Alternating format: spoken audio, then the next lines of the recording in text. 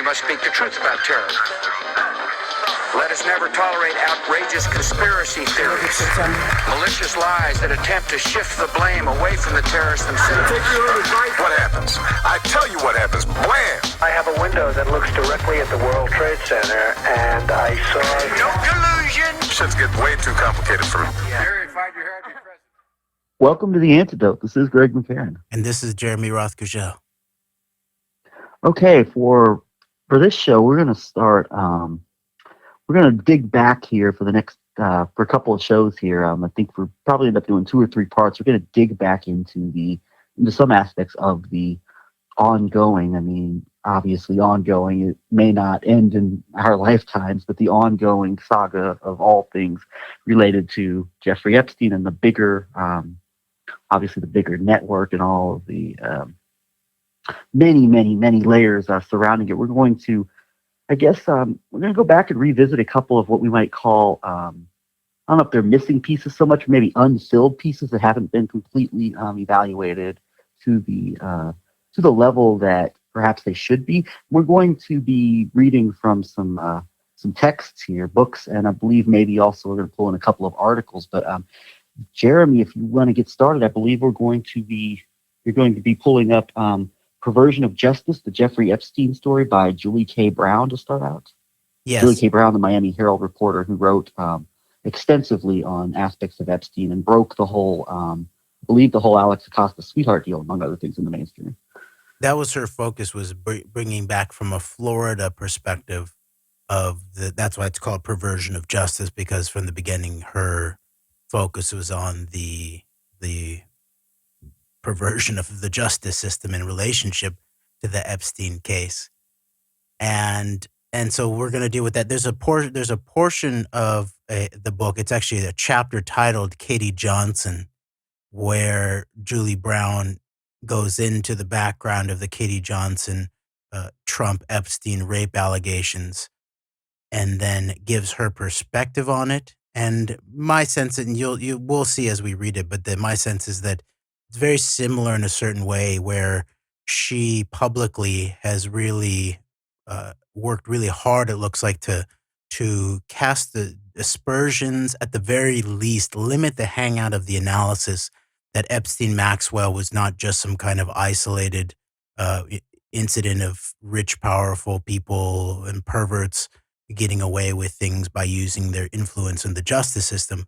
But no, this is an intelligence operation, many generations deep, multinational, and actually directed at a large scale beyond just victimizing the individual human beings who were victimized, but also is core to the victimization of the body politic and the body politics around the world in many ways too.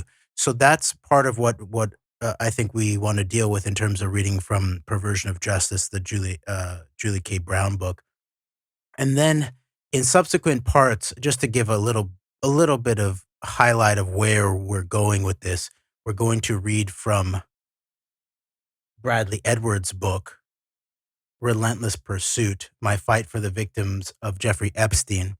And we'll start out in a chapter where he actually goes and interviews the bodyguard. That's the name of the chapter, I think, the bodyguard. He never names him, I don't believe, and that may be for reasons, legal or journalistic reasons. But we've done a show on that bodyguard, who we believe is named Zinoviev, Igor Zinoviev. And you'll see that Edwards identifies him as a mixed martial artist who was born in Soviet Russia, but does not identify that he has a background in Soviet special forces. So that's interesting. But there's some interesting pieces of that chapter that include aspects surrounding Epstein, Dershowitz, and Ehud Barak. And then there's another piece in the book where Edwards discloses what I think is an indication that David Boies, the other main lawyer for a lot of the Epstein victims, and really the main lawyer for the sort of the front and center Epstein victim, Virginia Giuffre, it was making deals of some sort, it looks like, as they were preparing, as Brad Edwards and his partners were intensely preparing for trial. And by the time they show up for trial, there's been some kind of deal made by Boies. And then Giuffre has to sign off on it. My sense is, and I have some personal familiarity about the way that these lawyers work in terms of trying to, they're pretty they can be very pushy. And if you're in a difficult situation, I can imagine how effective and pushy they can be. And so and then finally, we'll follow that question up with actually reading from Alan Dershowitz's book, Guilt by Accusation, The Challenge of Proving Innocence in the Age of #MeToo, where Dershowitz, although not credible on anything core political in terms of his viewpoints, or I would say in terms of, Noam Chomsky, for example, called him a dedicated liar. Okay, that's Noam Chomsky saying that about Dershowitz. That there is a question that Dershowitz poses about the accusations against him in relationship to this case, that I think his question is inescapable, where he basically, and we'll get to it more deeply when we read from it in a future show, but the shorthand of it is, the Wexner accusations by Giuffre went away. And her lawyers, the public statements by her lawyers are the most obvious evidence that they've gone away to some extent. And Dershowitz basically points to this and says either Giuffre's lawyers don't believe her accusations against Wexner, because she originally made them very clearly about Wexner. She made them very clearly about Dershowitz. She made them very clearly about Andrew. She made them very clearly about Ehud Barak and many others. And then so Dershowitz basically says, well, either her lawyers don't actually believe, and he points to certain statements that he says that they made to him, where he's trying to suggest that that's what he believes, potentially, that they don't believe her own lawyers. Or he says they have made a deal with Wexner in the background, and they're not allowed to talk about it anymore. It's been taken off the table, alongside some kind of non-disclosure agreement or and probably something like a non-defamation agreement. And that's often, I think, where this level of civil suits in terms of deals are made, where there's a combination of a non-disclosure agreement. You can't say that something has happened, that what the deal is, that a deal has been made or what's going on with it. And then usually in this case, the way that any deal would be given by the accused would be in exchange for the public silence of the accuser and of the alleged victim, where they're not allowed to continue discussing their allegations or the public facts in any way that could be seen as a defamatory, quote unquote, to that accused individual. So Dershowitz basically says that that has to be grappled with. It's one or the other. And I think he's very likely correct. And my sense of it is, and the case that I would hope that we could make, and we will do some of this by then honing in on the background of David Boies specifically, which is actually stunning in how little has been really grappled with in the alternative media, especially, who support the victims of Epstein and Maxwell and want to root out human trafficking, but have not really grappled with the problem of David Boies sitting at the legal epicenter of this on the side of the victims. And there's the most obvious problem, and we'll deal with the more intricate issues with David Boies' background, but the most obvious problem is that on the surface, he was a legal representative for Harvey Weinstein. And not just that, he was the legal conduit who signed off, who contracted Black Cube And remember the background of Harvey Weinstein. It said that Harvey Weinstein was connected to Black Cube via Ehud Barak, right? Ehud Barak at the epicenter of the Epstein Maxwell case too. And Ehud Barak is said to have been the one to connect Harvey Weinstein with the Black Cube, which is Israeli intelligence, human intelligence corporate cutout. And Weinstein used it to target his accusers and then even the journalists who were working to report upon what his victims and accusers were saying, such as someone even like Ronan Farrow. Yeah, this is, I think we've talked about this before, but I would just reiterate that this was also the same. You got the Ehud Barak and more of the interest that might be seen as being like on the, working more on the Democratic side, politically in terms of operations here domestically, but also the same Black Cube that was targeting proponents of the Iran deal, such as Ben Rhodes and the Obama administration. So there's I still think that that's important.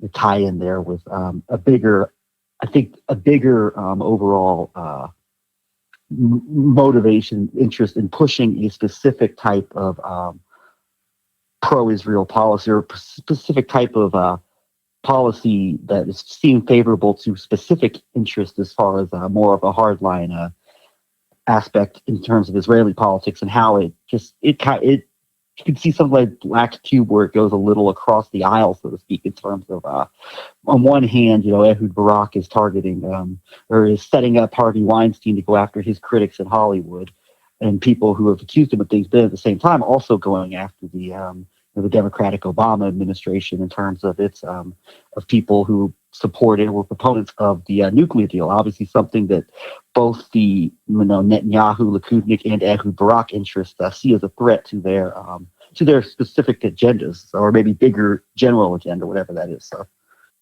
yes, and then finally, and maybe in our third show about this, and we won't put everything aside while we're working through these other shows, but we just want to begin laying this out, and over the next week or two, begin to finish this alongside our Oklahoma City to January 6th and back series, along with some Ask Us Anything questions answered. But as we're doing that, we're drafting off of one of the questions in terms of dealing with the question of controlled opposition, in terms of assessing some of these aspects of the Epstein-Maxwell case. And so the third part will actually be a focus on the last chapter of Michael Wolff's book, Too Famous: The Rich, the Powerful, the Wishful, the Notorious, the Damned, which is about the last days of Jeffrey Epstein,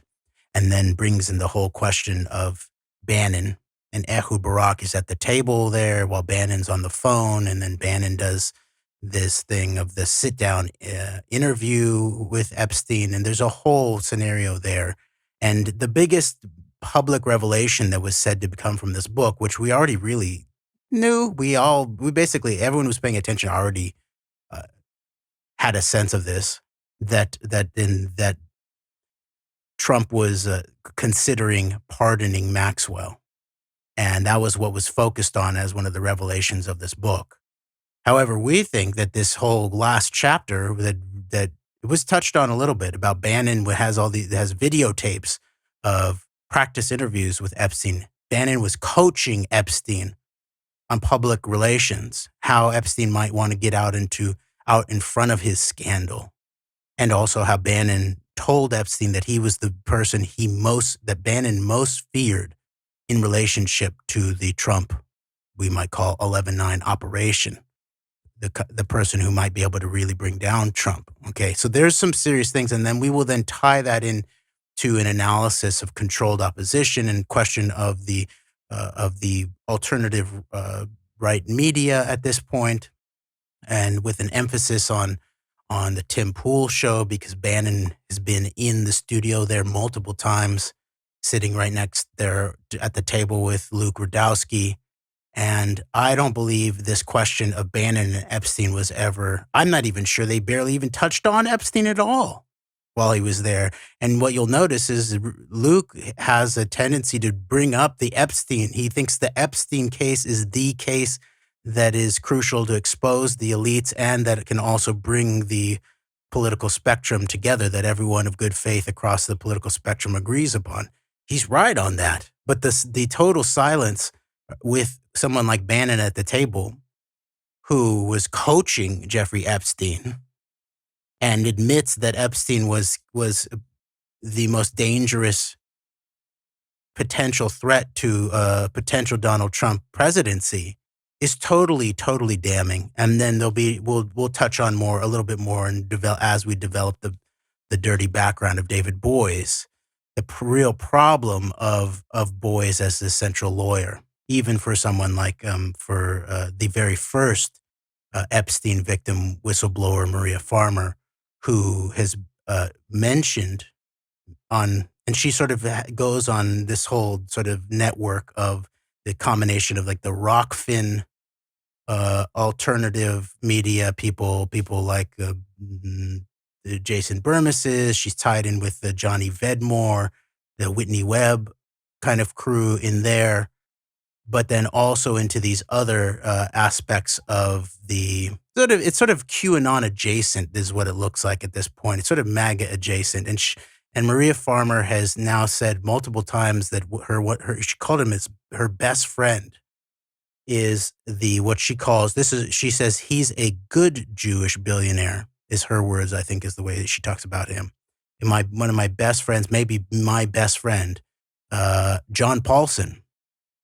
And that needs to be inquired into in terms of this John Paulson character, because I think just that alone, in terms of the network of these interviews and the lack of inquiry into what that means, John Paulson was probably the key, at the very least in terms of the economic sphere, he was the key billionaire backer of Trump. And he backed Trump early and all the way in, and was maybe the key voice in relationship to the Trump economic policy, while also being one of the key guys who made billions off of the rape and pillage of the American middle class, working class economy in terms of the 2008 financial crisis.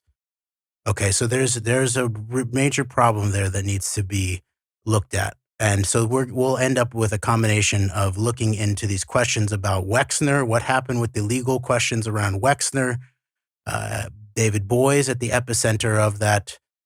Is it possible that the inquiry and the push towards justice, both in a civil and criminal fashion, I would say, because often the criminal, we see already that the criminal follows to some extent the civil suits. It's not just journalism that it follows. That's part of it, but it mainly follows the civil suits. So if a character like David Boies is at the epicenter of the Epstein Maxwell civil suits and we can already see on the surface which direction I would speculate that Boies is the one who heads away from Wexner, heads away from more domestic elements, such as Giuffre accused people like the former head of the Department of Energy, Bill Richardson, former governor of New Mexico, where the Epstein-Maxwell Zorro Ranch was, the whole nuclear weapons, black technology complex that we've talked about over and over and over again. But also someone like George Mitchell, at the epicenter of decades of American abuse, really, of the so-called Israel-Palestine conflict and the weaponized, quote-unquote, peace deal, the Oslo Accords, and referenced over and over again, too, that Epstein was apparently a patron of the key European politician behind the Oslo Accords, and then Epstein even backed the play in New York City about the Oslo Accords and all of that, okay? So there's this whole issue here in terms of, and then most blatantly, someone like Ehud Barak, apparently David Boies, who was the legal contractor for Harvey Weinstein with Black Cube, Boies lost his contract with the New York Times because of that, I think, because it was actually and what we'll see is that Boies is one of the key players where he seems to play both sides. He plays an inside out game. He seems to play a weak opposition kind of role sometimes. Other times he's a fierce defender of the big and powerful. Other times he seems to play a weak opposition to, for example, even Vincent Bugliosi, who who's not only has some kind of strong grasp on the facts, but he's passionate about his case, even though in terms of the Kennedy assassination, it's clear he's acts as an agent of misinformation, if not just total disinformation. But he makes his case very effectively and passionately. And Bugliosi points out that Boies, in this key role of being Gore's lawyer in the key 2000 election conflict that went to the Supreme Court, that Bugliosi says Boies obviously has a strong grasp of the facts, but didn't make any convincing arguments, didn't connect the dots, didn't rhetorically do the deal. And that's actually one of the key. It's necessary to know the facts. And that's another way lawyers can blow it, is they won't know the facts. I've seen things like that happen. But you can imagine that could be then incompetence. But then what Bugliosi points to is that Boies, in relationship to Gore, Bush v. Gore 2000, had a strong grasp on the facts, and yet somehow ended up making a weak case. All right, and I think that we'll begin to see things like that over and over again. So that's sort of the thumbnail arc of what we are beginning to get into. Yeah, and we'll save the extended talk for Boies for a later part of the series, but just on the surface, I mean, it's pretty incredible. It's pretty well, incredible is not really the word, but it's something else. I mean, that in a not good way, that a guy like David Boies is in place to be this chief quote unquote defender of Epstein victims. I mean, it's just it's pretty, as I said, incredible might not be the word, but there's definitely a word for it that's not coming to me right now. But we'll get into Boies on a later portion. But it's interesting. Also, one more thing about John Paulson, who's still kind of a new name to me in terms of is that I guess he got his start working, doing research for the Boston Consulting Group, which goes back to Bain Capital, Mitt Romney, Rothe-Kushel, Yep. Benjamin Netanyahu, and obviously in that whole, of course, there's a whole series, there's a whole thing needs to be unraveled about Mitt Romney. Oriette Kadesh, is that her name? Oriette Kadesh? I always heard it pronounced Orit Kadesh, but okay, I could be wrong too. But I mean, that's where this Paulson, who Maria Farmer says is her best friend that got his start, was with that whole crew, and then of course goes on to, I guess, being a major player in the 08 economic machinations. And so, but I just pointed that out with Paulson. So thank you so much for doing that, Greg, because I had forgotten about that. I remember having read that background on Paulson, and that Boston Consulting Group background is crucial. It's one of the things we've begun to pick up on, that the people who emanate out of there, including a Romney and including a Netanyahu, as you pointed out, it begins to look like a political hub of the modern controlled political world, almost as much as things like the Milken network in Wall Street in the 80s. And what's that firm again that we were always that was Drexel. That was Drexel, Burnham, Lambert, and of course Milken being the face of the I don't quite know the term, but definitely in the intrigue with obvious major financial swindles of the 80s. And of course, Drexel, Burnham, Lambert was where another major political figure, Nigel Farage, was involved with. So it's you can see where these types of interests kind of run similar to each other when you're involved in these big types of firms like this. And of course, something else in common is you've got the Netanyahu connection with Boston Consulting Group, and then of course you've got Drexel, Burnham, Lambert, Michael Milken, and of course who pardoned Michael Milken. I mean, wasn't it the same guy who pardoned Scooter Libby and yes, it was Bernard Kerik?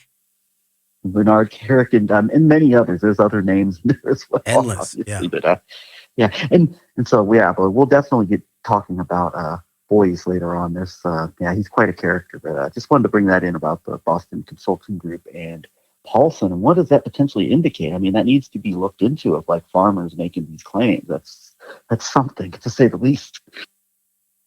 Right, and definitely the fact that none of these people who interview her follow that up with some questions, or that I've seen no analysis of what that means in terms of the obvious connection to Trump, and what that means in terms of this whole media contingent, and that obviously is some of what we'll get to when we cover this question of Bannon and Epstein, and how Bannon's now in the epicenter of the Tim Pool, Luke Rudkowski network too, and then we'll probably bring in some of the problems of the quote unquote libertarians at the same time, because they're all involved in this also. So so there's a lot to get to, but we'll start here. I think it's interesting to sort of see the control. This might be seen as from the control of the liberal side of things, Julie Brown, I would say, and then this question of what happened with the Katie Johnson story in terms of the so-called liberal media, as we pointed out over and over again, that supposedly had it out for Trump, and yet somehow just went missing on this massive case. Massive case. Okay. I think it might be, Jeremy, I think it might be a combination of like the liberal media not really having it out for Trump, so to speak, quote unquote liberal media, but then also like the same media that that on one hand is simultaneously falsely portrayed as having it out for Trump for years while not really doing anything about him, even when certain aspects of information come out about the Trump side of things. There is a cover running, I mean, for the Clinton side of the operation, which means that like you don't get, I don't know if there's any sources out there really that have honed in on like trying to get to the bottom of both the Trump and Clinton aspects of the bigger Epstein operation. So I just thought of that when you mentioned that. Yeah, and we've been talking about one of our earliest AnteDote shows, Fighting Pedophilia While Protecting Pedophiles. That was early in 2017, I think, when we recorded that. And it was a dive into both Democracy Now! And InfoWars as these epicenters of cover-up in terms of the obvious wide-scale depth of the Epstein-Maxwell compromise operation. Fighting Pedophilia While Protecting Pedophiles, the pro-Trump media. The AnteDote, we recorded it in April of 2017. And so there's still, I think, some good reporting and some analysis that we did there in terms of this exact issue. That to this day, obviously, has not really been resolved in any, I mean, I believe there's lots of more independent voices at this point that are doing research and and I think there's a lot of independent political people who span the political spectrum and might even be associated with one or two of the major parties, but believe that the entire truth needs to come out about this, and anyone who's involved, no matter their political persuasion or commitments, needs to be held to account for this. And so that is a good sign. But the media aspect of this, including virtually all of the alternative media, is something that continues to needs to be analyzed. So we will. I just wanted to reference that, and that show can be found if you're willing to dig a little bit. Okay, that's all I'll say on that. All right, so let's get to this. It's called Chapter 32 in Perversion of Justice, the Jeffrey Epstein Story by Julie K. Brown. It's titled Katie Johnson, but it starts out with with Julie Brown talking about her investigation into the Jerry Falwell Jr., president of Liberty University, scandal about pictures and his wife and the pool boy, and then there was an intersection apparently with Michael Cohen in all of that.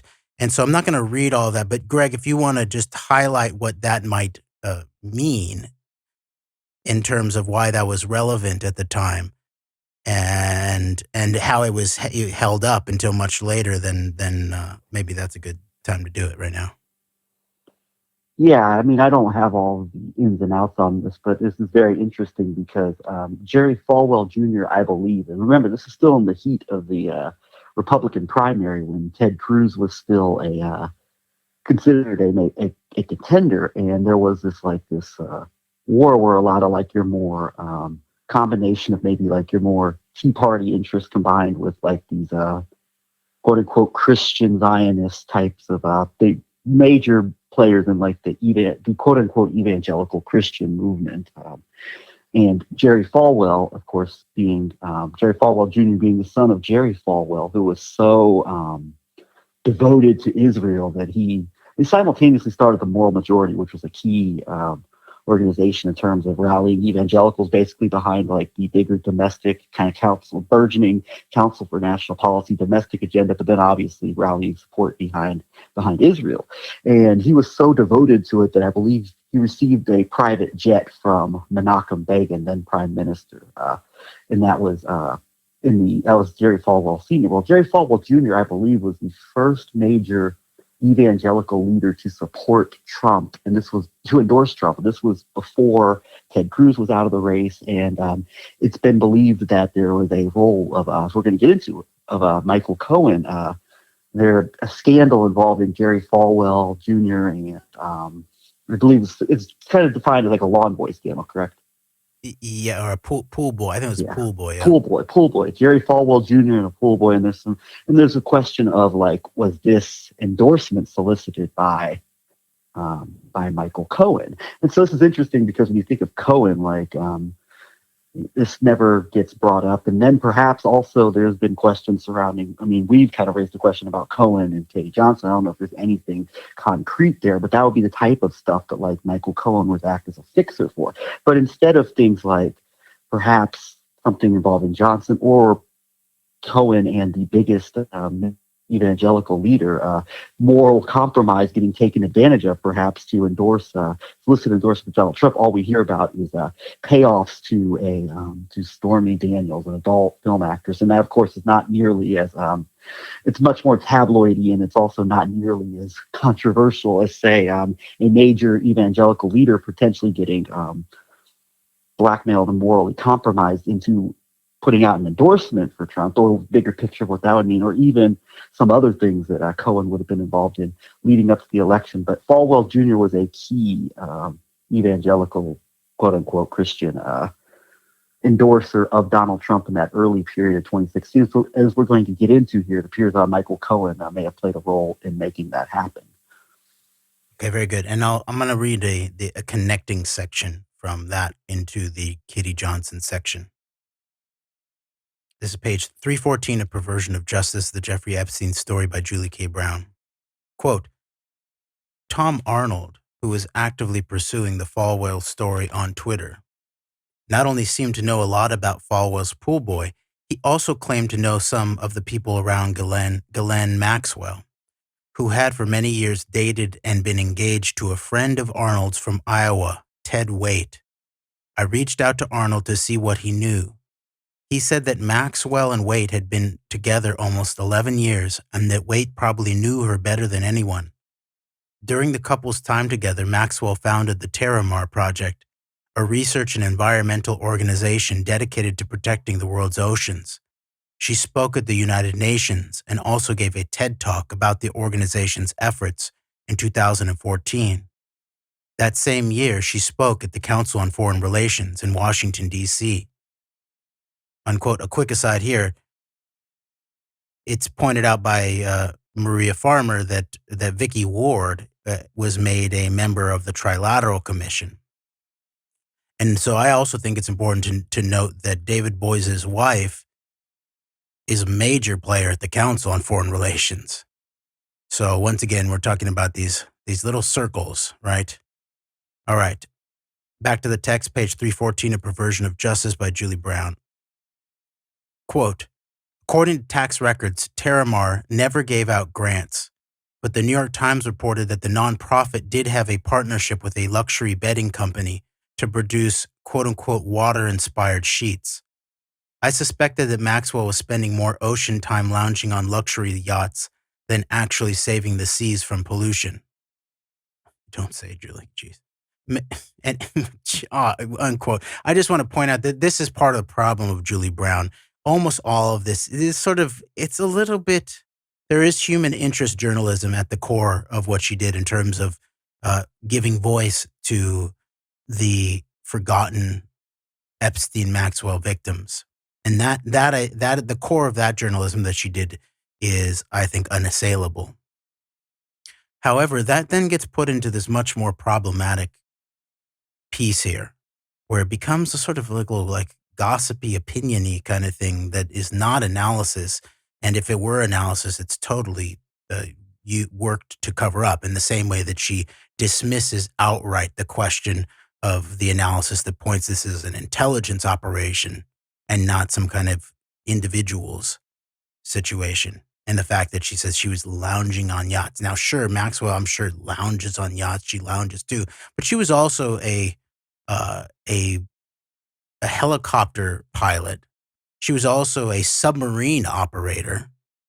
So it's not like she's the quote unquote socialite lounging on yacht. No, she's an intelligence operative or officer of some sort, is what it looks like. Now, it may not be totally just linked to just one country. It may not just be Israel. It may not just be the U.S. It may not just be the U.K. It may not just tie into Russia. But there's some kind of intelligence officer operative thing that is going on here. And it's intergenerational. So obviously in the Maxwell case. And then this is one of the main things that I think Julie Brown seems to do with her quote unquote journalistic prose, is to downplay these elements.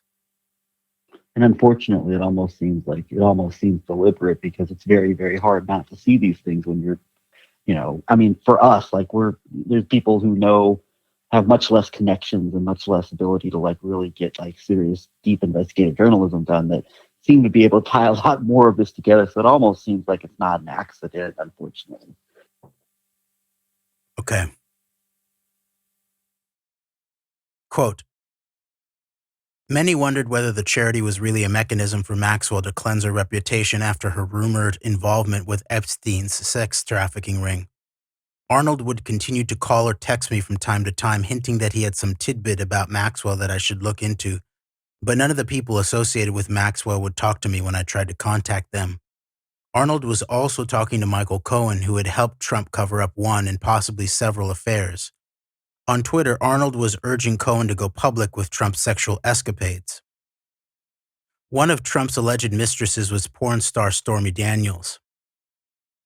The Wall Street Journal reported that Cohen had paid Daniels $130,000 in October 2016, a month before the election, in order to silence her about an affair that she had had with Trump in 2006.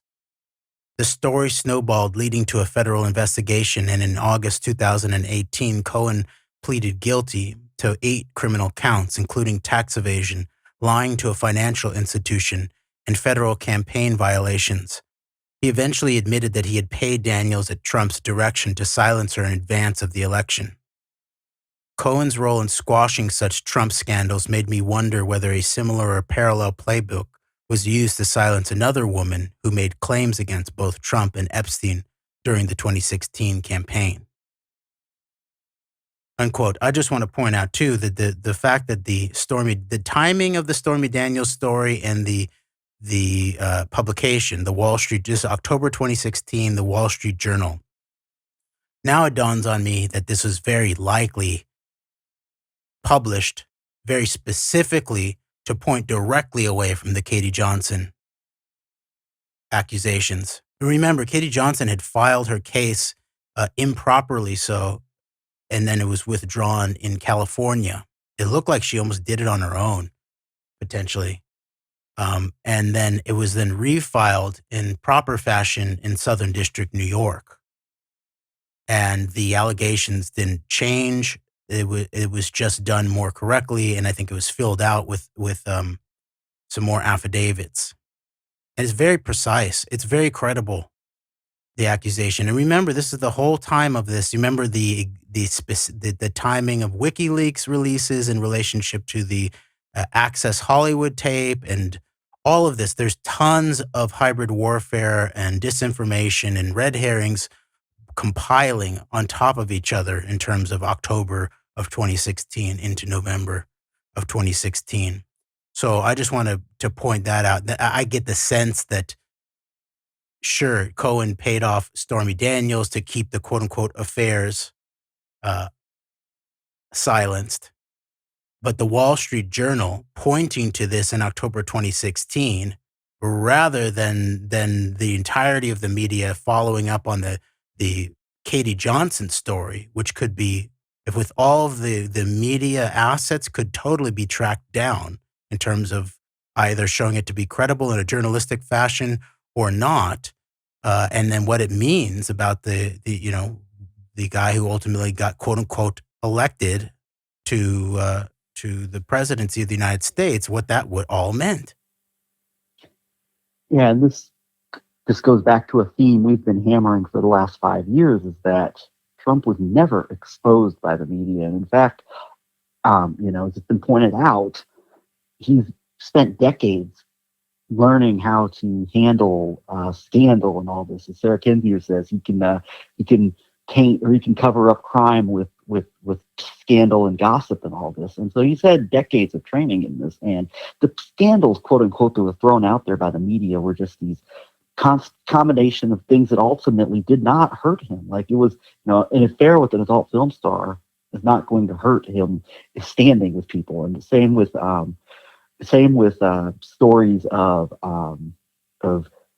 tapes of him having locker room talk, because it was dismissed by a lot of people.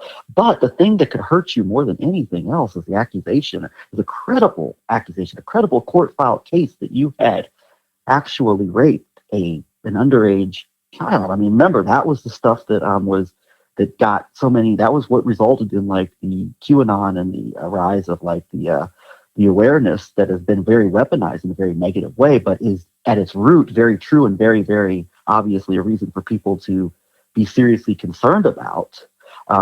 Is crimes against the underage, crimes against children, crimes against the most vulnerable members of our society. And the fact that this was never covered and touched upon. I think you're absolutely right that there were people for sure in positions of influence within media, et cetera, that definitely latched onto these stories to steer people away from the stuff that could actually ruin someone's political career. I mean, even going further than that, in the case of the type of moral and otherwise outrage and anger that people would feel like if they found out that there were credible court-filed allegations of rape of an underage child. And that's just one case. I mean, who knows what else is out there. So, I mean, this is just, it's very, I think you're absolutely correct. And it's such an indictment of our entire system. And it seems like other people kind of know the game, so to speak, and just don't say anything about it. I mean, it's an indictment of our entire system. One of the biggest indictments I can think of. And a perfect example of this, it would be someone like Maggie Haberman, who folks like Sarah Kendzior have pointed to over and over again as the perfect example of all of this. Maggie Haberman, White House correspondent for the New York Times and a political analyst for CNN. And she was always the insider who was, quote unquote, doing the hard stories on Donald Trump's incompetent White House, or something like that would be the way that it would be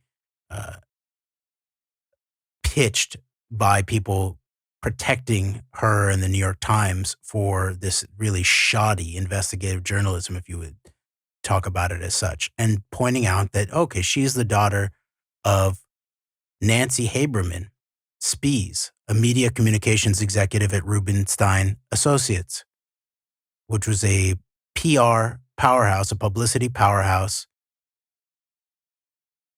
whose founder has been called the Dean of Damage Control by Rudy Giuliani. Haberman's mother has done work for a client list of influential New Yorkers, including Donald Trump. Okay, so that's what we're talking about.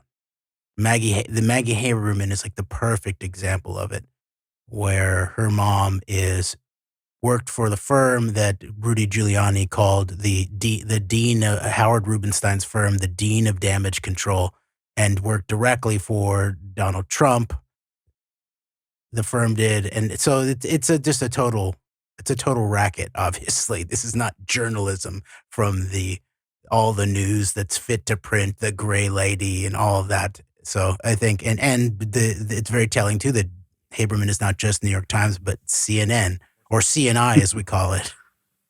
And no doubt about it. And speaking of CNN, Kenzier, the aforementioned Kenzier, also had tweeted at Chris Cuomo, now former CNN, Chris Cuomo, of why he wasn't, or why there was no coverage of even the mention of like the Katie Johnson case. And I think Cuomo had some type of answer about, well, we're not going to, it's partisan, something about partisanship, which I mean is also, and then you think about Maggie Haberman, and perhaps even more consequential to Trump. I would say probably more consequential to Trump than even Maggie Haberman would be, of course, Jeff Zucker at CNN. So, I mean, it's just like it was all over the board. And while the Clinton stuff, while it's never been properly identified or properly figured out what the case is going on, I mean, it was weaponized and exaggerated to such levels of ridiculousness that we've talked so much about the consequences of that. While the Trump stuff wasn't even touched in the lead up to the election. I mean, it's a very stark contrast. But all of the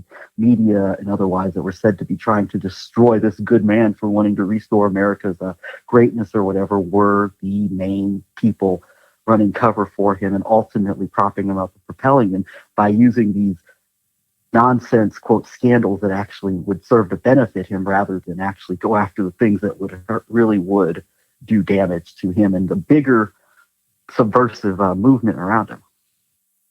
And just briefly in terms of CNN, we just noticed, and Greg, you informed me that a key figure at the epicenter of the weaponized disinformation network surrounding Oklahoma City bombing on through January 6th and the 11, as the result of the 11/9 Trump operation and the entire InfoWars sphere surrounding that, is Joseph Farah, WorldNet Daily. And his daughter ended up at the Hill morning show alongside Kim Iverson, which we'll deal a little bit when we get to some of the quote unquote alt-right media controlled opposition situations. But Farah's daughter then goes from the Hill to CNN now. And Farah was also the employer of such people as Russia Today's favorite neocon, Michael Maloof, but also InfoWars' favorite White House correspondent until they had a legal suit against each other, I guess, Jerome Corsi. And the head of Breitbart Israel turned communications guy for Benjamin Netanyahu, Aaron Klein. So it's like, and it's interesting because Alyssa Farah is presented as like this principled voice who spoke out when things went too far, like with the election and stuff.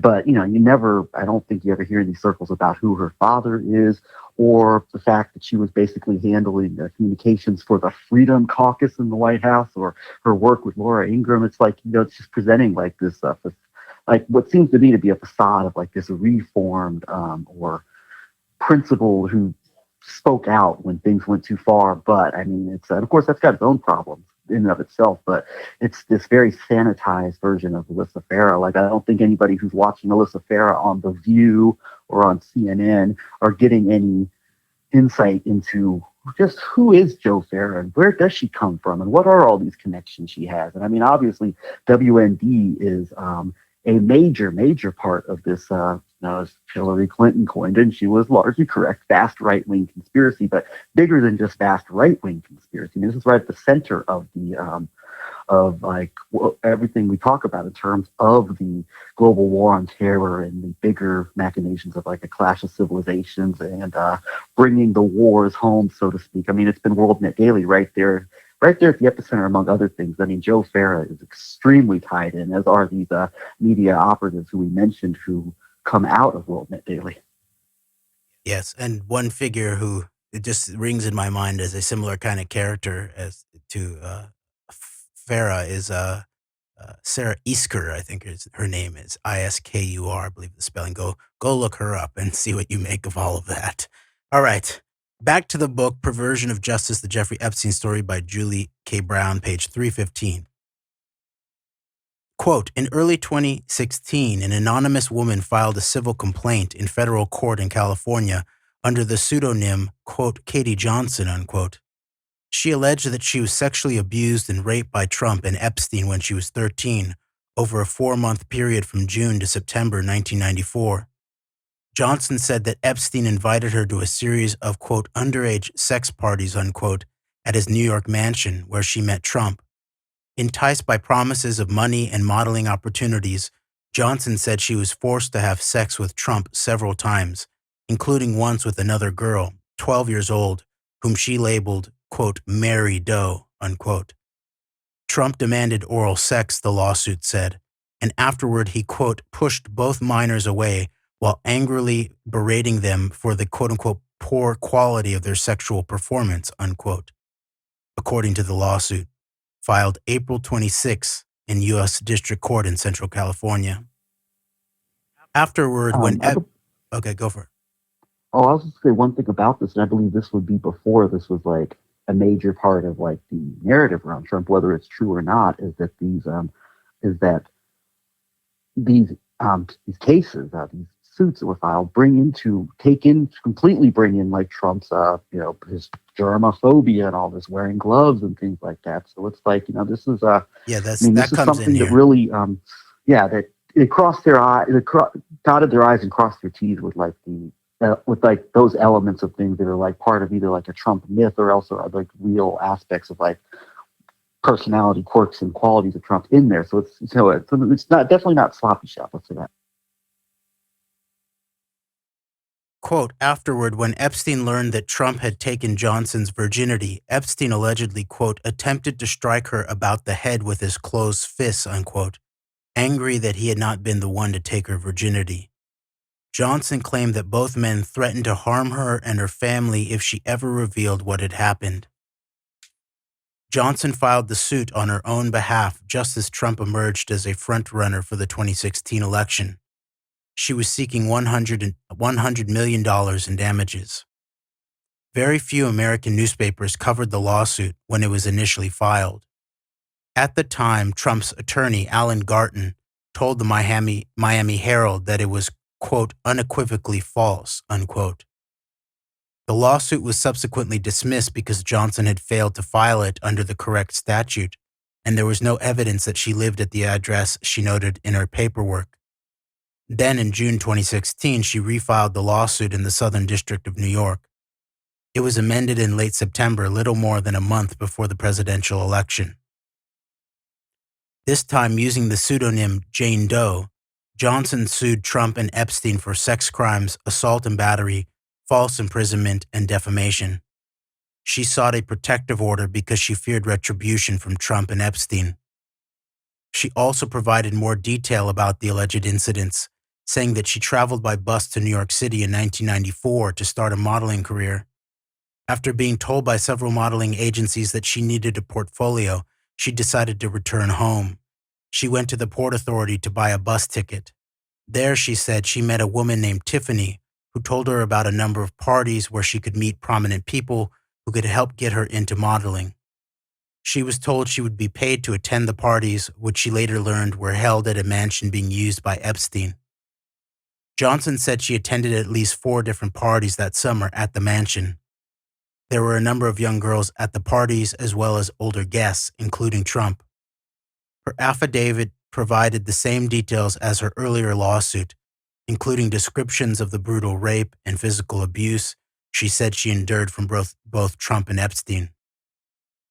Quote, I loudly pleaded with Trump to stop, unquote, she said in the lawsuit, describing Trump raping her.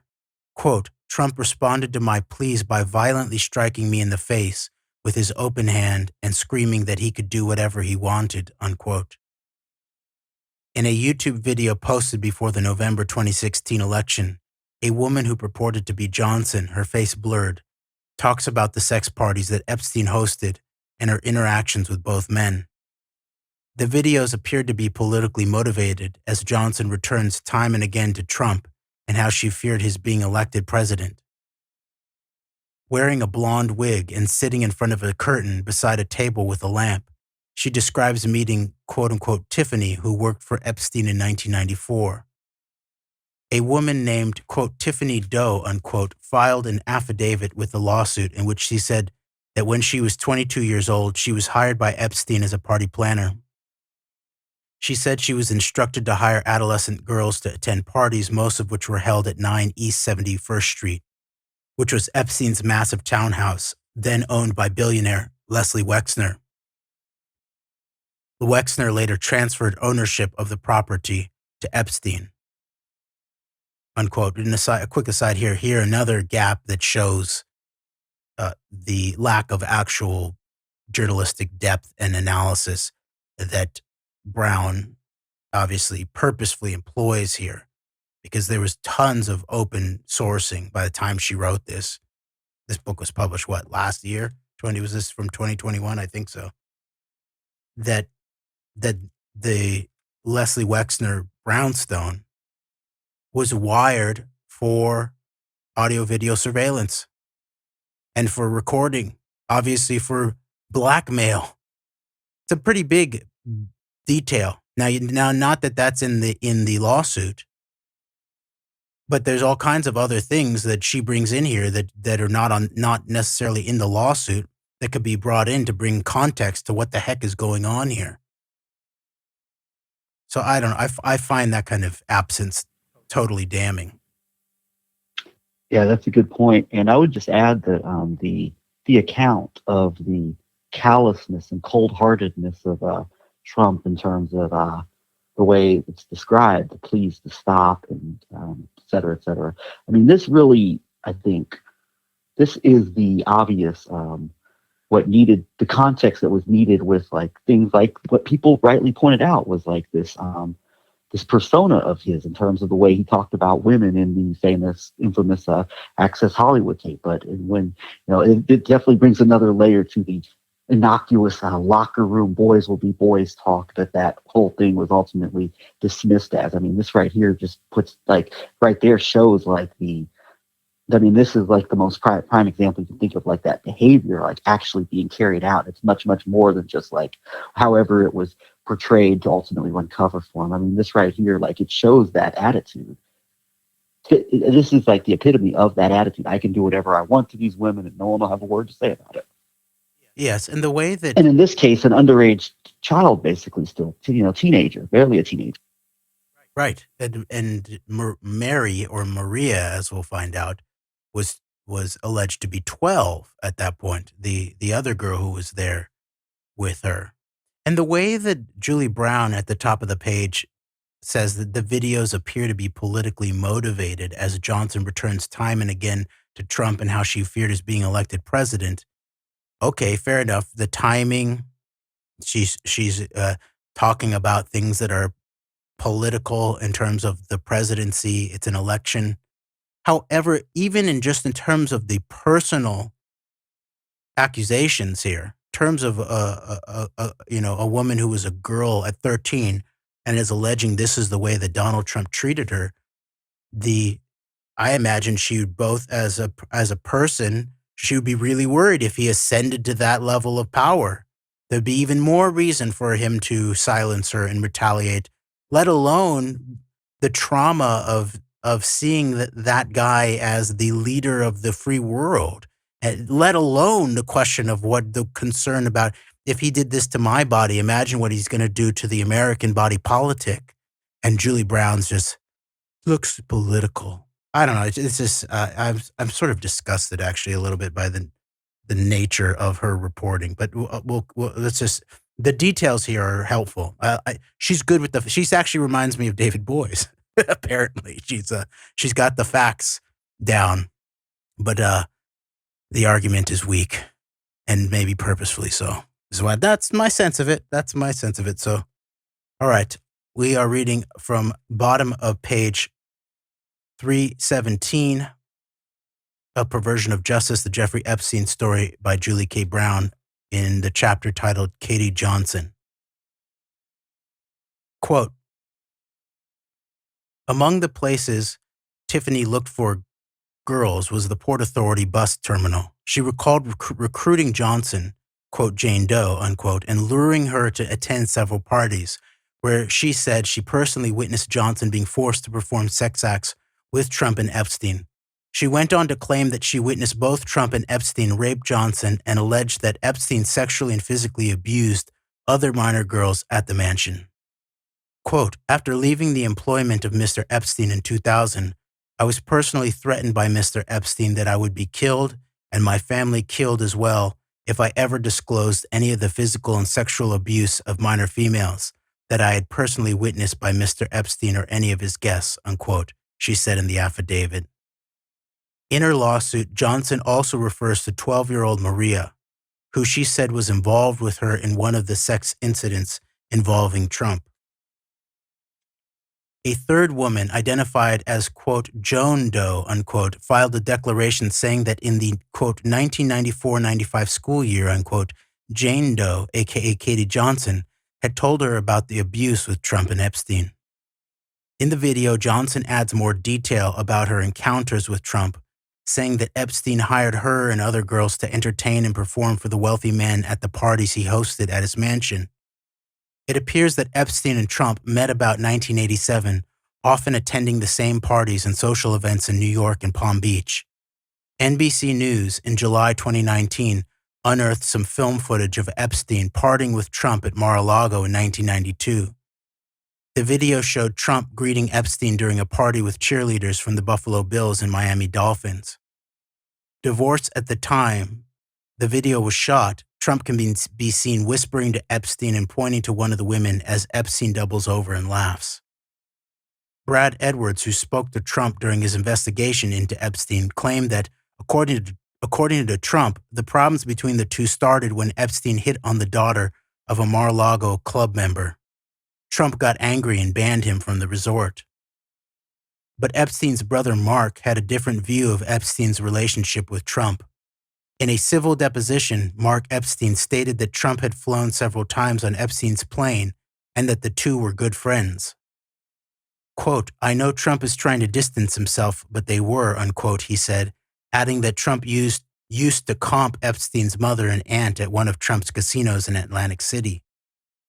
Epstein had 20 different numbers for Trump in his so-called black book or phone book, including numbers for Trump's cat, his houseman, his security detail, and one labeled, quote, Norma, emergency contact, unquote. Norma Infante Forderer was Trump's longtime executive assistant who died in 2013. Of course, portions of the book were compiled by Maxwell, who was also a friend of Trump's and had reportedly introduced Trump to his future wife and First Lady, Melania. The real bad blood developed between the two of them over a 2004 real estate deal. Trump learned that Epstein was eyeing one of the largest mansions in Palm Beach, a 7-bedroom oceanfront estate along the iconic Raiders Row, nicknamed for the large number of Wall Street investors who live there. Ironically, the property had once been owned by Les Wexner, Epstein's top client.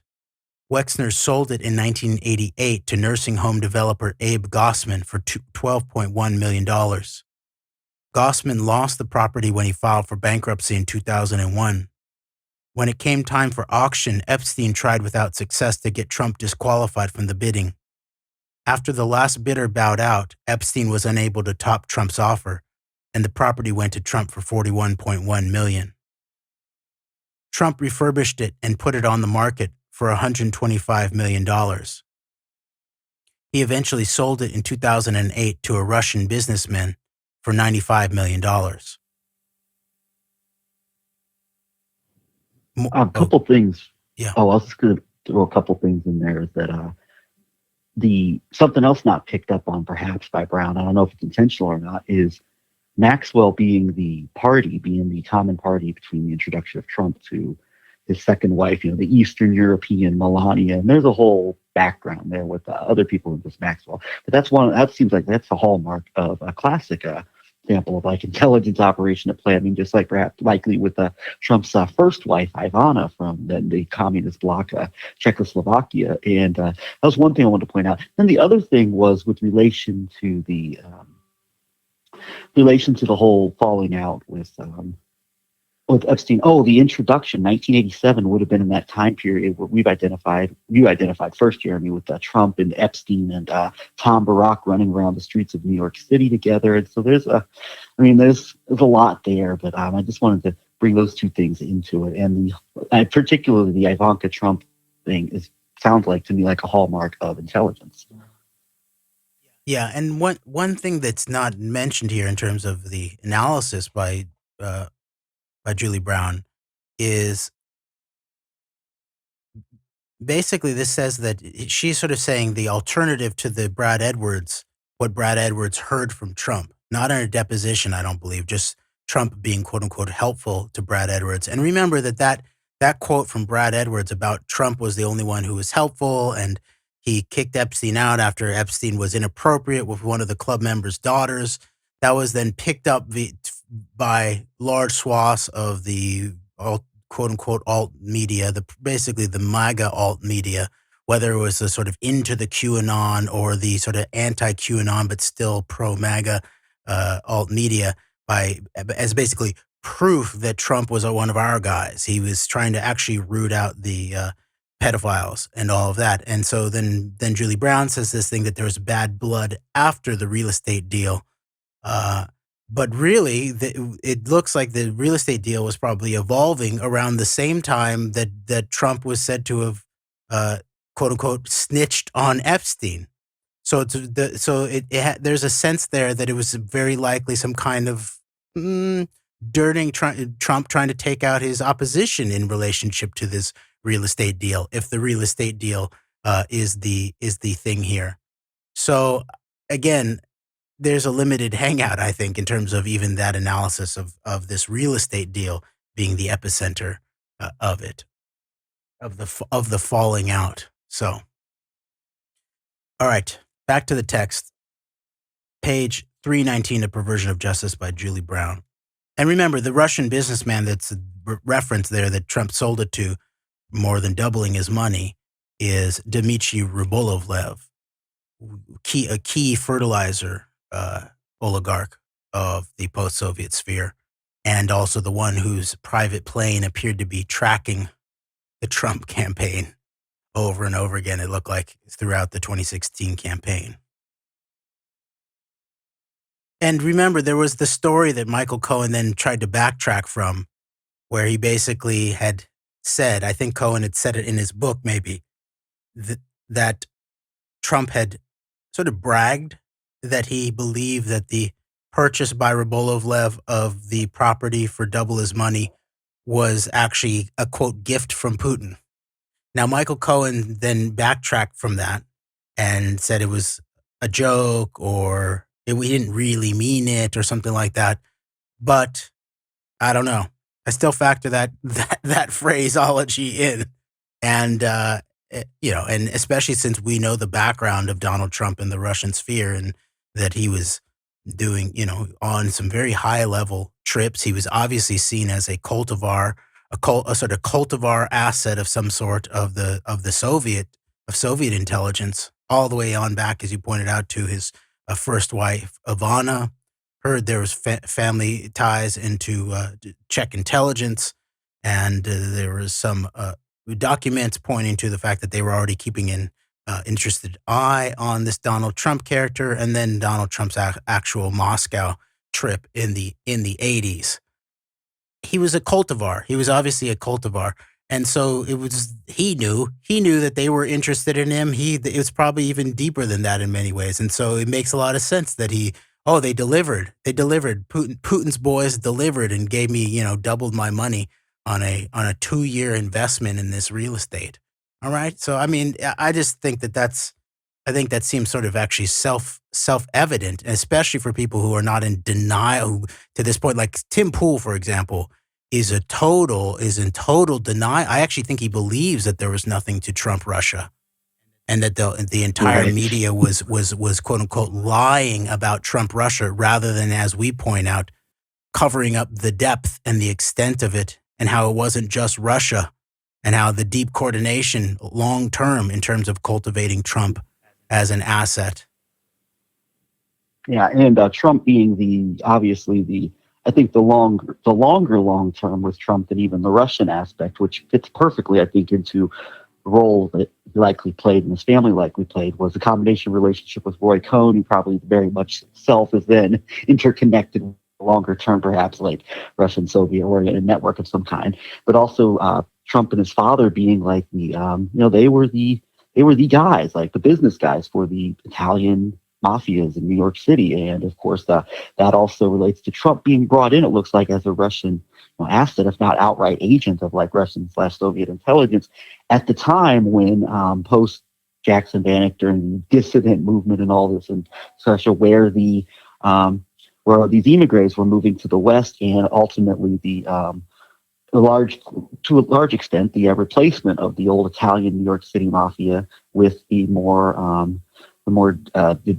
Jewish Soviet milieu, Russian oriented type of mafia. Of course, that key event with Trump's guy Giuliani being key to bringing down the Italian mafia with the big trials, and then that facilitation of like that replacement, so to speak. I mean, so there's a logical trajectory from like the Trump family being like the I don't know if consiglieres would be the right term, but they're the business guys for the New York City, the big system mob in New York, and then ultimately Trump being brought into the Russian sphere, it looks like, completely at a time when this transfer was going on from the Italian mafia to this Russian mafia.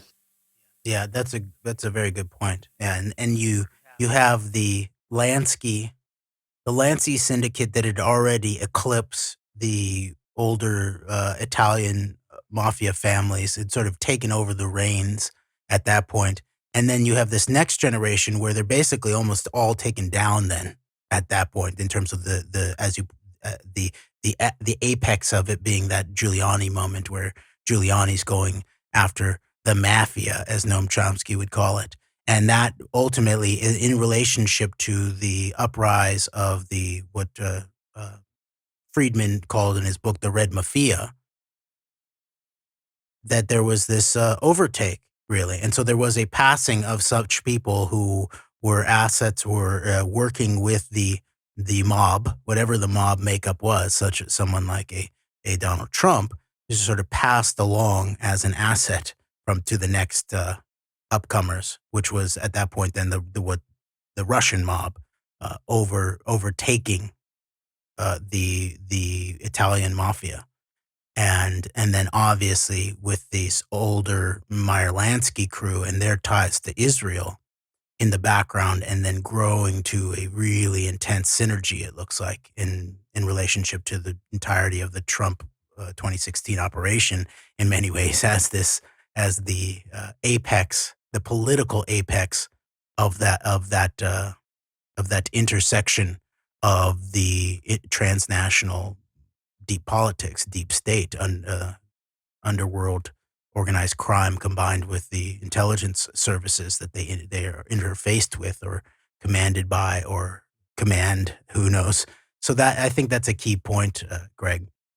And we are at the end of a section in this chapter. We're almost there, but we have a few pages more.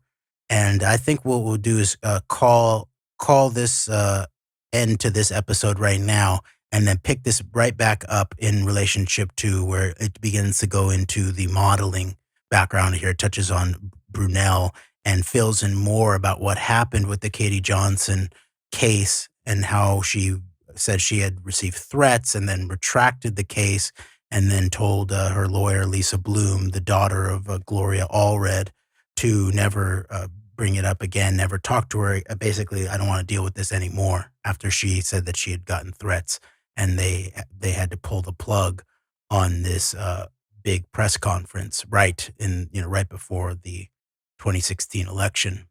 And then how Julie Brown covers it, the question of Michael Cohen, and then we'll move into what's been done since then in terms of further, what if we had actual strong journalistic institutions, what they would have all been doing in terms of tracking down the story. And we'll read from some justice integrity stories by Wayne Madsen and Andrew Krieg about the actual follow-up of the journalistic details surrounding, and I would say totally backing the evidence of these allegations as very, very, very likely true, and thus really, really horribly covered up by the totality of the media, basically on to this day to some large extent.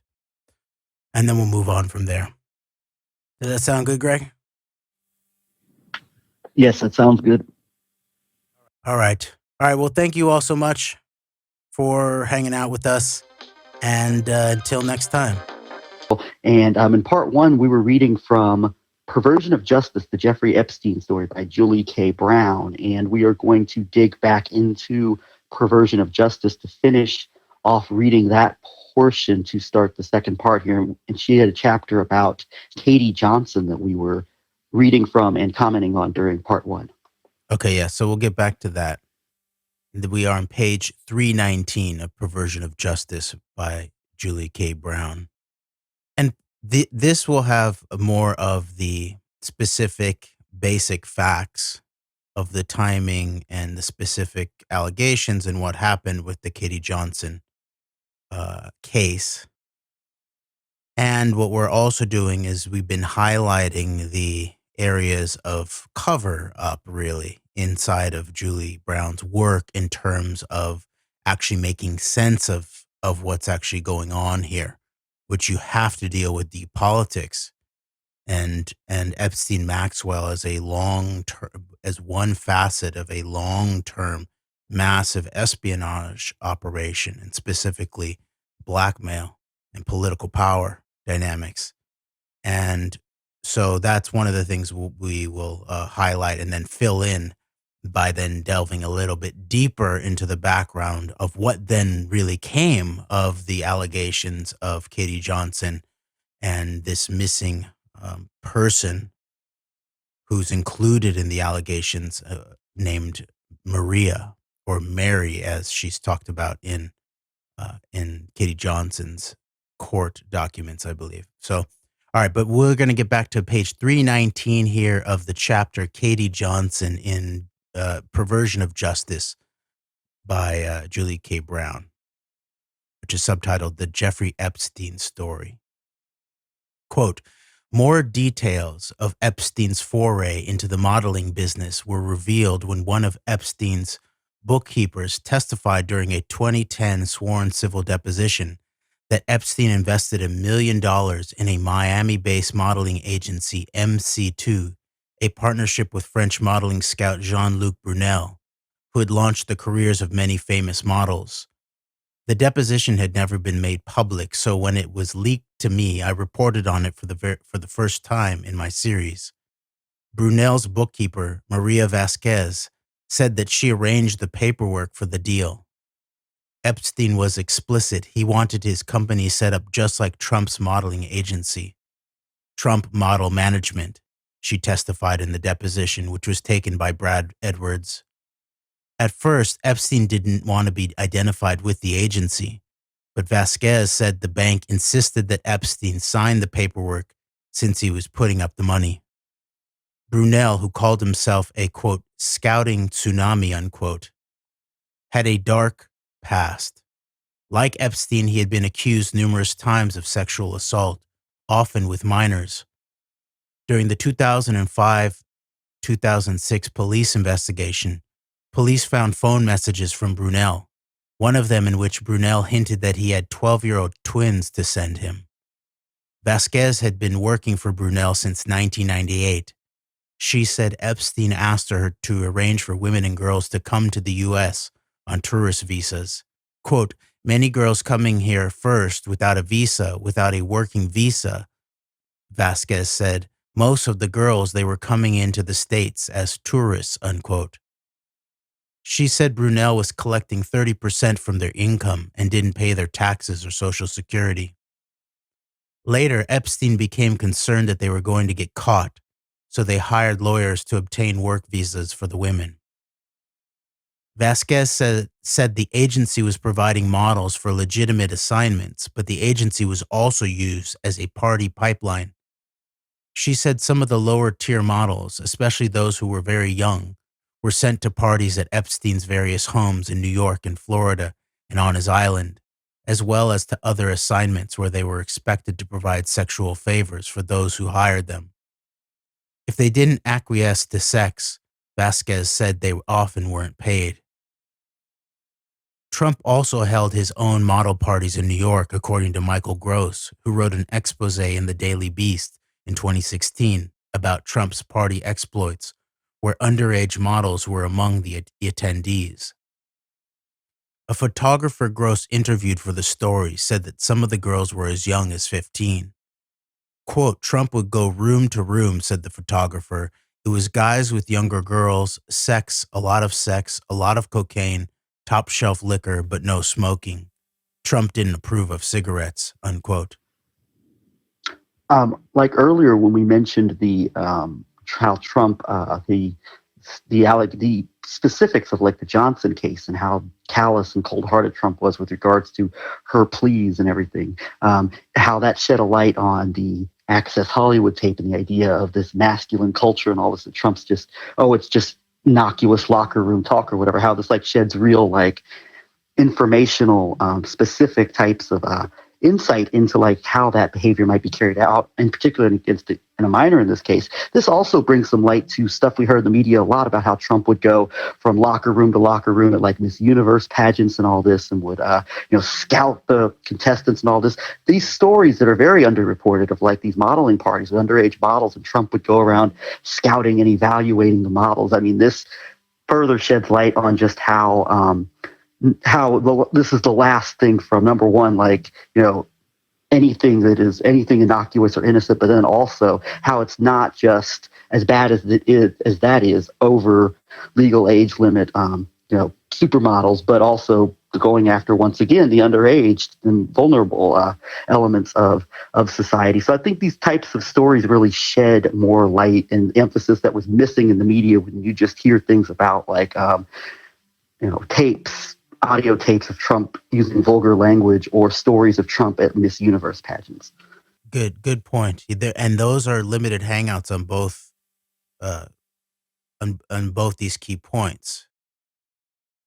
Both the level of the potential criminality in terms of the nature of these quote unquote parties, and the question of minors, but then also the question of recording, where recordings are limited in that hangout to these unreleased recordings from the mainstream TV, basically, that has these sort of quote unquote embarrassing ways that Trump might talk about women, rather than that even these parties that's being talked about Trump going to, that this is intergenerational project here. You take it back to his mentor, Roy Cohn. And now I was not able to read every piece of Julie Brown's book, but I scoured it a good bit and I got through significant pieces of it. And I didn't see anything really that highlighted the question of what the recording aspect meant in terms of any of these properties, and that they were all wired like that. That is inescapably evidence, I would say proof, that this is not just bad guys acting like bad guys, but this is compromise operations on top of that. And that is a crucial thing here, because at some level it's almost like it's not just the direct victims of this that have been victimized. It's also this is why one of the motives behind really highlighting, the fact that we were like the ones who really highlighted the Wexner connection to the Iraq War propaganda, and then the potential Epstein connection in terms of the fall of 2002 and Nicole Junkerman and the Wexner estate, and close to the GCHQ, the site of the British Iraq War whistleblower Catherine Gunn, and what that with U.S. senators on site in the run-up to a key vote that helped create the legislative initiative for the illegal war on Iraq. This is one of the reasons why we've highlighted these things, is that there's a whole nother scope and an even higher level of violence and abusiveness that was done by this exact same network to children, which would include the Iraqi children whose genetics have been polluted. That's an excellent point. And also this ties together what you're mentioning with the Junkerman is the Wexner analysis of shaping perceptions of Iraq war to be in America's best interest rather than Israel's. And that, of course, brings in the Arthur Finkelstein network via Frank Luntz. So that ties, I think that's an important time connecting between Finkelstein and Epstein, obviously. So Yes. And so I take it almost personally when people like Julie K. Brown try to dismiss, I would say gaslight really publicly in a public press kind of way about the actual nature of what was going on here, and that this is the direct network connected to such massive criminality against all kinds of humans, including children, in terms of the war in Iraq, for example. And so that feels like the same kind of thing that was done and continues to be done to the scores and scores of direct victims of the Epstein Maxwell network is then done to the victims of the network of aggressive warfare that is very similar, if not the same kind of the same characters specifically, definitely in terms of Wexner analysis. That is so clear. And the fact he's the patron, he's the guy who first set up this brownstone with the recording devices, and that he is the one who is said to have gotten the direct feeds in a similar kind of way that the direct feeds from the Israeli intelligence wired the Clinton White House was being fed directly to the American headquarters of, I believe, of Amdocs outside of to the northwest of St. Louis, Missouri, and then directly back to Israel. So trying to dismiss, quote unquote, the spy scandal of all of this, or that this was espionage or more directly blackmail by people like Julie Brown, I see it in a very similar kind of way of like the people who attacked or denied that these girls and eventually women had been directly abused by this. Because we're talking about a much wider and deeper scale of violence, even that was done against many of the girls in an American context. Yeah, I think this interconnects one of the important areas where Trump and the MAGA movement in general staked its claim as being this populist, actual anti-establishment type of network, which of course was in the pseudo anti-war when they're like in reality hyper war on terror hawks on steroids, is the interconnecting between the suffering of children in countries like Iraq, in a place like Iraq, directly coinciding with this network that violates and destroys the lives of underage girls and other people on a global basis. So that's tied in through this network that ultimately, brought us Donald Trump, whose movement was spearheaded in large part, and a big part of the reason why some people still have false, I believe, faith in or belief in something like Trump as a lesser evil is because of the ostensible anti-war narrative, when in reality, like, this is the same network of global war on terror hawks and sexual compromise networks basically running in concert with each other to destroy the lives of, among many other people, the children, underage people, the vulnerable elements of our societies globally. So that's a great point. And that is something that's inescapable. You just go look at the air wars statistics, and it's so clear to this day, you're being gaslit by alleged truthers or alternative media people like people like Tim Pool with Luke Rudkowski right there as Bannon comes in. I mean, the points they needed to make was referencing air wars, that Trump escalated the drone strikes massively. He massively escalated the war on terror over Obama. And Joe Biden, who's no kind of dove, obviously, has reduced it massively, right? Doesn't mean that Joe Biden's some kind of good guy or our guy, but just the basic facts here in terms of to this day trying to put forth that somehow Trump was some kind of anti-establishment, anti-war kind of guy. It's just not, it's not true.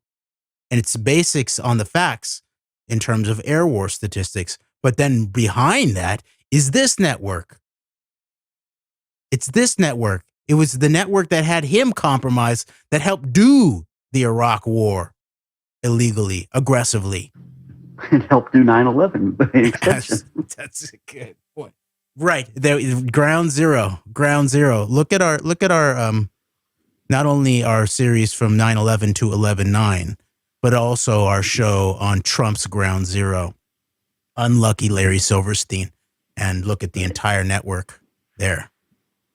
Yeah, Trump is connected like no president in history to these types of business and organized crime interests. I mean, maybe Reagan, maybe Nixon, but I don't think at this level on an international scale. And then also the other point is I would just remind people that when the Wexner analysis is going on and these potentially compromised in some way or another politicians are hanging out by GCHQ headquarters in the UK with this whole Iraq war stuff. Remember what Trump was saying? Trump was I think he's full of shit when he claims he and Sean Hannity had shouting matches about the Iraq war. In contrast, Trump was going around making the media rounds saying we need to go in and take the oil. So.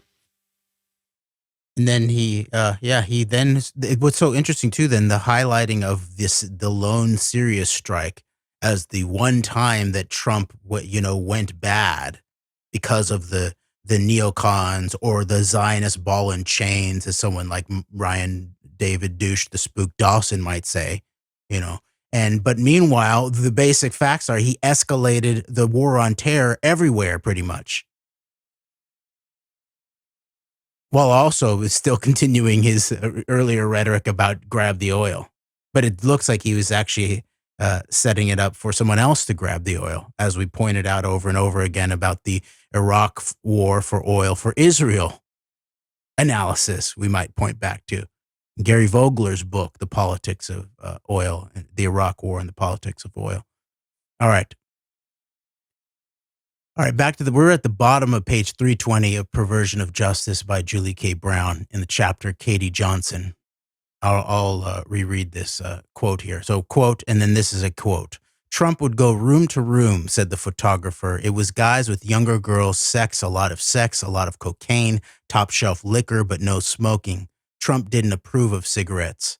Trump, the photographer said, would, quote, wander off with a couple of girls. I saw him. He was getting laid like crazy, unquote. Trump has denied that he was ever involved with underage girls, and his spokespeople have repeatedly attacked Katie Johnson's story. Johnson, in her lawsuit and video, said that Epstein's parties were similarly bizarre.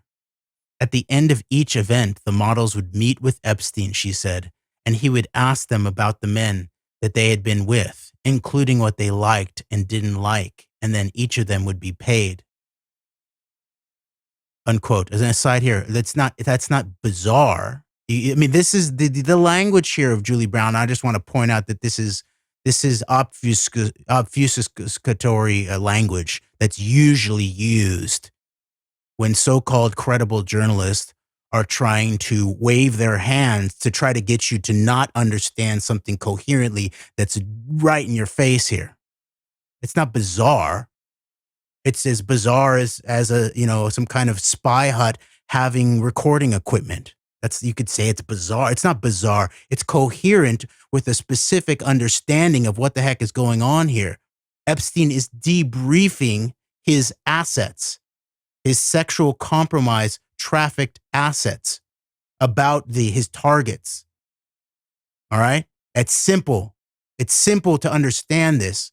But I believe this is intentionally I can't even know how to say that word. Obfuscatory. Obfuscation. I just go by the term obfuscation. There we go. That's easy. This is, I believe, purposeful obfuscation by the by the likes of Julie Brown here. Now, the reasoning of it, I don't know. I don't know her motive for that. I understand that people don't want to be, labeled with the weaponized terms, at the conspiracy theory and all of that. But she does include the basic facts where she needs to, such as the fact that David Boies, had this scandalous situation when he was representing Harvey Weinstein in terms of connecting him and signing off being the legal conduit for Israeli intelligence black cube attacks on his victims and investigators. But she never connects the dots. And here is one of those cases where it's so obvious. And then if it were just as simple as not connecting the dots, it'd be one thing. But then calling it bizarre, I'm so familiar with the way that word functions in so-called credible journalism. That is almost any time you see the word bizarre in mainstream journalism writing, there's someone who's waving their hand trying to obfuscate something that is coherent. If they would just give you a few more pieces of data and help you understand that an orange is an orange, whether or not Noam Chomsky wants to tell you that you can't be a biologist on 2 hours on the internet and recognize the difference between an orange and an apple without being a biologist. All right. This kind of stuff really makes me angry because I understand what's behind the consequences behind this kind of language. All right. But all right, I'll try to control myself a little bit better here. Greg. Okay. Page 321 of Perversion of Justice by Julie K. Brown, the Jeffrey Epstein story. To quote Andrew Breitbart and his title of his autobiography, we all need a little righteous indignation in our lives. Just that your indignation, I think, is more righteous than his probably ever was, but I digress. Yeah, I never sat around the table with the crime minister, Bibi. Oh, and the apparent sort of the launcher of key new independent investigators like Addy Ad, such as Jim Hoft, who was also, and the Gateway Pundit, who was also at that table, obviously, too. So I'm just, all right, let's keep going here. Page 321, Perversion of Justice by Julie K. Brown. Back to NPR voices. All right. This is just bizarre. Okay. Quote, at the end of each event, the models would meet with Epstein, she said, and he would ask them about the men that they had been with, including what they liked and didn't like, and then each of them would be paid. Trump, she said in the video, didn't participate in the orgies that often happened at the parties, but he liked to watch them. At one of them, she said, he called her over and asked her to give him a hand job as he watched others having sex. Trump, a known germaphobe, also insisted during another encounter that she give him oral sex while he was wearing a condom. In 2018, I contacted one of Johnson's attorneys, Thomas F. Meagher, M-E-A-G-H-E-R, who cited attorney-client privilege for not giving me an interview. He did, however, assure me that he was confident in his case and felt his client was credible and truthful. While there were obvious political motives for Johnson to go public, that nevertheless doesn't mean that she was lying. Perhaps it meant that she had fallen prey to people who wanted to use her story for political gain. As the lawsuit advanced in New York and a pretrial conference was set, Meagher reached out to Lisa Bloom, a Los Angeles attorney who represents victims of sexual abuse and harassment, particularly those who make allegations against prominent men. I was unsuccessful in my attempts to talk to Bloom prior to the series, but in a recent interview, Bloom said she thoroughly vetted Johnson and believed she was truthful. Quote, Tom Meagher reached out and begged me to work alongside him. She, Johnson, was about to do a CNN interview, and he was afraid it was like throwing her to the wolves. She was a frightened young woman doing her first interview with CNN. He wanted her to be prepared, and I felt I had an obligation to do what I could, unquote, said Bloom, who had represented other women who have accused Trump of sexual harassment and assault. Quote, you can never know for sure, but I make my own determination if someone is credible. And I thought she was, and that the media should be reporting on it. It was also part of a larger concern that women who were making allegations against Trump were not getting covered, unquote, Bloom said. In June 2016, Bloom wrote a piece for the Huffington Post accusing the mainstream media of ignoring Johnson's lawsuit. Bloom, the daughter of the civil rights lawyer Gloria Allred, raised questions about why journalists had been ignoring the Trump rape allegations, pointing out that the media had failed to adequately cover allegations of rape against another powerful man, comedian Bill Cosby. Quote, if the Bill Cosby case has taught us anything, it is to not disregard rape cases against famous men. Now history is repeating itself, unquote, Bloom wrote, laying out a clear argument for why the media should be taking the rape allegations against Trump more seriously. Bloom suggested that the allegations were too credible to ignore, especially against the man running for president. Bloom accompanied Johnson to her interview with CNN. The story has never aired. Quote, they, CNN, never firmly said they weren't running it, and I always got the impression they were still working on it. I don't remember them giving us a hard no, unquote. But as the election drew closer, Bloom decided to get Johnson's story out to the American public in another way. She scheduled a press conference for November 2, 6 days before Election Day. Quote, I met with her near her home a couple of hours away from me, and she came up and I met with her and several members of her team, Bloom recalled. The day of the press conference, we hired a hair and makeup person, and we sat in my office with her for an hour or two fixing her hair, unquote. By then, the media was interested. The Washington Post had just published a story along with a video about an interview that Trump did in 2005 for Access Hollywood. In the video, Trump tells the host, Billy Bush, how he often seduced married women. Dozens of media crammed into a conference room at Bloom's Los Angeles office for the 3 p.m. press conference, at which Johnson was going to, quote, break her silence, unquote, about Trump and Epstein, Bloom announced in her press release. But when the time came, Bloom suddenly canceled. Quote, I have bad news. Jane Doe has received numerous threats today, as have all Trump accusers I have represented. She is living in fear, unquote, Bloom said, adding that, quote, we are going to have to reschedule, unquote.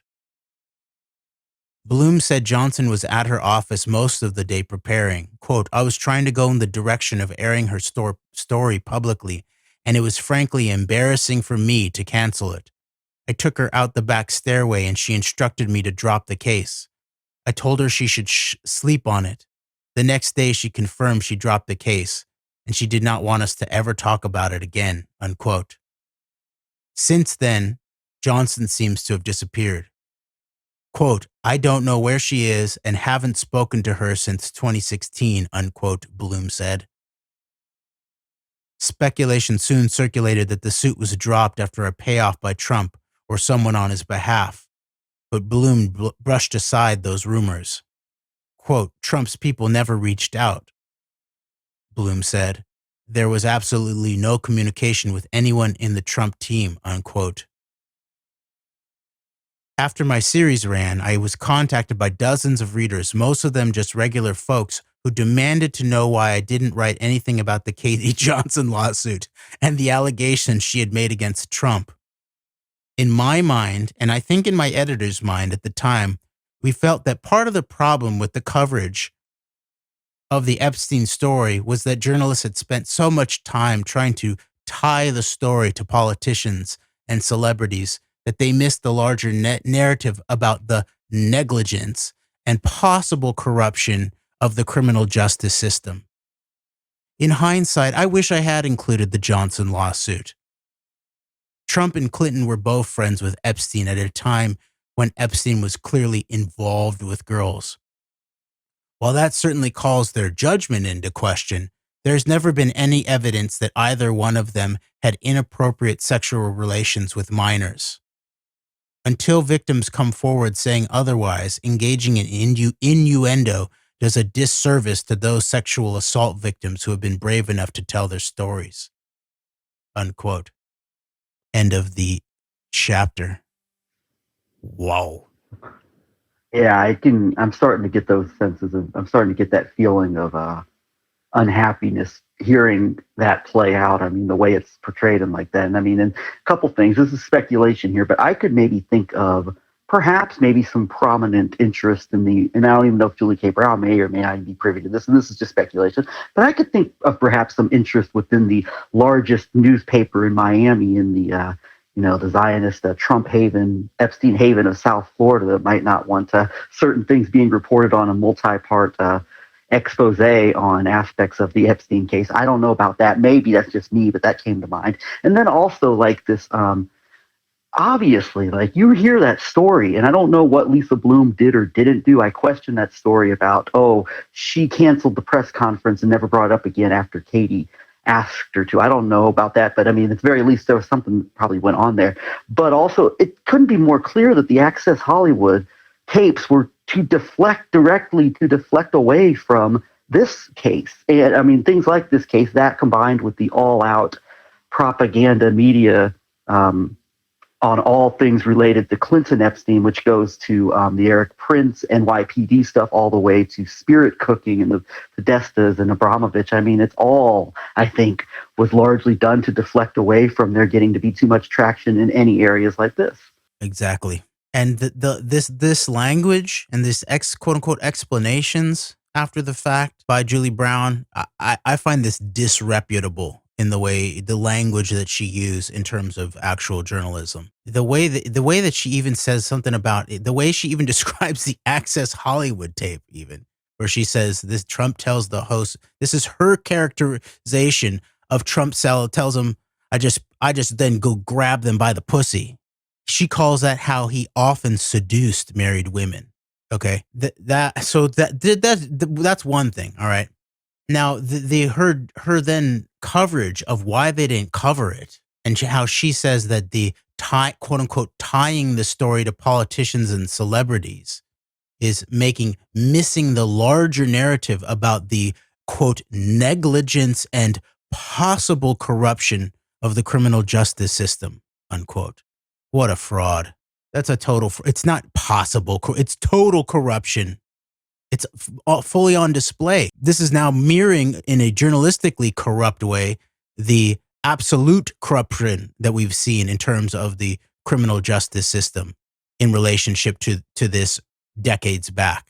And the fact that she finishes it off by saying she says, while Epstein was, Trump and Clinton were both friends with Epstein at a time when Epstein was clearly, quote, involved with girls. Involved. And she then says, while that certainly calls their judgment into question, there has never been any evidence that either one of them had inappropriate sexual relations with minors. I would say that a civil suit that includes affidavits, that's a perjury, in terms of swearing to an affidavit that that's the truth, and that this victim, Katie Johnson, put this forth, accusing Trump directly of raping her. I'd say that's evidence. Now you can say, all right, it's not been proven out. And now proof has all kinds of different facets. There's journalistic proof. There's the kind of sourcing where a mainstream newspaper might feel, quote unquote, comfortable to go to press with something. All right. That's one level of, quote unquote, proof. There's even multiple levels of proof, and all of this is relating to what the nature of evidence is. Even if you're not willing to say, okay, both her lawyers believed her, Katie Johnson, that's evidence. The fact that that's at least if you don't just believe her, that you believe it's potentially politicized. And so then what does that cast into doubt that she's telling the truth? All right. Now both of her lawyers apparently believed her. That's evidence. Now in the justice system, you have civil suits, There's a whole array of evidence there. There's things like 51%, the preponderance of the evidence. I believe that's that one. There's then clear and convincing. That's more in the realm of up towards 60, 2/3%, 67%, that it's weighted towards it being, the evidence being true or not. Then you have beyond all reasonable doubt, the criminal elements that need to be met in terms of someone being convicted of a criminal statute. That's somewhere in the realm up above 90%. All right. So for her to then say there's never been any evidence that either one of them had an inappropriate sexual relations with minors, after she talks half this chapter about evidence, direct evidence of a woman who was a teenager when she accuses Trump of raping her. That's evidence. So there's something really wrong here. And it just encapsulated it just directly in this chapter and her language. And it's not legit. It's not legitimate, whatever's going on here. Now, I don't know the reason for it, but it's not legitimate in terms of journalism. Yeah. And I guess is this her Michael Cohen, her mea culpa? I'm not sure, but I mean, it is preposterous to say that, because even at the time that she's talking about, the evidence was there. I mean, the Trump stuff was out there. And the Clintons, outside of the usual weaponized, exaggerated sideshow circus that the fake patriotic alternative media turned the Clinton-Epstein story into, the valid stuff about the Clinton-Epstein relationship was out there too. So there was evidence, significant evidence, pointing in the direction of the very least credible accusations against both in this direction. For her to say there's no evidence, I mean, that's pretty bad. And that's like maybe this is almost approaching maybe this is approaching something in the area of like a journalistic type of like James Patterson type of like inexcusable naivete at best, and something worse going on, something more sinister at worst. And one other thing I want to point out here, and this might be related to the way that this, some of the motives for how all this went down, is that what needs to be looked at, what's not explored here, for example, is how these original lawyers, in this case, for Katie Johnson, it's this Thomas Mager guy.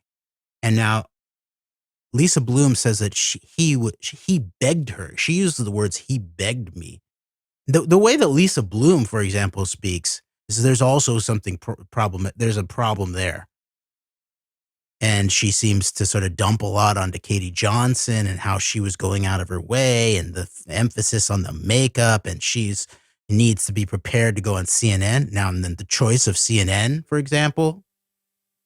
Gee, I wonder what higher up at CNN, or what higher ups would have a vested interest in not wanting to discuss or having a story like this go on. And as we've pointed out, the CNN Trump thing's nothing new. I mean, you go back and read New York Times Magazine cover story on how Trump and Jeff Zucker basically were best, like how they used each other to get their respective measures out there. You don't have presidential candidate Trump without Jeff Zucker being involved with The Apprentice and the shaping of that public image of Trump, the maverick, self-made billionaire who hires and fires people and all this, and that personality that allowed him to run for president. And you don't have Trump was such a boon for CNN in terms of not just ratings, but also in terms of pushing this specific agenda of domestic destabilization and all out. And so it's very clear. And I mean, that's something that is also, it's kind of, it's not much of an excuse for people who should be in the know as Julie K. Brown. I mean, there's something for the average citizen who doesn't get a lot of like insights on like what we believe are the real dynamics of the relationship between Trump and CNN. But somebody like Julie Brown in her position, like I would think she would know a little more about that than like to just take that at face value. Oh, we're about to have this press conference we're about to have this CNN interview and all this, but then it, mysteriously nothing happens with it, and we think there might be a follow-up. Well, I'm I'm very certain in saying that I can figure out exactly what was probably going on with regards to that. Who did the threats? She received threats. Did Julie Brown try to track that down? What didn't we report on? Just like one of the NPR reporters talking about Michael Cohen and how Michael Cohen threatened him directly, and that then there was evidence that Michael Cohen had been involved in hundreds and hundreds, not just paying people off, but threats. So this obviously linked to the direct core of the long-term Trump operation, and Julie Brown sort of blanks out on that. And I do want to point out that the passing of the conjoining of these legal representations in these key cases, Katie Johnson from Thomas Meagher to Lisa Bloom, and then the parallel one is from Brad Edwards to the David Boies orbit.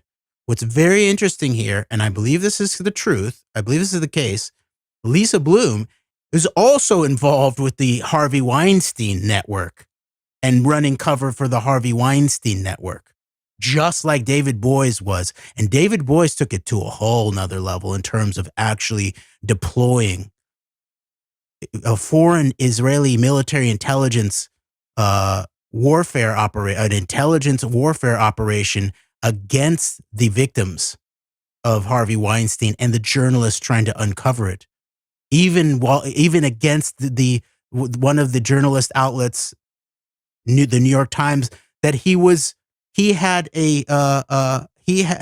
required by contractual obligation to serve the interests, to protect the interests of the New York Times, let alone facilitate his other client to deploy Ehud Barak recommended Black Cube foreign contractors against them. And then also obviously Ronan Farrow, who's the one who actually followed the story all the way through and outed Black Cube and that whole scenario. But if both Boies and Bloom are involved in this Harvey Weinstein, that's the Me Too scenario, you see that the immediate setup of this is to create a rift, a divide and conquer rift between the Epstein-Maxwell Victims Solidarity Network and the Me Too Victims Solidarity Network, which involved Hollywood. And you keep it all in this one big family, so to speak, of people who are, for whatever differences they have, are not going to cross each other and expose each other. And by the way, I was looking it up, and it looks like Lisa Bloom was indeed representing Weinstein, and she was quoted as saying, quote, "Attorneys represent a lot of distasteful people," end quote. That was from the Guardian in December of 2019. And turns out that, I guess, Lisa Bloom had written a memo for Weinstein. The date, I believe, looking at this, is December of 2016, which would be just after the election and just after she was involved with Katie Johnson. And so it's interesting, and celebrities, including Rose McGowan, who was one of the most outspoken of Weinstein accusers, openly said, Lisa Bloom, there's no excuse for you trying to discredit us and helping someone like Weinstein out. So she was definitely involved with Weinstein. And if this date of this memo I have is correct, it would have been as recent as December of 2016. And so now, thinking back on it, this is very likely one of the original reasons for the split between the Epstein-Maxwell victims and whistleblowers and the Harvey Weinstein Me Too Hollywood victims and whistleblowers. And it's understandable. And then these kinds of situations when people like Julie Brown try to wave away the responsibility of the journalists to get to the truth, no matter whether people are trying to deploy political motives for certain kinds of obviously important journalistic stories. What it does is it then creates the combination of these kinds of situations to be unexplored. And what is the background here of actually how Lisa Bloom is the one chosen? Now, maybe it's exactly what she said, that Thomas Meagher begged her to do it. Maybe that's the case. I don't know. Then how that then leads to begging CNN to do the story. As you pointed out, Greg, there's a whole background there that all kinds of so-called alt media truther types, always point out that the quote unquote mainstream media needed Trump, and now they're going down because they don't have Trump. The other thing that they never point out is that Trump needed the mainstream media, especially his buddy Jeff Zucker at CNN, who gave him billions of dollars of free advertising and helped cover up. Obviously, this is an obvious, what do you call it? What was the way a grab and capture and kill operation that CNN did here with Lisa Bloom's client, Katie Johnson, very similar to the way that Trump's buddies in the American Inquirer was used as a key hub to do capture and kill operations. And Cohen was a master of these kinds of setups. All right.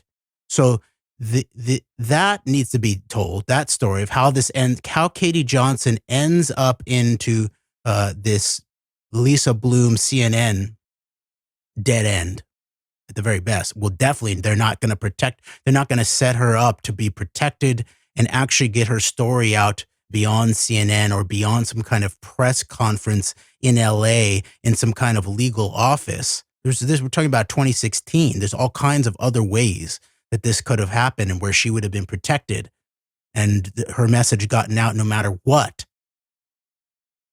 And so that needs to be told. The other story that needs to be told is how and why David Boies.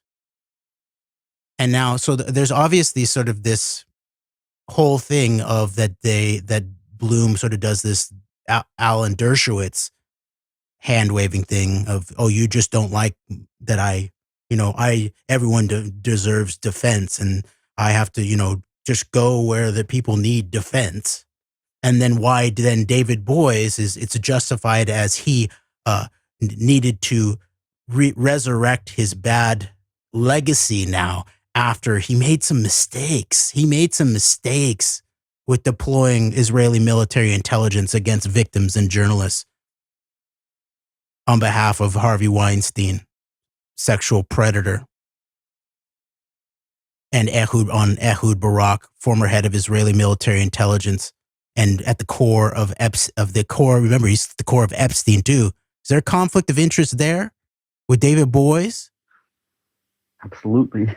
And I mentioned a couple of articles, and I will provide links in the show notes for these, for some things that I am finding here that I'm just starting to look at that are where the Lisa Bloom quote came from, which was in The Guardian on December 14th, 2019. Then also some information on Ronan Farrow, and particularly what was said in Ronan Farrow's book, Catch and Kill, about Lisa Bloom. So we'll add show notes then. We'll might circle back around to that here when I've got when we've got the details more down. So just wanted to bring that up.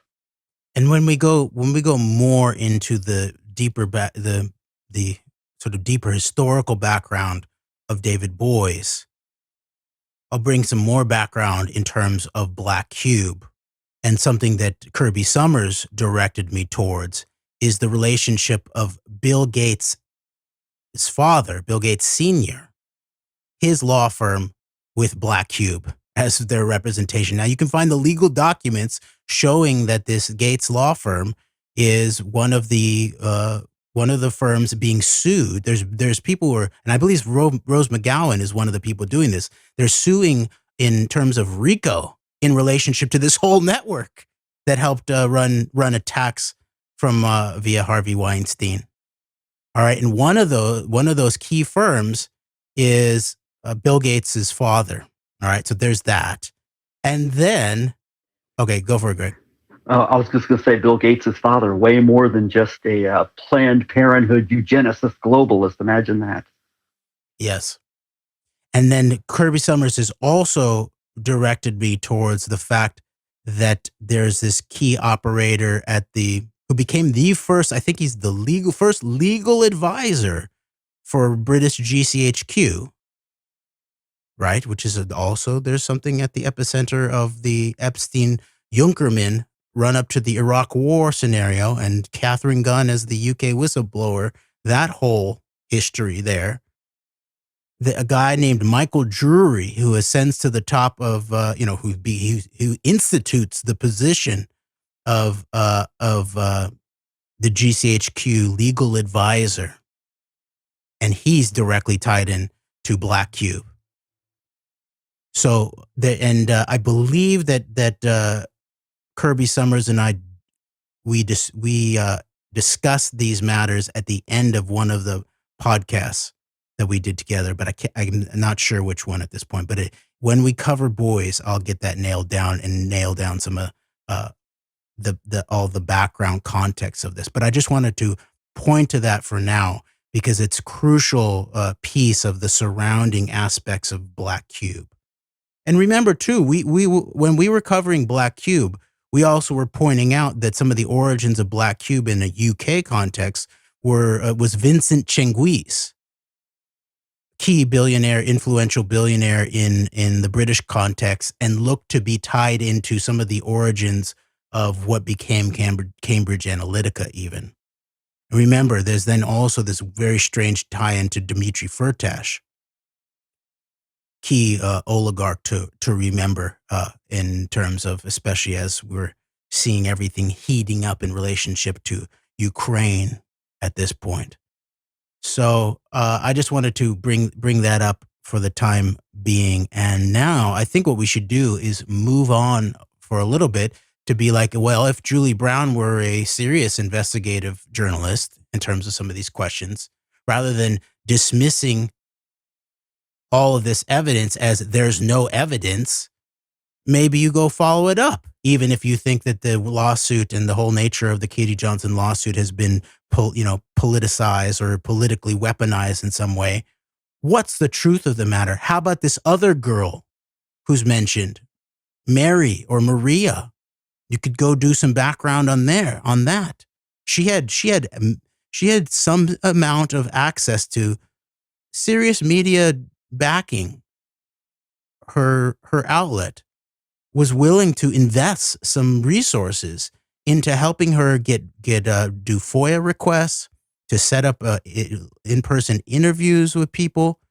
There at this point, Julie Brown is an intervener in terms of the Ghislaine Maxwell case, in terms of working to make sure that some of the filed documents around the potential for there to be a mistrial in the conviction of Ghislaine Maxwell based on it looks like multiple of the jury members potentially did not disclose that they had a history of being sexually abused. And the most obvious one is the first juror who spoke out on the public record, and turns out he has a background with the Carlyle Group. Who writes this crap? But so I'm just saying that Julie Brown, with the access to actual media resources that she had, now it's not like she's some big paid person here. She struggled financially, I think, through all of this. So that's someone who struggles financially in a certain way is actually one of the best assets of a much larger power structure that can also be the ones who controls purse strings or access, those kinds of things. So, but she could have, at the very least, reported on what she did to try to run down whether this story of Katie Johnson and Maria and Epstein and Trump in the early 90s was true or not, rather than dismiss the whole thing as politicized and no evidence. All right, so now we're going to go to Justice Integrity, a co-written article by Wayne Madsen and Andrew Krieg titled "New Information Emerges in, quote, Maria, unquote, Trump Story."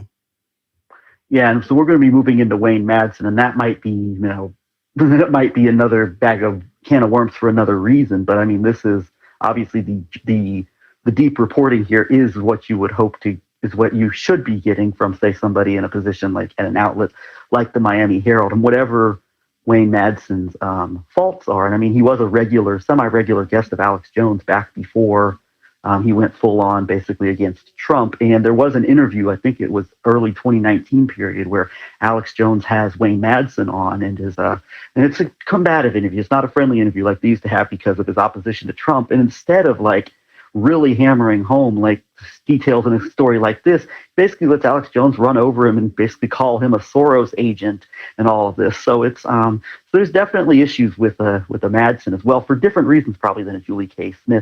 Brown. But the deep information here, like the actual like serious journalism in terms of like going into the heart of what appears to be the heart of this case, I mean, is very in depth to say the least. Yes, and it's definitely the case that in terms of our intellectual and analytical integrity, we're not journalists. We never proclaim to be journalists. We do proclaim to be analysts, open source analysts. We believe in the core political public interests as to be served by the reason for journalism and public analysis. And so similarly, that would be one piece of beef that we would obviously have with Wayne Madsen, is in terms of him going soft on, he also went soft on these key pieces that, as you point out, he had information to bring to the table when he had a spat with Alex Jones in their big breakup scenario over George Soros and Donald Trump. Meanwhile, Wayne Madsen knew this background of Maria and Trump and all this, which, as he puts in the other this very massive article that we'll link to, he titles it "Welcome to Waterbury, the city that holds secrets that could bring down Trump." And he didn't really do the job when he was on Alex Jones that time. Now we could also point to things around September 11th. He was one of the, we read a story from Wayne Madsen, actually, that was about some of the, what we would call the intelligence angle, the background of the facilitation of the hijackers on September 11th that he wrote, that was then brought out again shown to have gone through the Austin, Texas private intelligence firm Stratfor with via a WikiLeaks dump, I believe. And that was one of the things we read from in relationship to our series from 9/11 to 11/9.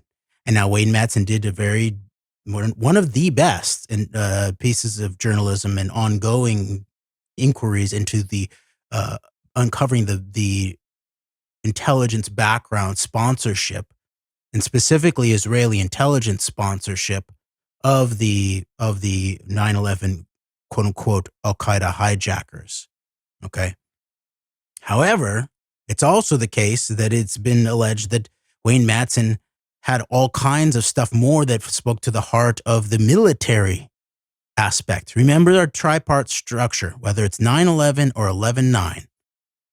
You have intelligence. That's the legend. That's the story that is the believable, meant to be believable cover story for who did it, why, and how. Okay. The intelligence aspect. Then there's the military aspect.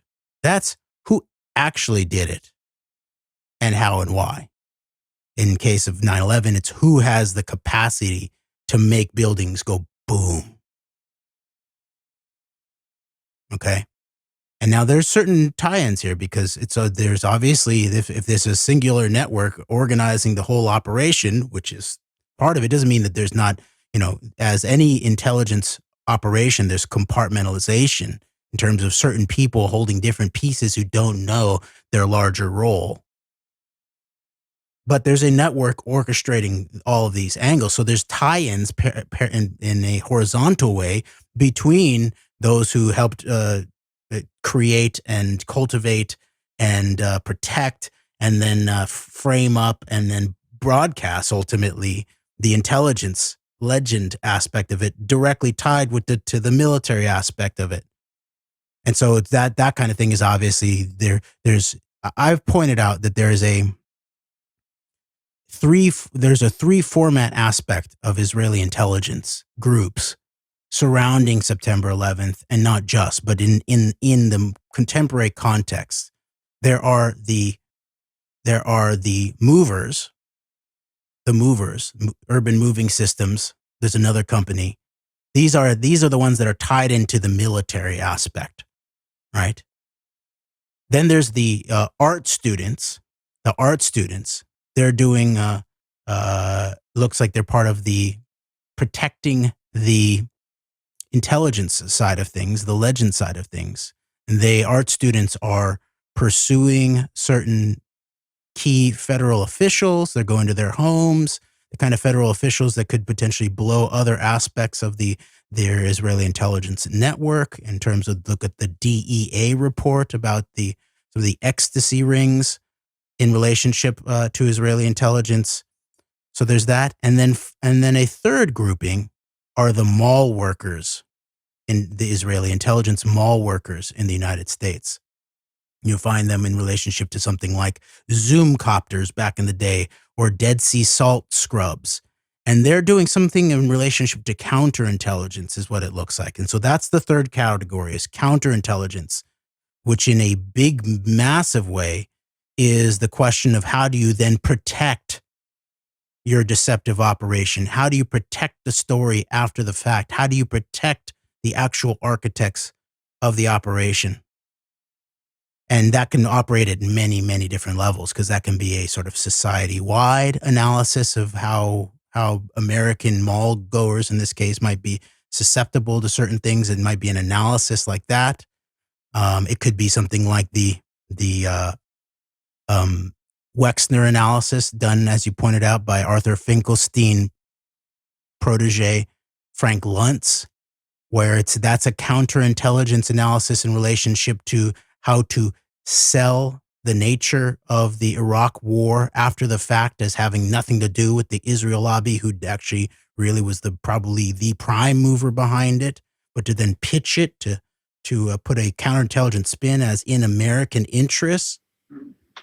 I would even go beyond just saying Israel lobby, and I would say very specific elements of a pro-Israel lobby that operates in this country with significant tie-ins back to a certain element of Israeli politics, I would say. But you're absolutely right about the means, motive, and opportunity lying with the American Israel lobby in general, in terms of who wanted the war with Iraq. I mean, if we've extensively discussed, like in our reading from the Israel lobby by Walton Mearsheimer, among other documents. But yes, certainly that was where the interests laid in terms of setting up the perspective for war, and why there would need to be like the need for a PR campaign to convince people that no, this war is actually being done in your best interest and not the best interest of this a potentially usurping element within Israel as well, similarly to like what we have here in America with the neoconservative movement. So, well, I would agree with your qualification in relationship to, quote unquote, not the Israel lobby writ large, in relationship to something like September 11th, like the actual network or architects of September 11th, and really the war on terror in many ways. I think that's a fair qualification around that. And it's not the whole Israel lobby. Around the Iraq war, it is the whole Israel lobby. And that's one of the key factual assertions, I think, analytical frameworks that's presented in Chapter 8 of Mearsheimer and Waltz, The Israel Lobby, is they point out that this was not just a certain element of the Israel lobby, that it was 2-1, including the so-called liberal and progressive Jewish organizations that are sort of soft Zionists or soft Israel lobby or something like that. 2-1, they all supported the Iraq war. And so this then, when you contrast that to the actual then makeup of the actual grassroots Jewish people in the United States, who amongst different groupings, religious and ethnic groupings in the United States, were maybe one of, if not the most against the Iraq war. So the combination of all of those things, that every single Jewish so-called Jewish organization in the country, basically all of them at some level of Zionism, even those critical of Israel, that they all supported it, whereas their grassroots were the most against it of any constituency in the country, I think proves that it's actually more accurate to say that the Israel lobby in total was a prime driver of the Iraq war. So I just wanted to explain my point on that, Greg. Well, you're right, and that is a good point. And it would be, I guess I was thinking of that Tom Friedman quote about you could go into a couple mile radius and find like 25 names responsible for the Iraq War. But you're right also. And that also includes, and I don't want to digress too much, that also includes the elements who presented themselves as anti-war, but deflected blame away from like Israeli elements by saying it's all about oil, but not whose oil it was all about. So there's that too. So, but I agree with you. No, and that's a great point, Greg, because that would be explained, I think, in terms of the actual difference between the military, the actual participants in the military part of a push for an operation, for example, Iraq War, where I think it is the case. Thomas Friedman was not lying that there was a small group of largely Jewish neocons who, if they had not been around, if they'd been on an island somewhere, and I think he said this in the Haaretz, actually, that the Iraq War wouldn't have happened. I think that's true. I think that's right. And so that's a very important point. And that actually speaks to the direct conceptual explanation for why it's important to understand these different groups of participants in such deep events as something like September 11th, 11/9, or the Iraq War, where you have a very core group of people who actually are facilitating the military operation. In the Iraq War case, it's the actual facilitation of the quote unquote bad intelligence and the internal push in relationship to very specific groupings that we can talk about, places that have names, people who have names, offices such as the Office of Special Plans, people who have names such as Douglas Feith, and people surrounding him, and the tie-ins to the vice president's office, Dick Cheney. Now, all of that, and that can then be described by a very small group of people who actually did it. They were the ones who did it. And then this much larger group were part of the push, the intelligence push, maybe you might say it, or the supportive push, who didn't quote unquote do it, but they 2-1 in terms of, the established Jewish organizations in the United States, and thus part of obviously some kind of Israel lobby, went out of their way to support this effort against the stated interests and stated commitments of what they say their actual constituency, which is the Jewish people, allegedly in the United States, who were strongly against it. Now, not everybody, obviously. There was a strong minority of Jewish people who were for the Iraq War, but there was a very strong majority of Jewish people who were against the Iraq War, and not a single Jewish organization supported that. And so I appreciate you clarifying that aspect of it, Greg, because that actually, those kinds of things actually are really helpful analytically and conceptually to begin to distinguish exactly what we're talking about. And so we will actually go into this in a future show as it's now beginning to come out, our analysis of a Trump 11/9 as a tripartite operation that included ground level Rove style, maybe even Rove involved, direct election fraud, rigging, machine rigging, as a key piece of it, as a former Republican operative, Sherry Jacobus, has now really directly stated on narrative with Zev Shalev. And she is basically says that it's a big deal that someone like me with my background is now asserting that this is the only thing that makes sense in terms of what actually happened there. That it wasn't just the suppression of the vote. It wasn't just the voter suppression aspects. It wasn't just the hybrid warfare and the Cambridge Analytical style psychometrical warfare and psychographical warfare on the American people, but it was also a military operation that was going to guarantee via machines. Think about whenever you're talking about military, you're talking about machines. Who controls the machines? And in that case, who controlled the necessary election machines to ensure, after producer Chris Vlasto from ABC, totally unethically in terms of the normal rules of any journalistic establishment, shared certain kinds of polling data directly with all the key players of the Trump campaign early on in the night, saying, you guys are in trouble. And specifically, where are you in trouble? And now to this day, you'll have like the Aaron Mates all the way to the Tim Pools continuing to pretend like Russia Gate was a nothing burger, and the sharing of the polling by Manafort with Konstantin Kalimnik means absolutely nothing. Now, it doesn't mean everything. Obviously, it's not because that's the only thing or the only crucial thing, but the totality of these things now finally being included with the military aspect that will always be called a conspiracy theory. So we'll return to that. We'll return to these kinds of frameworks that I think are crucial then for people who are beginning to talk about this publicly in the way that we, began talking about this, years and years ago, that we will continue to try to contribute to the conversation by helping remind people of the kinds of conceptual frameworks that actually help us understand how things happen. And thus maybe we'll understand how to stop things from happening too, so by exposing it.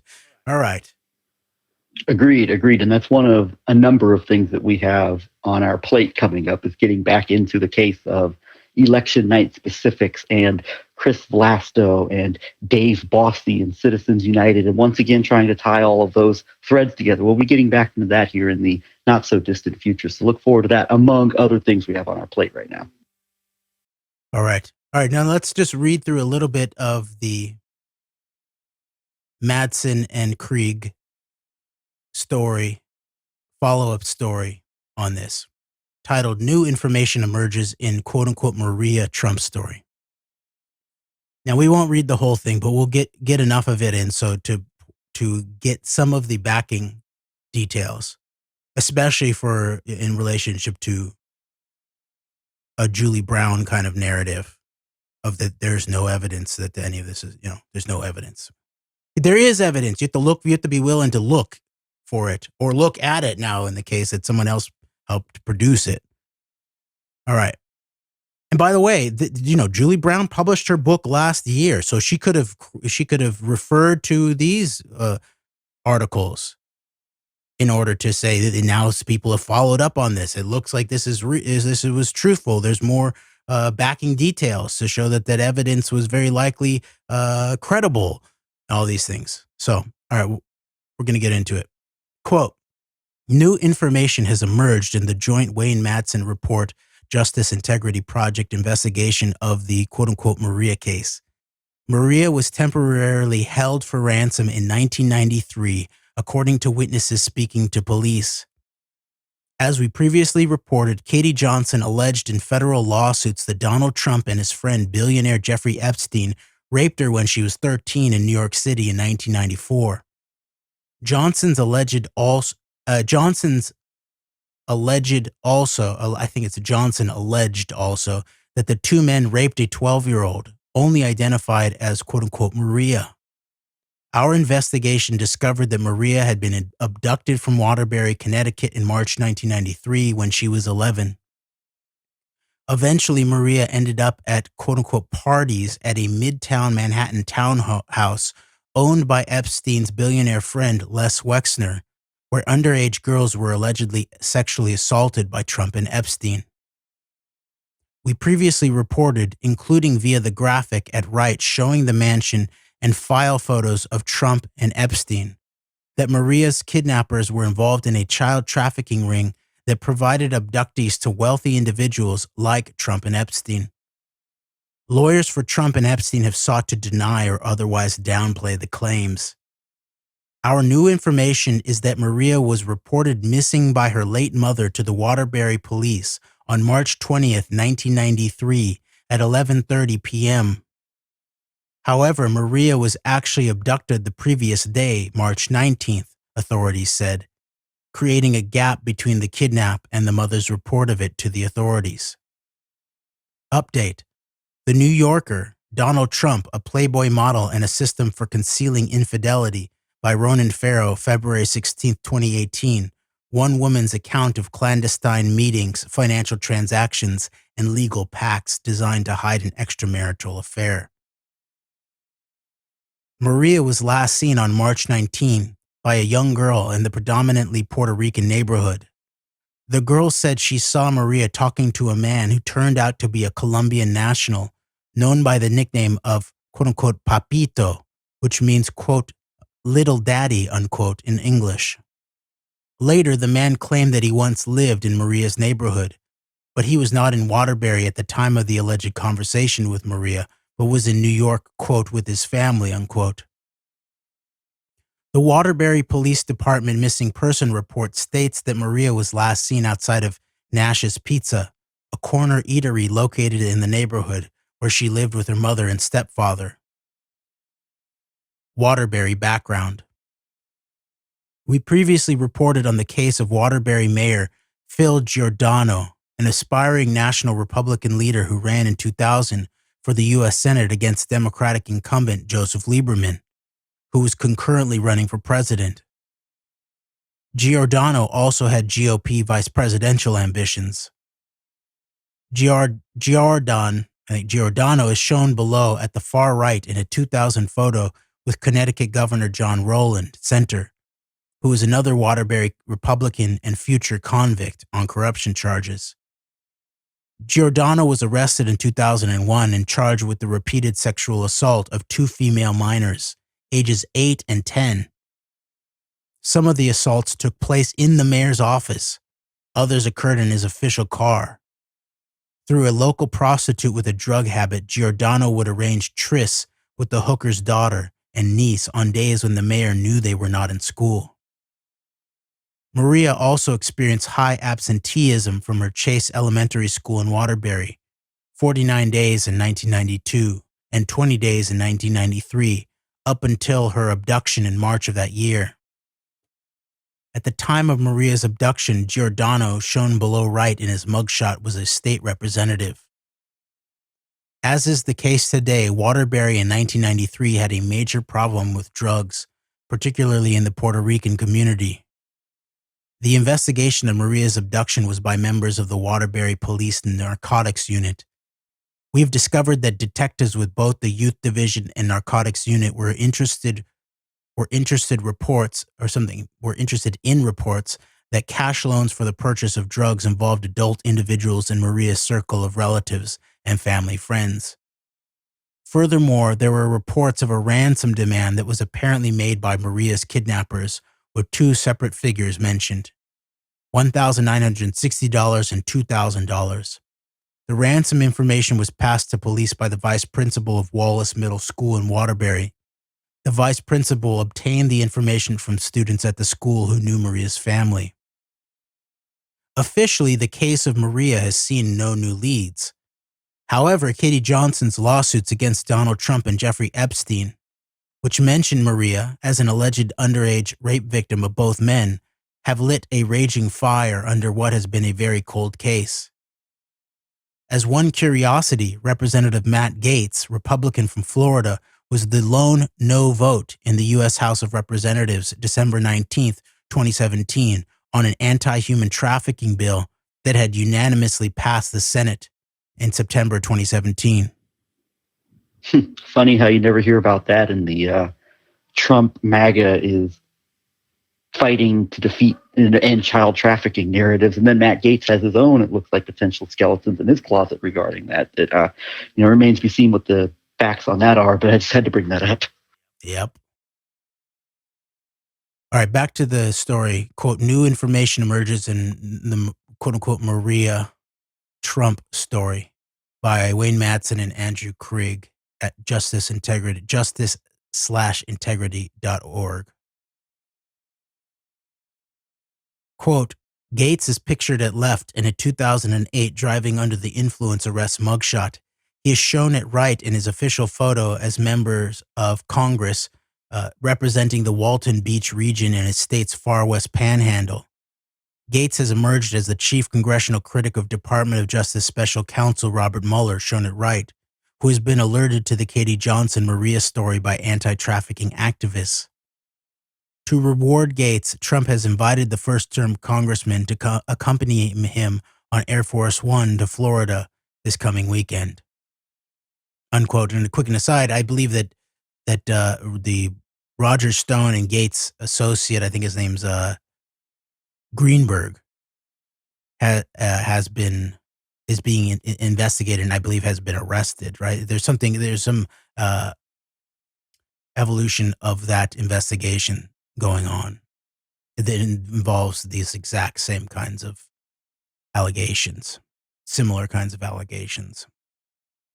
All right, let's read a little bit more, and then there's so much to these articles,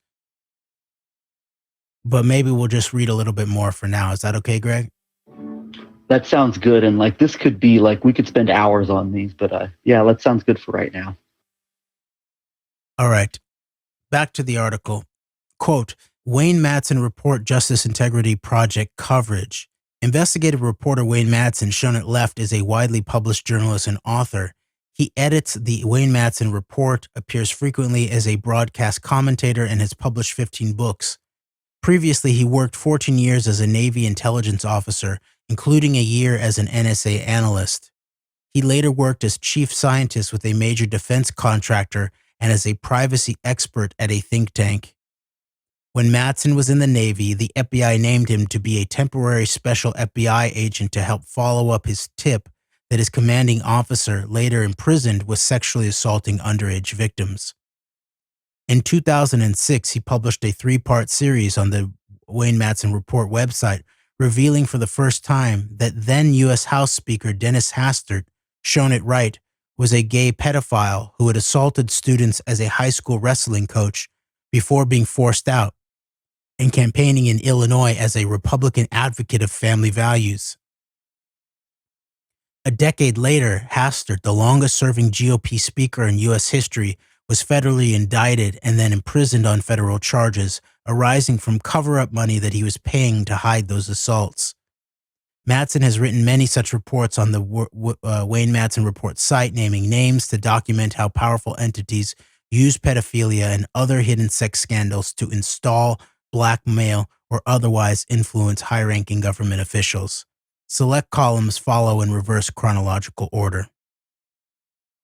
And so we'll just read a little bit more from this. So that gives you the background of Madsen. So you can then, judge some of the potential problematic aspects of the background, but also some of the credibility and where, at the very least, this is willing to go in terms of understanding that Epstein Maxwell was not some kind of isolated, private kind of thing with just sort of some dirty, rich and powerful guys being dirty, rich and powerful guys.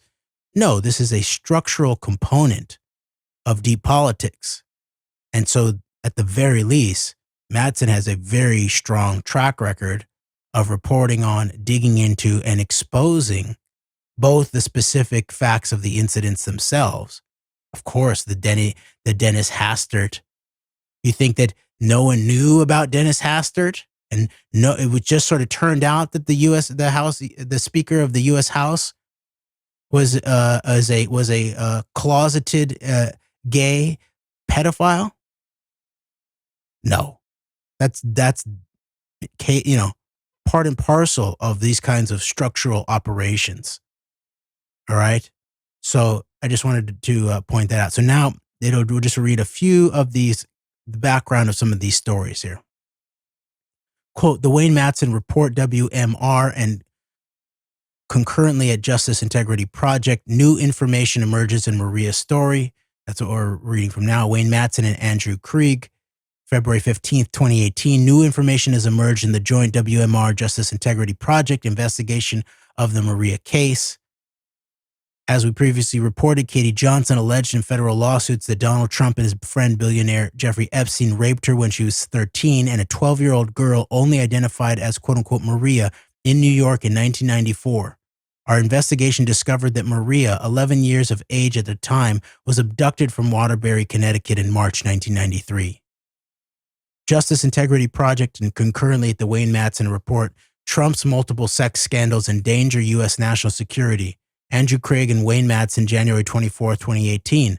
Recent claims that Donald Trump paid hush money before the 2016 election to porn star Stormy Daniels, shown on the cover of In Touch magazine, to cover up a 2006 affair, underscore far more sinister events. Such a payoff would show not simply Trump's low morals and high arrogance, but also his propensity for outright crime in ways potentially damaging to the United States and many of its residents. And then finally, Justice Integrity Project and currently at the Wayne Madsen Report, welcome to Waterbury, the city that holds secrets that could bring down Trump. Wayne Madsen and Andrew Krieg, January 9th, 2018. A woman whom Donald Trump and Jeffrey Epstein allegedly sodomized and raped at the age of 12, along with at least one other underage girl at a Midtown Manhattan townhouse in 1994, is alive and trying to maintain obscurity from alt-right operatives who have identified her and her current residence. Unquote. And then it goes into recent Me Too reports of rape, other sex-related violence, harassments, and blackmail, and there's a whole bunch more beyond this, including much more of the background of the Stormy Daniels case. And then it goes even into some aspects of Pence and Greitens and the whole background of the Greitens case that brought him down. Greg, go for it. Oh, I was going to say there's Clarence Thomas in there too, and Clarence Thomas is a very interesting name with his particularly, I believe, the activities and involvement of his wife, Ginny Thomas, in terms of the January 6th plots. So, all right, we will link to these articles, and we will then continue onward with our multi-part analysis of the Epstein-Maxwell, the cover-up, the Epstein-Maxwell cover-up, ongoing, apparently to this day, and revisited. So, all right. Well, thank you so much, Greg. Yeah, thank you, Jeremy. And I would just say for a final thought to wrap up overall is that I think with the Wayne Madsen, at the very least, it might be a type of Veterans Today, Gordon Duff type scenario where we don't know what the bigger picture may or may not be with regards to that. But at the very least, there is some deep reporting on issues that are criminally undercovered and underreported that are very serious consequences, a very serious consequence that need to be put out there. And at the very least, people should be aware of the type of reporting going on at from an outlet like this. I mean, regardless of what else might be going on, there's stuff that needs to be discussed and disseminated and made sense of that are being put out by an outlet such as Wayne Madsen and his Wayne Madsen report. So, yes, and for example, it's not like reading the Julie Brown book, Perversion of Justice, was just, that I'm just feel negative about the information about it. I don't. I actually feel like her presentation of the Katie Johnson facts, the facts around the Katie Johnson case, let's say, in terms of the timing and the lawyers and all of that, it actually does a good job of describing it. It is a accurate journalistic job of describing the surface level of some of those facts. So I appreciate that. That's one of the reasons why we chose to read from that chapter, is that it actually presents it in a clarified way of the sort of the basics and surface level facts of the Katie Johnson lawsuit, quote unquote, incident. Now there's this whole other problem there in terms of the way she talks about things, the quote unquote analysis, the missing pieces, the sort of semi-covert language that's meant to obscure what's much more explanatory in terms of what's going on here. And then, of course, the leaving, pretending like there's no evidence for the accusations made against people like Clinton and Trump. And so there's other issues in terms of an analysis of the problems of someone like, now I don't know Andrew Krieg, but Wayne Madsen, there's a macro analysis of a problematic nature. So this is something we're always engaged in, pulling from resources where there's always some kind of, there's always going to be, no matter what resource, there's going to be some problematic aspect.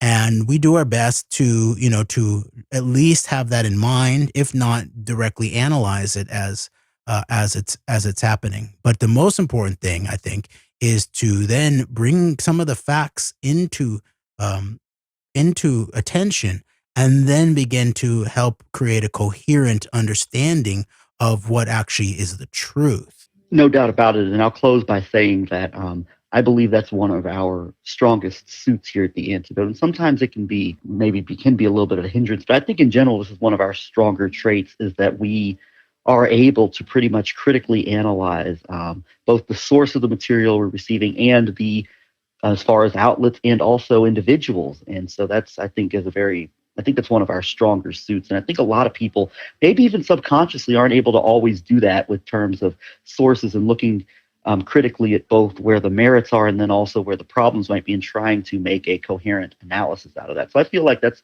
definitely one of our strong points. And I feel like that's something we're getting stronger at, as some of our future shows might indicate. So.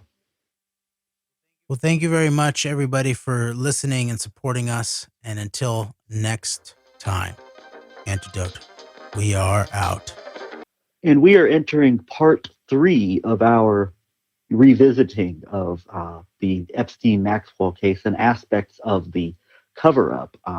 And in our first 2 parts, we focused primarily on the matter of Katie Johnson, and we read from Wayne Madsen's article and Andrew Krieg's article, "Welcome to Waterbury, the city that may hold the seat to bring down Donald Trump," and we also read from the Perversion of Justice, Jeffrey Epstein Story by Julie K. Brown. Now, in this part, we're going to, I guess, take a step back even further, maybe, and we're going to get into start asking the question of just how did some of the attorneys that were involved with representing the Epstein victims, how did that come about, and how these people got involved and the consequences of that. I think today we're going to begin to focus on a particular individual who is key in terms of representing some of the Epstein victims, and that is David Boies. And so without further ado, unless you have something you want to say to set the table, we'll start to get into that topic, and we've got some more reading to do on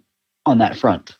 Yes, and because what happened last time is we finally figured out the architecture, the conceptual structure of how the way that it seems that the lawyers have been set up in relationship to, if you might say, the Me Too movement, with the Harvey Weinstein case at the heart of that, pointed out that even all of these lawyers, including the Bill Gates's father's firm. Now, I believe the father passed away. I can't remember, but his firm is now part of, I believe, multiple RICO lawsuits, being sued by Rose McGowan and others in relationship to what is being said that was actually a racketeering operation to help Harvey Weinstein.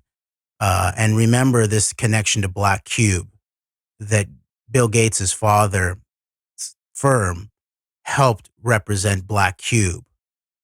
And then there's this interesting touch point then to Michael Drury, as I pointed out, that Kirby Summers has highlighted. Michael Drury ascending to the very first person in the position of the legal advisor of the British NSA, the GCHQ.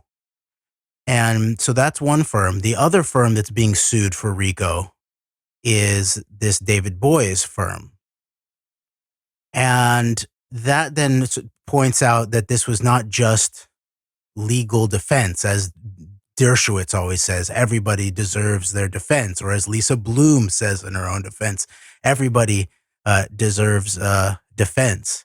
And as David Boies says, everybody deserves a legal defense. They don't necessarily deserve mine, which makes it even more a crucial area to investigate in terms of Boies' background now as if not the central Epstein-Maxwell victim lawyer in relationship to the civil suits of who he decided deserved his legal defense. And we found things that say he's even beyond defending a Blackwater guy, he actually is friends with Eric Prince. And so what we have is then the larger scope of this, we're going to have to deal with 2 sets of very obvious cover-ups that the legal teams, I would assert, are involved in terms of, quote unquote, representing the victims.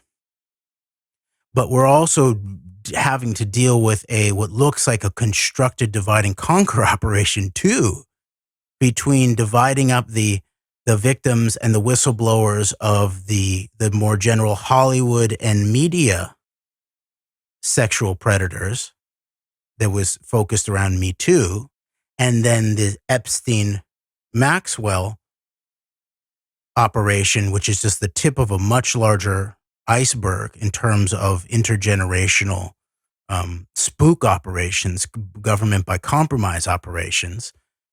And the way that this is all then managed as both a divide and conquer situation where you pit the Me Too versus the Epstein Maxwell just because of who's representing whom.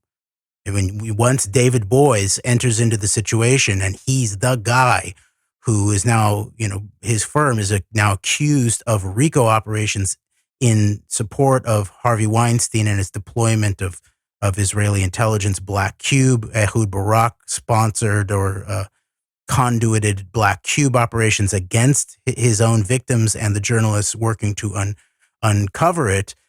Of course, at that point, you've already driven a wedge, if not a stake, into that relationship between at least the public question of a collaboration in terms of Me Too and then Epstein Maxwell victims. And so there's that. And then obviously at the heart of this is this just a cover up of massive proportions in terms of the entirety of these lawyers? And I'll just say from my own experience, much sort of more, lower level case, not as, not involving as many, as much deep state architecture, as many characters. I have seen exactly the way that the lawyers can readily work to guide things in ways that maybe even against directly, or at least hold back directly what the client is asserting needs to be done, should be done, the intent of a suit, for example, and because of the relationships that the lawyers have, and what the capacity for them to also have a lot of immunity in relationship to their legal work. And now this is why it's very stunning that these RICO lawsuits are actually going against these high-powered law firms right now. It shows that there is a level of alleged criminality here that was being done under cover of just the legal profession and due process, and everyone deserves a defense that is at a whole nother level. And so that suggests that we might be able to then look at what's actually then going on in terms of this cover up via the legal means. And then finally, we will eventually get to the place of, well, then how big is this thing being covered up?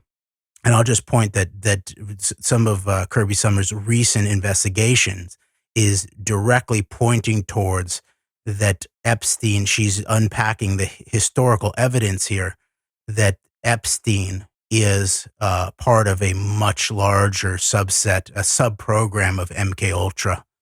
And it actually makes a lot of things cohere. It helps make sense of a lot of things that didn't make sense before.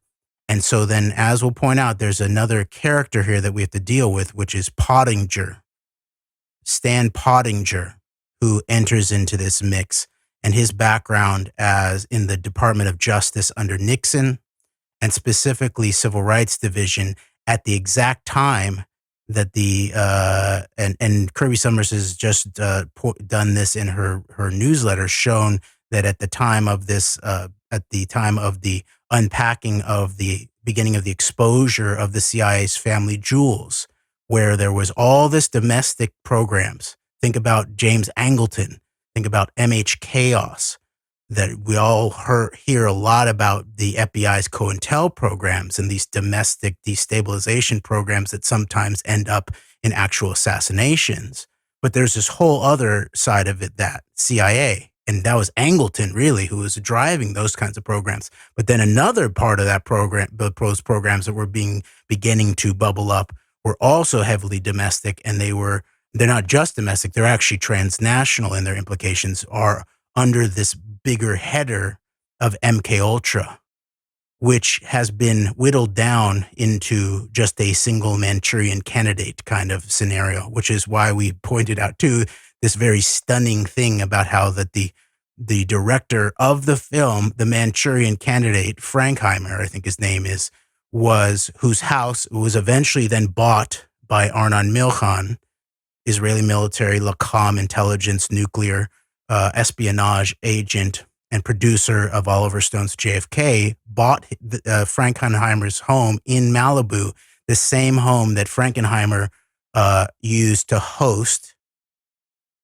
Robert Kennedy the night before he was then driven, I believe, by Frankenheimer towards downtown LA, and then apparently set up for assassination with the patsy in that case, Sirhan Sirhan. Still controversy to this day about whether he should be, pardoned, let out of prison. I don't know if it's not necessarily a pardon, but a relieving of the sentence or something like that, which I believe that Governor Newsom rejected. It was obviously there was this MK Ultra brainwashing thing going on there with Sirhan Sirhan and the automatic writing and the girl with the polka dot dress and all of that. And then one thing I forgot to mention last time is that part of the issue with the vacuum around these very specific matters, where we don't actually unpack the core political aspects of what's being covered up, especially in terms of deep politics, black programs, international compromise operations, that then you have someone like Rose McGowan, who was an original and brave whistleblower around Harvey Weinstein, then targeted via David Boies by Black Cube, not only split off there, but then because she'd been sort of split off, she then can be easily then vultured upon politically by someone like Larry Elder, which just a few months ago, she did a press conference to expose something that was very, very crucial, where she said that it was the wife of Governor Gavin Newsom who had been a conduit to her, allegedly directly on behalf of David Boies and his firm, about what can we do to satisfy you, before she went forward with her case. And she wanted to expose Weinstein.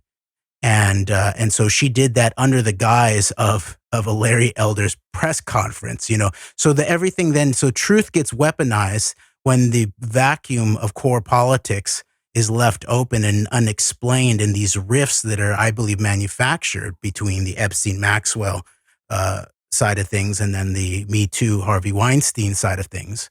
That vacuum can then be vultured upon and taken advantage of, and it disrupts the truth, I think. And we'll find out actually from what we'll read from, I think, that from Brad Edwards' book, that Harvey Weinstein is Epstein buddy. He's in the call logs from early 2000s. But you know who else is in the call log, and we'll find this out too, is David Boies, one time in 2005. But there's a whole interesting story here that we then have to unpack. And we will then also eventually get to unpacking Lisa Bloom. As Greg, you've dug up some resources about how outrageous, in the words of Dennis Ross, her role in all of this has been. So that I just wanted to lay out the framework here of what we're working to do. Yes, thank you for that. And to tie together a couple of loose ends from what was mentioned before, Bill Gates Sr. passed away in September of 2020 at the age of 94. So, and then one more thing, you mentioned the name John Frankenheimer, and it turns out he also was behind a movie in 1977 titled Black Sunday, which was about a plot to set off a bomb at the Super Bowl, which was based from the 1972 Munich Olympic attacks, which was, of course, a Palestinian, the official narrative, a Palestinian terror attack against 12 Israeli athletes at the 1972 Olympics. And the hero in the movie was an Israeli, so to stop this plot. So I just wanted to bring that up as well with relation to John Frankenheimer. I mean, very, very, very fascinating history, to say the least, and something that I think, something I think we'll be revisiting. We'll probably be going back to in the future. So I just wanted to bring that up as well. And so, Oh my gosh! all right. Man. So Well, I Greg, guess, thank you so much for bringing that. I totally forgot about that. We talked about that, and I had mentioned to you that when I was growing up, and I was a kid in the '80s, that we would go to the VHS, the movie store, the videotape store. And I remember the cover of that movie like so much. I never got it, never watched it. But I remember it was, it's like a picture of a blimp coming into a stadium, and it's about sort of Black Sunday, terrorism, and all of that, and had no clue until we actually read up on the background of Frankenheimer, that it's exactly as you said, that this is based on an alleged plot of Palestinian terrorism. And so when you then put that together with Munich and what's his name, the director, what's his name? Oh, we're still thinking of John Frankenheimer? No, of the E.T. director and Steven Spielberg, mega group, right? Steven Spielberg doing sort of like the follow-up film in some ways, like the deep political film, of the historical film of the Munich attack. And so now piecing it all back together again. See, then the connection to Frankenheimer, then his house, then going to the hands of Arnon Milchan, who, remember, his film Medusa Touch was also a prototypical, archetypal, early terrorism film, I think, right? Because on the cover of that is a plane flying into a building. Right. And so when you combine those two figures together, Frankenheimer's Black Sunday, Palestinian terrorism, and then I don't know the actual plot line to Milchan's Medusa Touch, but clearly in terms of the deep political anticipation, the long-term planning of the fixed point reference of a very likely Israeli military intelligence of what eventually it had been planned for the late 80s. There was some move to Israeli military intelligence to take over the World Trade Center in the late 80s. And then eventually the big wedding, as it was called, on September 11th, 2001. And remember Milchan again with the cover-up film there. Not only did he executive produce the cover-up film of the JFK assassination, Oliver Stone, in terms of JFK, but he also, I believe, was the producer of The Lone Gunman, I believe, in terms of the episode where remote control planes were going to be taken over by remote control and crashed into the World Trade Center, I think. Maybe it wasn't the World Trade. Maybe I think it was. But it was because the military-industrial complex had run out of enemies in the post-Cold War era. So I'm beginning to really see this connective tissue of the Hollywood ideation here of all the stuff, and then this Frankenheimer thing. Is it Frankheimer or Frankenheimer? It's Frankenheimer, right, Greg? It's Frankenheimer, yes. And I mean the entire and that opens up it's interesting because Hollywood's one of those areas we talk about destigmatizing some of these topics that we discuss, and that is one area that probably there's no probably about it, needs a lot of destigmatizing done. But the history, sometimes I think in this case it might be one of those the truth is stranger than fiction type of realities. But I don't even try to even claim to know the beginning of it. But it all, in a strange way, it all interconnects back to what we're talking about with, obviously, we're going to get into this topic of the Epstein lawyers and the high-powered defenses, and that includes, of course, one of the big, Hollywood moguls, Harvey Weinstein. So it all kind of interconnects in a way. So, all right. So let's set the scene for why the question of lawyers and what they do behind the scenes, potentially, and they don't tell you about, is important to understand by reading just a small section of Alan Dershowitz's book, guilt by accusation. Now, think about this too in terms of Epstein, Maxwell versus Me Too. Guilt by accusation, the challenge of proving innocence in the age of #MeToo by Alan Dershowitz. All right, so that is interesting. Okay.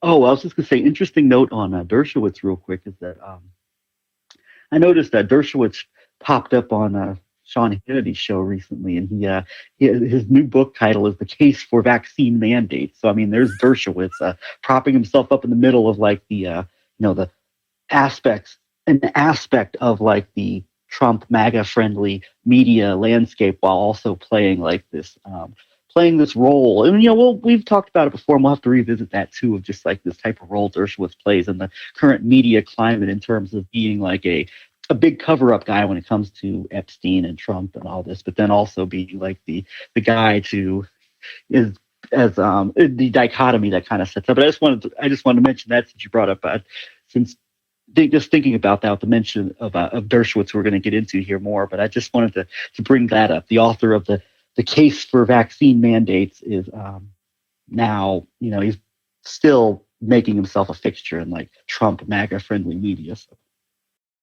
And Greg, I just found out that Dershowitz is about to launch a live video podcast on Rumble. So not only does he have this massive access to the mainstream media via Fox News, but he's also being propped up by the so-called alternative platforms like Rumble. So that's pretty interesting. I'm sure Senator Rand Paul will resign in protest from Rumble out of outrage of Alan Dershowitz joining, correct?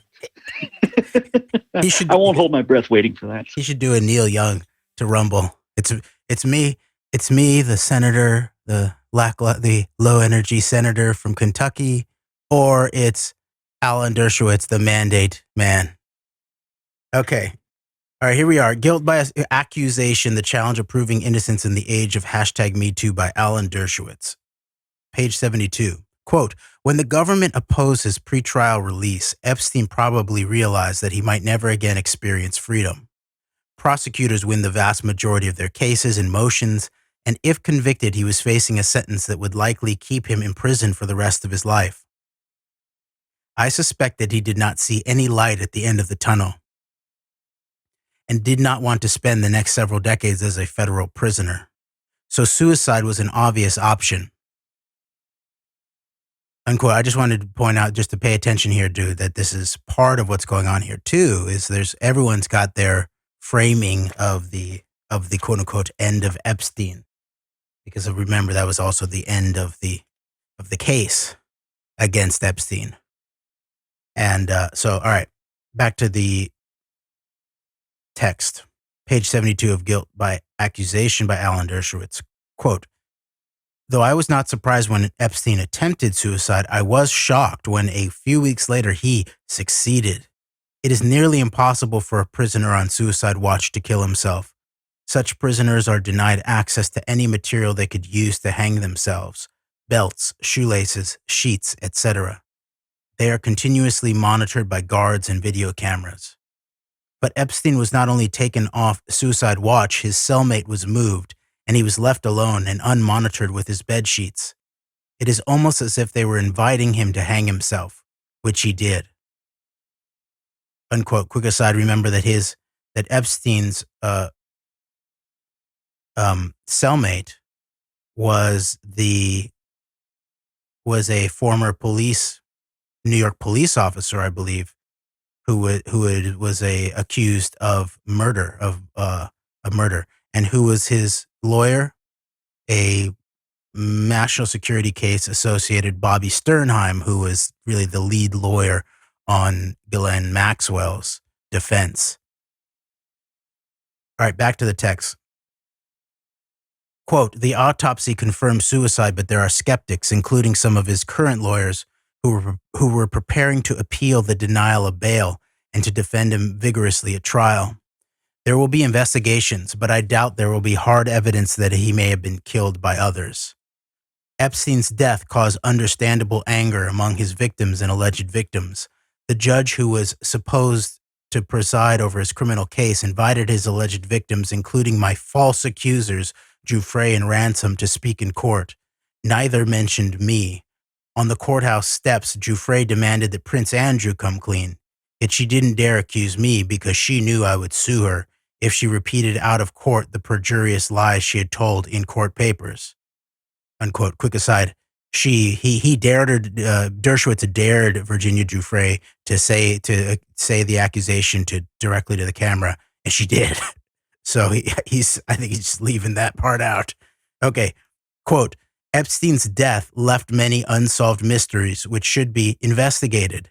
At the center of these mysteries is Leslie Wexner. Wexner's business relationship, he emphasizes business in the word there, okay? Quote, Wexner's business relationships with Epstein have received considerable attention, but there's been little coverage of their long-term personal relationships and the accusations made by Giuffre that Wexner had sex with her and perhaps others.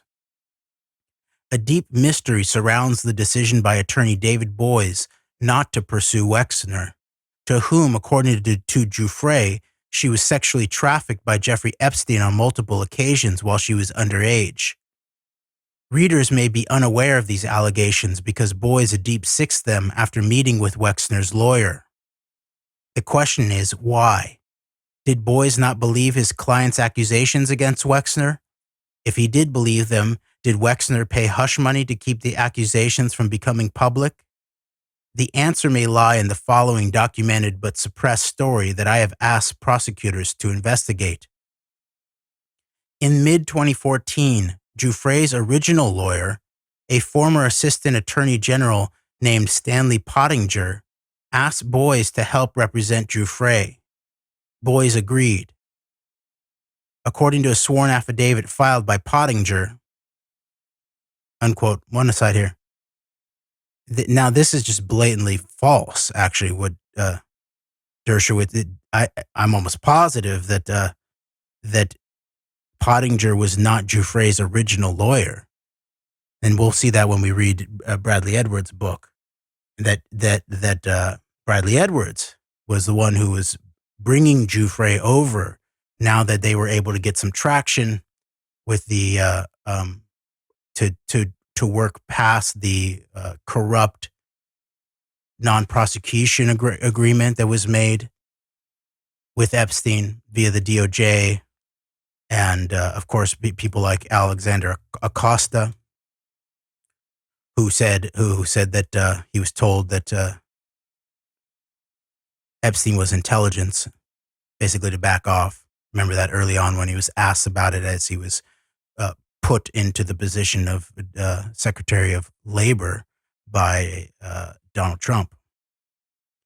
So it's interesting that Dershowitz says that, claims that Stanley Pottinger is Giuffre's original lawyer. All right, back to the text. Page 73 of Guilt by Accusation by Alan Dershowitz. Now, this is a quote. Quote, according to a sworn affidavit filed by Pottinger, quote, in the fall of 2014, I asked Mr. Boies if the firm represented or if he knew Mr. Leslie Wexner. I told him that in the course of investigating facts related to Mr. Epstein's sex trafficking, Mr. Wexner had been identified as a close business associate and personal friend of Mr. Epstein. I told Mr. Boies that there were assertions that Mr. Wexner had permitted Mr. Epstein to use and entertain on Mr. Wexner's yacht, and that Mr. Wexner was alleged to have had sex with one or more of Mr. Epstein's girls, including Miss Giuffre. Emphasis added.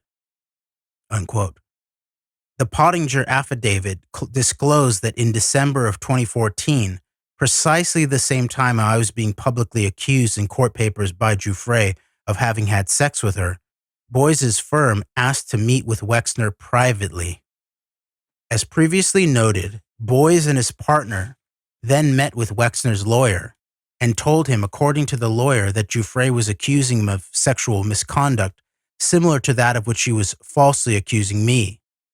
As I've said, both Wexner's wife and his lawyer used the word quote-unquote shakedown when telling me about Boies' approach to Wexner. They also said the accusations were untrue. We don't know precisely what transpired at the secret meeting, but we do know from the records of the case that following the meeting, Wexner's name disappeared from court filings, and no public accusation of the kind made against me was ever leveled against Wexner by Boies or his client. In the recently unsealed deposition of Jeffrey taken in 2016, she accuses many prominent figures of having sex with her, but not Wexner, though she had early accused him in secret. Wexner's disappearance from the Epstein case is surprising, indeed shocking, in light of Wexner's wealth and long-term personal and business associations with Epstein. Maria Farmer, whose credibility is questionable, has sworn that she was assaulted by Epstein on Wexner's property. After Wexner hired her to work with him, and that, quote, Wexner's security staff refused to let her leave the property, unquote, where she was, quote, held against her will for 12 hours, unquote. As I have repeatedly said, the accusations against me, which were deliberately made public, are refuted by the evidence. Yet they were deliberately made in publicly filed court documents and then leaked to the press in order to gain maximum publicity. Just as these accusations became headline news, Wexner was approached privately with similar accusations. The timing does not appear to be coincidental. It would be commendable if Boies had indeed met with Wexner's lawyers in order to, quote, thoroughly investigate, unquote, the accusations, as the Pottinger affidavit claims. If Wexner's lawyers persuaded Boies that his client was lying about having sex with Wexner, that would be a good explanation for why they would not, thereafter, have publicly accused Wexner. But it doesn't explain why they continued to publicly accuse me after concluding that the very woman who accused me, the same one who accused Wexner, was a liar, who made up a similar false story about another prominent man. If, on the other hand, Boies believed that Jeffrey was telling the truth about Wexner, why would he possibly have allowed this prominent multi-billionaire to get away with having repeatedly abused his quote-unquote underage client? Boies sued Ghislaine Maxwell and Epstein on behalf of his clients and received generous settlements from which he received contingency fees. Now Jeffrey is suing me, as I will describe in the chapter 12. Why did he let the mega wealthiest person most closely connected to Epstein off the hook? Did money change hands? There is no third possibility. Either Boies concluded that Jeffrey was lying about Wexner, in which case she should not be believed about me, or he concluded that she was telling the truth about Wexner, in which case Boies has to explain why he covered up this billionaire's serious crimes against his client. It is, of course, logically possible that Jeffrey was lying about Wexner, as well as the Gores, Clinton, her age, and other issues, but telling the truth about me. I just love that every possible scenario has Dershowitz as the biggest victim. Yeah.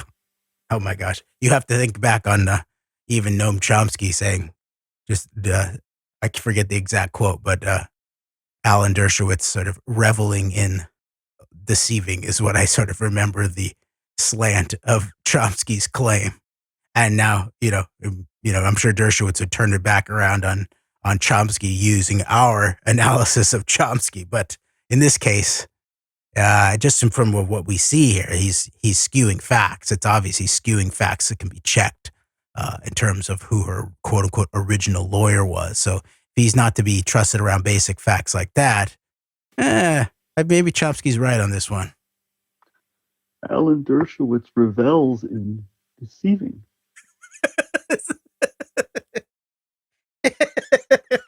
Jeez, dude. All right.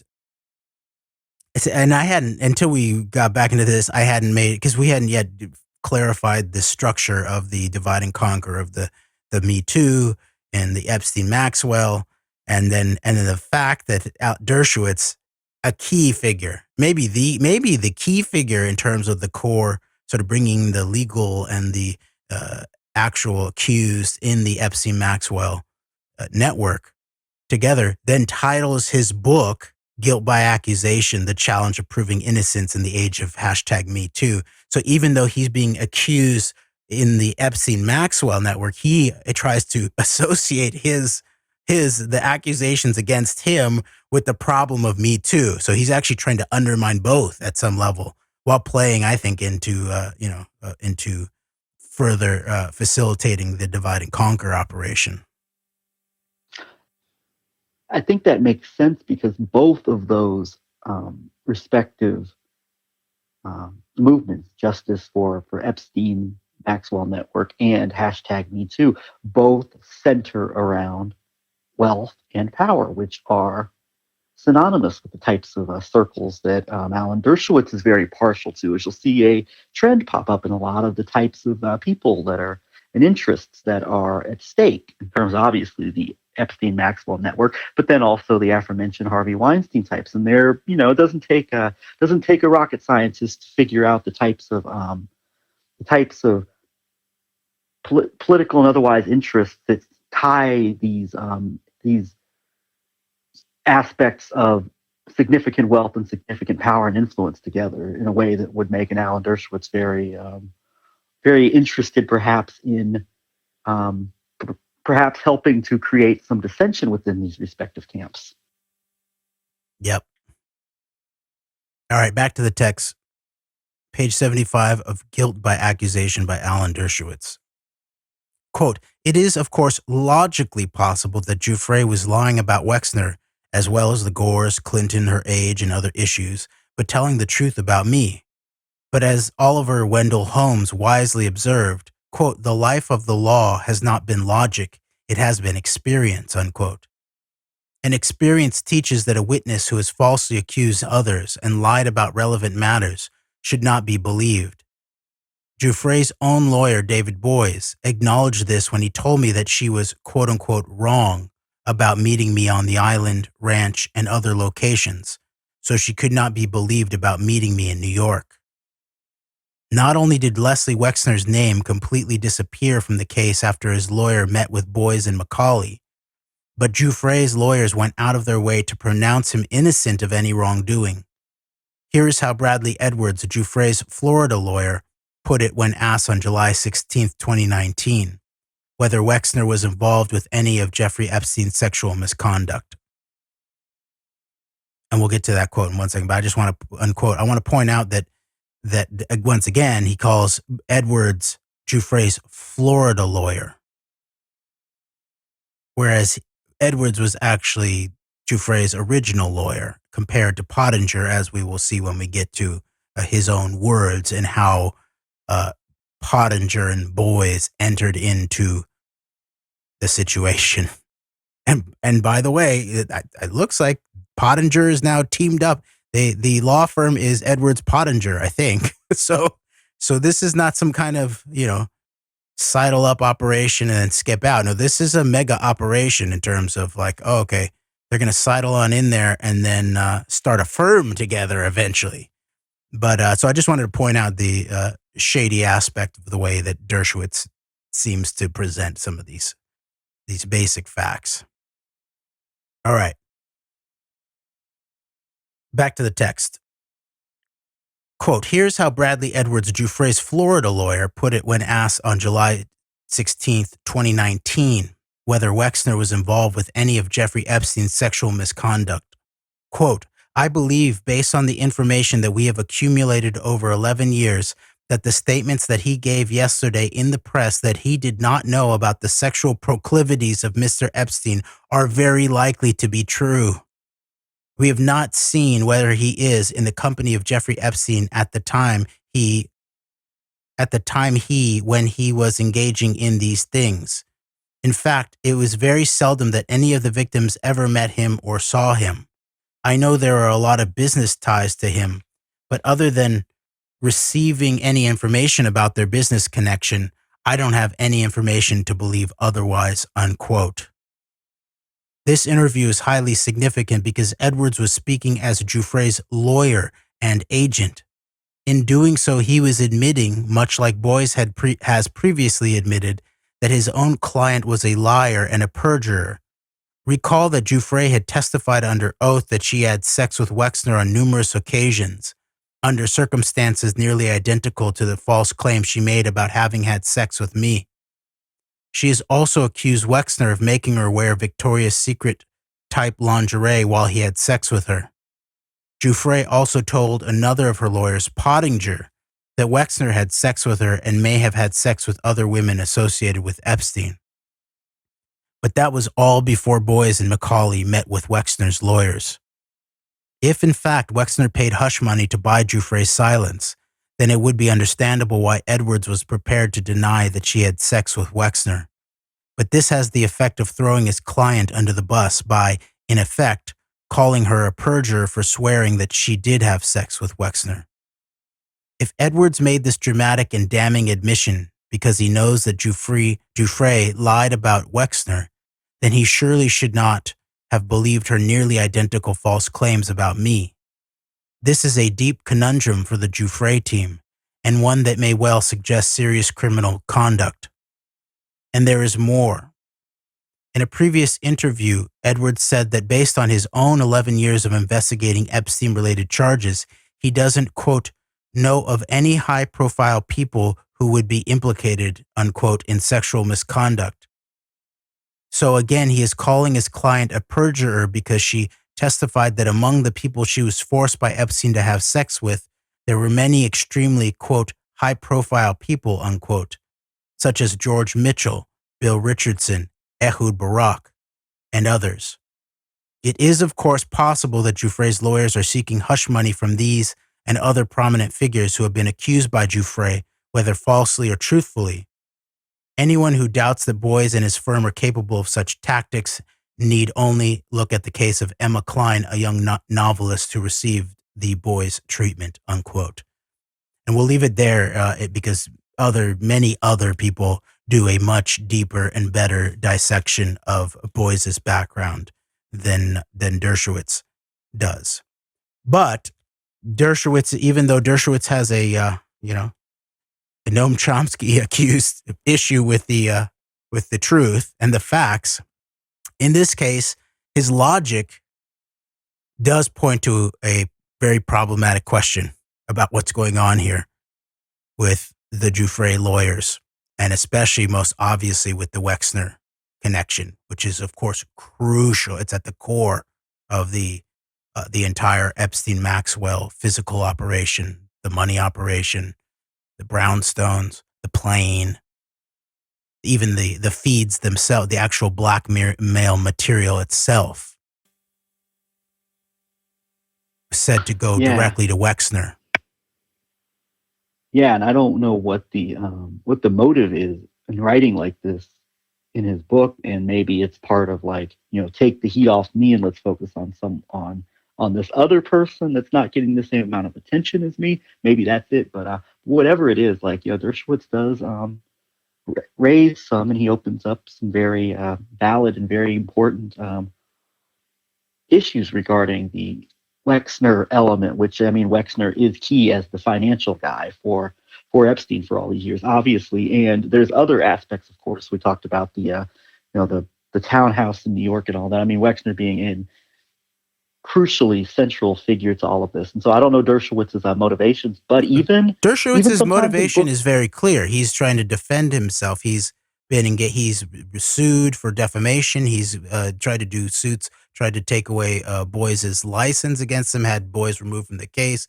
I think he's tried to go after Giuffre herself.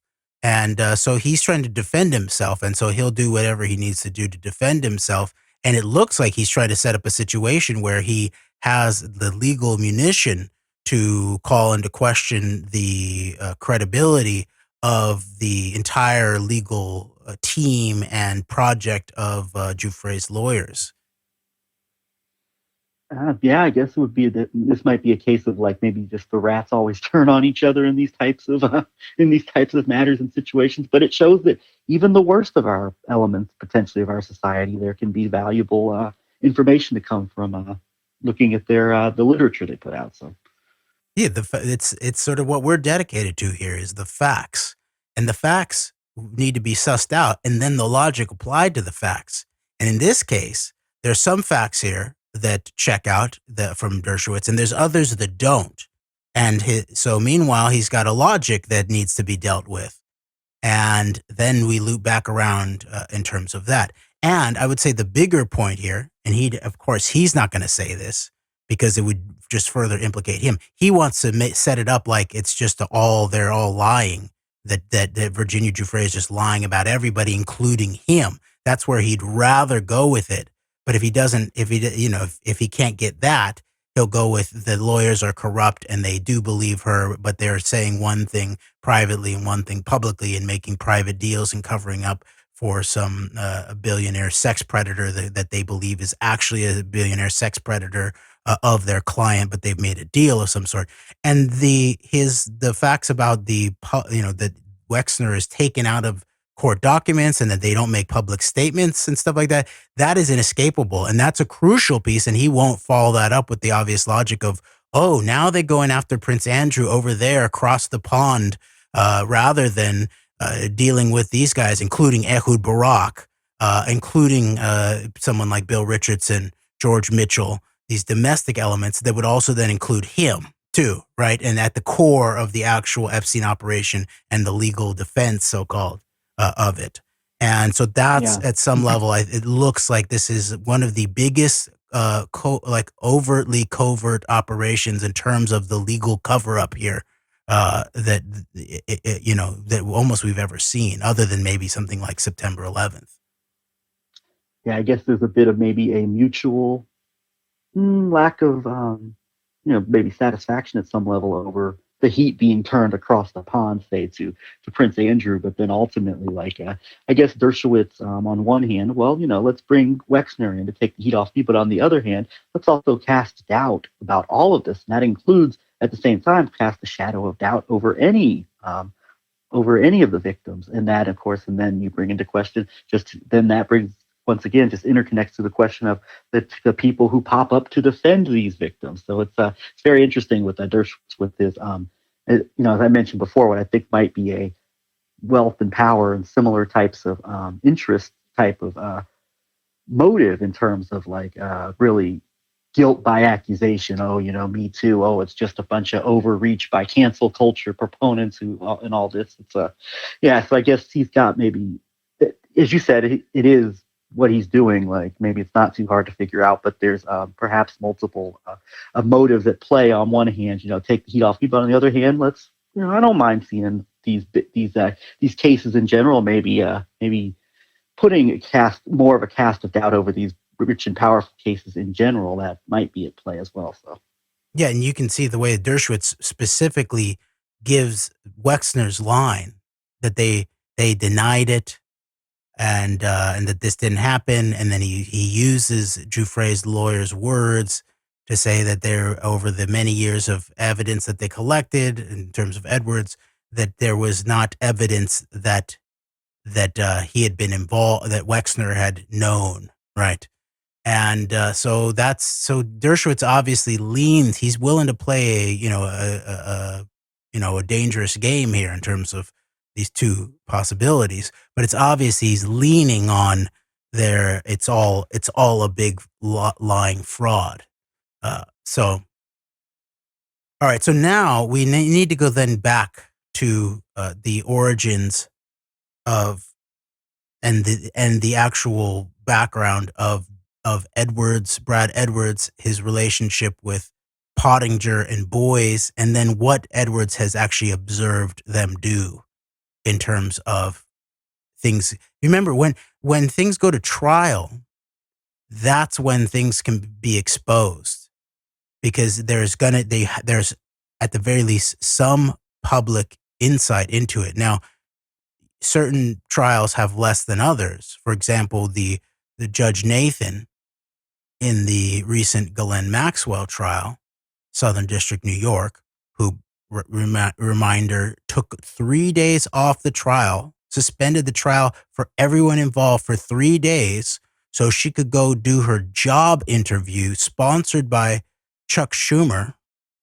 who, by the way, I want to point out again, there's this keeps being these weird Trump tie-ins to all of these sort of key character Trump tie-ins here. We won't go deep into it, But if you look at Pottinger, Stan Pottinger, who's the father in this case, and the Edwards linked lawyer and Boies linked lawyer for Giuffre, and the background in the Nixon Department of Justice, so-called civil rights division. And I just wanted to point out that the missing thought that I had before was that the reason why Pottinger's position in the government at that time was so important was because what was being revealed in relationship to the CIA's family jewels was these domestic programs that were the CIA in its charter was not allowed to operate domestically. And these kinds of programs were so obviously civil rights violations. So there had to be a massive cover-up at that point, and it would be tied directly into something like civil rights, to DOJ civil rights. And who's there? Stan Pottinger. Now what Alan Dershowitz calls as Virginia Giuffre, the main really Epstein victim, with the cases still going, and the most public Epstein Maxwell victim, her quote unquote original lawyer, as Dershowitz calls it.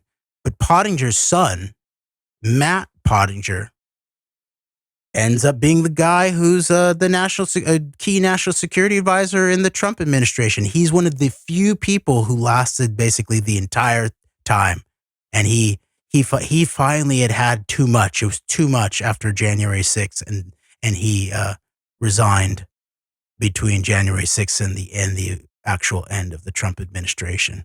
And he played a key role in the quote unquote flub up the mass murder response, really, the mass homicidaire quote unquote response of the Trump administration to COVID-19.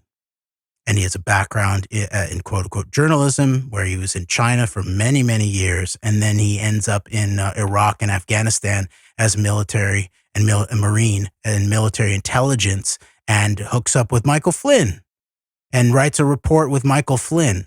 And then he's ends up in this key national security advisor position, lasting the entirety through this very consequential Trump administration, and especially with a key role in the quote unquote COVID-19 quote unquote response.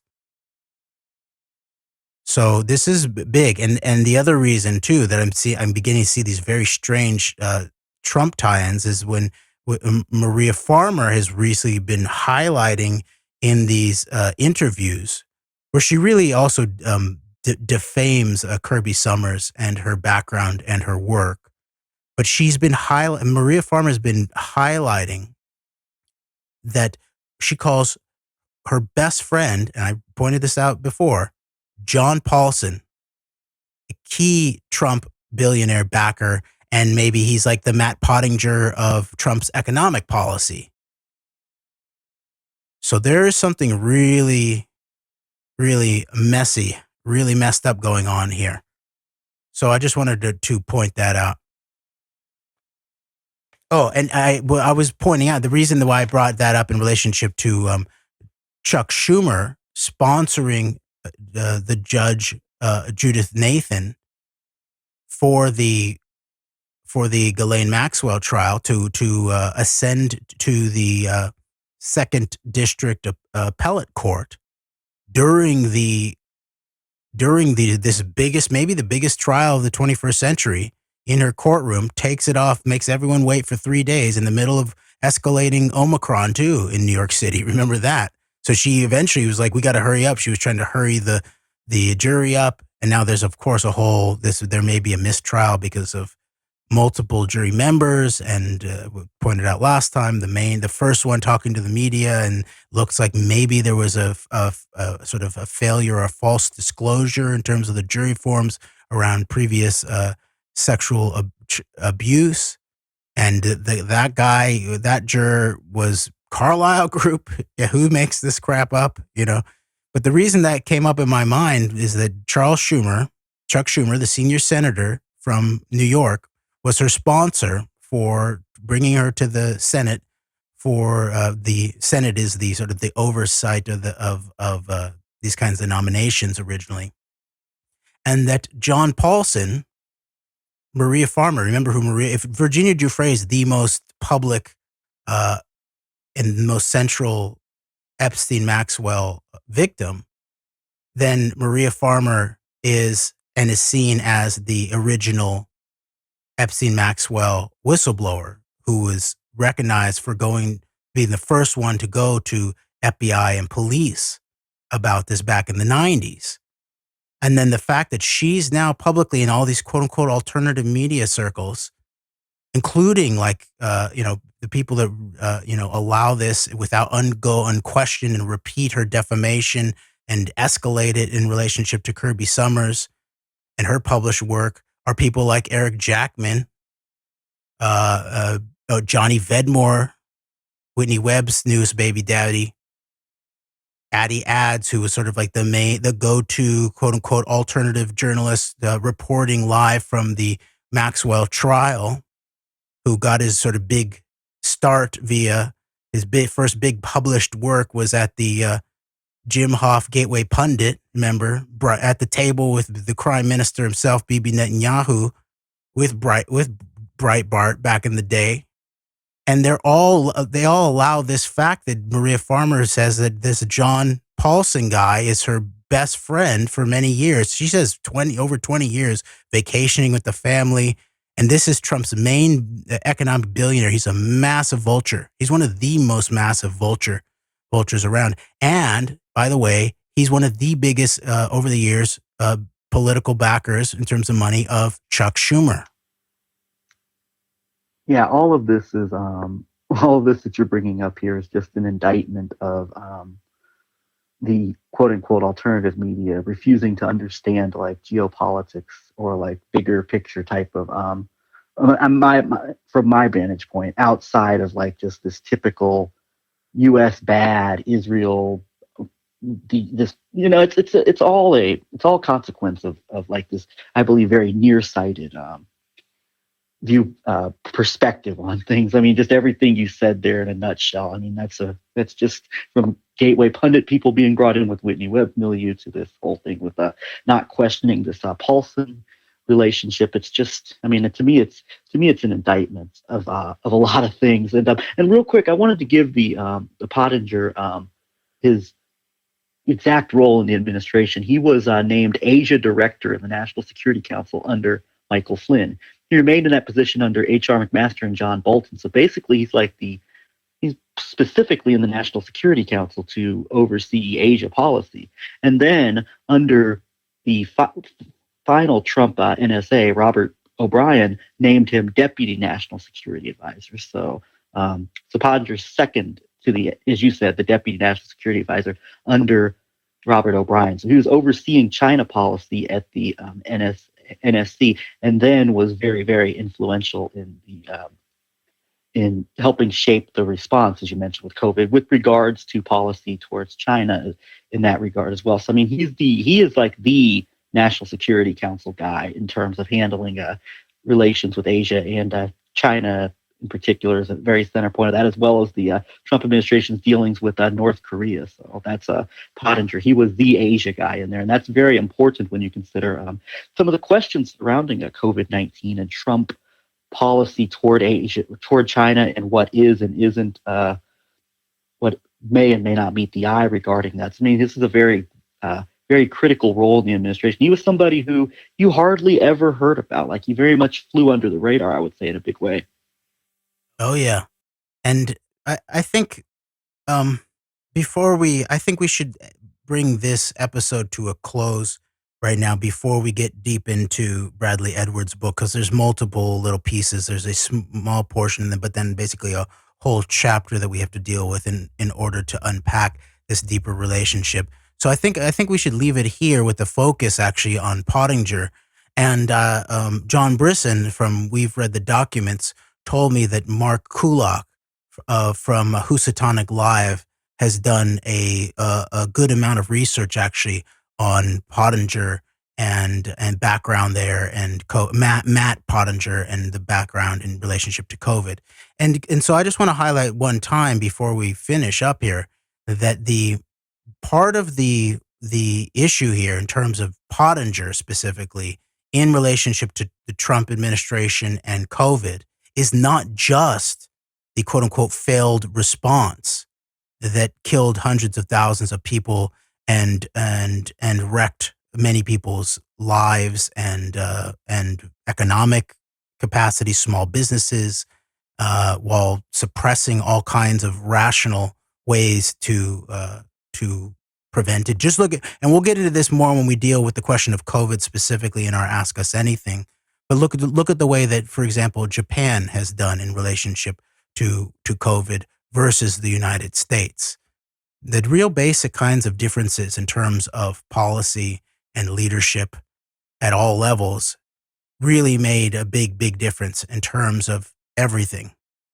Human lives, the impact on human lives, and the society and the economy more generally.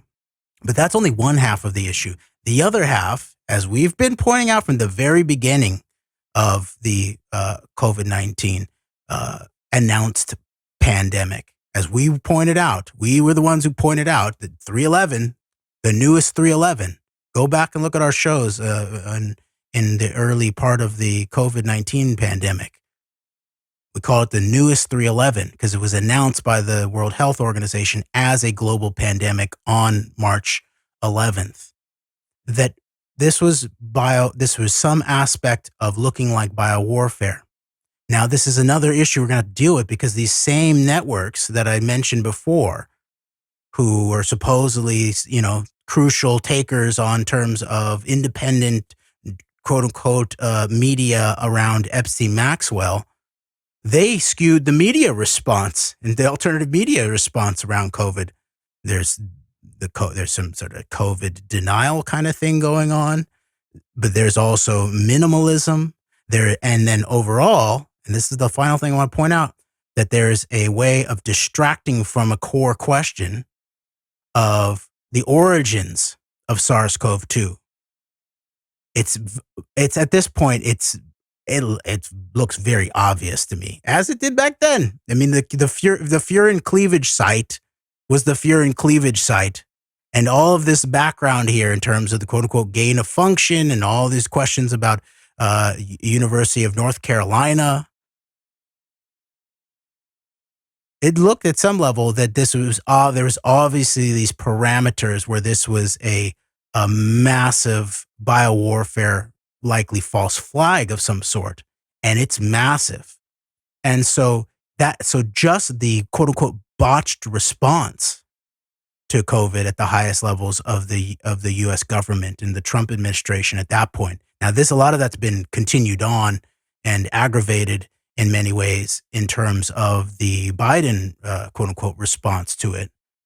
But we'll get into all of that when we do our actual Ask Us Anything response around COVID specifically.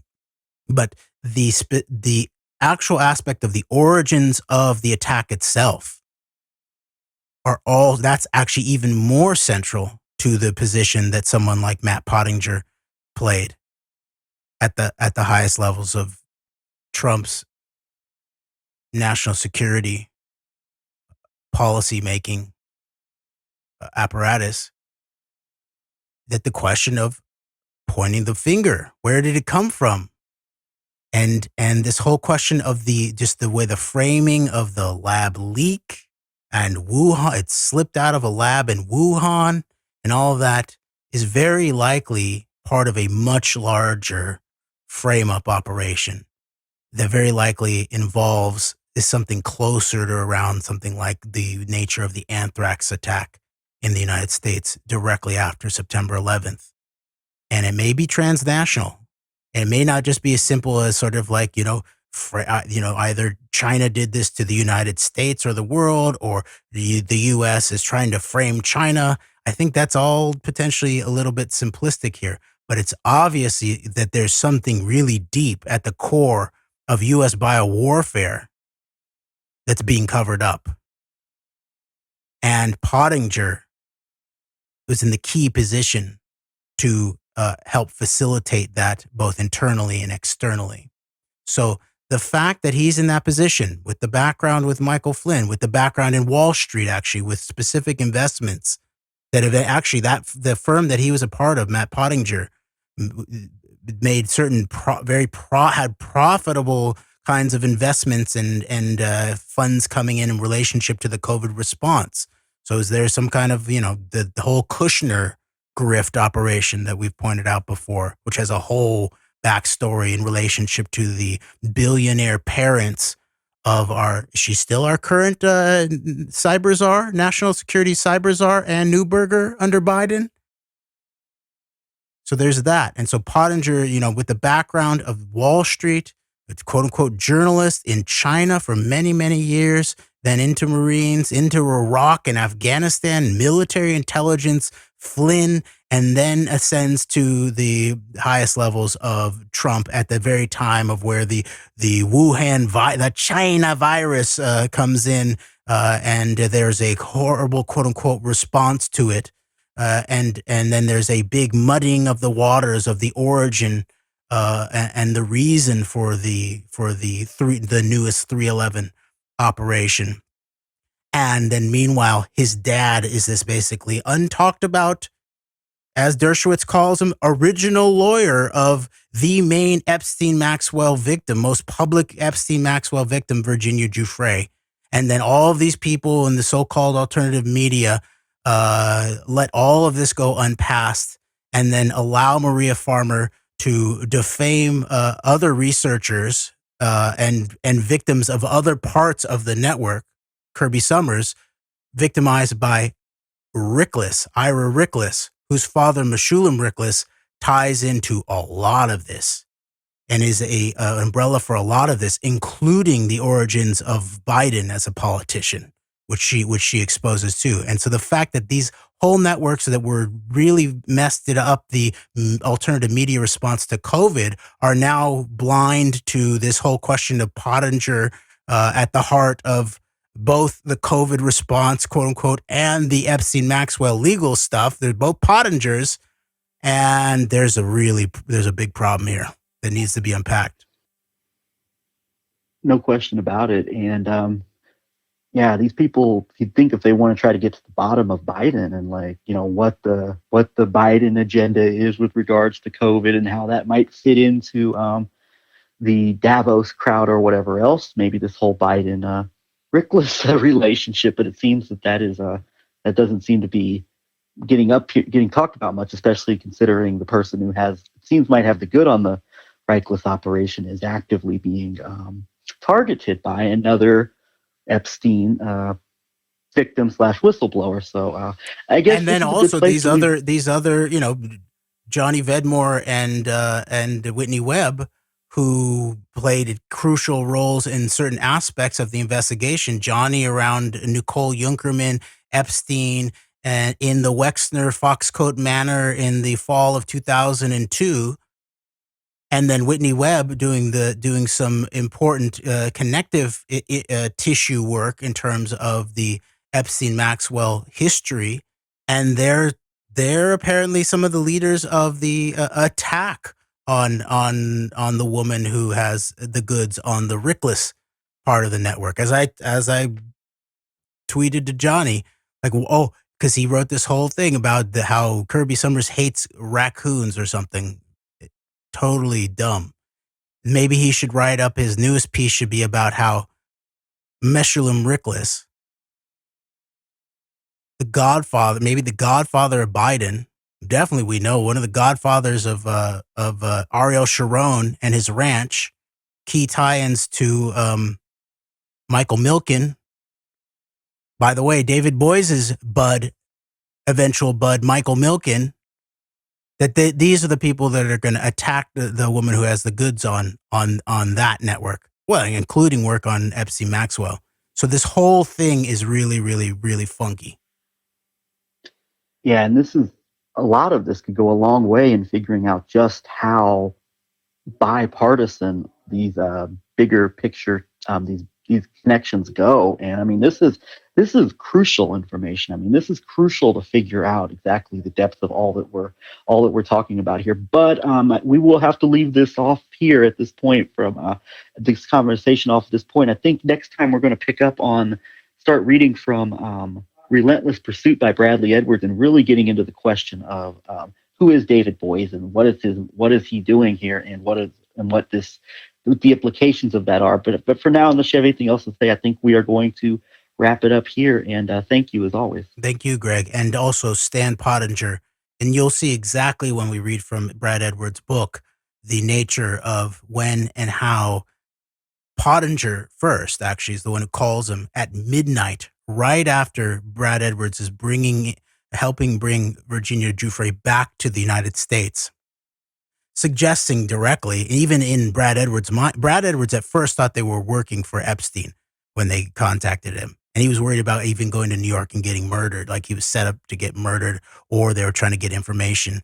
But then somehow he just ends up working. But you'll see exactly in his own words all about it. But it's Pottinger, Stan Pottinger, midnight, calling him right after suggesting that they had some kind of inside knowledge that Virginia Giuffre was now in the country. And so we'll unpack that arc of the history here and then move into this question of who is David Boies? What does all that mean? Lisa Bloom, what does all that mean? And then a little bit more on Stan Pottinger and what all that might mean. So, all right. Thank you, Greg. Thank you, everybody, for hanging with us and supporting us. We appreciate you. So, till next time, AnteDote, we are out. Okay, we are now entering into part 4 of our, I guess, revisiting Epstein, Maxwell, certain aspects of the case and cover-up. And we're going to pick up where we left off. We are going to be reading from Relentless Pursuit, My Fight for the Victims of Jeffrey Epstein by Bradley Edwards. We're going to be reading from chapter 26, correct? Yes, correct.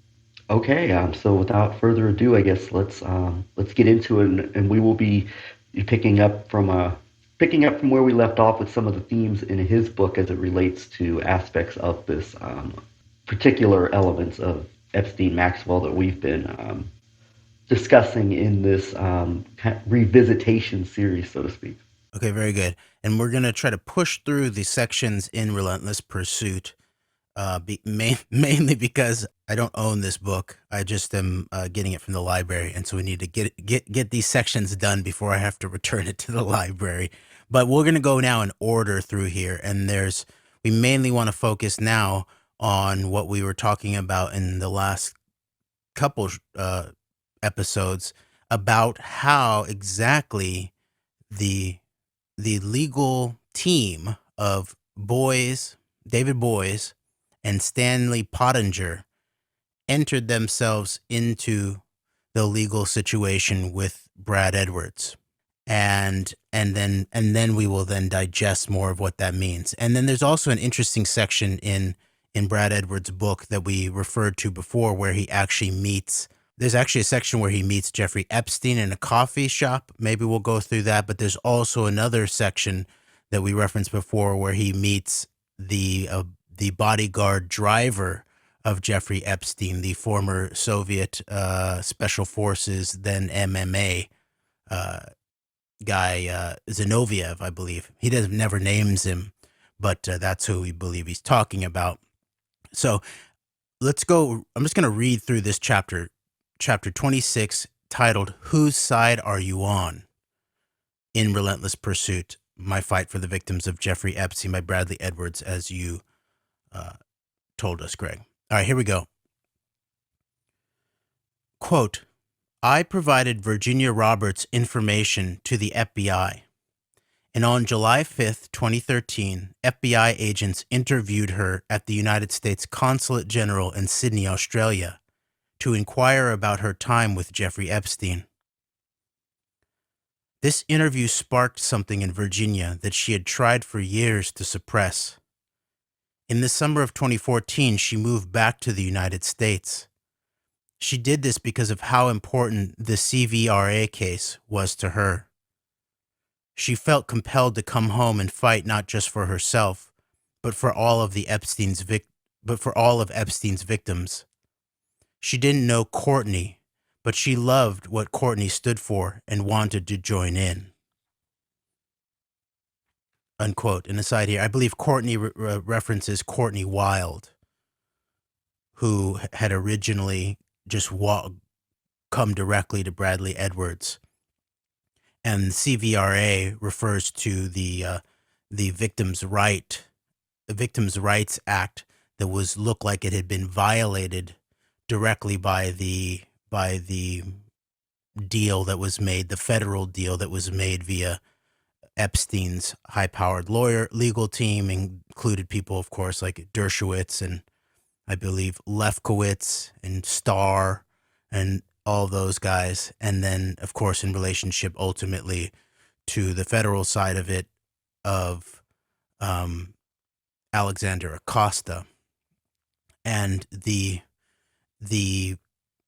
what had happened was that it looked like that this act that gave victims the right to know what was going on, at the very least, if not have input in relationship to certain charging decisions, at the very least knowledge of these charging decisions that were being made by the prosecutors in relationship to their accused abuser, had been bypassed. And so that's what's being referred to here. Okay, we're on page 188 of Relentless Pursuit by Bradley Edwards. Quote, in addition to becoming a force in the CVRA case, Virginia wanted to see Epstein criminally prosecuted. Since she was a victim in many other jurisdictions, prosecution seemed like a reasonable goal given the extent of the crimes that had been committed against her. Remember, she had unique, often eyewitness information about how widespread Epstein's crimes really were. She came to America with her family for the sole purpose of continuing her crusade to bring her perpetrators to justice and help other similarly situated crime victims in any way that she could. When she arrived, we met to discuss how best to go about achieving her goals. Unquote. I just want to explain that the phrase similarly situated is actually legal terminology, that especially in relationship to things like civil rights. So, for example, in First Amendment cases, some of the current case law around the First Amendment constitutionality of civil lawsuits, which is under the 14th Amendment, actually, which is very interesting because it goes back to the collaboration in the post-Civil War South between the Ku Klux Klan and local authorities, police authorities, maybe state authorities, and how they were working in some type of collusion or conspiracy to violate the equal rights of, especially in those in that time and place context of African Americans, post-slavery African Americans. And so this is what the large majority of civil rights lawsuits are based upon the 14th Amendment. Section 1983 is the nature of that. And those kinds of cases now there are issues in relationship to things like qualified immunity that such state actors like police have in relationship to their official work. So if they violate someone's rights, but it's in the midst of pursuing something that looks like it is actually within their rights in terms of a police officer, for example, they can use that to immunize themselves in relationship to someone who's accusing them of civil rights abuse. And the First Amendment is where I'm most familiar with it.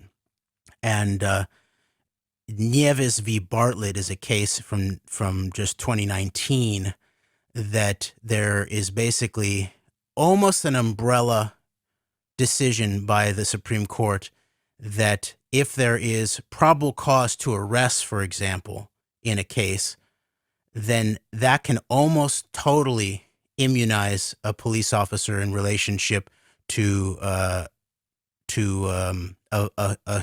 First Amendment violation of speech or press or assembly, religious rights.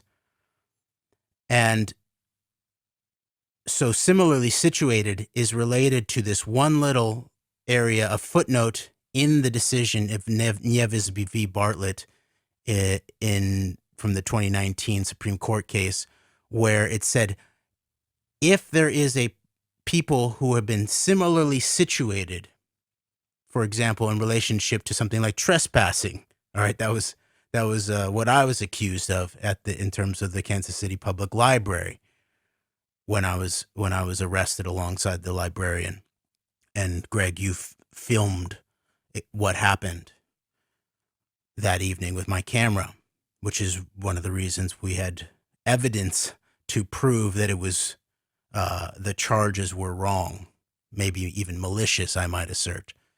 But they say then, if there were people who were similarly situated, let's say, who could, and the nature of the allegation can not only have to be probable cause, which is that there's some beyond reasonable suspicion for reason of arrest, that you can also have arguable probable cause, that the probable cause to arrest didn't actually exist, but after the fact, you could look back at the entirety of the situation and a reasonable police officer could imagine that there was probable cause to arrest. And so this is an issue that relates to the idea of a class of similarly situated individuals who may have had there been arguable probable cause for arrest, but they were not arrested because of a difference in either speech, perspective, viewpoint, that's a viewpoint discrimination, press, those kinds of things. So I just want to point out that similarly situated is terminology for civil rights claims. So that's what he's referring to, that there's a bunch of other victims that are similarly situated to Virginia Roberts at that point, that she wanted, that was part of the reason why she was deeply involved in this case against Epstein, and then also eventually Maxwell, and now also Andrew. And so that this points out that her motivation for these legal fights, for even being willing to come back to the country that she fled from in order to extricate herself and to keep herself safe from the Epstein-Maxwell network that had abused her and trafficked her internationally, that the reason why she was willing to come back to the country was because of her commitment to those who were similarly situated and had their rights, their civil rights, their human rights abused by this network. And that she was interested not just in a civil suit where basically the most that can happen is you get some monetary restitution. Maybe in some rare cases, you can get some kind of apology or a public statement. And in very, very rare situations, you get something like an injunction or the push on a certain kind of public institution to not do something. In the case of things like civil rights abuses by police, that can then be shown to be not just the individual, but have been sponsored or credibly overseen or backed by the police institution itself or something like that. So I just want to point that out, that this is evidence, big evidence of the intent of Virginia then Roberts to pursue this case in relationship to these lawyers, that she was not just seeking her own payout or her own just sort of sense of personal justice. She was intent on pushing for the wider group of similarly situated victims in relationship to Epstein Maxwell, while also working to use her civil pursuit to force the actual criminal cases against this network who abused her. All right, so that I just wanted to point that out. All right, back to the text. We are at the bottom of page 188 of Relentless Pursuit by Bradley J. Edwards. Okay, quote, we just said, when she arrived, we met to discuss how best to go about achieving her goals. Shortly after our meeting, I received an entirely unexpected telephone call. I was at home in bed at 11:30 on a Friday night when my phone rang. As soon as I said hello, the voice on the other end went into a wind-up that eventually became familiar. Quote, let me introduce myself, unquote, the caller said. Quote, my name is Stan Pottinger. I'm sure you get a lot of crazy calls about this subject matter, Jeffrey Epstein, but hear me out. I have a civil rights practice in New York. Before that, I was the Assistant Attorney General for the Civil Rights Division at the Justice Department in Washington. In addition to my own current work, I sometimes work on cases with David Boies. I'd been contacted to represent one of the victims of Jeffrey Epstein and have told David about it. We understand that you're the expert and we don't want to reinvent the wheel. I'm calling to see if it makes sense to work together, unquote. I asked him whether he represented a client who was victimized in New York or in Florida, and he told me Florida. I then told him I would keep it in confidence, but if he said the name of the victim, I would probably know her situation. When he identified the victim, I walked out on the balcony of my room and explained, quote, I'm not sure where you got your case from, but you have a problem. Your client was represented in the previous underlying litigation, and while she may not have liked her attorney, not me, or the representation she received, I know for a fact that she signed a settlement agreement with Jeffrey Epstein already, unquote. Stan explained that this was not his understanding, but he would check it out and get back to me the next day. His call set off a bunch of suspicions for me that something was wrong. Sure enough, I got a call from him around the same time the next night. I must have forgotten to tell him that midnight on a weekend was not my preferred time to talk, but I stayed on the line. This time, his approach was slightly different. In the past 24 hours, he said, he had confirmed what I had told him. He felt confident that I knew all the characters involved here, and if he was going to get involved in any of this litigation, working with me was probably the best way for him and his colleagues to go. I didn't know Stan, but I knew David Boies by reputation, and found the thought of working with him intriguing. He was actually one of the lawyers who had unknowingly helped to shape my legal career. When I returned to Florida from my time studying abroad in the Czech Republic, after my first year of law school, I had 3 weeks to kill before going back for my second year. My dad hooked me up with a law firm clerkship through a fishing buddy of his who was an admiralty lawyer in Jacksonville. Having hired me only as a favor, the firm made it clear to me on my first day that, considering my lack of skills, they had no use for me. But wanting to help me out, they asked what kind of law I wanted to practice. I told them I wanted to be a trial lawyer. They told me there was a guy trying a case down the street for the next 3 weeks and said they would pay me if I wanted to go to court and watch him. I went to the trial and sat in the back of a Jacksonville courtroom that was filled with stacks of bankers' boxes. David Boies represented an electricity company called Florida Power and Light, which was in a contract dispute. I was the first person to arrive at the courtroom every day and watched everything he did for 3 weeks. I still remember a few things about that trial. Boies' cross-examinations were very short, with a clear point to every question. I also remember a tactic he used repeatedly.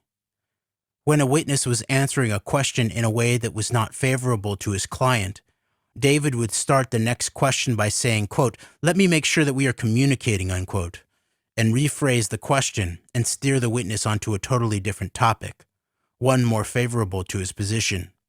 It was brilliant. I stole that device, among other things, from David's style. Watching how he took over the courtroom solidified my view that this was exactly the type of lawyer I wanted to be. I told David this story 15 years later, thinking he would be able to put a face to this person who was sitting in the back of the courtroom every day and say, quote, "Oh yeah, I remember you too," unquote. He had absolutely no recollection of me, although he certainly remembered the case. I had to go back to law school before the trial was over, but apparently he lost. In any event, I found it cool that now, years later, maybe he wanted my help. Unquote. I just want to point out a couple things here, real briefly. One is the tactic that Stan Pottinger apparently uses to enter into this conversation with Brad Edwards. And Edwards is immediately thinks something's wrong. He doesn't say what exactly he thinks is wrong, but it seems suspicious that these high-powered lawyers, these are some of the most experienced lawyers out there. Stan Pottinger, who was in the DOJ decades earlier, under Nixon, Civil Rights Division, right around the time of the release of the CIA family jewels. Also at the time of the moving towards the Watergate. And as we talked about before, he's the one who's said to have known the identity of Deep Throat for decades. The only one, supposedly, and then eventually he then discloses it. And then there's David Boies, who has this long. He's seen by all as one of the most effective trial lawyers around, and for them to then sort of not have vetted the nature of this quote unquote client that had approached them, and that they didn't know that the client had already been covered in a previous settlement or something like that, it makes it seem suspicious about the way that they entered into this conversation and ultimately close working relationship with Bradley Edwards. That's one thing. The second thing is, it's very interesting that Bradley Edwards just very quickly glosses over the fact that he was studying abroad in the Czech Republic after his first year of law school. That's interesting. I mean, that seems out of the ordinary for a place for a after a first year of law school. So that sounds, and I don't know exactly the timing of this, but we've talked about the Czech Republic, that point Czechoslovakia background that of Donald Trump's first wife, Ivana, and how there were at that point KGB tie-ins in relationship to intelligence of keeping an eye via Ivana and her family in relationship to this long-term Russian intelligence cultivar, Donald Trump, who ultimately really becomes a made man of the global Russian intelligence services and deep state, especially via the mob, the Russian mob, and how much money of theirs he ultimately ended up laundering, but also these direct trips, that he took with his buddies to Moscow, and all of that, all the way on through to his purchased home down in Florida, being purchased by a key Russian sphere oligarch, Dmitry Rybolovlev, for double the money, and him at the time allegedly now joking to Michael Cohen that he saw this as a gift from Vladimir Putin. Okay, so this is a little strange fact here that I don't know exactly what to do with. I just wanted to note that. Yeah, I would, to follow up on that, I would say that it is interesting because, and we've talked about this among ourselves, Brad Edwards was key to putting out there the narrative. It was picked up by nefarious, I would say, sources such as the Gateway pundit. Brad Edwards claimed that Trump cooperated with authorities and actually helped the investigation, which it looks like, it appears, at least from Bradley Edwards' vantage point, is likely true. But at the same time, you throw something like that in there, and it makes you wonder a little bit regarding that history of, even if it's nothing, it just makes you wonder, as you said, like, to where you kind of have to at least point something like this out. And the other thing is, it sounded to me like Pottinger and Boies kind of get their way into Edwards, if I were taking his story at face value, almost a little bit of flattery here, whereas like it's flattering and incredible. It's like this great feeling for Brad Edwards to believe that David Boies, who's like this guy who had this such influence on his career, like might need his help now. So I wonder, I don't know if that was if we're taking the story at face value here, I don't know if that's a knowing tactic, but it seems like flattery and charm might have been at play in terms of like, oh my gosh, I get to be of assistance to this man who shaped my career. So I picked up on that as well. Yes, very much so, Greg. I think you're exactly right that they're playing a mind game of some level. They're trying to play both, like flattering to him while also at some level playing sort of like hard to get, while Pottinger is floating David Boies as this kind of early hero and sort of unknown mentor to Bradley Edwards. And Bradley Edwards, this sort of small, at that point, sort of semi-small time lawyer down in Florida, is getting the opportunity to work with these guys from the heart of big law, in terms of DC and New York, and these guys who have big reputations. So the combination there really begins to look exactly like an intelligence operation, really, to me, in terms of what we've talked about of the way that assets are cultivated, even someone like the way Donald Trump was cultivated, this idea of mice, of money, ideology, corruption or compromise, and ego, right? And everybody has their different point where they can be massaged or worked. And so we're definitely seeing that there. So that's cool that you picked up on that, Greg. All right, back to the text. We're now on the top of page 191 of Relentless Pursuit, My Fight for the Victims of Jeffrey Epstein by Bradley J. Edwards, in chapter 26, titled, very interestingly, Whose Side Are You On? Okay. Quote, on our second late night call, Stan thanked me for my help and told me that if anything ever came up, he would like to work with me, and said David Boies would too. He then asked me if I had anything else in the works against Epstein. So I told him a little bit about the current status of the CVRA case. This led to a long conversation about the breadth of the criminal enterprise headed by Jeffrey Epstein and my ultimate goal to overturn Epstein's non-prosecution agreement with the feds. He then reminded me that he was the former U.S. Assistant Attorney General and that David and his law firm were well regarded by the U.S. Attorney's Office in New York and around the country. He said, quote, what you're doing is admirable. Your goal is to get Epstein prosecuted. But rather than try to undo this bad deal, unquote, referring to the NPA, quote, isn't there anyone you represent who has traveled on Epstein's plane or been abused at any of his other locations, unquote? I found the question unnerving, especially given the timing of his call and my current talks with Virginia. I'm admittedly quick to be suspicious, but my mind was racing. The logic stacking up at that moment was simple.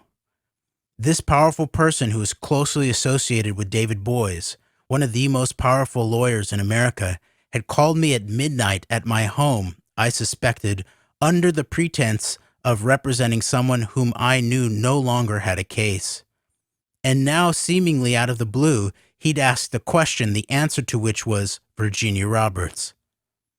Hardly anyone knew that she was in the United States, and they certainly didn't know that I was talking to her. What were these two guys up to?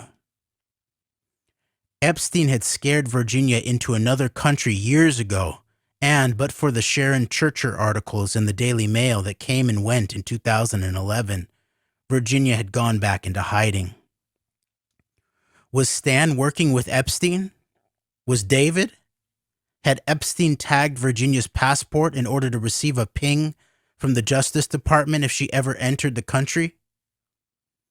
Despite these thoughts, which were a bit frantic, I told Stan that I had recently been contacted by Virginia Roberts and divulged parts of her story that had already been made public, but nothing else.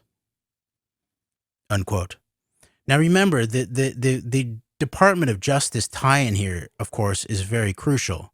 And like I pointed out in our previous episodes, this apparent knowledge that's being implied here by Stan Pottinger to Bradley Edwards in his second phone call, inappropriately late and timed, where he apparently knows that Edwards is not only working with Virginia Roberts, but is also working with her as she comes back in the country, and that she's been on the airplane on the Lolita Express and trafficked at different locations. And remember, the reporting that Epstein's vehicles, his plane actually, there was something in relationship to having a State Department license number of some sort, right? Also related to DynCorp, I believe. And so this question of whether there was a tag on Virginia's passport is what Brad Edwards is, racing through in his mind. Is he's heading in the right direction. But as you'll see, he just never quite goes all the way there.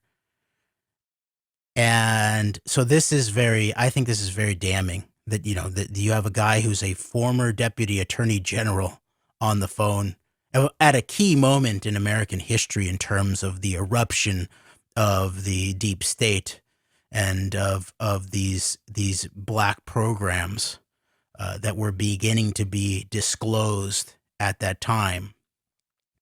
And so this DOJ tie-in here, I think is crucial to look at. And Edwards was very much on the right track in terms of his thinking, but didn't go deep enough, and then somehow just ended up relinquishing, as you'll see. All right. And actually, you'll find out he never really explains. He never explains his thinking about how he turned the corner on not being highly suspicious of Stan Pottinger and David Boies entering themselves into his legal affairs with Virginia Roberts and the entire Epstein case. All right. Back to the text, bottom of page 191 of Relentless Pursuit by Bradley Edwards. Quote, a couple of days passed and Stan called again. Quote, David and I would like to meet with you. How soon can you fly to New York? Unquote. I gave him a proposed itinerary. He told me to call him when I landed and he would tell me where to meet them. Waiting until the last minute to figure out where to have lunch is not an unusual thing for people to do in New York. But given my lurking suspicions, I found it odd. It smelled like an Epstein setup. I didn't have time to figure out a more elaborate solution to my worries. So I went to a local spy shop in Fort Lauderdale and asked for the best hidden recording device they had. They gave me a specialized recording device that looked like a USB flash drive and could make high-quality recordings up to 4 hours long. Thinking that I was headed for a setup, I tried to remember any connections I was aware of between Jeffrey Epstein and his friends that might have tied him to David Boies' law firm. I looked through Alfredo Rodriguez's journal and couldn't find David. Next, I reviewed copies of the message pads that had been confiscated from the trash pulls at Epstein's house. I paged through calls from National Security Advisor Sandy Berger, former United States Senator George Mitchell, and movie producer Harvey Weinstein, more than a decade before he would be arrested on rape charges. I continued flipping through the messages, and then there it was, a call from David Boies. According to a message pad, he had called Jeffrey Epstein's house on February 25th, 2005. There was no message associated with the call. Only a handwritten note that someone named David Boies had personally called and left his cell phone number asking that Jeffrey call him back. Was this a benign thing? A return business call to a business call placed by Epstein? Or was he, as I feared, Epstein's lawyer? A spy? There's only one way to find out. I landed at LaGuardia and called Stan's cell phone for directions, as instructed. He wanted to meet somewhere where we could talk privately, without a lot of noise, so he suggested the Harvard Club. He said he was on his way and to tell the front desk when I arrived. Unquote. Just a quick aside here that how absurd this is. It's not like he couldn't have. If you're going to do the Harvard Club, you could plan that out and tell Bradley Edwards that you're going to meet at the Harvard Club. But once again, Harvard, right? Jeffrey Epstein. Basically, Jeffrey Epstein had his own, almost like an office set up at Harvard. He helped sponsor entire programs at Harvard. Larry Summers, the, as Cornel West called him, the Ariel Sharon of Harvard, deeply involved with Jeffrey Epstein. So Harvard is a locus of the Jeffrey Epstein network. So to do their meeting at the last minute, that's also, OPSEC kind of stuff. That's intelligence stuff. Now, Brad Edwards says people in New York like to wait to the last minute to figure out where to do lunch. Okay, maybe, but this is, once again, this is explaining away what's obviously going on here. This is some kind of OPSEC. This is an intelligence operation being run.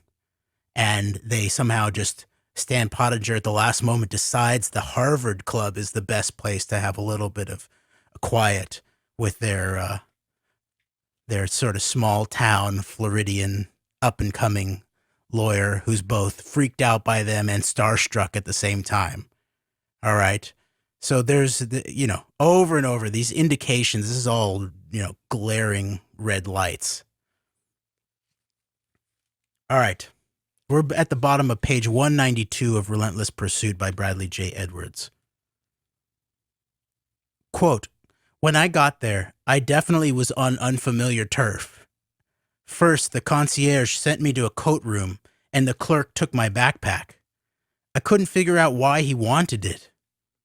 Club rules, of course. Guests in the club were prevented from taking briefcases, luggage, or backpacks to their tables. This was definitely not a place for a public school kid from Jacksonville. I had never met Stan, so I had researched everything that was publicly available about him before the meeting. He had worked on Wall Street for a while and was a best-selling author in addition to having had his early career at the Department of Justice in Washington. Notably, while he was Assistant Attorney General, Stan had cross-examined the Associate Director of the FBI, Mark Felt, in front of a 1976 federal grand jury and discovered that Felt was quote-unquote Deep Throat, the infamous secret informant of Bob Woodward and Carl Bernstein's during the Watergate scandal, and a key figure in forcing the resignation of President Richard Nixon. Aside from Stan's professional information, I found out that he had political connections and had dated women with public profiles like Kathy Lee Gifford, Connie Chung, and Gloria Steinem. Unquote. Now he doesn't, he's now writing well after Bradley Edwards is writing this book well after it's totally pervasively known that Gloria Steinem was a CIA agent. And this is a long-term, this is many years, this is recognized as having been almost a decade of a relationship, quote unquote, dating between Stan Pottinger and Gloria Steinem.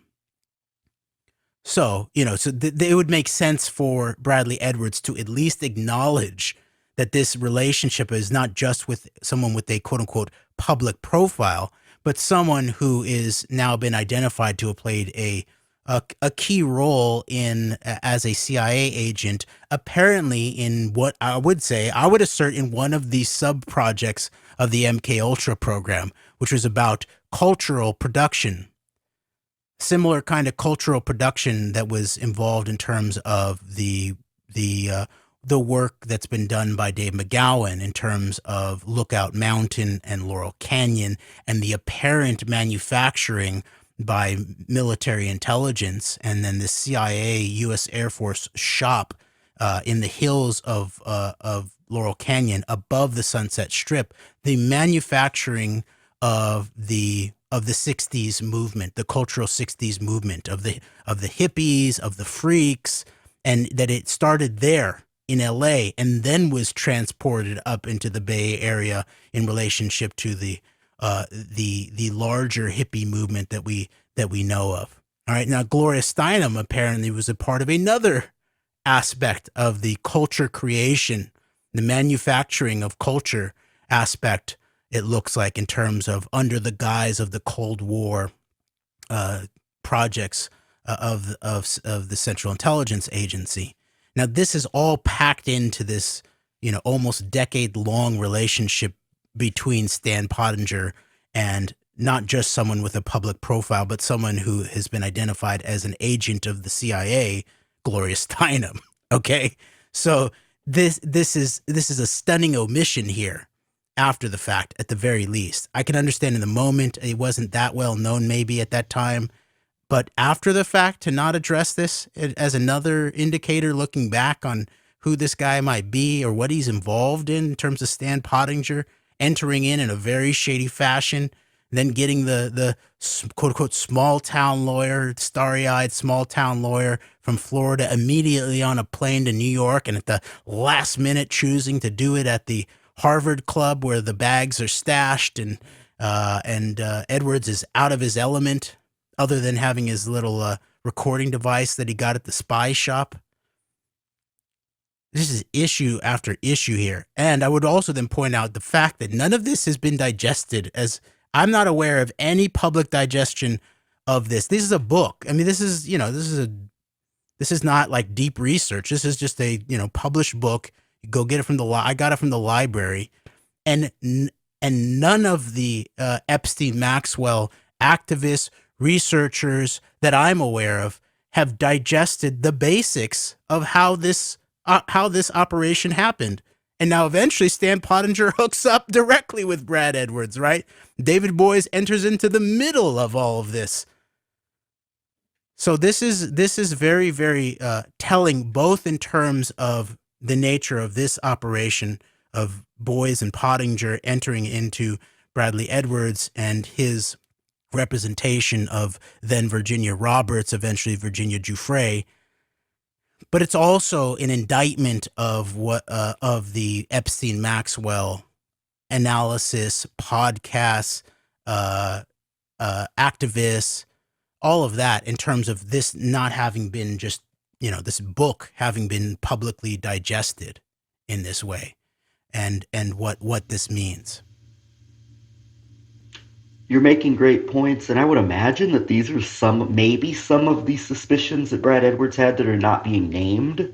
As far as I mean, you would have to think that if he's suspicious that this would cross into his frame of mind at some point or into his research. But it's interesting hearing that. I'm getting similar vibes in some ways from some of the loose ends that were left out of Julie K. Brown's book. I don't know if it's the same that we read from earlier. I don't know if it's the same dynamic at play, but there are things that are pretty clear conclusions that are being left out of these clear and I think important conclusions that are being left out of these volumes. And I don't know if that's on by design or not, but I mean these are some pretty clear omissions that are very important in both cases.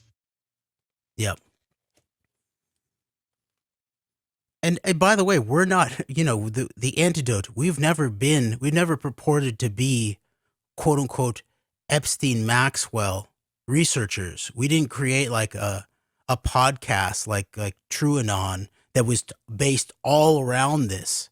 No, we've been analyzing and digesting the publicly available facts on this case as part of a larger aspect of what we do in terms of deep political analysis.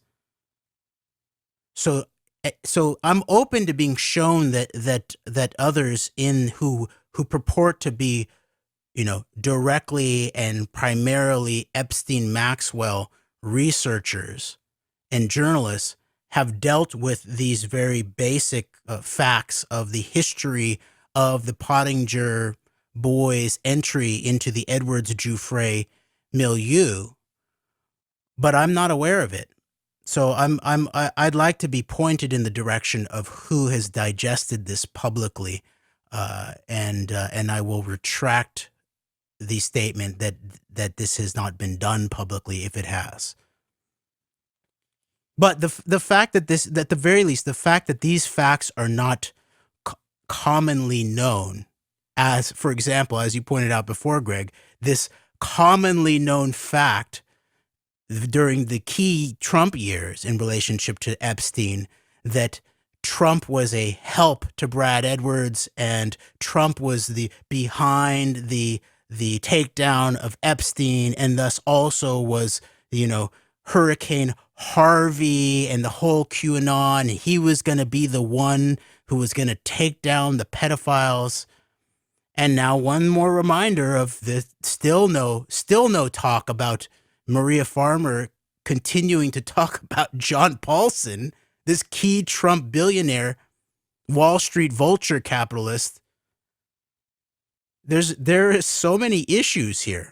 So, we'll do our little part in terms of, we're not Epstein Maxwell podcasters, but we include these dynamics in terms of understanding the larger picture here. So we'll that's why we're paused our OKC and January 6th investigation, where we're still working on. We still have actually a whole bunch of threads to connect there that are crucial. But we think that at this very moment, at the end, after the Maxwell case came to some kind of end, and now while the case against Andrew is amping up, it seems like a very crucial time to point out the basic problems at the heart of the legal case, the Epstein-Maxwell legal case, allegedly on behalf of the key victims and those who are similarly situated to them. All right. We're on the middle of page 193 of Relentless Pursuit by Bradley J. Edwards.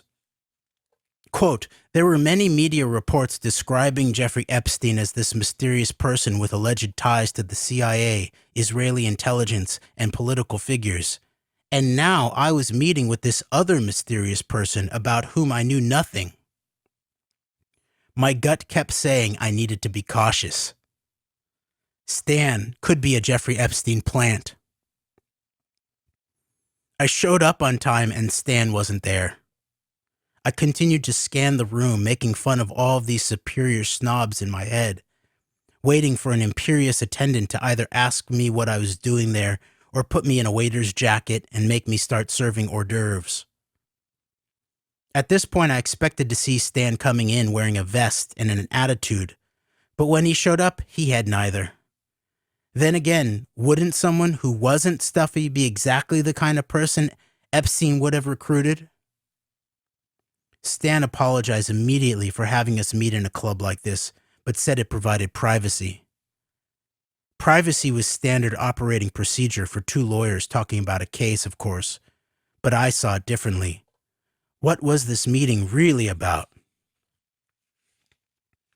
As we headed for a less formal dining area, suddenly I thought, oh no, the USB thumb drive recorder is still in my backpack. If Stan was going to threaten me in this, quote, place of privacy, unquote, I would have no evidence of it. Once again, my mind started racing. We sat at the table and he launched into the purpose of our meeting. Still panicking, I told him that I needed to go to the bathroom. He must have been wondering, what the heck is wrong with this guy? He's been waiting for me for 15 minutes, and now he has to go to the bathroom? I walked back to the coat room and dug through my backpack to find the recorder before heading back to the lunch table.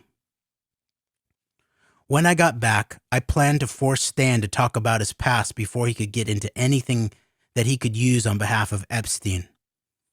I asked him about Watergate and Mark Felt because, who were we kidding? That's cool stuff.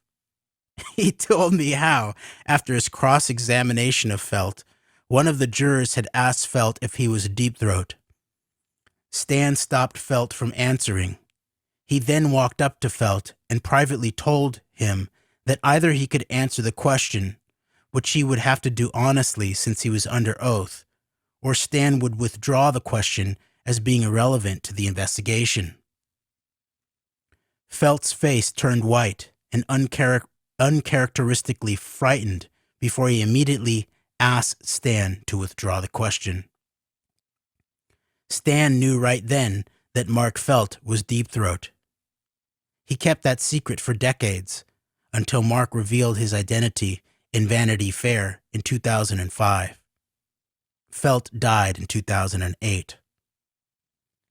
Unquote. Just quickly, what this shows is that in terms of the proper use of the legal system and having someone under oath, that part of it is about, for those who actually use the justice system in a legitimate and credible fashion in relationship to not just private but public interests and public justice, the most important thing is not to know the identity of this person and then hold it to yourself, but to force the disclosure of it.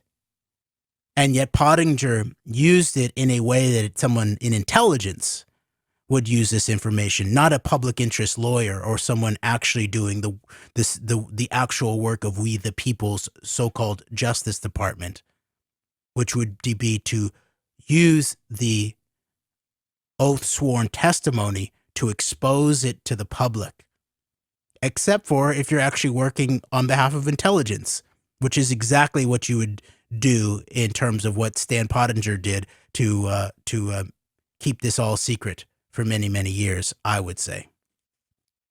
Now, there's the whole Nixon Watergate. There's a deep background behind all of that, and that looks like an intelligence operation all around, of course. And it's a little bit complicated, I think, and I don't quite have a grasp on all of the nature of all of the players and all that. I just want to point out that I would say this is proof positive of Stan Pottinger acting while in the alleged role of a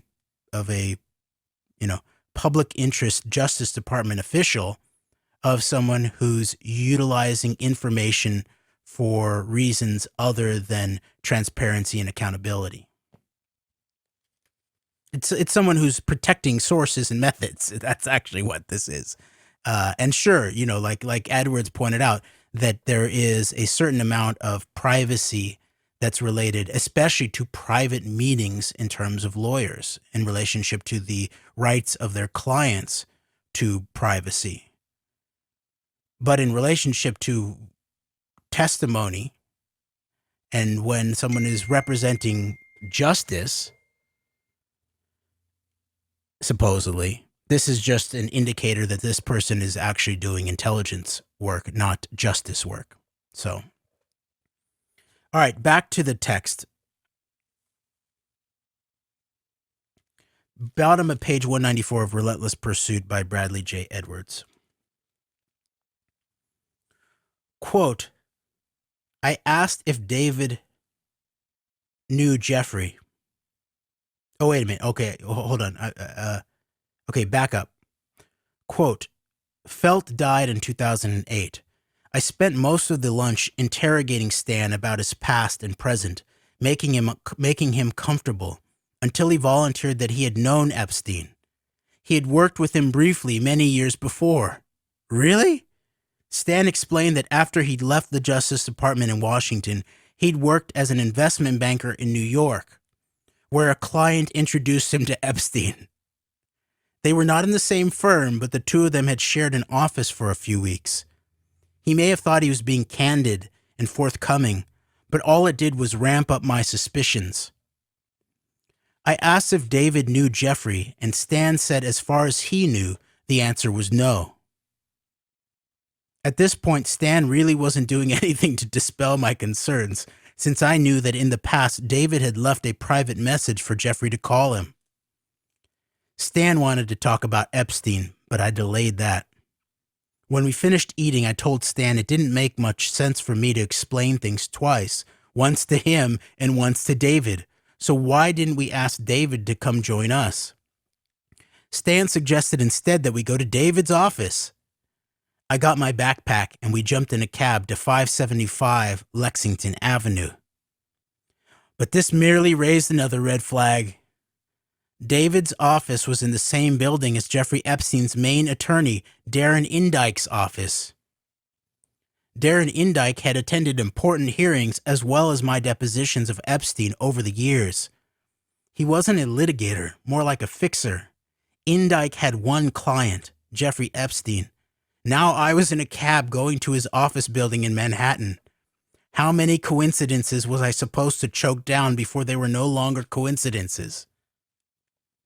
In the building lobby, the two security guards knew Stan, but asked for my driver's license. Stan signaled to the guards that I was okay, and they opened the electronic gate to let us in. Stan led the way into the elevator and up to the 7th floor. When we checked in, the receptionist said we were supposed to use a particular conference room, as if it had already been arranged. Stan had acted as if we were only meeting at the Harvard Club, yet he had already reserved a conference room at Boies Schiller Flexner? Again, it was odd. I know that this seems crazy, but at the time I was thinking that a conference room in a highly reputable law firm would be a strange place for Epstein to cause me bodily harm. So I had crossed his plans to kill me off that list. Still, with all I had been through, this had the markings of some larger plot that I must not have conceptualized yet. I couldn't figure out how he and Boies intended to piece it together. Here's the other thing. I didn't even meet David that day. Stan told me that we were going there to meet him, but when we got there, David was said to be tied up with other things. In the conference room, Stan said he appreciated all that I had done for Epstein's abuse victims, and that David and his partners only wanted to help. He asked me to tell him more about the CVRA and what Jeffrey Epstein did to Virginia in jurisdictions other than Florida. Instead of answering, I pulled out the message pads that I had in my backpack and went to the flagged page where David Boies had called Epstein's house in 2005. I put it in front of Stan and made the point that this call had probably been received between sexual massages that Epstein was getting that day from underage girls. It was clear from Stan's reaction, though, that he'd never seen this before and didn't know about it. He did confirm that the number was David's cell phone number. I told him that this made me uneasy about the whole situation, and I wanted to get to the bottom of whatever relationship there may have been between David and Jeffrey. Stan left the room for about 10 minutes. During this break, I made sure that my recording device was still on. He came back and told me that David would not be able to meet with us. We spent the remainder of the meeting playing cat and mouse, neither learning much. I left the office for LaGuardia, very confused. If these were Jeffrey Epstein stand-ins, they had gotten no information from me. On the other hand, I really didn't get much information from them either. I don't believe in coincidences and had sufficient reason to believe that Stan, and perhaps David, was secretly working for the other side. However, these high-profile, powerful lawyers operating in the shadows on behalf of a large, successful law firm in order to contrive an elaborate plot to rope me in under false pretenses to frame me on behalf of a pedophile, that just didn't make sense. I spent the airplane ride home, writing down all the facts and separating all the quote-unquote logical conclusions I was drawing from them. By the time I had landed, I decided that Stan and David had to be on the right side with good intentions, and that there was no grand conspiracy here after all. But man, they had certainly made me nervous. Or to be more accurate, Epstein had made me nervous. He was able to do that because he could control anyone, and I knew it. Unquote. End of the chapter. So that's his conclusion.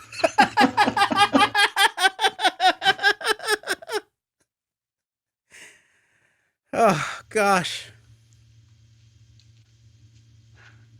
Wow. To say that's anticlimactic and also problematic is an understatement.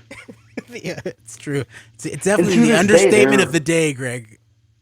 And to this day, they're still together in law firm, Pottinger Edwards, correct? Yeah, yes. So that's where this heads is that not only did he just sort of in a paragraph or two sort of say, well, somewhere between leaving to go back to LaGuardia Airport to fly back to Florida and during my plane ride where I wrote down all the quote unquote logical things I was concerned about, none of which there's no reasoning here. Remember, this is what the law is about, right? The law is about argumentation. A trial lawyers, at the very least, is about the power of argumentation based on the facts. So it's one of the most basic professions in relationship to something like the classical trivium, where you have the facts, i.e., the grammar, then you apply the logic to it in order to figure out what actually makes sense in terms of reality. Then you apply rhetoric, i.e., argumentation. And this weak sauce paragraph or two, allegedly Brad Edwards disclosing that he got over all this series of red flags, massive red flags, over and over again, compounding Pottinger's background. Pottinger met Epstein. Pottinger worked in Wall Street, was introduced by a client who had worked with Epstein. Boies had called Epstein in the mid 2000s. Boies' office was in Darren Indykes, Epstein's main lawyer, to this day, still the main lawyer in terms of the Epstein estate, I believe, and the management of all of that. Remember, this is also under the guise of a paymaster, the same paymaster, ultimately, Feinberg, who was the paymaster for virtually every other deep event, quote unquote, deep event in modern American history. 9/11, the Zapruder film, the child abuse cases in relationship to the Catholic Church, the spilling of the oil, the BP spill, and on and on and on and on and on. And you can go back to our show about the nature of Feinberg in all of this. So under that entire umbrella here, there's a very, very, very big issue. And Brad Edwards, it's just directly shady here to see two paragraphs after an entire chapter of describing all these shady things in relationship to Pottinger and Boies, directly in relationship to Epstein and then Bradley Edwards and their knowledge of things happening, to then sort of brush it away with a hand in a couple paragraphs that doesn't explain anything. There's problems, big problems here.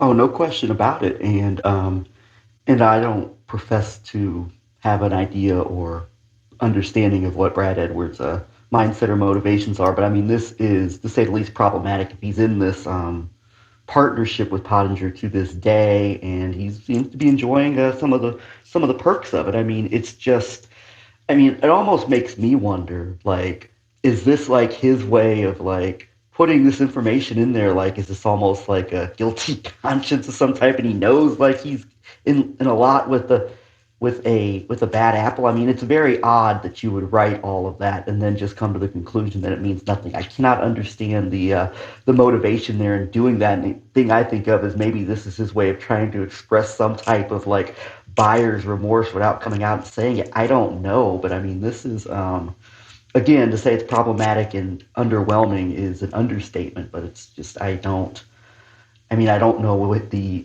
MO in doing something like that, but it's not the marks or the it's not the activity of somebody who seems to be, at the end of the day, truly devoted to trying to get to the bottom of what was actually going on with this. And also he never actually ended up meeting with David Boies, and Pottinger, after about 10-minute break, decides we're not going to meet with David. And so it's like he didn't even get to meet David Boies after all that, I believe. So it's very, very odd all around. And this does not reflect well, I don't think, much like some of the conclusions we found in Julie K. Brown's Epstein expose. This does not reflect too well upon Mr. Edwards, I'm afraid. No, nope. And I'll just point out that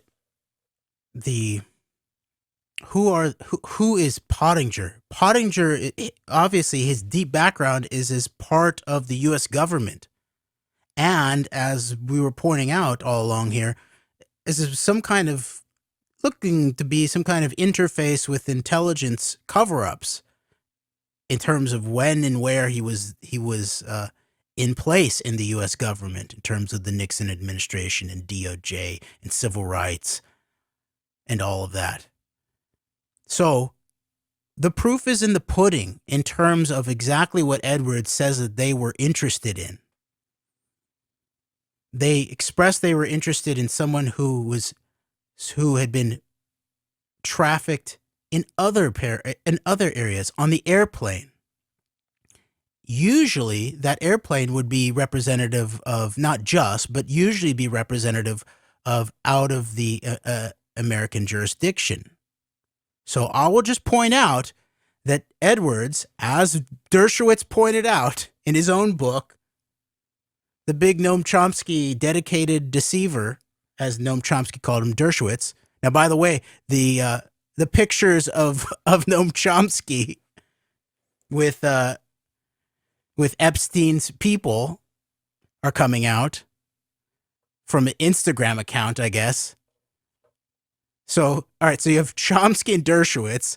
Dershowitz's book basically puts the point of what's the issue here with Edwards and also Boies in terms of Wexner.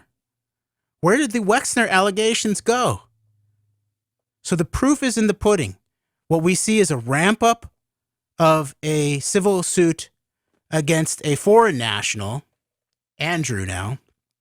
He's a crucial player, right? He's not just some kind of former randy dandy Andy Prince, but he's also a weapons contractor.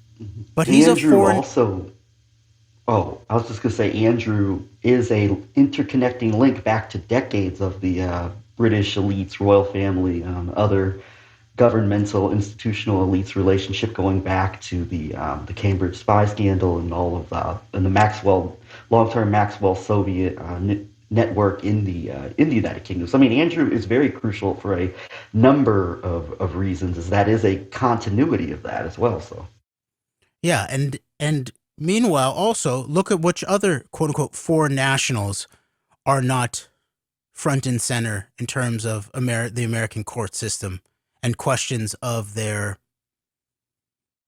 immunity being questioned. Ehud Barak. You would think, okay, if this is, about getting to the important foreign nationals involved in the Epstein-Maxwell network, then where is the case against Ehud Barak being deliberated by American judges, whether Ehud Barak is covered by the non-prosecution agreement, which is what happened a few weeks ago in relationship to Andrew, where the judge says that it looked like he was not, and so the suit against Andrew would proceed. But the bigger point here is that to me, it looks obvious that this is an American national cover-up of some sort by the U.S., by those who have tie-ins deep to the heart of the American deep state. And so what names are we not hearing, not seeing the cases move forward about? Les Wexner, Bill Richardson, governor of the key state of New Mexico, both where the Epstein-Maxwell Zorro Ranch was, that has its own deep background there, but also the U.S., the heart of the U.S. nuclear weapons establishment that we know the Epstein-Maxwell network was a key part of in relationship, especially in terms of Israel and Israeli intelligence. Richardson was the energy secretary under Clinton during the when the Los Alamos scandal broke out in the late 90s involving China and, among other things. So, I mean, Richardson's right there in that so as well. And China and Israel, as we've analyzed in relationship to the Seeds of Fire by Gordon Thomas, that Israel was a co-player with Chinese intelligence in relationship to that scandal, and never hear about that. It's similar, actually. Maybe we should just briefly mention this. We'll end this up soon here, but we will touch on this soon. We've just recently come across the fact, and we missed this, that Jonathan Pollard's wife at the time was accused directly by the U.S. government of spying in maybe even deeper fashion for the Chinese government, for Chinese intelligence. Now, we've heard a lot about the potential Soviet backdoor of Jonathan Pollard himself, but we hear almost nothing about, I believe her name's Ann Pollard, and her having been directly and publicly accused of been part of the spy operation that was directly involved Chinese intelligence. So when you tie that together then with what the analysis that we did based on Seeds of Fire in terms of this Chinese-Israeli intelligence conjunction operation in New Mexico, as you point out, Bill Richardson, not just the former governor of New Mexico, but also the former Secretary of Department of Energy, which is where the nuclear weapons are curated and are protected and are funded and are kept. So this is a major deal. Or George Mitchell, this name that Brad Edwards brings up earlier, that they're around the same time as the calls from Harvey Weinstein or Sandy Berger or David Boies. George Mitchell, key actor in an American context, especially in terms of the so-called Israel-Palestine peace process,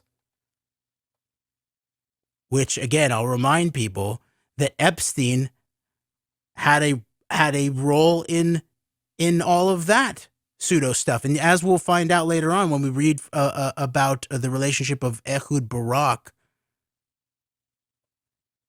and Epstein, these are the exact kind of things they would talk about, things that would ultimately sort of, become things like the peace process. And we've talked about the trying to make sense of like the bipartisan nature at high levels of like something like the Epstein Maxwell network. And it seems to me that you just throw those names in there. This is just me just winging. And we've talked about this before, but that the involvement of a George Mitchell or a Sandy Berger, who was key in the second half of the Clinton administration, I believe, it does seem like this is a way to ensure that like no Democrat gets anywhere of note in terms of like actually trying to bring about any type of progress with Israel-Palestine that would go basically outside of what this particular, it seems, bipartisan network of operatives might want or desire or seek. It's not quite as openly hawkish as, say, like the neocon aspects or Likud aspects, but it still seems to be, at the very least, a controlling measure. And obviously, Ehud Barak, I mean, that, and Les Wexner, I mean, that's right there is, I think, just almost says it all with regards to that. It is a controlling mechanism, as so that, like, these, say an Obama administration or even a Clinton administration will not, that any types of efforts maybe to go beyond this paradigm, so to speak, of what the Israel-Palestine quote-unquote peace process is going to be like, is not moved too far away from, say, what might already be prearranged or just determined, or the parameters for this. And so that's a big part of how I see it, and I think that I just wanted to throw that in. That's a big part of how I perceive, like, this operation playing at a political level, particularly when it comes to the Democratic side of things. Yep. And I'll just directly reference this piece about Epstein and the Oslo Accords, that it came out. Okay, here's the headline from Times of Israel. Oslo Peace Accords architect resigns as think tank CEO over Epstein link.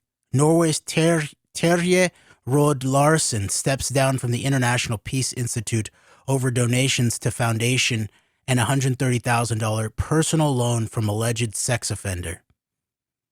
All right. And it's also the case that Epstein also sponsored the play about this episode. There's a film called Oslo on HBO. Now you can find headlines about what HBO's Oslo leaves out. But it's also the case that Epstein was directly involved in financing the play about Oslo in New York City. All right, so like you pointed out, someone like Ehud Barak at the epicenter of Epstein Maxwell, and we'll get more into that soon, actually, as these Epstein Maxwell cover-up revisited episodes continue, is obviously crucial to exactly what you said, Greg. He's obviously the manager of the Democratic wing in relationship to the American establishment and all of that. So a Bill Clinton more. Now, it's obviously that Donald Trump had this deep relationship with Epstein, but politically, Trump's relationship at the highest levels of the Israeli government was much more directly with Benjamin Netanyahu. So this Barak Netanyahu symbolic relationship with someone like Clinton versus Trump, I think lays out exactly what you're talking about, Greg. And which I think then would also confirm some of what is going on in relationship to this David Boies, Stan Pottinger episode here with Bradley J. Edwards that turns itself from a series of red flags over and over again to 2 paragraphs of hand waving it away to now Edwards Pottinger as a law firm. Okay. This is just a total CF is what I would say. But I think it needs to be unpacked and analyzed, and we hopefully will get a better sense of exactly the nature of what's being done here. But I'm beginning to see the architecture of this, in addition to what we pointed out before, where this Boies, Harvey Weinstein, Black Cube, the Hollywood victims set up against the Epstein, Maxwell, more East Coast international victims, that whole thing. And then this question of what Boies Pottinger actually achieved in relationship to their insertion into the middle of this case, allegedly on behalf of the victims, similarly situated victims, where from the very beginning, it looks to me like there is a push to put the spotlight. Now, I imagine they would justify this by saying that that once you go across national borders, now you're talking international trafficking. So there's this legal context to why they would be interested in that. But meanwhile, What's up? You're saying that none of these American actors were involved in the times where the Lolita Express was doing the actual international sex trafficking? So this now, I think, is another pillar of the architecture of the cover up here, is Boies and Pottinger apparently entering in, and then no more direct talk about Wexner publicly, no cases, no apparent sort of live cases in any big public way against Ehud Barak or against George Mitchell or against Bill Richardson, but Prince Andrew. Now, of course, he needs to be held to account, obviously. But in terms of the deep core politics of all of this, and the fact that the Epstein Maxwell is just part of a much larger intergenerational intelligence compromise network on many, many levels, there's also a question of the body politic and we the people as similarly situated as the Epstein Maxwell direct victims. And to me, here's another key area where we're seeing the so-called offense here in terms of the legal case playing some kind of defensive role in relationship to an intelligence cover-up. But we'll have to get into that more next time. All right, Jeremy Rothe-Kushel here. Oh, we should start saying we're recording on Wednesday, February the 9th, 2022, and I'm here with Greg McCarron.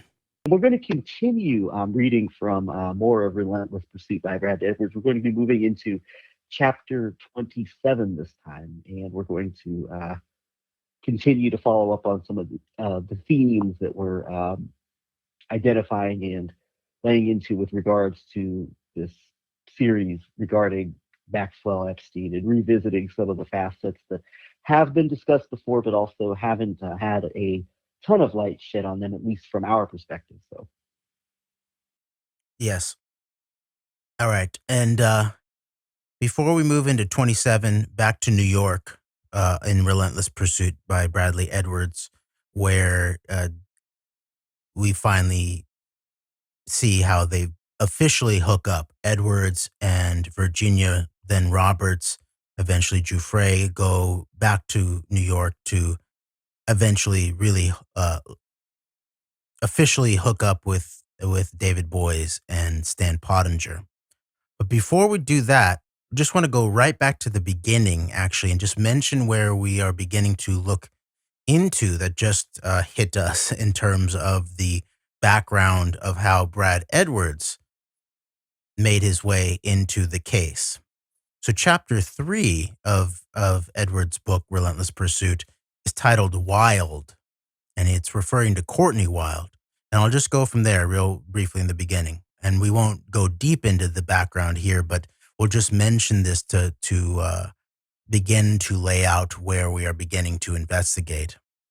And we will soon cover more deeply. Okay, quote, in June 2008, I was 32 years old and had just started my own law firm in Hollywood, Florida. It was Friday, June 13th, when I got a call from my mom's boss, Jay Howell. Jay was an attorney in Jacksonville, Florida, where I grew up. As one of the original founders of the National Center for Missing and Exploited Children, he was someone who had taught me what it meant to be a lawyer. He asked me if I had heard of Jeffrey Epstein. I had not. Jay explained that he had been contacted by a lawyer who represented crime victims on a pro bono basis. She had been contacted by someone with the FBI, and she referred the matter to Jay because he was the leading victims' rights attorney in Florida. Jay called me because the heart of the case was based in West Palm Beach, and my office was nearby. Jay said that he didn't have much information other than that there was a 20-year-old girl who had been sexually assaulted by a powerful man in Palm Beach around 6 years earlier. It was a criminal matter, and this young woman needed an attorney. He'd just gotten off the phone with her and had given her my number. Her name was Courtney Wild. Courtney called me and said she did not want to tell her story over the phone. I told her that if she wanted someone to talk to, she could come by any time. Thanks, she said before hanging up. Unquote.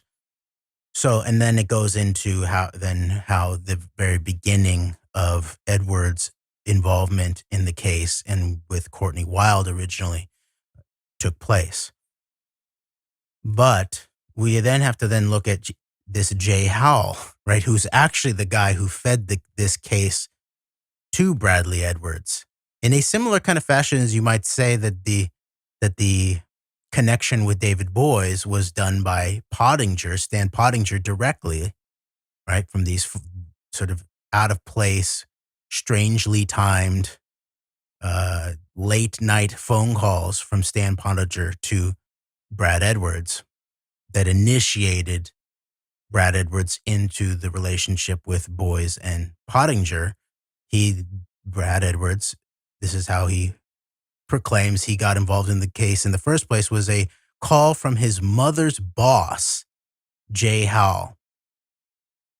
And we won't go deep into this right now, but you can go find Jay Howell's current website about his legal services, jhowell.com.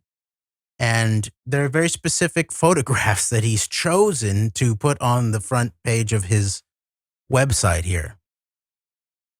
And now, first of all, Edwards says that he was one of the original founders of the National Center for Missing and Exploited Children.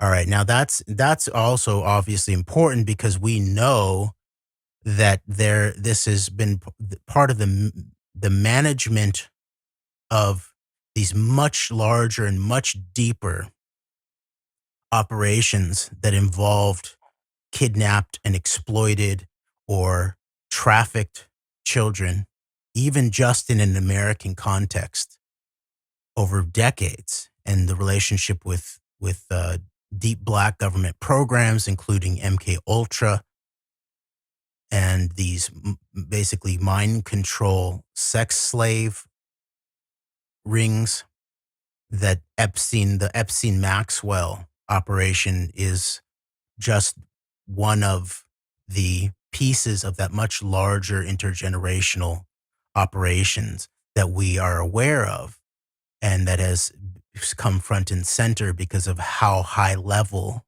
and how open it's now become in terms of the people who are involved in that. But part of the main pieces of these programs is then how do you cover them up? And obviously the question of missing children and these official organizations that are involved in this way at a very high level in terms of investigating missing children, that has been a key piece of the cover-up, obviously, through decades.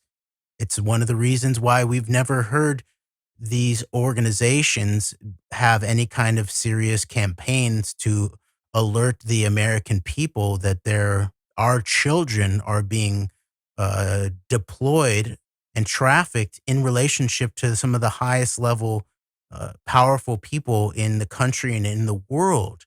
And for what? And what is going on? And as I pointed out before, that this is not only the abuse of the worst kind of immorality and wickedness in terms of abusing children, but then it's that abuse then is then used to abuse the body politic and to compromise not only the politicians and to help decide who's going to get into certain positions and then to control their behavior in relationship to that, but then also just at a very deep level, the abuse and torture of the body politic itself. And so this has becomes very troubling in terms of even the background of who and how Brad Edwards himself was brought into this case originally, almost 15 years ago now. And so if you go onto this front page of Jay Howell's website, you see a photos that were chosen.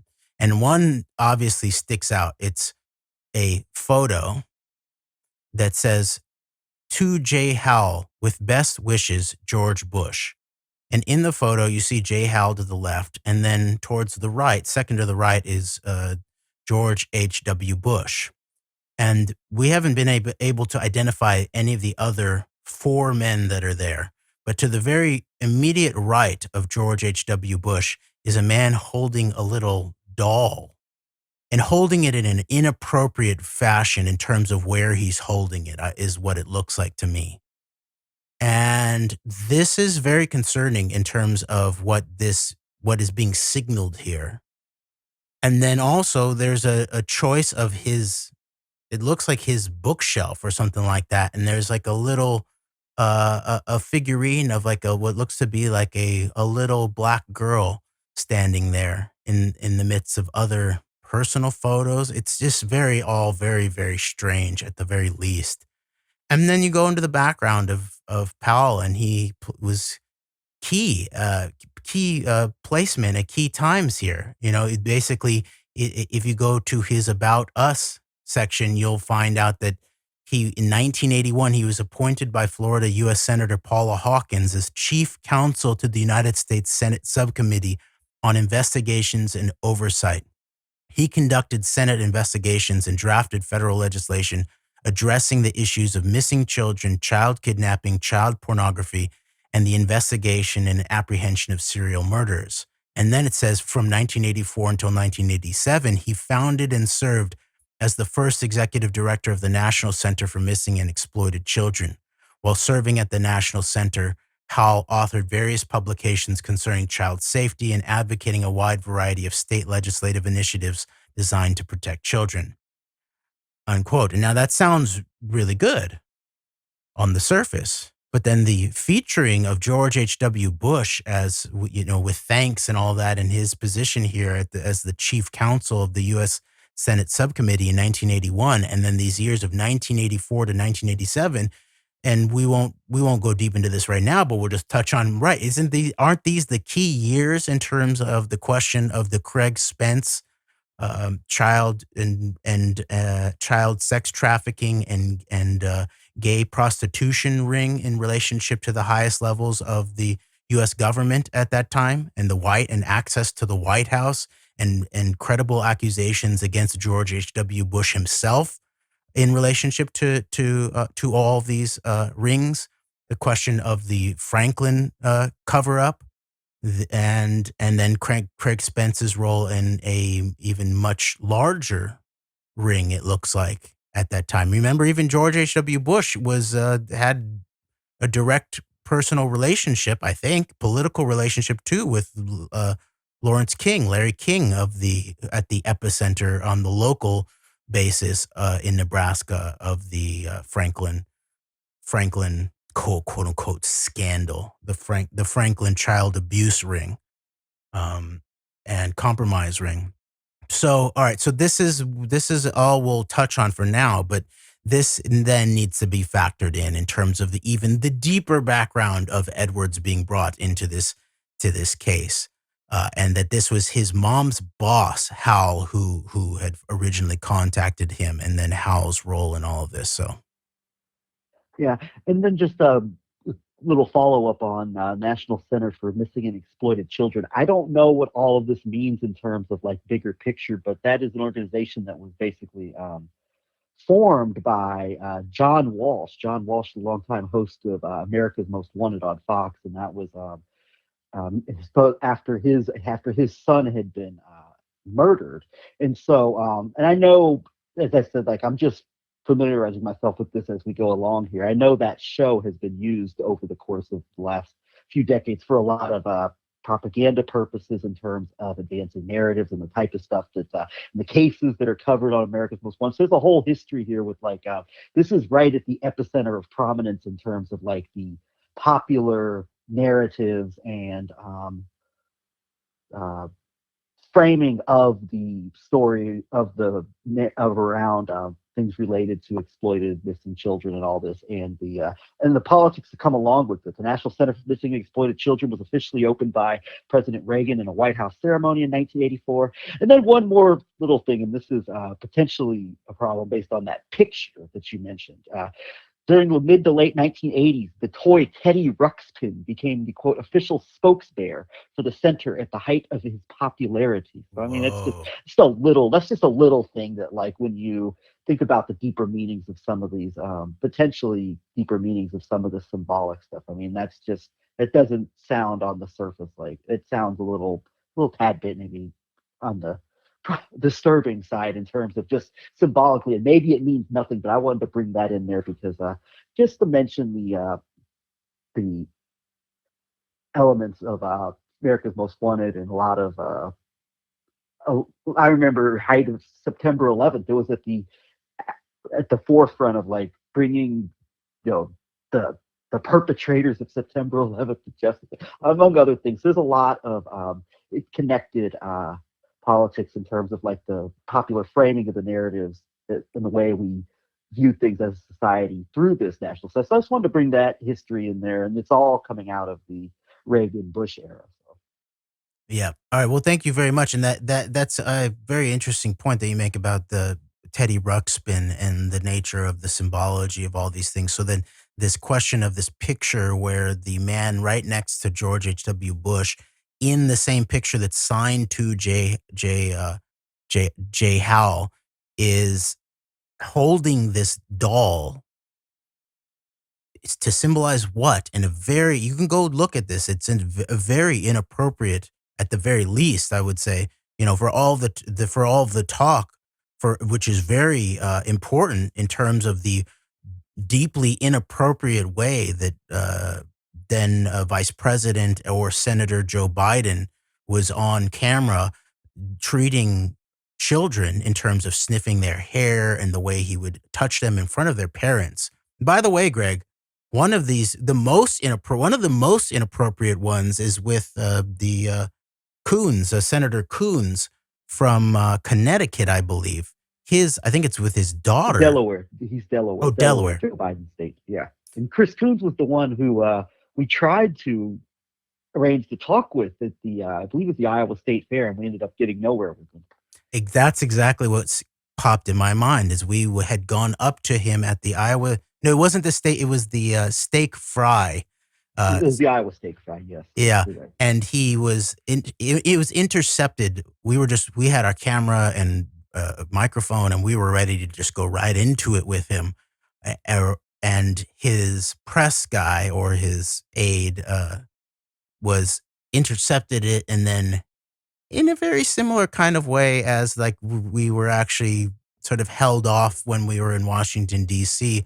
by Congresswoman Tlaib, actually, where there was a promise of scheduling a proper interview, you know, because one of the things is sort of get criticized for quote unquote ambush journalism.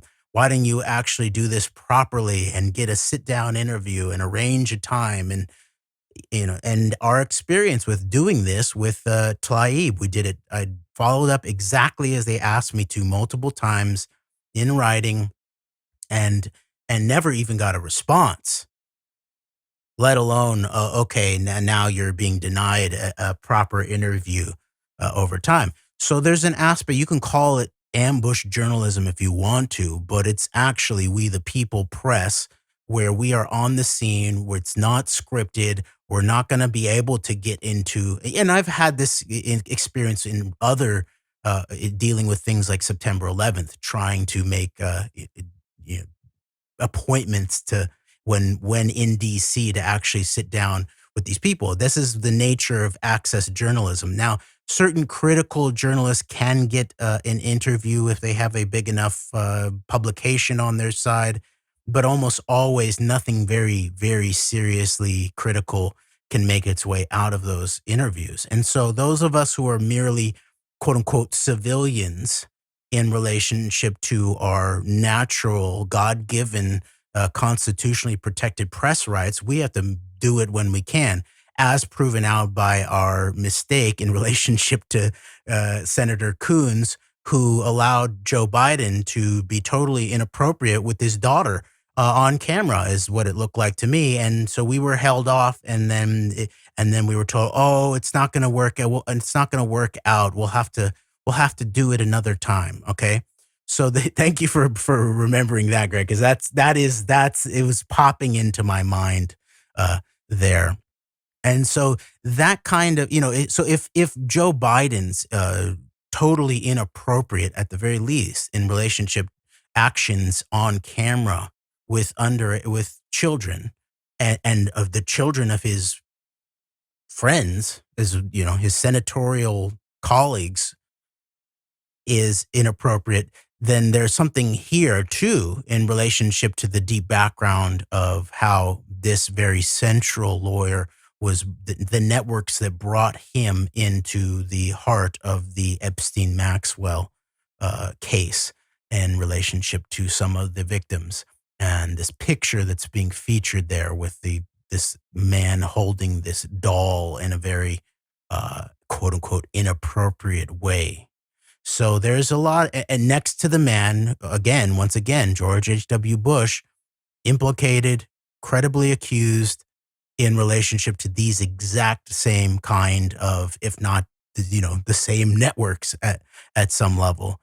And so we just needed to point that out, and we'll go a little bit deeper into the background there. For the time being, I want to just point out I'd say probably the best public resource of some of the background public information around this is cavdef.org. Things like you can go find, there's a whole sections about Craig Spence and different people in relationship to the things like the Franklin scandal, the Washington, D.C. call boy ring, and then also John Brisson's investigations over the years into the finders is also crucial to feeding into understanding of what all of this may mean. And we'll go deeper into the notorious Washington Times article that came out in 1989, headlined "Homosexual Prostitution Inquiry Ensnares VIPs with Reagan Bush. Call boys took," that's in quotes, "call boys took midnight tour of White House." And there's a lot there. And of course, the nature of that publication, there's questions in terms of what potentially is being covered up there or being pointed away from, or, some aspect of a catch and kill. And I just found an article from the Washington Post immediately, it looks like in the wake of these revelations, also 1989, titled "The Bombshell That Didn't Explode," that is about this exactly. And so there's a lot there. But meanwhile, Greg, I'm going to get back into the article, the chapter for today, unless you want to make some closing comments for the time. No, I think we're ready to move into the chapter. Thank you. All right, thank you. Okay, so we are now in chapter 27 of Relentless Pursuit, My Fight for the Victims of Jeffrey Epstein by Bradley J. Edwards. 27, quote, "Back to New York. Although I had not told him that Virginia was in the country, Stan kept in touch." Unquote. On the side, that's Stan Pottinger that he's referring to, okay? And there's going to be Stan Pottinger and David Boies, just a quick reminder. All right. Quote, "Stan kept in touch and expressed that he and David wanted to meet her. We set up a date in July 2014 for her and me to fly from Florida to New York for a meeting. The entire plane ride up, I was picking Virginia's brain about the time she spent with her, quote, dysfunctional family, unquote, from 2000 to 2002. She was confident that Epstein's New York butler, Jojo Fontanilla, would not only remember her, but also cooperate with her against Epstein. She told me of a time," unquote. By the way, I haven't looked at it, but the more and more of the investigation into Noam Chomsky is beginning to be done now. And I don't know if this is a different butler that Chomsky appears with in photos, I think from a trip to France, actually.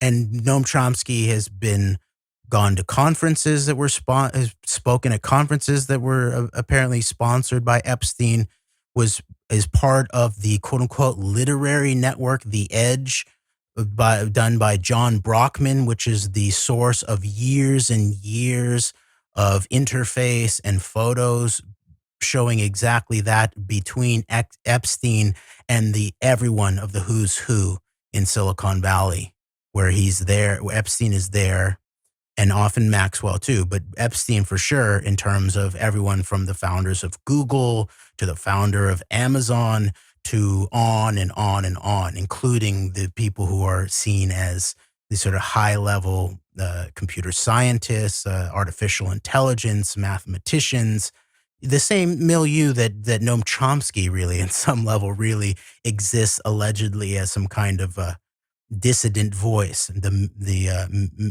The what we might call manufactured dissent, I think would be appropriate way to talk about it. So now I don't know if this is the same Butler, but it might be. So we'll have to go back and look at that. But I just want to point that out, that it's Noam Chomsky who's appears in photos with Epstein's butler.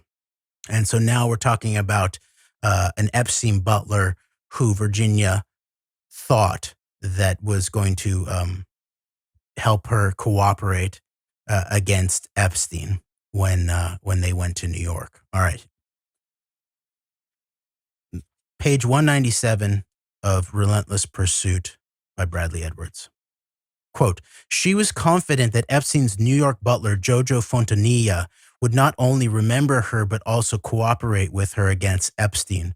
She told me of a time before her 18th birthday when she was in Epstein's New York house in extraordinary pain. Jojo drove her with Epstein and Maxwell to a nearby hospital where a medical team attended to her immediately. Jojo had been there for her then and always would be. Unquote. This is very painful, actually, because you know the way it's being described and where Virginia Giuffre was sort of remembering when she was in massive pain because of the way she had been abused, I believe, and sex trafficked. And so she sees it as this butler who was trying to help her out and got her to medical help. But meanwhile, note that this medical team that helped her out, it didn't actually work to help expose this entire sexual abuse network, to free her from it. It only really served to help get her back in shape, really, for re-entrance back into her services for the network, is what it looks like to me. So there's a lot of painful aspects to this, I think. All right. Back to page 197 of Relentless Pursuit by Bradley Edwards. Quote, we spent 3 hours shuffling through hundreds of pages of evidence from the Epstein investigation. Before we landed, I asked her how she felt about tracking Jojo down to see what help he would give. She said she would do whatever it took to move the case forward. Our flight arrived at LaGuardia at noon. We had 4 hours to kill before our meeting with David and Stan. We took a cab from JFK straight to East 71st Street. As we walked towards Central Park, Virginia looked to the right and instantly reacquainted herself with the mansion that sprawled across nearly an entire city block. It was obvious that she had been there many times. She recognized every square inch of the place from the outside in.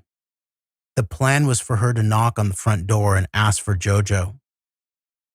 Her fantasy was that he would come down the stairs and give her a big hug before saying he'd cooperate with her and thank her for coming and saving him from his indentured servitude.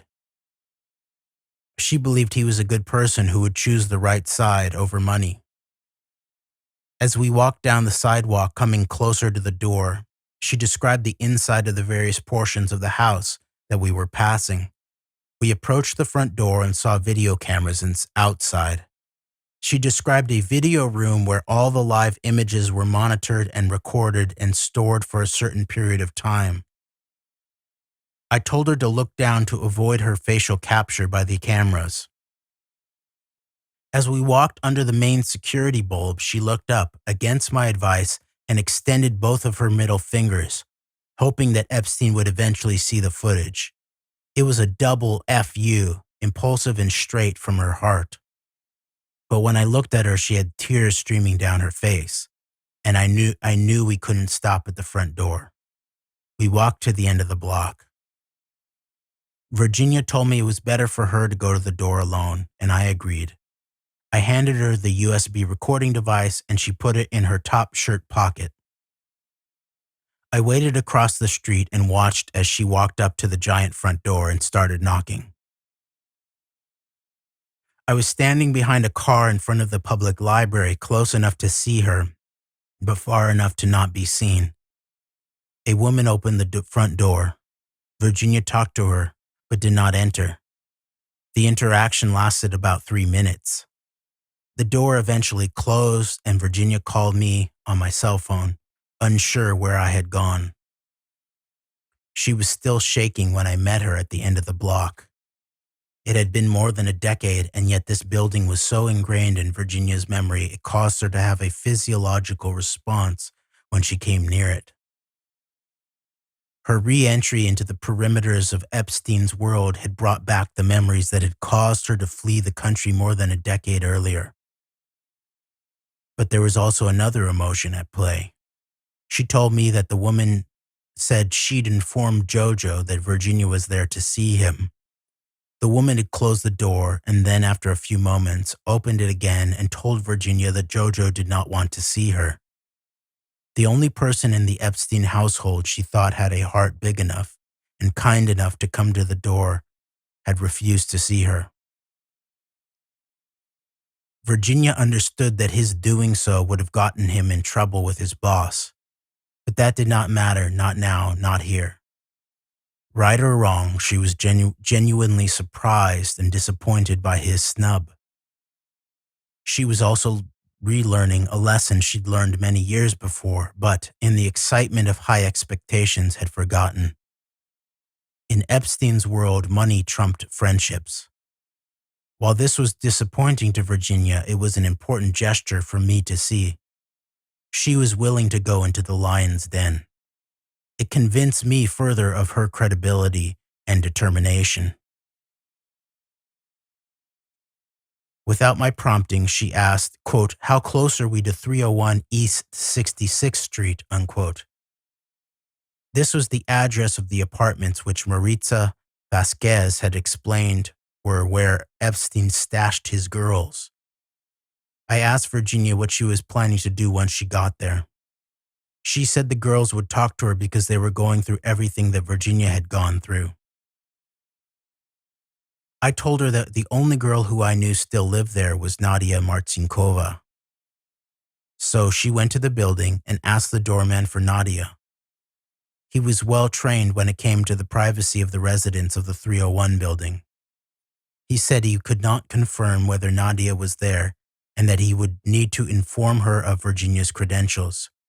He took the information, made a phone call, and then told Virginia that he could not help her. Unquote. Just briefly here, it definitely shows,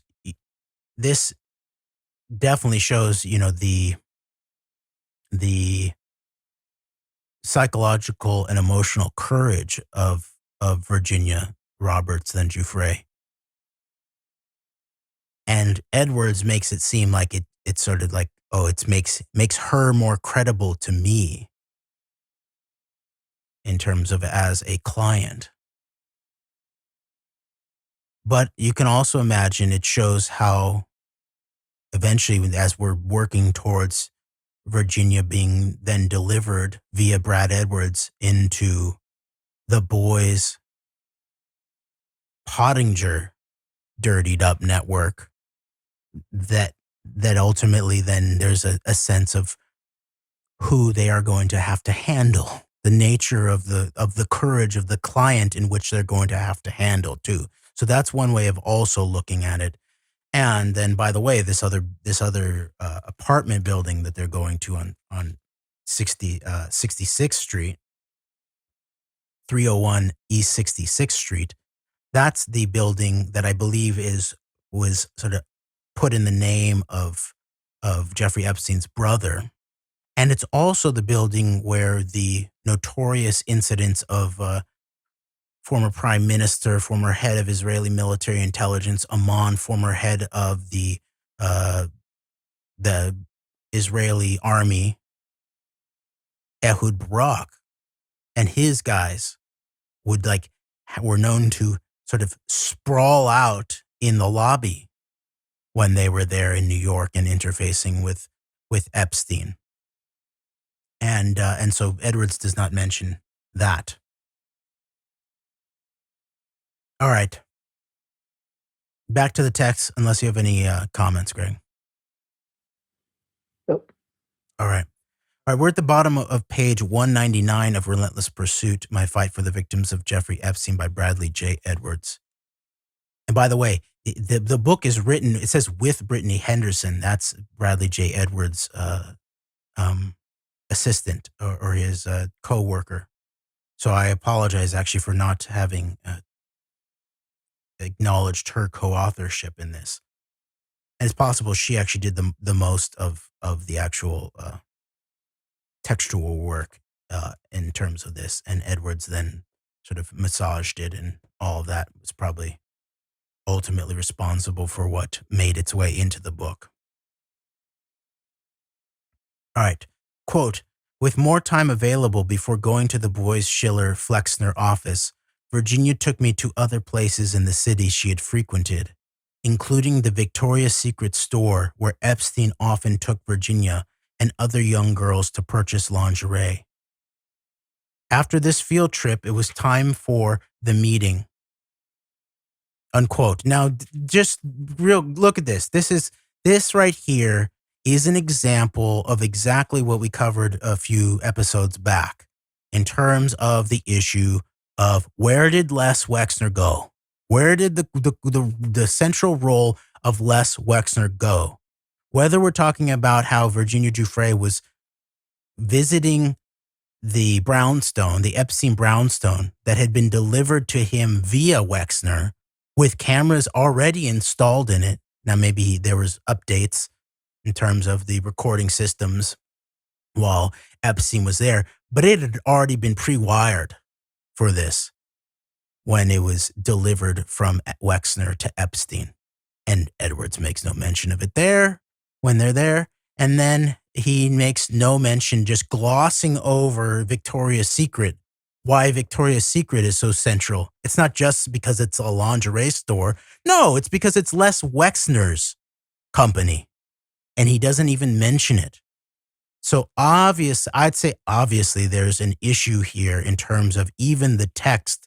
This book is playing out in a way that confirms exactly what the issue was that dirtied up Alan Dershowitz was dealing with in his book in terms of what's up with the Virginia's lawyer's relationship with Les Wexner. Where did the Les Wexner accusations go?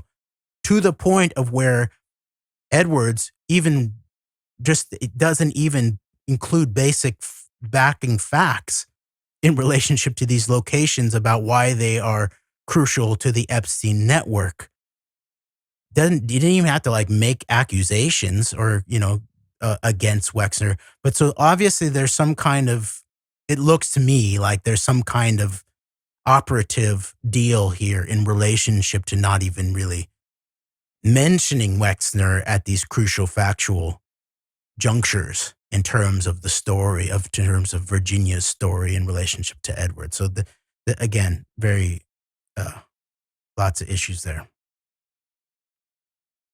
All right, back to the text. We're at the top of page 200 of Relentless Pursuit by Bradley Edwards with Brittany Henderson. Quote, we checked in at the front desk, but without Stan as an escort, access wasn't so easy. After taking our identification, which Virginia was an Australian passport, security allowed us access to the elevators. It was still somewhat unnerving that this was the building where Darren Indyke, Epstein's personal lawyer, had his office. We got off the elevator at the 7th floor and told the Boies-Wexner receptionist that we were there. A few minutes later, Stan and David both entered through the glass doors behind us. Virginia and I stood up. She had a way of not being impressed by anyone, and this was no different. David led us into his large conference room. He was at the head of the table, but he had not sat for more than a second before Virginia started her spiel, thanking him for his help and telling him that she had stayed silent for too long. She told him that she was here to stop Epstein once and for all. David, relaxed but methodical, listened to her patiently. He already had some background on Virginia from Stan and wanted to hear directly from her what she had experienced with Epstein and what her intentions were going forward. Knowing Boies' time was limited, Virginia kept her summary brief, not expanding much beyond what she had alleged in her original Jane Doe 102 complaint. That was enough to get David's attention. In essence, she was recruited as a teenager by Ghislaine Maxwell to be trafficked by Epstein. Now she wanted to be a part of undoing Epstein's non-prosecution agreement. I then chimed in about the mechanics of making that happen. Quote, "It appears obvious Brad has everything well under control. Where do you see me fitting in?" Unquote, David inquired. I responded, quote, "Epstein should be in jail. My goal is to put him there. He will do anything to stop me. He has a powerful team behind him and unlimited resources to go after me and Virginia and anyone who stands up to him. I'm going after him, but when he and his team fire, we're going to need a heavyweight legal team to counter their attacks. There will be plenty of room for you," unquote. David reacted quickly, quote, "Okay, then I'm in," unquote. End of the chapter. Sounds like there's a bit of a grilling going on in terms of Boies and his questions about what was looking to be accomplished were sufficiently answered, whatever. So it sounds to me like there was a bit of inquisitiveness about, what are you trying to accomplish with this? And the answer and the questions are answered to what I guess would be considered a satisfactory conclusion. And interesting exactly what the motivation, of course, Edwards talks about, like this desire, I want to bring this down. And that was found to be acceptable and worthwhile endeavor for him to sign his name onto. So I just picked up on that.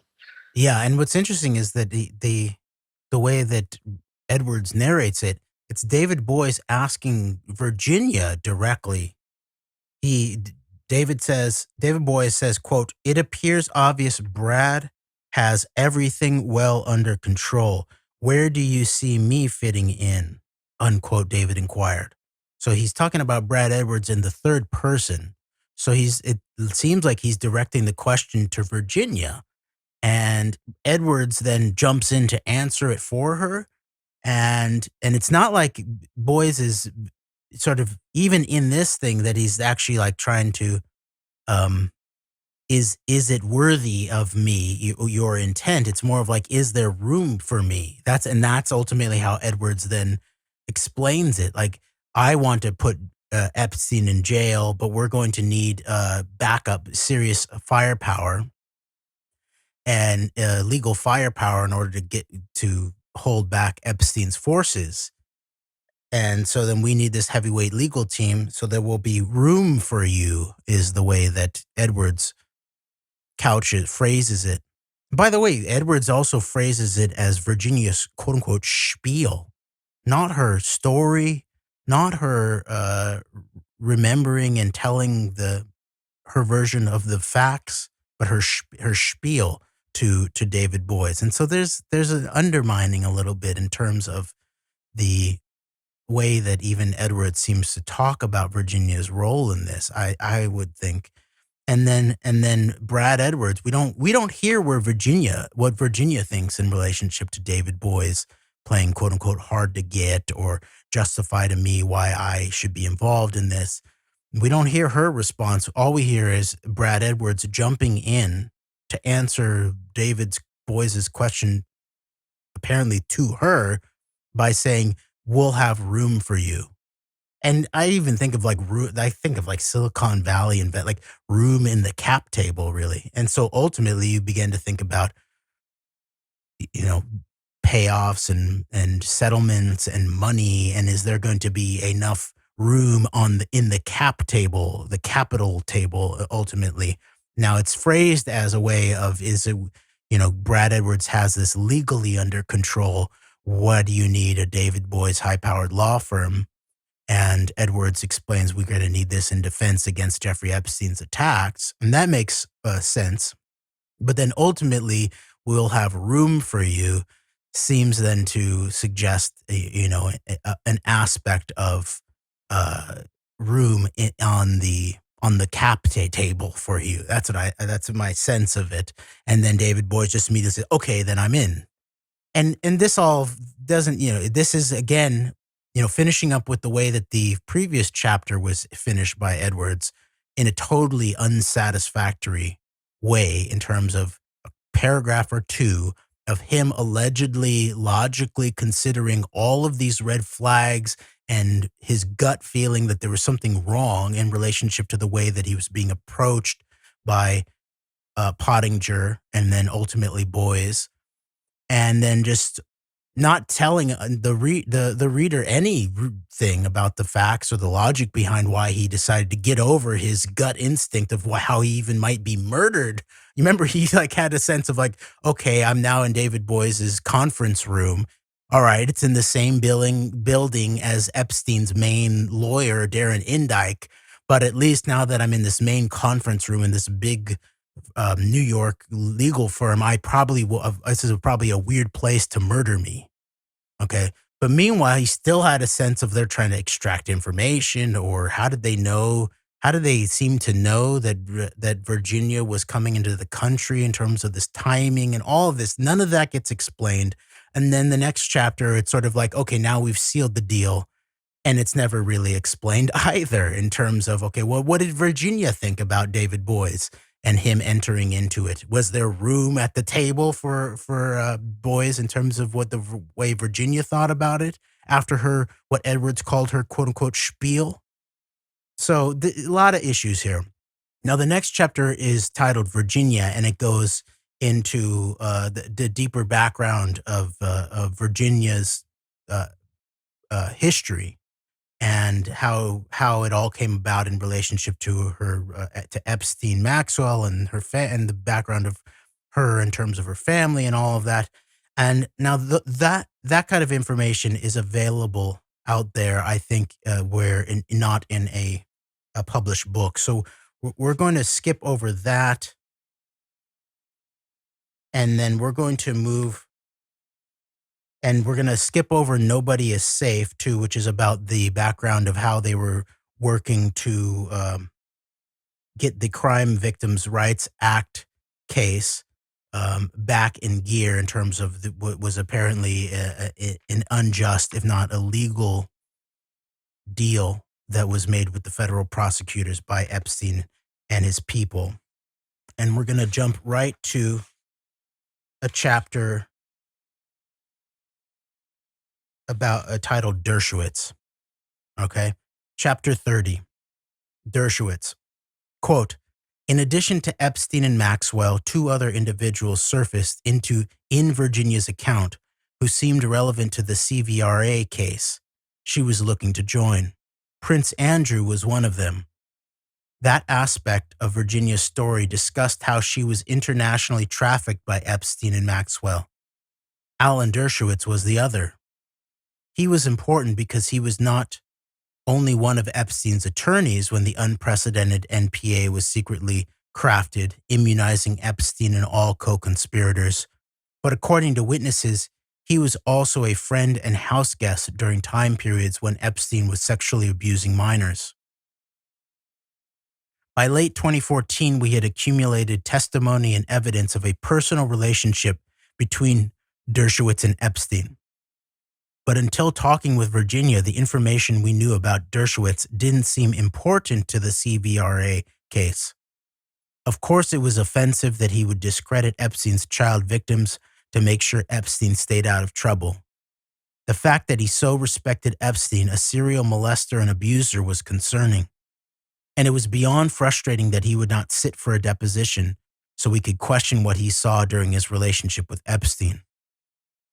But as close as it seemed, he and Epstein were, nobody had ever specifically identified him to us as someone involved in Epstein's other lifestyle until Virginia.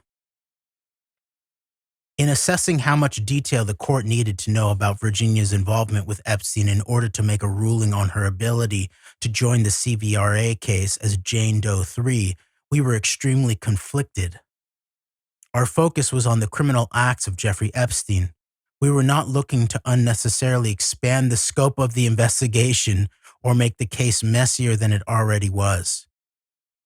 We felt, however, that we did need to explain to the court what made Virginia's account different from the current petitioners in the case, which was her frequent travel on Epstein's jet while she was undeniably underage, highlighted by her introduction to British royalty while a child and her knowledge of one of Epstein's friends, who also happened to be one of Epstein's lawyers at the time the NPA was devised.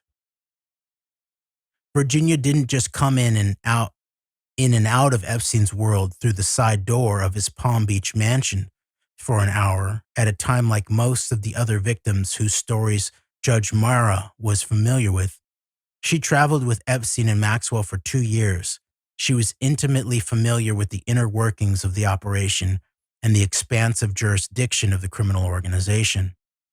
And through her accounts, she offered a fuller explanation for why the sneaky deal was made to save Epstein. Unquote. Just a quick point here. One is about Edwards talks about they didn't want to unnecessarily, they were conflicted, he said, because they didn't want to unnecessarily expand the scope of the investigation or make the case messier than it already was. Okay. All right. There's certain things that are on the surface understandable in terms of working to focus on the single individual, Epstein, but then specifically the crimes that you suspect this man of making. Then you start talking about the controlling the expansion of the scope. In my ear, I hear things like the role of Deputy Attorney General Rod Rosenstein in making sure that he limited the scope of the quote-unquote Trump-Russia Mueller investigation. And then, of course, Rosenstein, after he was out of office, right back to a law firm that was working as legal counsel to the Israeli military intelligence founded NSO group, Pegasus spyware, so deeply implicated in high-level national security threats, human rights violations, all of that. And so when you begin to think back on Rod Rosenstein controlling the scope, he was the one actually on paper controlling the scope of the quote-unquote Trump-Russia investigation that we know is way beyond just Trump-Russia. And then moving directly into a firm with a direct legal contract with the NSO group, where we know the relationship of these high-level Israeli intelligence cutout firms that were involved in quote-unquote Trump-Russia all the way back through 2016 and before even. And then definitely during the time of Trump and then beyond, NSO crucial player in all of that. So there's a conflict of interest there in terms of the limiting of the scope, the control of the scope of the investigation that I get a sense is resonant with what we are now reading and understanding in relationship to the controlling of the scope of the investigation, the legal case against quote unquote Jeffrey Epstein. Now, the other thing about this is that you remember that one of the first touch points for Pottinger and Boies in relationship to the timing of the contact with Edwards was Pottinger asking about whether there was someone who had been, it sounded like there was trafficked internationally.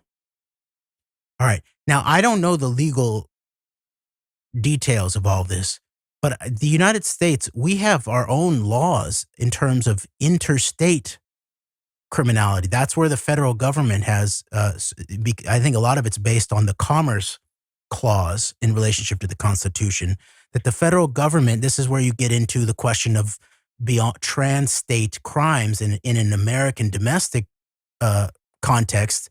In a federal context is in relationship to interstate trafficking. You can think about drug trafficking or weapons running interstate, or even think about interstate in terms of quote unquote rioting, right? That's where even things like the 1968, the Chicago 8 trial came out of this idea of, interstate, I believe, in terms of organizing beyond state boundaries. That was even a question of whether it might come into the Kyle Rittenhouse case, I think, was about questions of weapons moving past state borders and stuff like that. So is it really the case that the United States, that we don't have any child trafficking laws that kick in if you take an underage victim across state lines?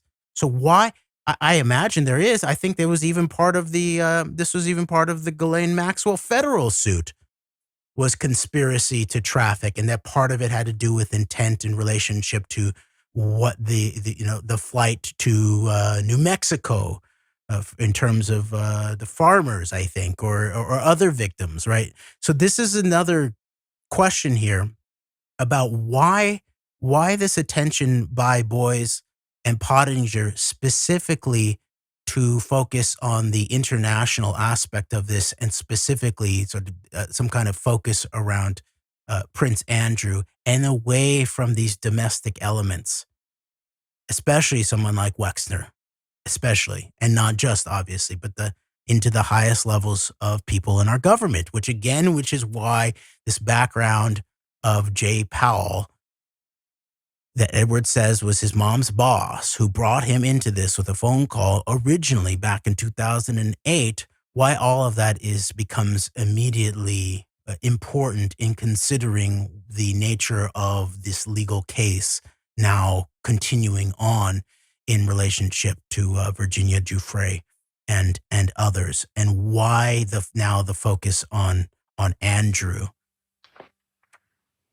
Yeah, it seems like a focus on a combination of a quote unquote safe, in some ways, foreign figure, but then also a combination of staying away from important aspects of this domestic element, combined with how this domestic element fits into a certain unsafe foreign entity to address and perhaps get to the bottom of the role of, and of course that being through names like Wexner. Of course, you go back to Israel, and I just even thinking about that was just allude to this real quick and mention this, and then we'll move on and maybe bring it up again in the future. But recently, you alerted me to this new Zev Shalev narrative program about the role of Lincoln's Bible, who was a primary researcher featured on his podcasts and his programs over the last couple of years, basically omitting. There was a catch and kill with CNN in terms of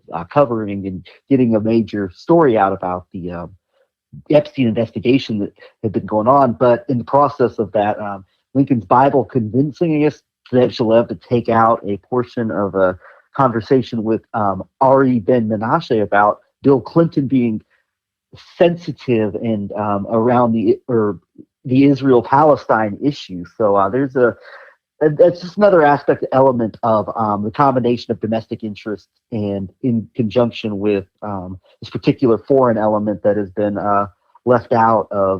continues to be left out of so much of this Epstein narrative, in favor of going after the Prince Andrews of the world you brought up. Very good point. And it's one of the reasons why, if you go look at the nature of our the coverage and analysis that we've done at the AnteDote over the years in terms of this case specifically, that we've had a consistent focus on the question of the why of the Epstein-Maxwell compromise operation, which is why we, along with just a handful of people, including someone like John Swin, who was really on this fairly early on in terms of these Trump years, of the focus on Wexner and the network that surrounded Wexner, and why we've always focused back onto the geopolitics of all of this, the why we focus so much on Wexner's analysis with Frank Luntz, an Arthur Finkelstein kid, in terms of the PR propaganda in relationship to the Iraq War, and the questions of the Israel lobby, Chapter 8 of Mearsheimer and Walt, Chapter 8, the Iraq War in relationship to the Israel lobby, how core, the totality of the Israel lobby, including the quote-unquote liberal Zionists and all of that, to almost to a one in terms of the organizations, were all in support of the Iraq War, while the general Jewish community, grassroots Jewish community in the United States, was against the Iraq War in a majority, basically higher than almost any other individually identified religious or ethnic group in the United States.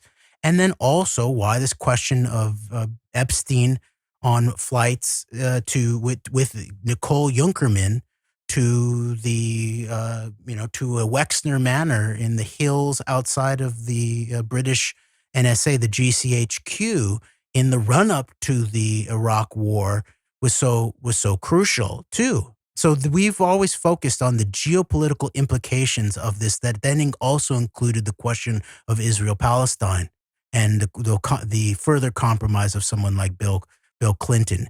And these are the kinds of geo implications that have things like thousands, if not millions, of human lives in the tilt. So I question anybody who tries to undermine the focus on the geopolitical implications of things like starting aggressive warfare, the highest international crime post-Nuremberg, or questions of this key issue of Israel-Palestine in relationship to both the rights of the Palestinian people that have been trampled on for decades, if not up to 100 years, really. But also the larger national security, international geopolitical interests that are associated with someone like Lincoln's Bible trying to suppress this very key aspect of the question of Bill Clinton in relationship to the Palestinians and the quote unquote peace process. Yeah, and it gets to the bottom of, I think this helps to get to the heart of the combination of why the compromising and morally and otherwise of our system, elements of our system, leads to obviously a major role in the complicity of governmental figures otherwise in taking part in and aiding and allowing, basically not use these criminal operations on a global scale to take place, in large part because of the compromising that takes place in a number of different ways: economic, moral, otherwise. And also, one more thing I was thinking about there, as you mentioned, this is that in addition to geopolitics, and this is all interconnected. You have the combination of the geopolitics, then you have the combination of also understanding, perhaps helping to, and talk about this a little bit with the bipartisan nature of keeping the Israel Palestine conversation under control, basically through maybe the role of this Wexner element with Epstein, and obviously Ehud Barak, and also even the bipartisan element of how these networks work in terms of Republicans and Democrats. Even I was even thinking through the form of not only Les Wexner, but then also Max Fisher, the longtime Michigan-based GOP kingpin. So there's a lot to that could be understood through really digging in deep to the combination of the geopolitics, the compromising, and the players that seem to be at the forefront involved in a tainting in some ways and a compromising of our political system going back decades, which of course is really kicked into hyper high gear, obviously post Citizens United, the post influx of unlimited foreign amounts of money being brought in, but the domestic elements in place for a long time to ensure this continued compromising in a number of ways, which has so many effects on our domestic politics, but then also obviously in terms of how criminal accusations activities are allowed to take place as the guardians of our system are nowhere to be found or either worse or complicit in it themselves due to a number of areas of control and compromise and in the financial elements and otherwise through the likes of, say, a Wexner on one side or Max Fisher on the other side. So I just thought of that. And it's just the consequences of not addressing these things continue are just so, just another example of the large number of consequences of not addressing these important, crucial power networks and how they're operating and how even the way the Epstein investigation is framed is allowing these power networks to continue largely unabated. Yeah. And you bringing up Max Fisher makes me just then want to give another shout out to John Swin, who was on the beat of the intergenerational aspect of what was, the so-called mega group. Obviously, a serious Zionist billionaire network. There was an intergenerational and an organized crime aspect to that via most obviously someone like Wexner at the epicenter of that was really important in understanding the nature, the geopolitical intent of it, the very least, a major piece of the Epstein-Maxwell network. And it was John Swin that really began highlighting the father of the Max Fisher crew of a high level role in terms of influence in the U.S. government, which was Samuel Zemurray, the Banana King, crucial figure who we'll return to again, who was the generation right before who helped bring in people really at some level, like people like Max Fisher, into then what then became sort of known as the mega group. But it was Samuel Zemurray, of course, who's the idea of a banana republic, that whole concept, or the idea of the coup in Guatemala in 1954, crucial early quote unquote CIA coup that was grounded via the CIA, but was really commanded at some level by people like Zemurray, and then aided by people like Edward Bernays, Freud's nephew and the father of the PR industry. And thinking now and wrapping this thought up in terms of the current PR industry of so-called journalists like Maggie Haberman, the touch point for the New York Times during the Trump years, now coming out with a book way after the fact, and by the way, being supported publicly by someone like Julie Brown, the sort of key journalist of the, as we pointed out before and read from her book, in terms of the Epstein-Maxwell case, and pointing out the background of Maggie Haberman's family's PR relationship with all these kinds of characters, including Rudy Giuliani and Donald Trump and the whole litany, really. And so PR continues to be a key player in relationship to things such as quote unquote journalism, and those who might support quote unquote journalism after the fact, too late. Actually, maybe potentially misprision. There's a similar kind of thing in the law, that you have a certain amount of rights in terms of the attorney-client privilege around the certain things that cannot be disclosed or inquired into by force of law, in terms of the private relationship and disclosures between a client and a lawyer. But that does not include the organizing of breaking of the law. You're not allowed to use attorney-client privilege in order to continue or initiate further criminal acts, or breaking the law, or conspiracy to break the law, which is then that's where you get into criminality versus just unlawful. Something can be unlawful, but then it's about the intent. Is there intent to break the law? That's when you get into criminality. And so similarly, there's a question of journalists. The journalists also have, it's not as legally inscribed as, and deeply legally protected as the attorney-client privilege, but journalists and their sources or their observations are protected to some extent in relationship to inquiry, but not quite as much. But there's also a question of like, if for example, Maggie Haberman apparently is coming out now with the information that the Trump people were flushing documents down the toilet during the time there. Now it's turning out that some of these documents that have been finally given up, some of them were ripped apart, and the National Archives has become a crucial player in all of this, and returned documents that had to be pieced back together. But Maggie Haberman is saying she apparently had a source or something like that at some point back in the past that the Trump administration was flushing documents down the toilet. Now, some of these documents are apparently above top secret. Obvious, there's criminal implications there. There's no way that someone doesn't know that holding on to a document or trying to get rid of a document that, especially those that have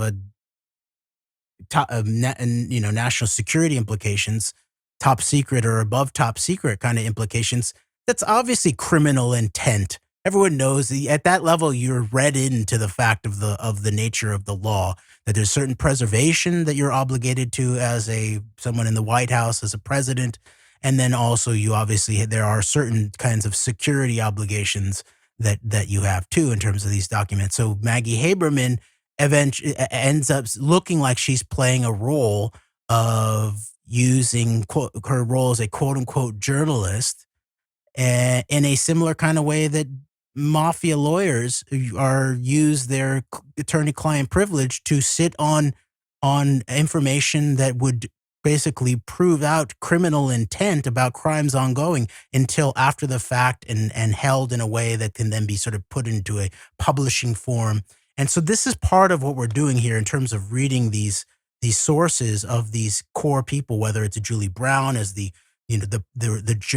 journalist that was referenced by the U.S. attorney who picked the Epstein case back up, or Bradley Edwards, who's the key attorney who's representing the victims over the long term, and looking at exactly what is being covered up in terms of the text itself, or what role in the ongoing cover-up, especially in relationship to the public mind, that these roles of quote-unquote journalists, and I would assert actually playing a role of what would be called PR, in a similar way that there's a question of, where these attorney-client privileges are being used in certain ways that potentially look like they begin to head in the direction of where crosses a line in terms of not only the public's right to know about matters of the public interest, in terms of what I said before, the abuse of the body politic in the midst of this,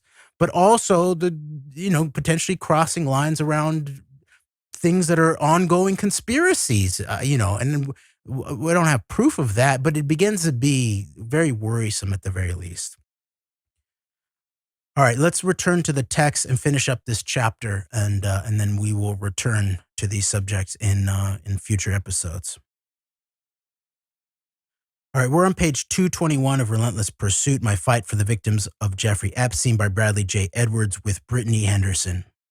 Quote, "She was intimately familiar with the inner workings of the operation and the expansive jurisdiction of the criminal organization, and through her accounts, she offered a fuller explanation for why the sneaky deal was made to save Epstein.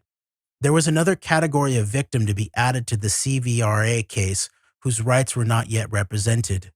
These were the dozen or so individuals whom we identified as victims of Epstein's underage sex abuse, but who, because the government elected to stop investigating and instead enter into this broad immunity agreement, were never formally identified by the government as victims. Before deciding to add Jane Doe 4 to represent the interests of that subcategory, we informed the U.S. Attorney's Office about her and several others who were similarly situated, remember that phrase there, who were similarly situated and who wanted to prosecute Epstein for the crimes he had committed. Because the government, having stopped its investigation, did not know their identities at the time the non-prosecution agreement was signed, or even 8 months later when Epstein made his plea in state court, there could not possibly be any restriction against filing a new indictment against Epstein for those newly discovered crimes committed against these newly discovered victims. Right? Despite our urging, the government refused to bring charges on behalf of these victims. While they would not commit to the position that Epstein's NPA was the reason they refused to bring those charges, they offered no other explanation, leaving us to believe they were using the NPA as cover to avoid prosecuting him. We then felt strongly that it was important to join Jane Doe 4 at the time we moved to join Virginia Roberts in the CVRA case. We decided to file the Jane Doe number 3 and Jane Doe number 4's motion pursuant to Rule 21 for joinder in action, unquote, the day before New Year's Eve. We had hoped that the filing would go unnoticed, and it almost did, with the exception of one studious reporter. On December 31st, 2014, Josh Gerstein published an article in Politico in which he detailed the filing, focusing primarily on the allegations of sexual misconduct that Virginia had made regarding Alan Dershowitz, Prince Andrew, and Ghislaine Maxwell. Dershowitz was quoted in the article as saying that Virginia's allegations were, quote, totally made up and totally fabricated from beginning to end, unquote. Dershowitz's loud denial was not unexpected. We even expected for him to go on the attack against Virginia. What we did not expect was where he took his attack next. The first few days of 2015 were something straight out of a movie, one in which Dershowitz has decided to cast me as the villain, unquote. End of the chapter 30 of Relentless Pursuit, My Fight for the Victims of Jeffrey Epstein by Bradley J. Edwards with Brittany Henderson.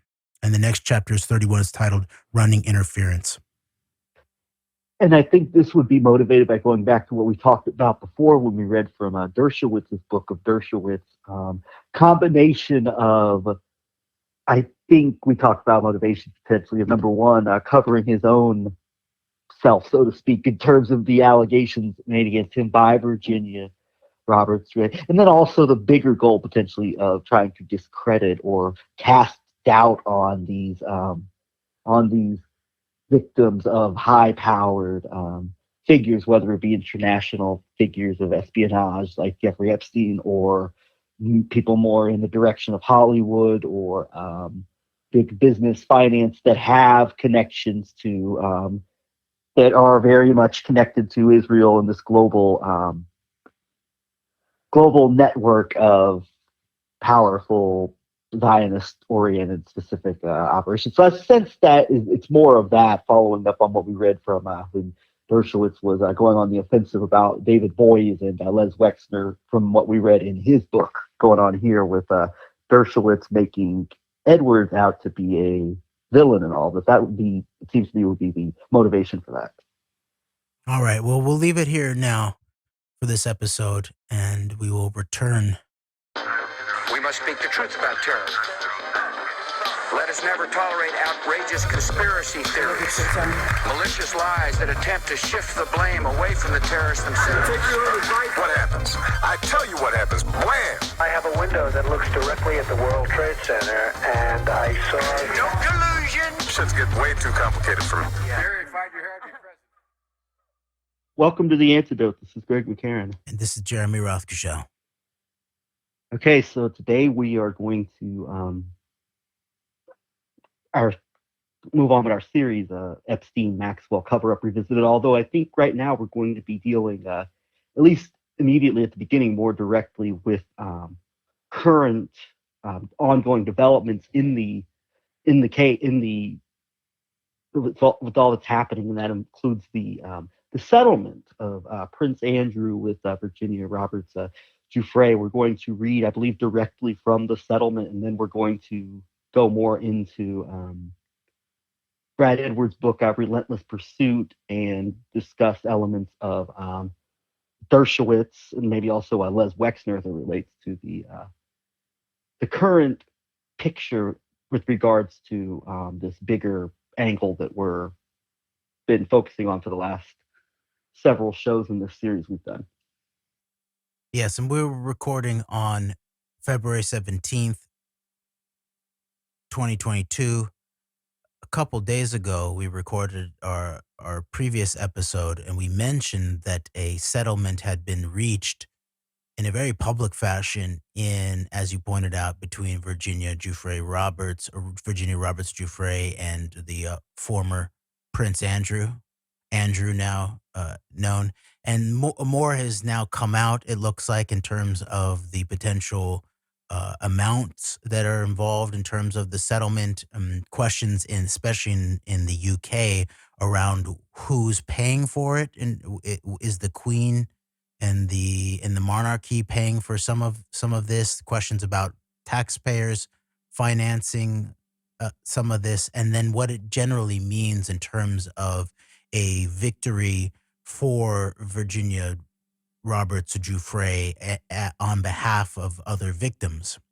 And now we're going to continue onwards towards dissecting the legal core of the team that is surrounded Virginia Giuffre, but also and not only just her, because as we'll see here too, that even the Lisa Bloom, it represents 8 alleged victims of Epstein Maxwell too. And so that whole intersection there, and how we pointed out that the David Boies intersection with the anti-Me Too, really, of representing Harvey Weinstein, and the whole background there in terms of Israeli intelligence, Black Cube.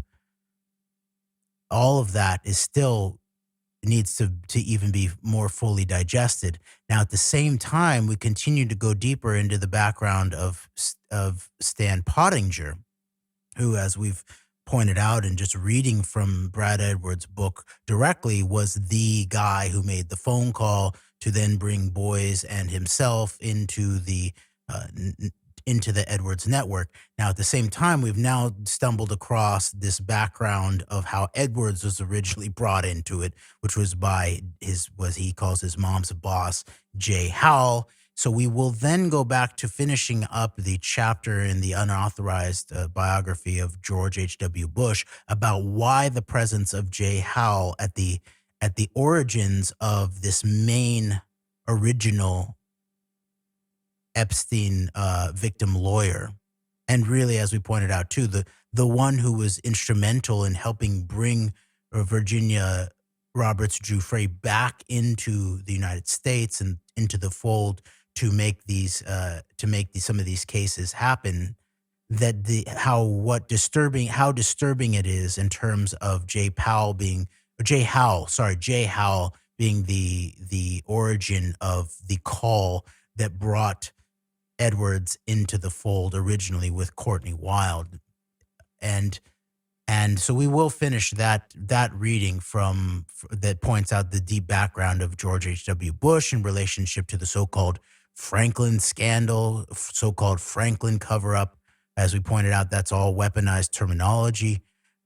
And Craig Spence, that whole network, and what it may all mean in terms of what's actually been going on here in relationship to the management of the Epstein-Maxwell victims network, really, over the long term here, and that we're now seeing come to this very controlled fruition in relationship to this settlement that just took place in relationship to pointing over the pond towards Andrew, who obviously it is a victory for Virginia Roberts Giuffre and in relationship to other victims. And one of the key things that needs to be recognized in relationship to this is how quickly someone who is in public denial, who's on the attack, for example, similar to someone like Dershowitz, let's say.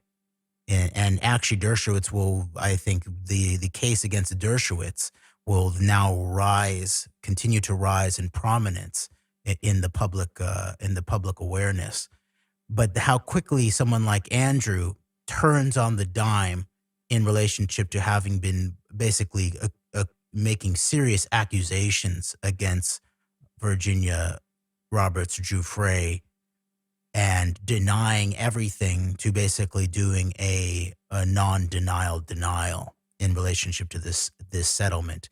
It's almost an admitting of the allegations to some extent without officially admitting them. So the way that these settlements agreements work, and we'll get into it a little bit here, we'll read from an article about it, and including the announcement of the settlement on the court record in New York, that the way that they work is that the defendant does not explicitly admit guilt. And this sort of guilt is taken out of the equation in some way, and it's agreed to be resolved. And it looks like Giuffre has been able to maintain her ability to speak about the case and to ability to speak about her allegations. So she doesn't have a non-disclosure agreement in that way in relationship to it now. But it also looks like that Andrew, there's a limit to what he will say in terms of the potential admitting of the nature of the allegations against him, while also basically turning immediately around on it in order to do this settlement and not go to being deposed by Virginia's lawyers, and also the threat of trial. And in order to do so, there's this statement that he basically makes publicly about where he applauds her bravery and admits that she's an established victim of this network and was treated wrongly by Epstein and the network, while not admitting that he was part of it, is part of how it all goes down. And I just want to make one point out of the gate here, is that although we've been pointing out this whole time too that there's a difference between these civil suits and criminal suits, these are both federal suits in New York, right? In New York federal districts. Both the case against Maxwell that ended up in a guilty verdict in large part was a criminal federal case, and now this is a civil federal suit against Andrew that the Judge Kaplan in this case said could go forward, and that Andrew was not covered by this previous non-prosecution agreement that had been signed back in the day, nor by Giuffre's previous settlement that she had with Epstein back in 2009. And the point I really want to make here is that although there's we think about justice and accountability in a more criminal manner, especially in relationship to these kinds of things that are so obviously both deeply immoral and deeply criminal in terms of underage child sex abuse, rape, child trafficking, sex trafficking, but also political compromise, which is basically the definition of extortion at some level, which is a serious crime. That there is, of course, there's more seriousness around accountability with criminal cases, but there's also a lot more control, as we pointed out, in terms of the limited scope of the criminal case against Maxwell. And there's a lot more possibility in certain ways in terms of civil suits in relationship to the potential accountability of truth and exposure. Although ultimately in a civil suit, no one's going to go to jail. No one's going to, face, justice in that way, in that kind of way. It's going to ultimately be some kind of economic restitution of some sort, some kind of money restitution. It ultimately, it's called, I think, a judgment. And if it goes from, you're forced into a talks of settlement in relationship to the the court will almost always force the parties to discuss a settlement offer before it goes further into discovery. For example, right here, this is in terms of Jeffrey and Andrew, this is right before the threat of the further deepening of what's called discovery, where you have where you can ask specific questions on paper to your opponent, and your opponent can ask them back to you. You have to answer them. It's basically under oath. In the answers to your question, you might have to supply documents and or copies of documents or messages or these kinds of things. Both ways it goes like that, but then also actual in-person depositions where someone is it's basically you're on the witness stand, and often they're videotaped. They're always immediately transcribed. You take an oath in order to do it. For example, in my civil suit, I ended up doing something like a 10-hour deposition, videotaped deposition, the lawyers of all the different defendants in my case had hours with me basically, and so there's a lot of it's an intense experience to be deposed. Even in my case where I was the plaintiff, I was the one making the accusations of a conspiracy to violate my civil rights. And even then it's it can get personal. It takes there's a lot of it's intense to be involved in that kind of discovery. And so Andrew wanted to avoid that, as we saw even in terms of his voluntary attempts in the media, in the British media, to try to stave this thing off a couple years back. It went so badly for him. So you can just imagine how sweaty the allegedly unsweatable former prince would get under oath on videotape. Yeah, and I mean, even I myself, I wasn't. I went through about 3 or 4 hour deposition myself. So it was like, and I was just the person who videotaped. I mean, I can imagine like that, and it is. I mean, it's it gets uncomfortable at times, but I could imagine much less like this high profile of like a case with someone like dealing directly with this. Yeah, it's like I could see wanting to avoid more of that if you can in any way possible that you could. So although the victory of Jeffrey and all this should be recognized, and her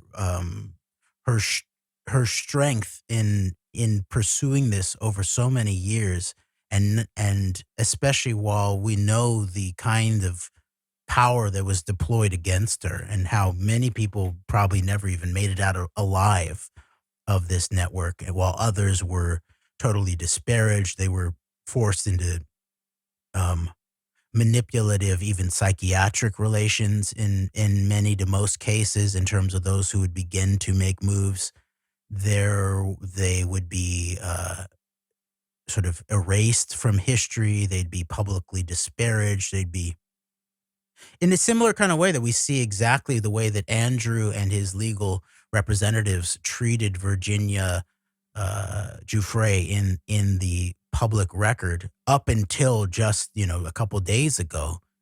They treated her like she's just a money grubbing whore, is sort of like the kind of language that was really implied against her up into just a couple days ago, where everything turns on a dime, and Andrew and his legal representatives are willing to give it looks like probably over $10 million in a different assortment of different recipients, both in terms of probably Virginia Jeffrey got probably a substantial amount. Her nonprofit organization that's an anti-trafficking organization, I think, that looks to be getting a direct 2 million pound contribution. That's the one that maybe the Queen is actually directly paying. And then, of course, the lawyers, the legal fees are also going to be being paid for. And so that's partially where we're going to begin to focus on in terms of the way that this network, and of course, who's on the record here? David Boies as Virginia's lawyer, and so there's a whole deeper problematic aspect behind that. And so my finishing point here is that although it is a victory of some sort, it's also a way of staving off a much bigger victory, which is if and when you're able to get into deeper discovery, such as these oath-sworn depositions of these key accused people like an Andrew, or in the best case scenario where you can actually push it into a courtroom, and especially if you are a civil plaintiff who has a lot of ability to either control your own case completely, like represent yourself, or have lawyers that you really are commanding to do certain things and make certain things public, or use the case specifically to get to the truth. And remember, the truth is really the crucial core of accountability ultimately, and especially in this, like the legal process that Virginia Giuffre has already pursued has led to a lot of material that has led to us knowing more about the truth of the Epstein-Maxwell network. And so the courtroom, especially in a civil suit, even I would say as opposed especially to a federal criminal case where there's so much government stuff to hide in relationship to the prosecutors. They're trying to limit the scope of this, as very likely the judge is in the Maxwell case too. That when you come to a civil suit and you can get it into a courtroom, then all bets are off, and all kinds of things can then happen under oath, and evidence exhibited, and people cross-examined. And so there was a lot of possibility there in relationship to the potential of pushing it into the courtroom rather than a settlement before further discovery. And so this is one of the reasons why we're going to then read chapter 43, titled "You Cannot Be Serious," from Relentless Pursuit, My Fight for the Victims of Jeffrey Epstein by Bradley J. Edwards with Brittany Henderson, to see a previous episode where things sound like they're heading towards trial. Now, that was one of the more recent things that Virginia Giuffre actually said on the record, that she was intended to take it all the way to trial, and that she was pushing to really for there to be a serious amount of truth and accountability in this case specifically.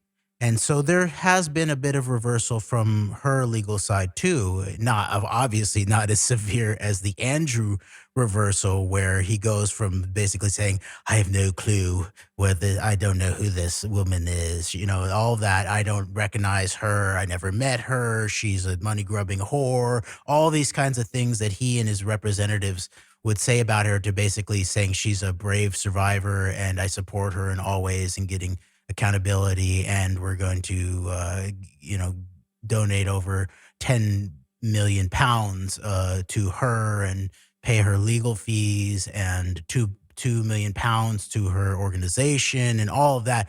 So you can see that things can really flip around very quickly. So that's really the final point, in addition to this question of that what's been held off here by this legal situation of going into pushing further into discovery, where more and more is under oath sworn testimony, and then on into the courtroom, where potentially all things can happen on the fly in terms of cross-examining witnesses.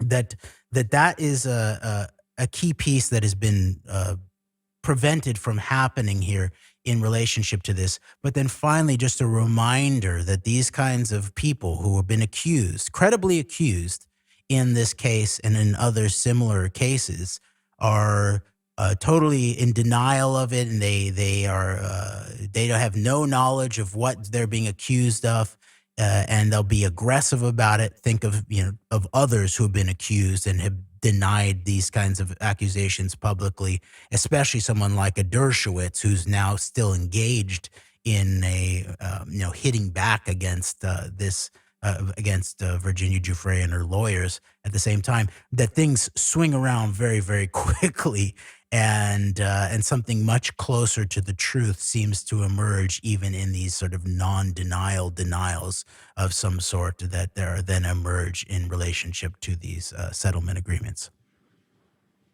That's a very strong point you make, and it does remind you that optimism, that optimism should be, in some cases at least. I mean, like, I don't know if we saw 4 or 5 years ago that Epstein would become like the level of like borderline household name that he is. I mean,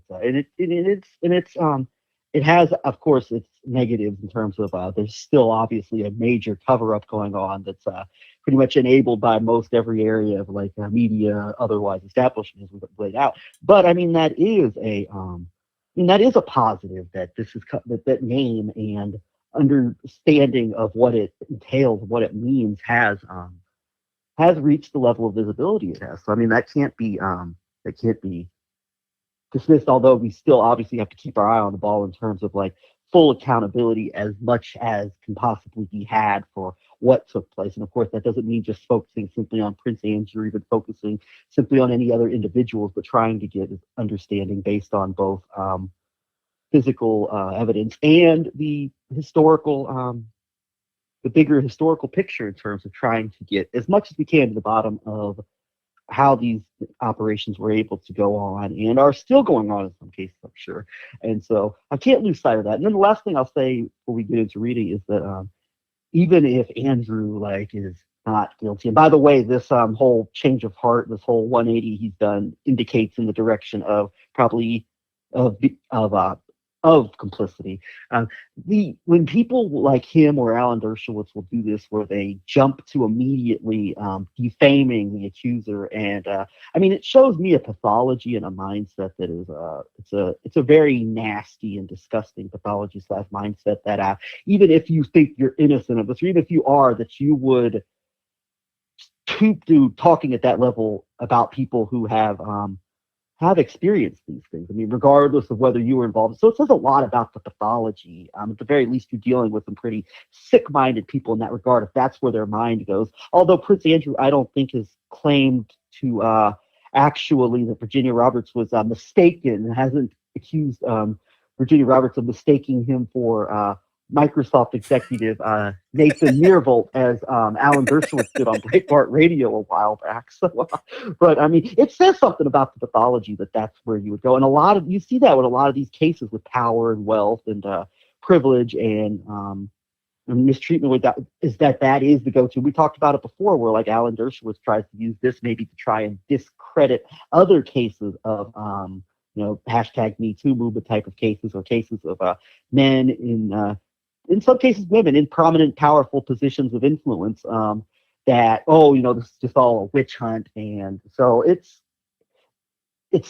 speaks to both a nastiness of mindset and to a willingness to try to use this to not only run cover for your own potential transgressions, but also to discredit other cases, as well, as I think a lot of these cases are interconnected in a bigger way, especially at the intersection of wealth and power. Yeah, and of course, like you pointed out, Andrew didn't go to the extent of being like, no, that wasn't me. That was the, that was Ehud Barak or something like that. No, she confused me for the former head of the Israeli government or the Israeli military. Imagine if he had said that. Could you imagine? Which is, like you pointed out, Alan Dershowitz, one of his early defenses was, I was mistaken for, no, it wasn't me, Alan Dershowitz, the notoriously known fixer for sort of the deep Israeli state. That's sort of well known at this point. It wasn't me, that guy. It was the former head. It was the former chief technology officer of Microsoft, Nathan Myhrvold, i.e., the guy who originally actually helped really begin pushing the startup nation and movements and investment into Israel. And so that you're right that Andrew didn't go that route, but he very much played the exact route that we know of as this Roy Cohn strategy, which was, remember, deny everything, Never apologize, never back down, and attack your accusers with maximum force. He tried it. It didn't work out for him is sort of what ended up happening. And now Donald Trump, for example, one of the key disciples of the Roy Cohn strategy is still sort of semi-successfully deploying the strategy, but he looks to be getting into a tighter and tighter dead end too. And so there's possibility that he will fail ultimately at that, just like Andrew ultimately failed at that tactic. But it shows how morally bankrupt that kind of tactic is, especially in this case where I'd say it's virtually certain. It's virtually certain that he was actually guilty of exactly what he was accused of. And so in general, I think we can begin to paint a larger picture in relationship to the kinds of figure. It doesn't mean that everyone's still doesn't have a right to be, innocent until proven guilty. However, when they are using these kinds of tactics, and this is actually one of the big parts of this settlement agreement, is that there's an admitting by a credibly accused, high-level, prominent person in this network, maybe even for the first time, that the person who's accusing them is a well-established victim of the network. Even Maxwell, I don't think they never went there in terms of their defense against the accusations against her. They never admitted that there was something that these victims had actually established their victimization in relationship to. So that is the big deal. So I'm going to jump now, Greg, into this Guardian write-up of the settlement. And then we'll get into the relentless pursuit. It's a short chapter. All right, sounds good. Okay, this article is titled Prince Andrew Settles Virginia Giuffre Sexual Assault Case in U.S. Out of court settlement in civil case means Duke of York is spared giving evidence at trial. By Caroline Davies, Harriet Sherwood, and Richard Adams. Published Tuesday, February 15th. And I'm just going to jump right to the document. And this is dated February 15th, 2022. Honorable Louis A. Kaplan, United States District Court, 500 Pearl Street, New York, New York. Regarding Giuffre versus Prince Andrew, case number 21, and then there's file numbers. Dear Judge Kaplan, rewrite jointly with counsel for defendant to advise the court that the parties reached a settlement in principle of the above referenced action. The parties anticipate filing a stipulation of dismissal of the case within 30 days. See Exhibit A. In the interim, the parties request that the court suspend all deadlines and hold the action in abeyance.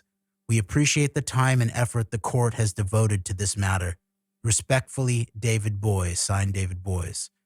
Exhibit A, CC, all counsel of record, on Boies, Schiller, Flexner, LLP, document where their address is 333 Main Street, Armonk, New York, 10504.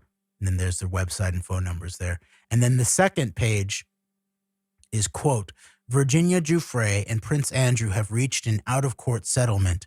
The parties will file a stipulated dismissal upon Miss Giuffre's receipt of the settlement, the sum of which is not being disclosed. Prince Andrew intends to make a substantial donation to Miss Giuffre's charity in support of victims' rights.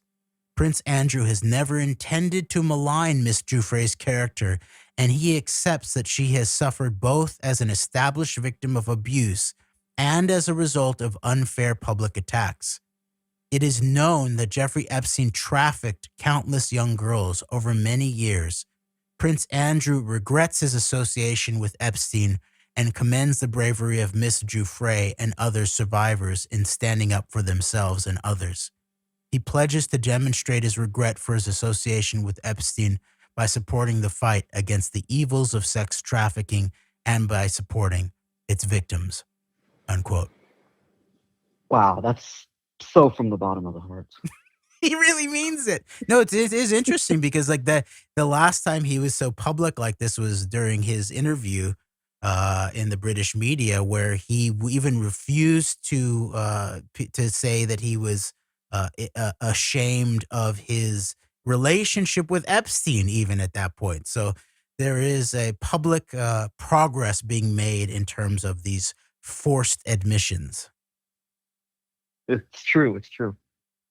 All right, so I'll just get into a little bit of this here in terms of what this might mean. Okay. Down in the article, quote, "The move is a remarkable turnaround for the prince, who had promised to fight to clear his name in court and whose lawyer had described Giuffre's claim as quote-unquote baseless and her of seeking a quote-unquote payday. Andrew has always denied having a sexual relationship with Giuffre when she was a teenager. The Duke's legal team declined to comment on the settlement. Giuffre's lawyer, David Boies, said of the statement, quote, 'I believe the event speaks for itself,' unquote. The settlement was announced weeks before Andrew was due to give a sworn deposition to Giuffre's lawyers. It means there will be no civil trial, and he will not have to give evidence under oath or in front of a jury. Buckingham Palace declined to comment. Last month, the Queen stripped her second son of his royal patronages, honorary military titles, and his official use of his HRH style in a bid to distance the institution of the monarchy from the case. It is understood there are no plans for those patronages to be restored to him, with the Duke continuing not to undertake any public duties. Royal commentators believe it is very unlikely the Duke will be able to return to public life. Royal author David McClure said, quote, 'This was always the only outcome for royal family in terms of damage limitation,' unquote. Andrew now faces potentially huge costs. Giuffre is likely to receive quote-unquote substantial compensation, as well as having her legal fees paid and the donation to charity, lawyers said.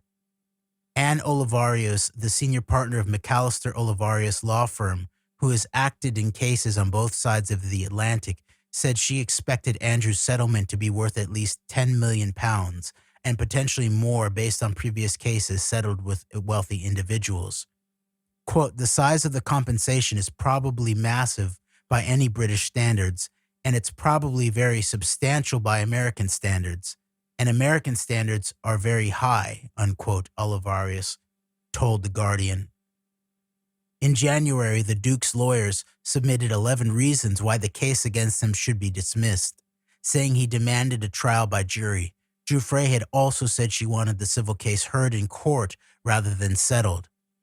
Graham Smith from the campaign group Republic said taxpayers, quote, "deserve to know where the money is coming from for a settlement which we must assume is in the millions, if not tens of millions," unquote. He added, quote, "So much public money ends up in royal pockets one way or another. Are the British public ultimately paying for Andrew to avoid appearing in court? This scandal has done significant damage to the monarchy, and these questions aren't going away," unquote. Earlier in proceedings, Andrew had tried to get Giuffre's case dismissed, arguing that she had waived her right to sue him under a previously secret $500,000, £360,000 settlement she made with Epstein in 2009. Andrew was friends with Ghislaine Maxwell, who was convicted in December of charges including sex trafficking and conspiracy relating to the recruitment of teenage girls for Epstein to sexually abuse.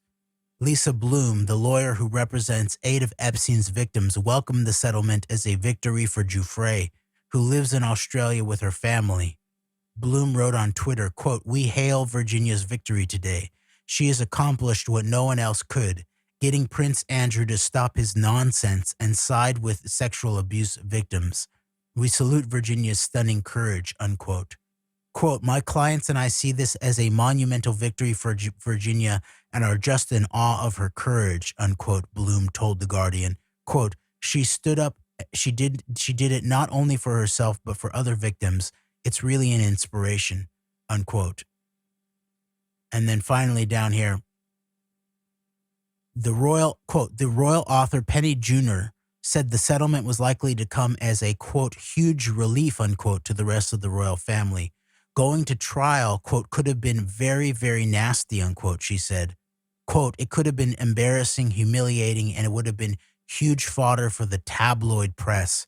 It could have really taken the shine off the Queen's platinum jubilee year, unquote.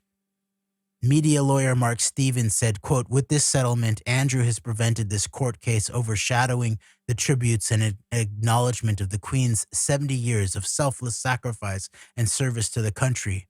And while he is reputationally toast and will never appear on a royal balcony ever again, and has effectively been airbrushed from polite society and the royal family, he does prevent wider problems for the royal family by ensuring this settlement goes away. And he has protected his children and their reputations, and he's protected the wider royal family, unquote.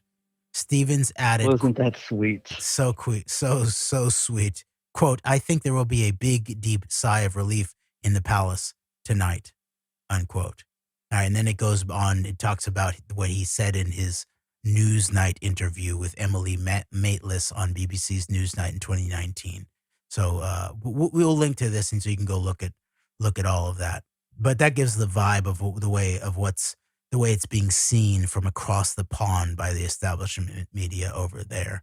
And okay, so of course now what that's not going to deal with is what we're working to deal with from our stance here in the United States of America in terms of these really nasty questions surrounding specifically the guy signing the statement to the judge, David Boies, and the legal network that's going to also be getting these you got to imagine these legal fees are massive too, and that's a part of this too. But then also, as we're beginning to point out, that there's a piece of this, especially in an American context, where this cover-up is running so deep because of intergenerational black programs, covert programs, the deep politics that are really at stake here. And then also, especially the quote-unquote special relationship with Israel, which in some way I think we begin to see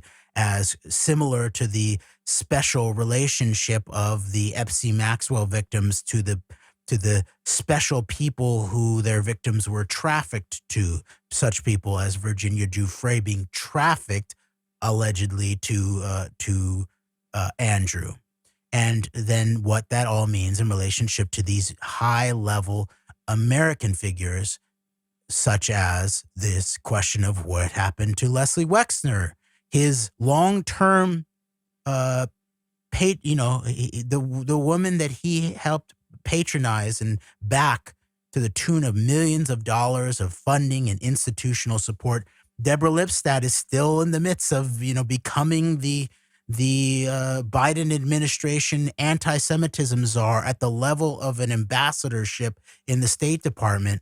This is at the same time that and we'll link to this a crucial article written by Bob Fitrakis from June 18th, 2020, titled Jeffrey Epstein, There's Much More to the Story, that goes into the background of how what's actually going on behind the scenes in relationship to even this Wexner-Epstein relationship and the deep mobbed up aspects of that, the Ohio investigations into it, the Inspector General, the state of Ohio Inspector General David Sturtz, who was one of Fitrakis' sources over years, was gathering evidence against Les Wexner and Jeffrey Epstein regarding, quote unquote, public corruption, bribery, and information related to the murder of Columbus attorney Arthur Shapiro, unquote. And then also the case that Epstein was put in charge of the Wexner Foundation in 1991 at the very same time as the escalated backing of Deborah Lipstadt, the newest guru of the quote-unquote new anti-Semitism, the weaponization in protection of illegitimate Israeli state power by claims of anti-Semitism against Jewish people, sort of putting those in a parallel process, ultimately, as we've talked about over and over again in terms of the crucial role of someone like Natan Sharansky in all of that, that she's now sort of continuing to these commanding heights with this question of Wexner and Epstein sort of a little bit shaded and forgotten about in the midst of all of this, even in relationship to this ongoing case against Dershowitz, and Dershowitz is again deny everything and make counterattacks kind of tactics that he's using. So we just want to then re-highlight where are these missing really crucial pieces, especially from an American context, that then tie into the quote-unquote U.S.-Israel special relationship, which is much more obviously like something involving a mutual compromise at the very best, we could say, more like an abusive relationship, similar to these kind of sex trafficking relationships that the Epstein Maxwell engaged in relationship to these high level people. So we will eventually get back to the chapters that deal with Ehud Barak, especially in terms of the Michael Wolff book, too famous, The Rich, the Powerful, the Wishful, and Notorious, the Damned. That the last chapter that really has a lot in relationship to Epstein, the actual dynamics of how it actually played out inside of Epstein's home, of the Epstein Ehud Barak relationship, but then also the Epstein Steve Bannon relationship, which continues to be needs to be put front and center, especially in relationship to the nature of the current political situation, I think, in the American context. And then we'll also get back to this really crucial question of who Stan Pottinger is and how he seems to be at the epicenter of even such things of the ongoing cover-up of the actual Iran, quote-unquote, October surprise, Iran hostage, quote-unquote, crisis, which was really sort of launched the modern war of terror, the modern war on terror, war of terror in an American psyche in terms of 444 days on TV of the hostage crisis. And now there's a whole level of limited hangout around that's really titled The October Surprise, that includes the write-ups of people like Gary Sick, a former Carter administration official, but also includes people like Barbara Honegger, who wrote the book The October Surprise. I think that's what it's called. But there's a whole deeper aspect of that operation, which actually looks to be the Bush CIA elements, which again, that's why we're reading from the question of the unauthorized biography of George H.W. Bush, especially in relationship to the question of the Craig Spence network and how that might then implicate this question of how Jay Howell was brought into this, who brought then Brad Edwards, the original big lawyer for the Epstein Maxwell victims. So there's this whole background here of where Pottinger looks to be play a crucial role in relationship to even the black operation behind the taking of the hostages in the first place, let me say. He's the sort of the tie-in between that and then what's then the limited hangout of that, which is about just that the Reagan officials orchestrated behind the backs of the American government to delay the release of the hostages. Now, there's a whole deeper story that is really covered up in almost all circles to this day that deals with and I'll read the title of this again, The Real Iranian Hostage Story from the Files of Farah Mansour by Harry V. Martin in 1995. That it was actually that this Bush CIA gang, obviously some Pottingers somewhere in the mix of this sort of Nixon Bush CIA type of gang of some sort, they actually helped install Khomeini in the first place, gave him assassination lists. They helped orchestrate the hostage crisis from the get-go. They didn't just use it. Similar to a September 11th kind of operation, there's a much deeper story here. And it looks to me like Stan Pottinger is potentially at the epicenter of that too. And this has not been dealt with at all, as far as I can see. And so we're going to eventually get into that. But meanwhile, we have to get back to just the basics of Brad Edwards' own testimony in terms of his relationship with Boies and Boies' representation of Giuffre in a few years back in relationship to heading towards a potential civil trial, sort of a parallel to what we've just seen in relationship to Andrew. Okay, let's do it. Thank you for all of this and keeping so much of this together and organized for us.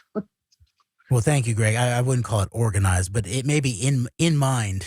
And this is, this is part of what we're doing here is we're digesting this tangle of facts as we begin to run into it. And so it's not totally well organized, I think, in our minds, but we know this is crucial to understanding what's actually going on right now in terms of what we're seeing on the front pages, and the geopolitics of all of this, which is actually very, very big, but also then understanding a little bit more of the deeper history that led to this point, even in relationship to the cover up of these intergenerational, really, these sex trafficking, MK Ultra, sex slave, but also political compromise operations over the political generations, while also then filling in these missing pieces around such deep, crucial events as the precursor to something like 9/11, which is really the Iran hostage situation, or even behind that, this very covert, very deep black relationship in terms of the deep U.S. state in relationship to the original, the Khomeini regime. All right. So this continues to play out, and there's very little recognition, if any, let alone understanding of these kinds of events, and then how then that ties in directly to this legal team that is surrounding this current generation of the cover up, is what I would say, if we were going to talk about it in terms of this Boies Pottinger network, and now what we've found out about the background of the Edwards having been brought into this by Jay Howell and his direct role with George H.W. Bush and the Reagan White House in terms of the previous generation's obvious attempted cover up of what is all going on with quote unquote missing children. Yeah, and I guess here at the AnteDote, we would always use the term organized with air quotes, and we would use it loosely. But I mean, Jeremy, you have done you've done a great job in terms of like a number of links that you've been piling and documenting to read from and to have as basis for what we discussed to go on. So. Well, thank you, Greg.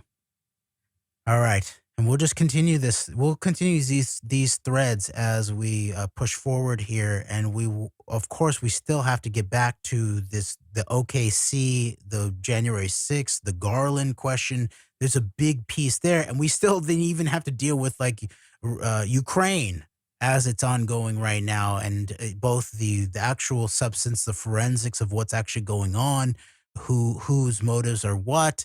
And then also the obvious, as we always pay attention to, the media and quote unquote alternative media, psychological warfare that goes along with all of this too. So there's a lot of balls in the air that we're trying to juggle, and we'll just do our best. So thank you, Greg, for that comment. All right, finally, to the text, Relentless Pursuit, My Fight for the Victims of Jeffrey Epstein by Bradley J. Edwards with Brittany Henderson. We are on page 311, chapter 43, titled, quote, You Cannot Be Serious, unquote. Quote, having filed Sarah Ransom's civil lawsuit, we turned back to Virginia's case against Ghislaine Maxwell, which was heating up for a trial set to begin on May 15th, 2017. Our witnesses were lined up, our exhibits were ready, and we had already booked our hotels in New York for a month, including a large war room at the hotel across the street from the courthouse. The defense strategy had to be to try to exclude as much of the testimony and evidence as possible. They didn't really have more to hang their hats on. There was one last deposition that we were going to take, Maxwell's, again. Because she refused to answer certain questions during her previous depositions, her next deposition was set to take place in the courtroom, with the judge serving as a special master. This deposition was set for the week before the trial, so it goes without saying that we were prepared. While the protection of other victims was and always will be our main priority, our witnesses were ready to testify, and the truth about Epstein was finally going to become public. After decades, the justice system was going to expose Epstein's sex trafficking operation.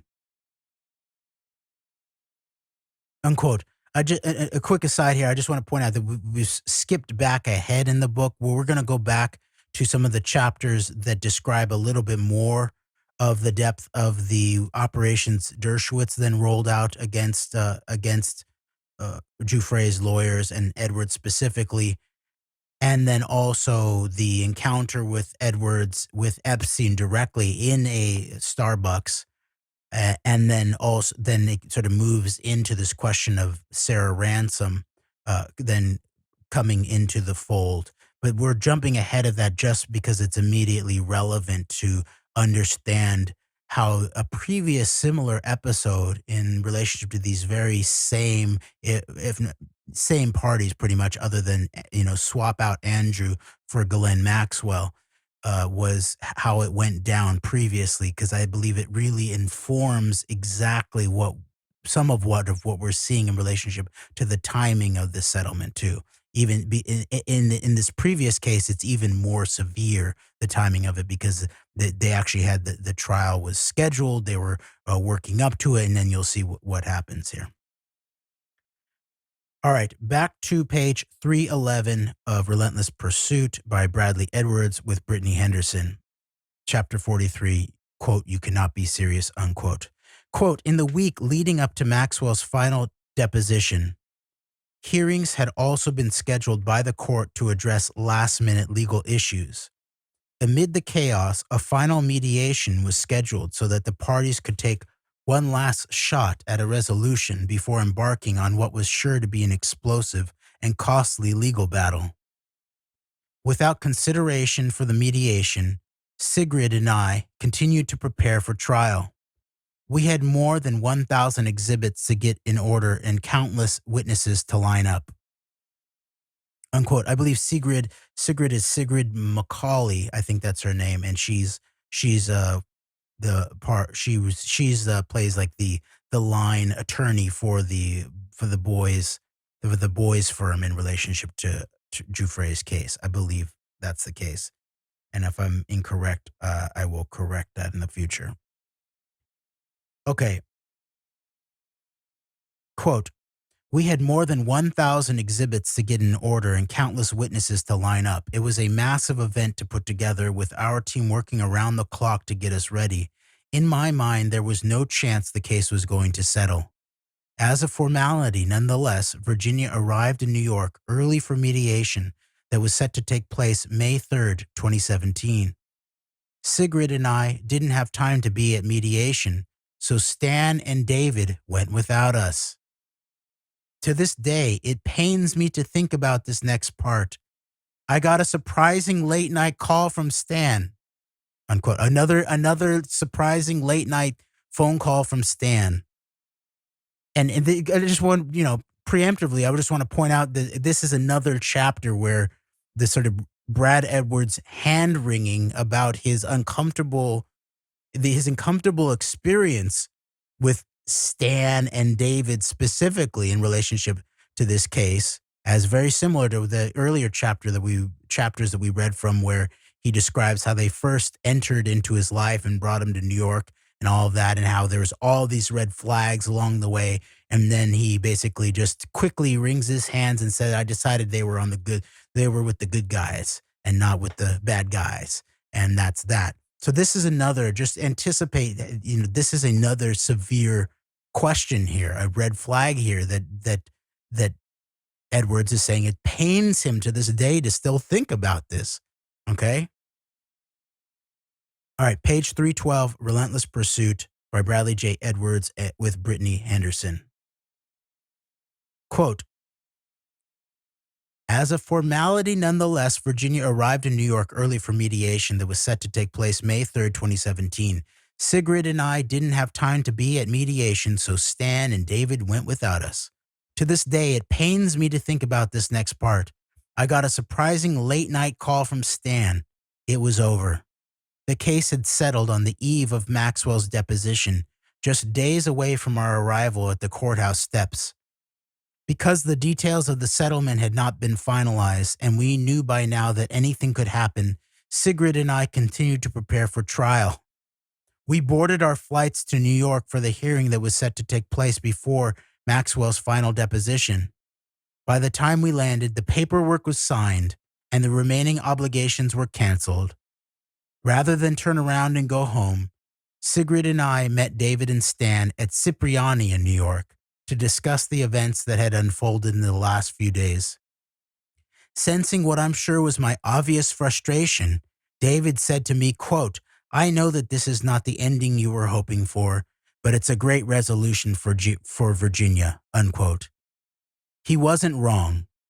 Virginia was happy, although she is a fighter and she was a little torn as well. Her perseverance had already caused the Epstein-Maxwell wall to crumble, and she didn't need a trial to continue speaking her truth. She had proven herself. She had already won that round, big time. On the other hand, there was still a feeling of emptiness. I couldn't bring myself to say more than a few words the whole dinner. I left the restaurant uncertain where to go. I don't think I spoke a word until I got back to Florida the next morning. There were still unresolved issues for me. Jeffrey Epstein was still free. The universe must have been sensing my inner turmoil because on June 9th, 2017, while I was still sulking about the trial that never happened, the Florida Supreme Court resurrected my personal case against Epstein. This was huge for so many reasons. We had been about to go to trial back in 2013 when that chance was stolen right out from under me by some crazy legal opinion that turned the tables, creating a real risk that Epstein would be a massive creditor of mine with every incentive in the world to destroy me. Rather than bail on the case when I had the chance, as nearly everyone had encouraged me to do, I risked it all, hoping that one day the court would rule in my favor and give me a chance to finish what I started. Today was that day. We were going back to the trial court with my case against Epstein for the malicious prosecution that he had instituted against me in 2009. At least with my case, I could control the client. I was the client. The difficulty was that I didn't get to be the lawyer in this case. I did learn that for me, it was much easier to be the lawyer. However, being the client in two very contentious cases has allowed me to better understand the vantage point of my own clients. It's not an easy position. Between Sarah's case and now my personal case, I had legal reason to continue my investigation of Epstein. This helped me get over the fact that he slipped out of the exposure that would have come from the Maxwell trial. Unquote. End of the chapter. And the next chapter is titled 44. It's titled Julie, and it's about how Julie Brown, the journalist from the Miami Herald, enters into the mix then with Bradley Edwards, and he eventually gives her access to some of his files. So, the hand wringing, as you mentioned it, like I had observed when we read previously from his chapter dealing with his apprehension and distrust of Boies and Pottinger, which later eventually became an endorsement of them, and how that was left without a satisfying conclusion, to say the least, considering their connections. And I had thought that maybe this was Brad Edwards, like almost like feeling bad about maybe knowing that, like, and this is, of course, I'm just like, this is just observations. It's not me claiming to know anything, but that's just my vantage point. Almost feeling bad about like entering into maybe, say, with some unsavory people, to say at least. I don't know if that's the case going on here, but hearing that chapter and hearing that report recounting of how Brad and Dave basically, Dave Boies and Stan Pottinger basically settled the case before the deposition without Brad and the other. Can you give the other person's name again? Sigrid. Yeah, Brad and Sigrid. Without even them, it to me like it. I guess from my vantage point, and of course Brad Edwards himself, like there's issues there as we talked about, but in terms of Boies and Pottinger, it's like my conclusion, it's very unfortunate that someone like Virginia Giuffre has to go through these almost, because it seems to me like I guess what I'm seeing potentially going on here, the dynamic is that, yeah, these guys are going to pursue quote unquote justice, quote unquote accountability. You know, Virginia will get her day in court and maybe be financially set as a result, among other things.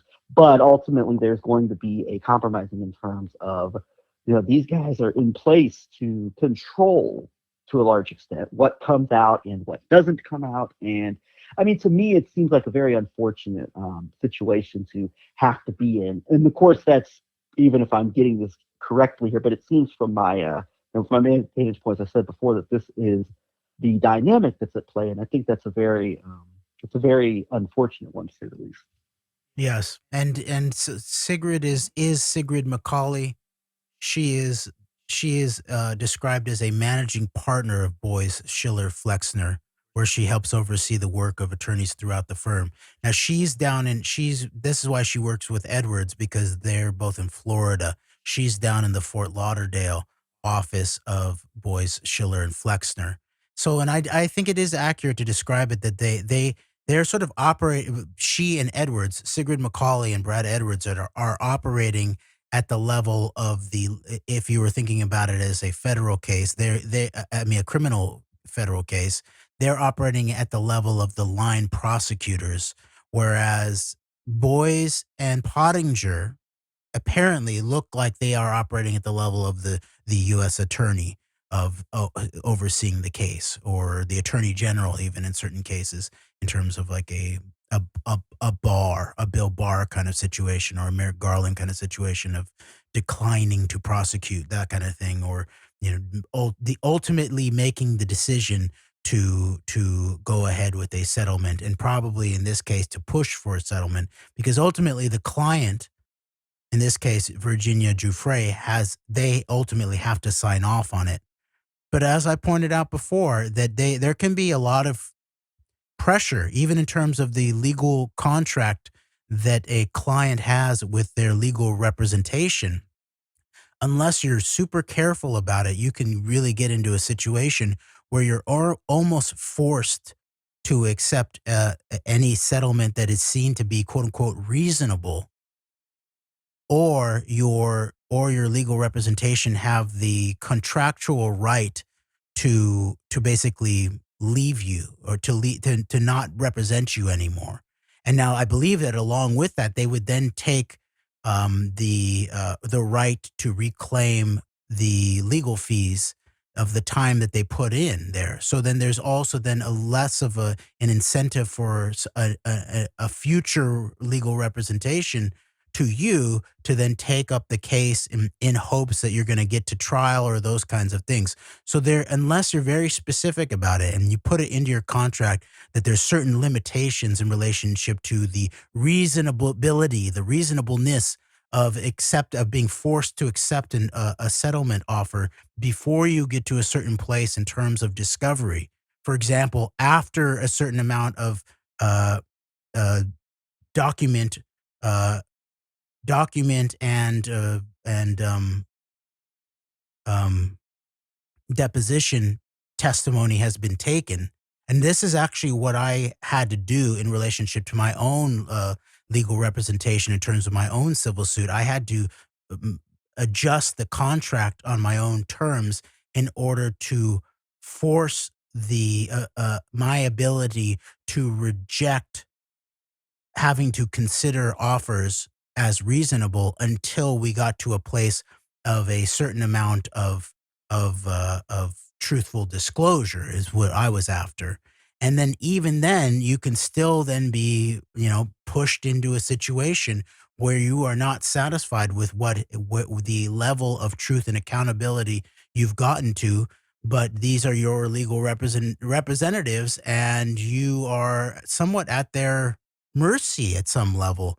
And so this is, I don't know exactly on the inside of what someone like Virginia Giuffre has actually been facing, but Brad Edwards in that chapter says that she seemed happy, but that she also was torn, right? That suggests that she was potentially pushed and massaged into agreeing to that settlement at that specific time. Now, that one is even more striking because that's right on the edge of like a key deposition of Maxwell. Think about how little actual information directly from Maxwell came out in terms of her criminal case against her.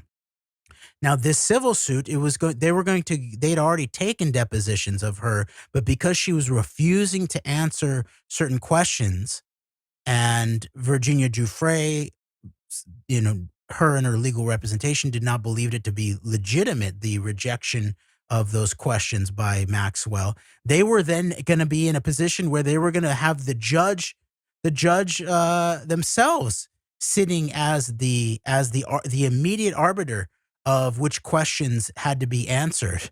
That was just the next deposition that was going to be taken. Then also Edwards and Macaulay had 1,000 exhibits, he said, and witnesses and all that were totally ready for trial, which had been scheduled. Think about that. That would have been really a big one, where it was much more. There was a lot more. There was a wider scope, actually, potential there. And then that was at the very last minute, done. I mean, of course, Edwards should have been there if he was for, real serious. Now, I understand, like, he was conflicted, I imagine. And I'm taking Edwards in some good faith here, actually. And I can see how he is a potentially managed asset over the long term here. Although some of the way his explanations here, they don't cut the total muster, obviously. But I can imagine that he's actually telling the truth about his own serious disappointment, the amount of time and effort he was putting in here, and that he and Macaulay were prepared to go to trial. He'd worked on this case for a long time already, almost 10 years at that point, and he was prepared. And I take him at his word that he really wanted to go there with this trial, and because of continuing the preparation for it, he allowed Boies and Pottinger, or David and Stan, as he calls them, David and Stan, to go handle this crucial settlement conference at this crucial time. And then he shows up, and it's announced that it's all over, right? And so I can imagine that he and Sigrid Macaulay are these managed lower level assets in all of this. And at the same time, once again, the truth, the whole truth, and nothing but the truth, so help you God. That is the standard for any legitimate pursuit in relationship to serious legal pursuits. That's the core of it. Before even justice, the truth, the whole truth, nothing but the truth, so help you God. All right. And so there's issues here. The whole truth is not here, at the very least, in terms of actually Edwards explaining what the problem is here in terms of his repeated encounters with the actual operations of David Boies and Stan Pottinger. And so this is partially why we then have to excavate the actual background of Stan Pottinger and David Boies in terms of what it looks like, then what their role is in terms of these red flags that end up in these situations, both micro and macro, i.e. micro, where so this Maxwell civil suit settles at the perfectly wrong time in terms of, if you were thinking about Virginia Giuffre's desire to get the truth, the deeper truth, and the public accounting of the truth as the most important leverage towards justice for both her and other victims. So that's the micro, but then also the macro about how the question of the disappearing question of Les Wexner. What happened to Ehud Barak? What happened to George Mitchell? What happened to Bill Richardson? And all of the deep politics that are represented by all of that. U.S. nuclear weapons, the Israel-Palestine peace process, so-called. And then, of course, when you look at the deeper background of Boies and Pottinger, the intergenerational cover-up of these deep black programs of using sex trafficking, using trauma-based mind control, MK Ultra sex slaves in relationship to political compromise over the long term. And that ultimately is the key to this cover-up. And on top of all those names you mentioned, the two presidential candidates who we were stuck with, forcing between a choice for, a quote-unquote choice for in 2016, as you laid it out at the, I believe at the Dole Center after the election, the Bill Clinton and Donald Trump, and the fact that neither of their Epstein ties have been fully vetted and figured out for what they are. I mean, the Clinton stuff has been hopelessly, in a lot of ways, weaponized and taken advantage of to just be blown to comically bad and unfortunate proportions by elements that we talk about all the time on this show. Say your QAnon working in conjunction with narratives that were set up in large part by the likes of Rudy Giuliani and Eric Prince, relating to aspects of what was going on with the investigation into the Clintons and the Wiener laptop and all this. And then the Trump, which is still obviously the question of Katie Johnson and the Wexner townhouse, and has not been figured out and answered. And there's a lot of other things as well, I mean, with both of these individuals. So, I mean, yeah, you're talking about all these other names that are mentioned, much less the two prominent American political figures who were opposed to each other in our most fateful, maybe the most fateful presidential election we've ever had in a lot of ways. If you think about all the dynamics surrounding 11/9, at least it's up there. But you know what I'm getting at. And so there's no it's ridiculous, and much less we still don't have the answers about either Trump or Clinton and where things really need to go in terms of those investigations. I think there's enough to go on to build cases, but we still don't have, and there's no serious signs of that happening. So in addition to that, we've got Clinton and Trump still there's no veneer of accountability for either of them at this point with regard to the Epstein network. Good point. And so just in finishing up here, I want to go back to a very interesting New York Times article. I remember being sort of stunned by this at the time. This is titled Jeffrey Epstein, Blackmail and a Lucrative Single Quote Hot List. A shadowy hacker claimed to have the financier's sex tapes. Two top lawyers wondered, what would the men in those videos pay to keep them secret? ? Published November 30th, 2019, updated August 26th, 2021 by Jessica Silver Greenberg, Emily Steele, Jacob Bernstein, and David Enrich. And there's a picture of the man who called himself Patrick Kessler from behind. He's in this black background. All right. Now we're going to read some of this just to give a little bit more context to the question of these specific lawyers and what they've been apparently engaged in talking about. All right. Quote, soon after the sex criminal Jeffrey Epstein died in August, a mysterious man met with two prominent lawyers, towering, barrel-chested, and wild-bearded.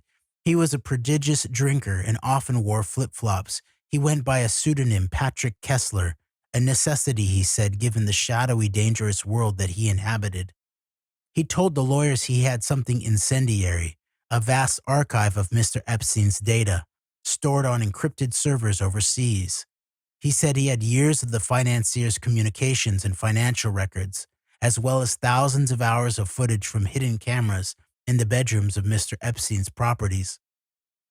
The videos, Kessler said, captured some of the world's richest, most powerful men in compromising sexual situations, even in the act of rape. Unquote. Then there's a video attachment here called Watch. It says, Watch the Weekly, the Times' new TV show on FX and Hulu. A mysterious man told us he had surveillance footage from Jeffrey Epstein's properties. Then his story took a turn. And by the way, remember the background here, both Boies, who enters in here, but also the New York Times, is that Boies was representing the New York Times legally.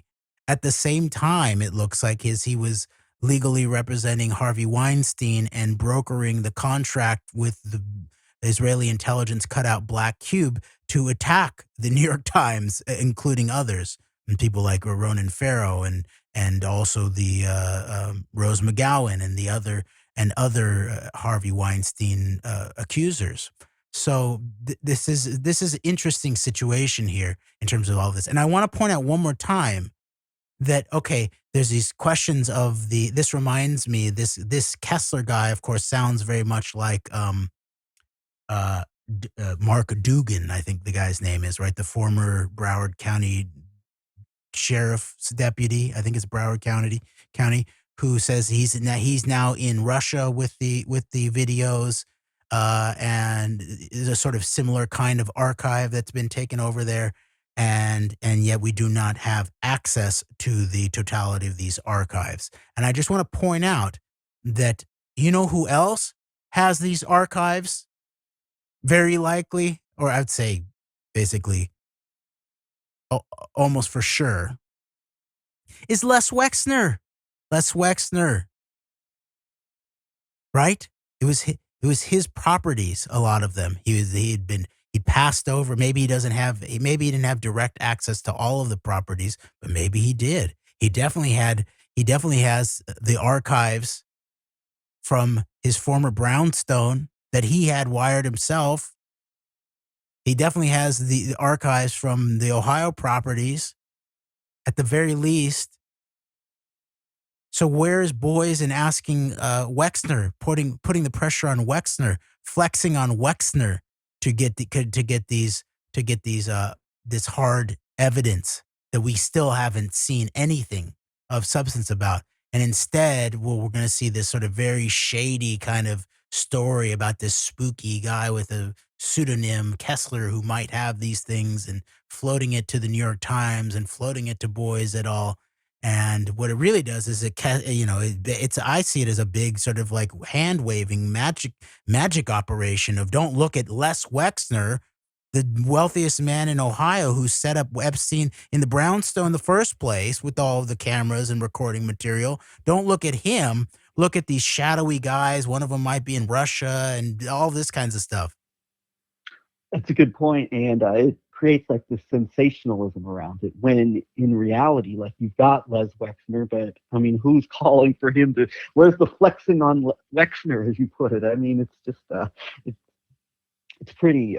Yeah, I think that's pretty telling, and who knows what the validity is of all of this. And I was going to make another comparison. It's not directly related to Epstein Maxwell, but it's this maybe a similar thing going on, is where you've got the celebrity, the actor Tom Arnold, claiming he knows where the Apprentice tapes are and all that. And I believe there have even been searches for the tapes and stuff. And it seems to me like these might be just wild combination of sensationalism and maybe wild goose chases, even to maybe just deflect public attention from things.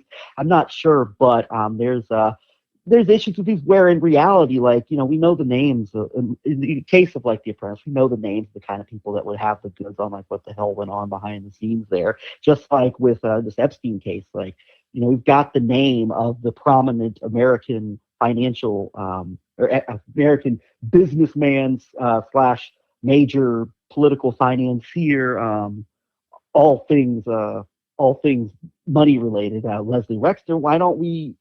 It's just where's the yearning to question, to flex on Wexner, as you put it, and make sure he gets his moment in the public eye, so that he can talk about, be forced to go on the record maybe about what he knows and the depths of what he knows. I mean, Wexner's name just still being so we've talked about Epstein becoming like this household name in a lot of ways. Wexner still is not. I would say Wexner's probably nowhere close to being that at this point, and that's where the goods are. And it's like, at the very least, with these other properties that have still been deflected away in favor of the much more sensationalistic, tabloid-friendly, gossip-friendly narrative about the mysterious island and the flight logs and the little black book, which of course we need to know about, but it's all, there's a lot of deflections at play here, and that's just another one of them. Let's focus on these properties and put them in their proper context, as well as the other stuff that has been paid attention to, but has also been sensationalized to the point of borderline being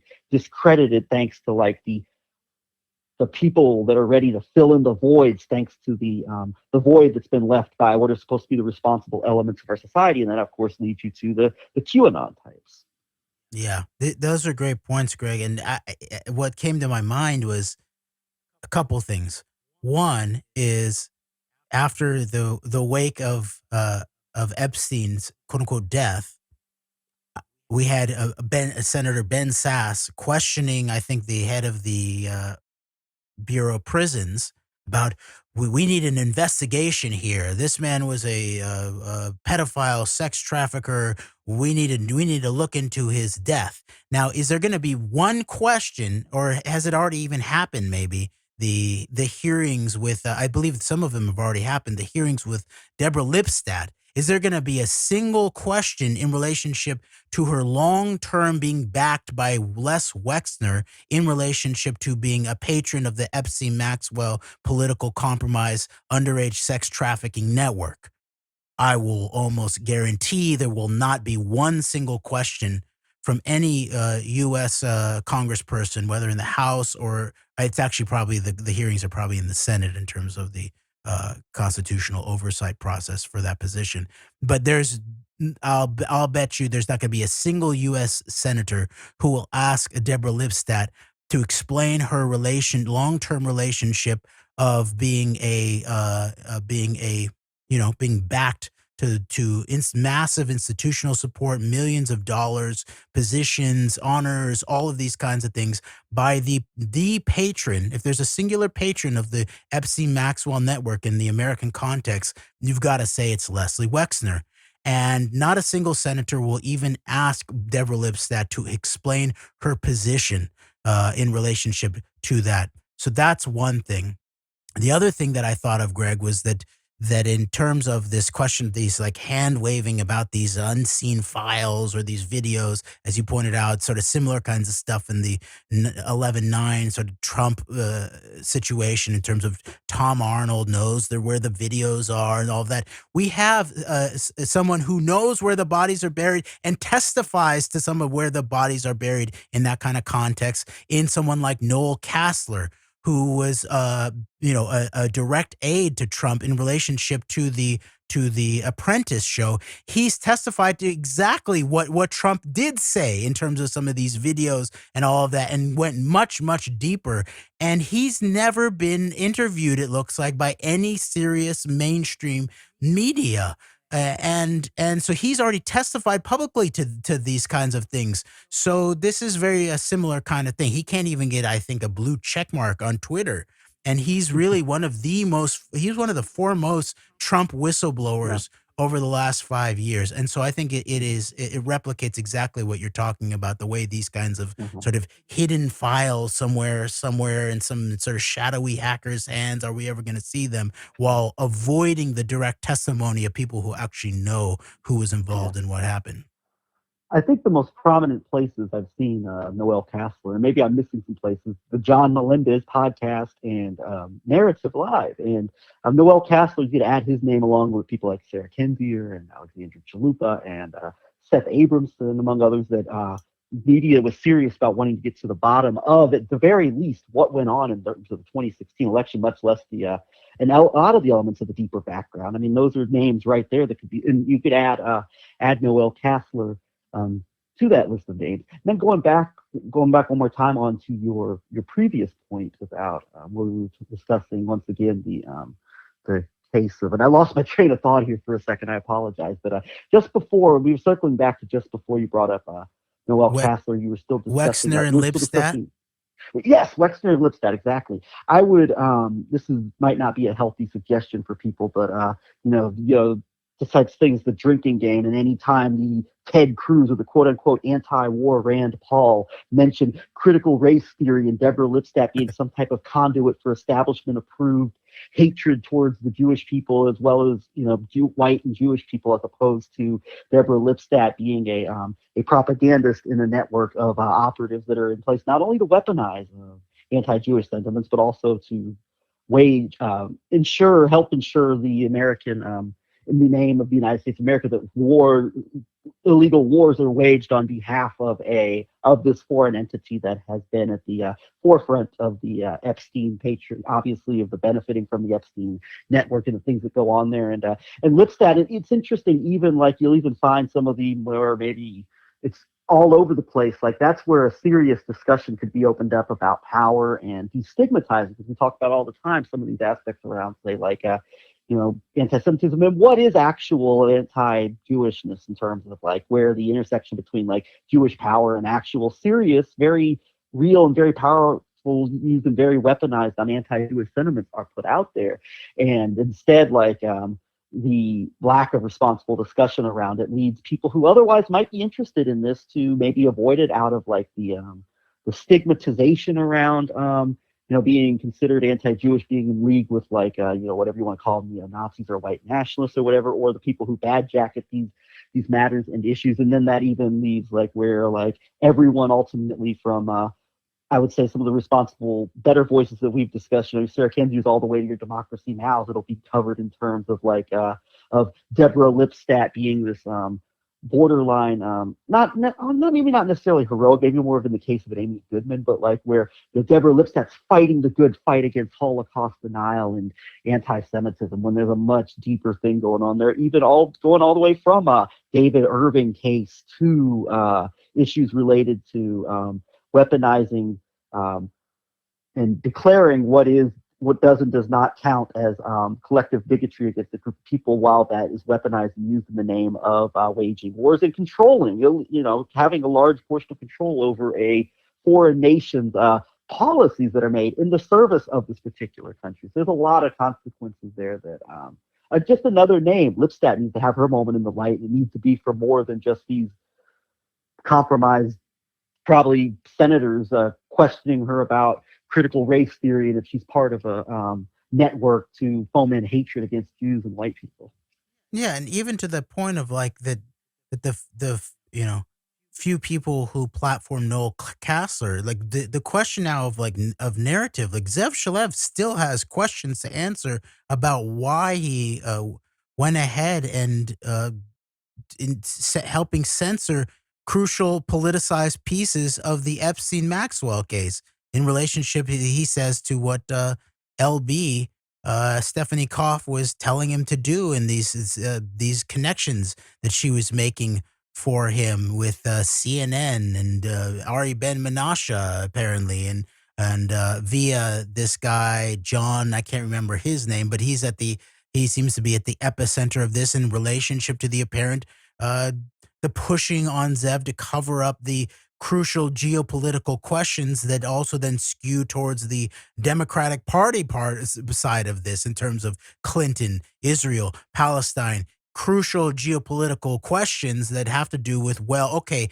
if there's a compromise network here in relationship to this sex trafficking network, what are they doing and why are they doing it? And so again, this is why it's so important, these questions that you're bringing up in terms of the larger conversations surrounding Lipstadt that are taking place, that probably some of them probably should not even, they're actually canards of a large portion, the question of the CRT canard at some level, while these really serious geopolitical questions about the Wexner network's involvement in things like the propaganda brokering of the Iraq War, for example, while also being the main patron of the Epstein Maxwell compromise operation over the long term. These things are not going to be dealt with. And meanwhile, it looks like not a single person who has, a single sort of serious person who's been on Zev Shalev's platform has even addressed this question of, okay, back in 2019, Zev Shalev started covering up crucial aspects of the Epstein Maxwell question that directly played into helping us answer as things around Clinton compromise, Israel Palestine as a core piece of all of this.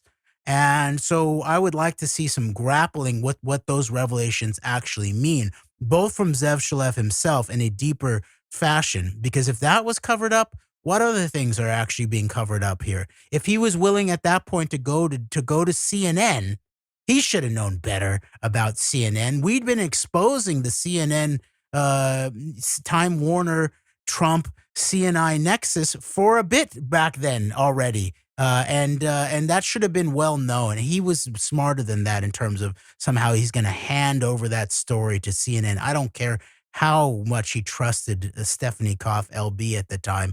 in order to do that. A serious journalist at his level, in terms of really digging into what he sort of knew, how deep this Epstein Maxwell thing went, to then try to hand that over to CNN while also censoring these crucial things because of political questions for some reason.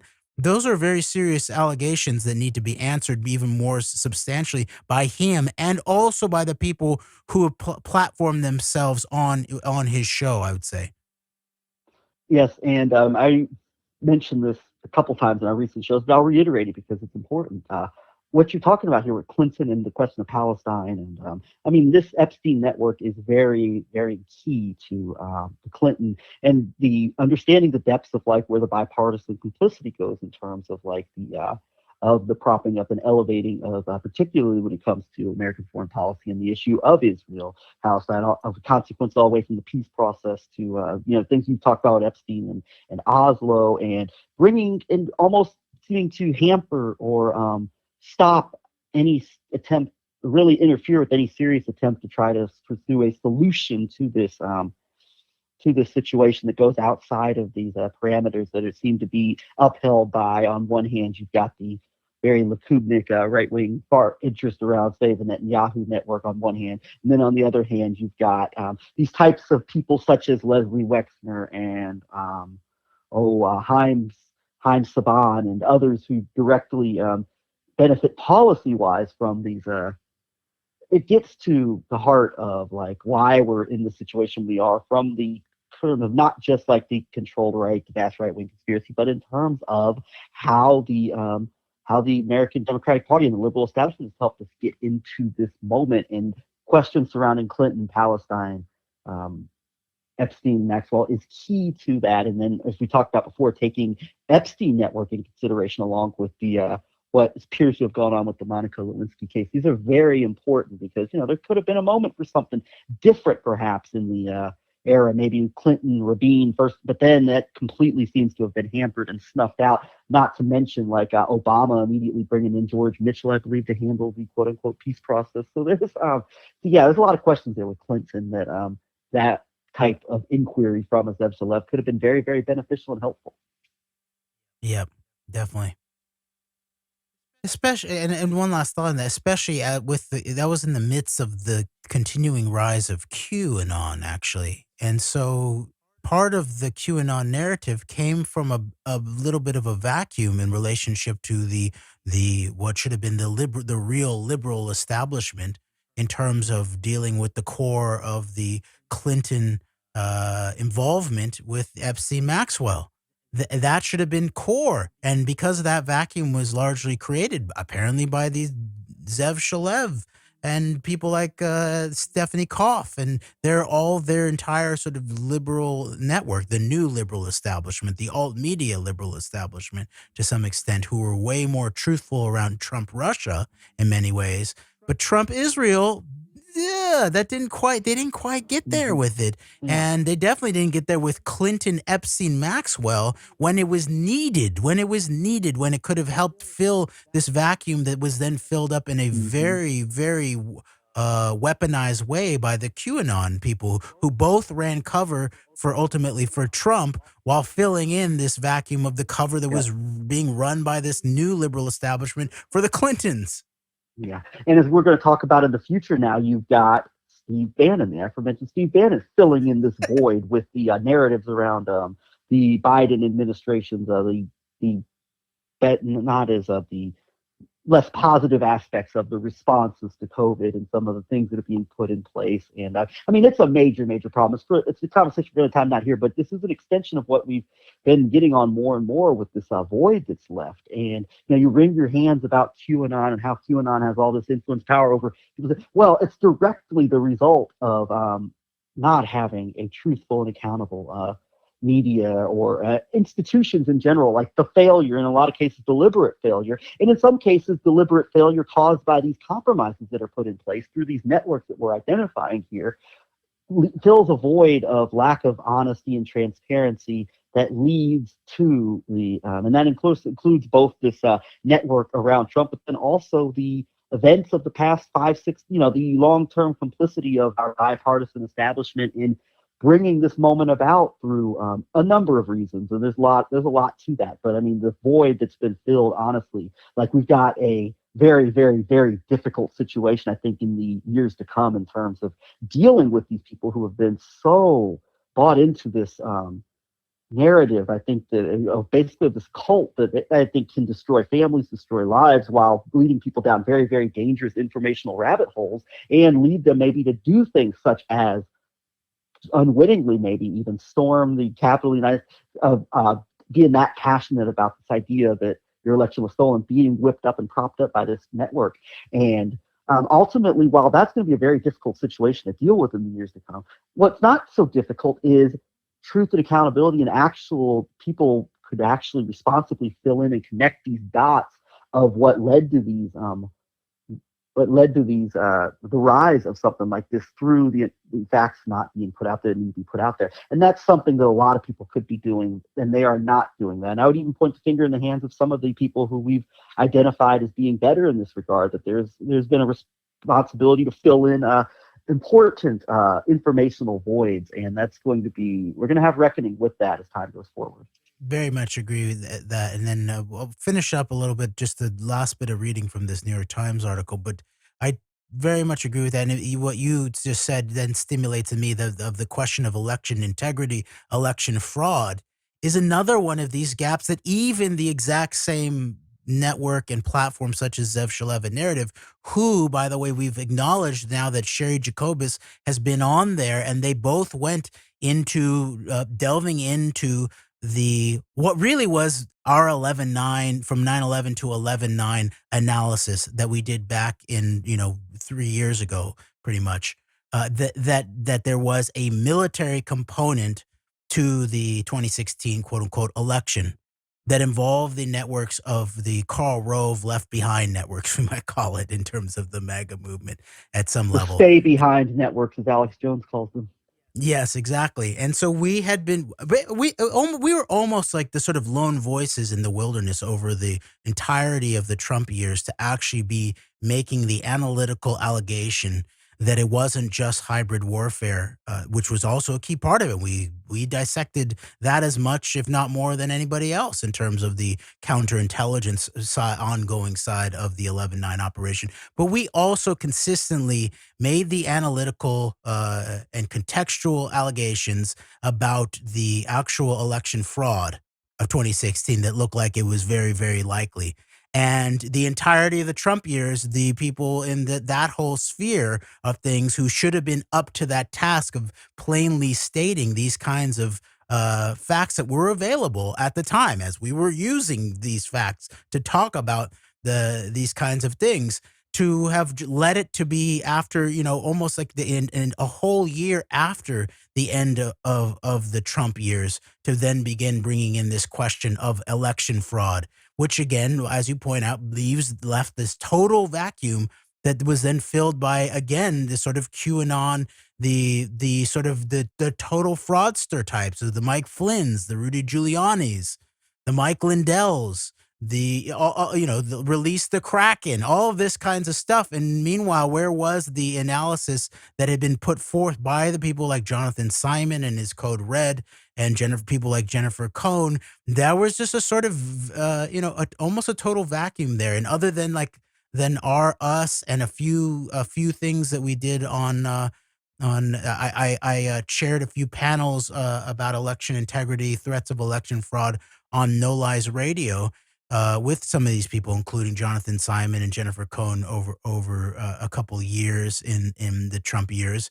There's basically no other analysis out there, and definitely not in any of these new liberal establishment areas like the Narrative Live groupings, about election fraud was actually a thing. But it's very likely that the people who potentially both made sure that Hillary Clinton was going to be the Democratic candidate, but definitely also the people who wanted to make sure then that Donald Trump, quote unquote, won in 2016, and it looks like potentially made an effort for him to quote unquote win again in 2020.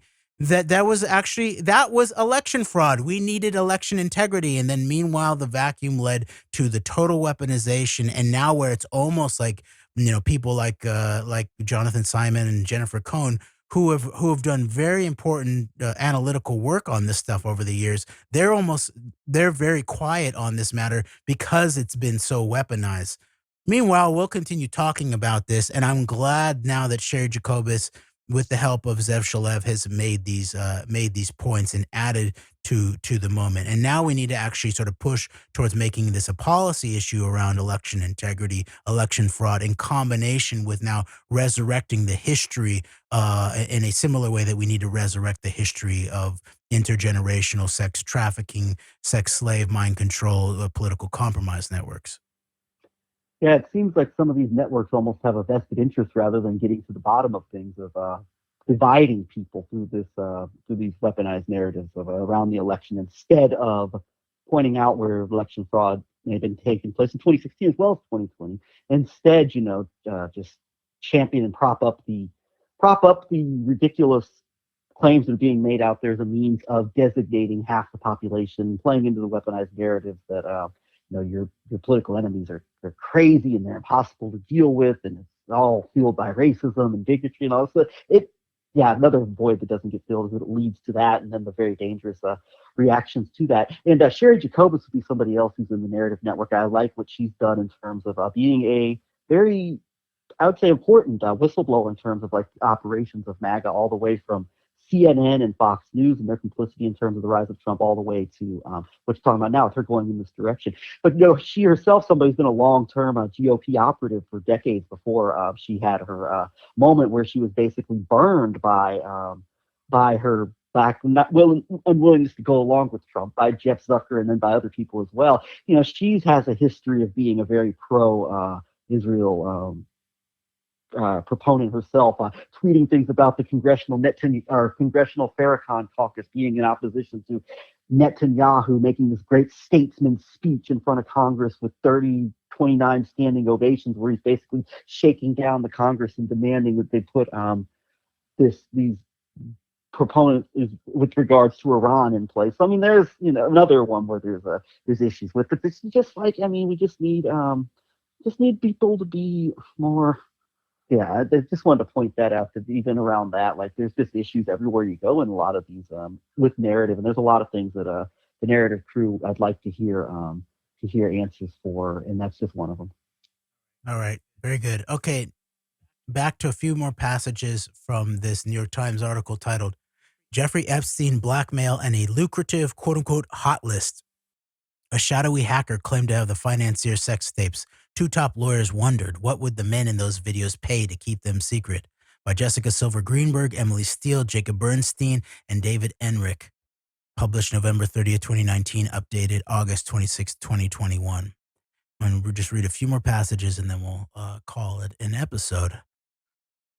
Okay, quote, Kessler said he wanted to expose these men. If he was telling the truth, his trove could answer one of the Epstein saga's most baffling questions. How did a college dropout and high school math teacher amass a purported 9-figure fortune? One persistent but unproven theory was that he ran a sprawling blackmail operation. That would explain why moguls, scientists, political leaders, and a royal stayed loyal to him, in some cases even after he first went to jail. Kessler's tale was enough to hook the two lawyers, the famed litigator David Boies and his friend John Stanley Pottinger. If Kessler was authentic, his videos would arm them with immense leverage over some very important people. Mr. Boies and Mr. Pottinger discussed a plan. They could use the supposed footage in litigation or to try to reach deals with men who appeared in it, with money flowing into a charitable foundation. In encrypted chats with Kessler, Mr. Pottinger referred to a roster of potential targets as the, quote, hot list, unquote. He described hypothetical plans in which the lawyers would pocket up to 40% of the settlements and could extract money from wealthy men by flipping from representing victims to representing their alleged abusers. The possibilities were tantalizing and extended beyond vindicating victims. Mr. Pottinger saw a chance to supercharge his law practice. For Mr. Boies, there was a shot at redemption after years of criticism for his work on behalf of Theranos and Harvey Weinstein. In the end, there would be no damning videos, no funds pouring into a new foundation. Mr. Boies and Mr. Pottinger would go from toasting Kessler as their, quote, whistleblower, unquote, and, quote, informant, unquote, to torturing him as a fraudster and a spy, unquote. Kessler was a liar and he wouldn't expose any sexual abuse, but he would reveal something else. The extraordinary, at times deceitful measures elite lawyers deployed in an effort to get evidence that could be used to win lucrative settlements and keep misconduct hidden, allowing perpetrators to abuse again. Mr. Boies has publicly decried such secret deals as, quote, rich man's justice, unquote, a way that powerful men buy their way out of legal and reputational jeopardy. This is how it works. A few more passages here, unquote. So obviously, this is New York Times is also involved in the cover-up of this. It's something about how the Epstein-Maxwell network was a blackmail operation against just the rich guys in order to extort their money and their protection.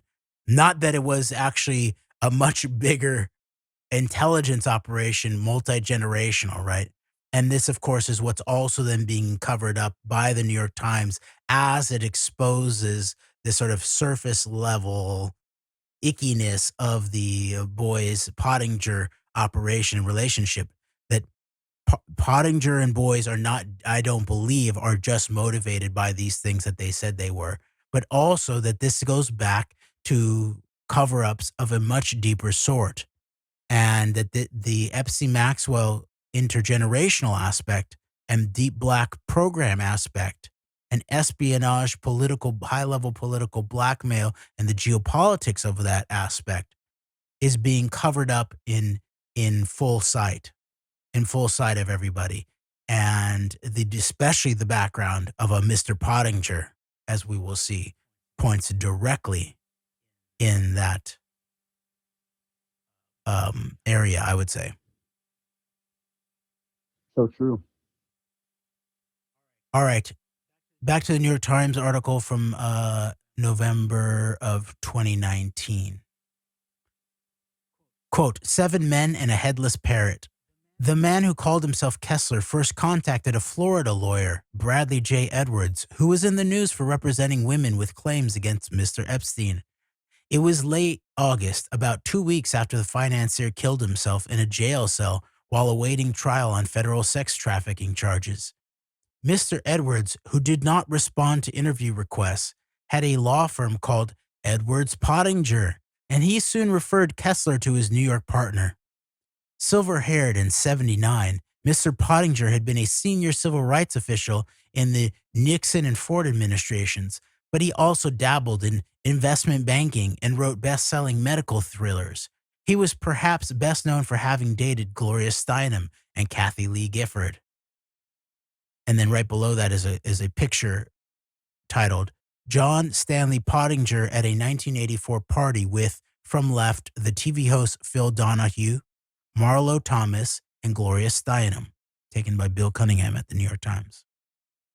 Quote, Mr. Pottinger recalled that Mr. Edwards warned him about Kessler, saying that he was, quote-unquote, endearing, quote-unquote, spooky, and, quote, loves to drink like a fish, unquote. After an initial discussion with Kessler in Washington, Mr. Pottinger briefed Mr. Boies, whose firm was also active in representing accusers in the Epstein case, about the sensational claims. He then invited Kessler to his Manhattan apartment.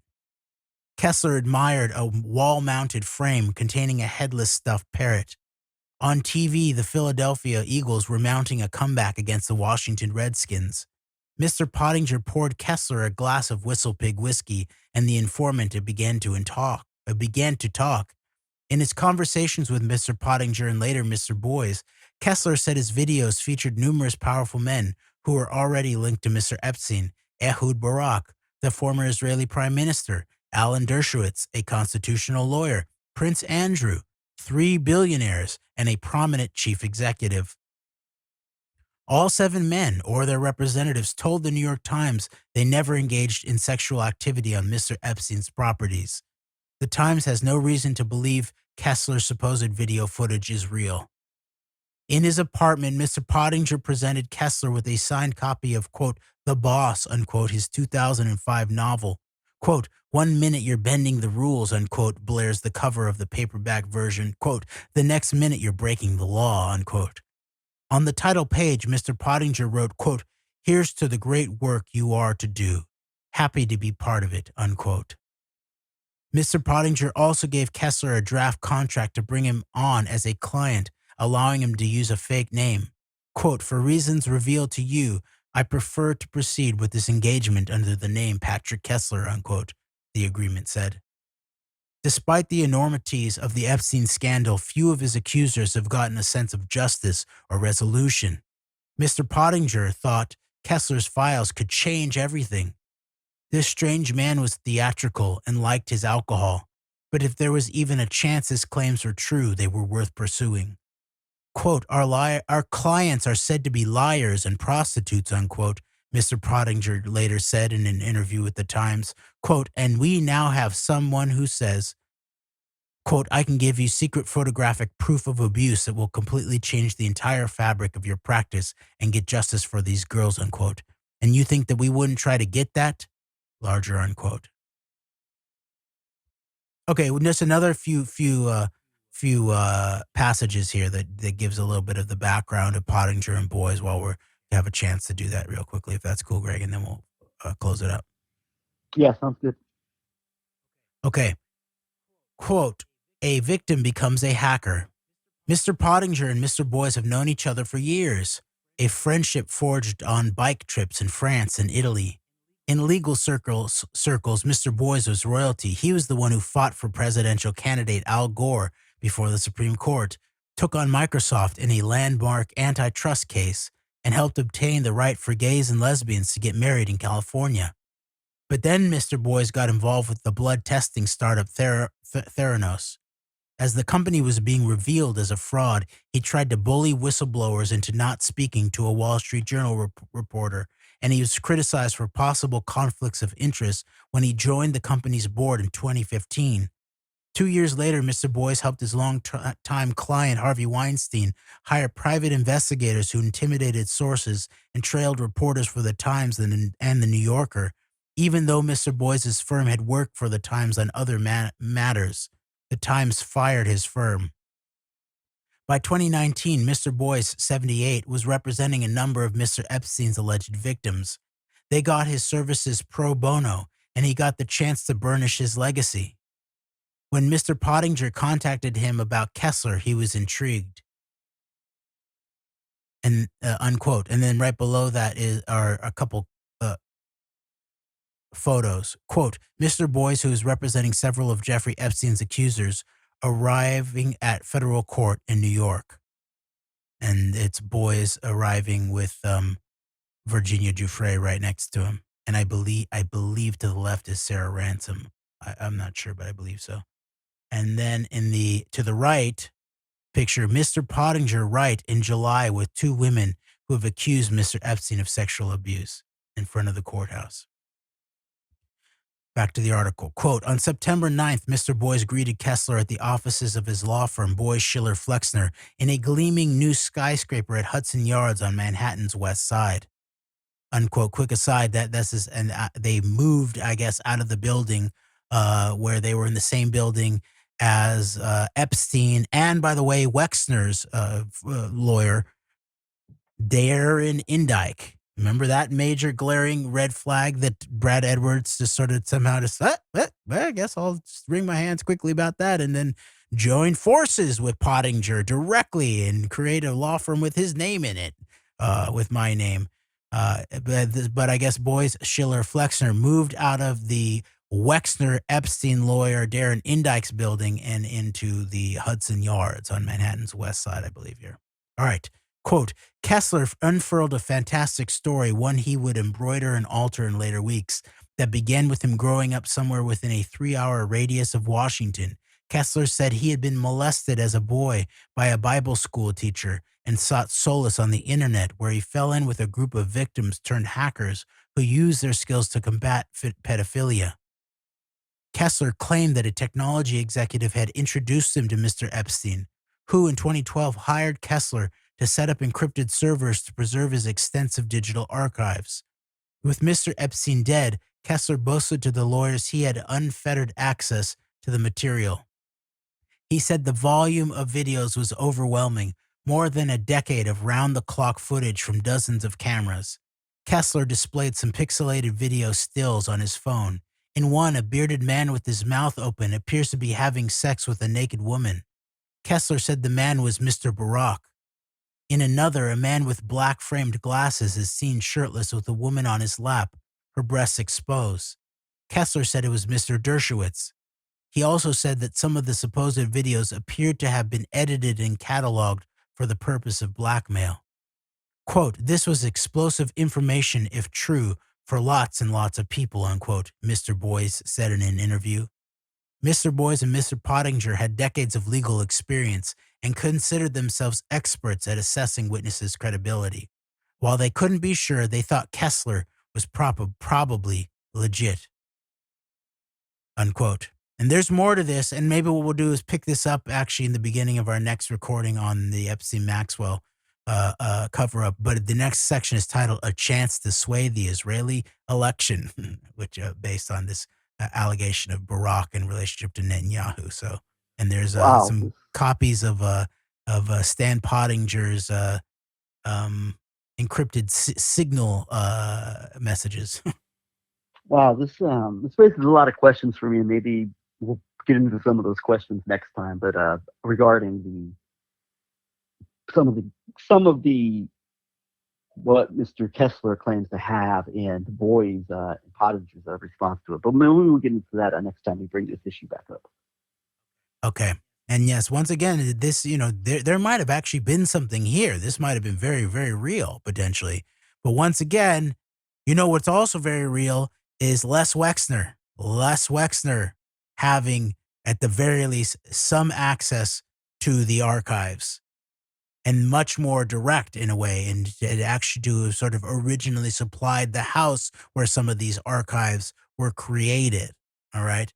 So, and ultimately the proof is in the pudding. This turned out, the most that turned out of this and Boies's and Pottinger's involvement in this is some kind of nothing burger, disclosing the sort of dirtiness of Boies and Pottinger article in the New York Times that then serves to controversialize and basically sort of obscure with hand waving, sort of public relations, magic waving, hand waving kind of scenario of the actual established deep black political compromise actuality of the Epstein-Maxwell relationship in service of this kind of thing of getting some high-profile guys to pay some money, allegedly. So, all right. Until next time, thank you so much, Greg. Thank you, and be back soon. Okay, Jeremy, today we are going to circle back at least one more time to Epstein-Maxwell and into the book Relentless Pursuit, My Fight for the Victims of Jeffrey Epstein, written by Bradley J. Edwards, who was one of the Epstein defenders, victims, attorneys. And we're going to circle back to this book, and particularly with the chapter that revolves around Igor Zinoviev, the former Soviet Special Forces MMA trainer, who also was for a number of years Jeffrey Epstein's bodyguard, leading up to his in the years leading up to his death. And I guess for reference, and actually, he was the driver bodyguard during the crucial year of where Epstein was originally under quote unquote house arrest, or serving that real light sentence in Florida. Good point. Thank you for that. And we're also going to, for background reference, for this, what we're going to talk about here with Zinoviev, we will refer to a show we did back in August of 2019 titled Nuclear #Opstein, or Opstein. Cantor Fitzgerald, Veronin, MMA Special Forces, and the other Maxwell daughters. And it's currently on our Odyssey page, but I will load this up under our Anchor page, so that those of you who are listening to us on one of the major podcast providers can have access to it. So that's a show we did from August of 2019 with some of the background of what we're going to get into discussing here out of Bradley Edwards, of continuing to read from, picking up on where we had read from 2 chapters of Relentless Pursuit, my quest for the victims of Jeffrey Epstein by Bradley Edwards.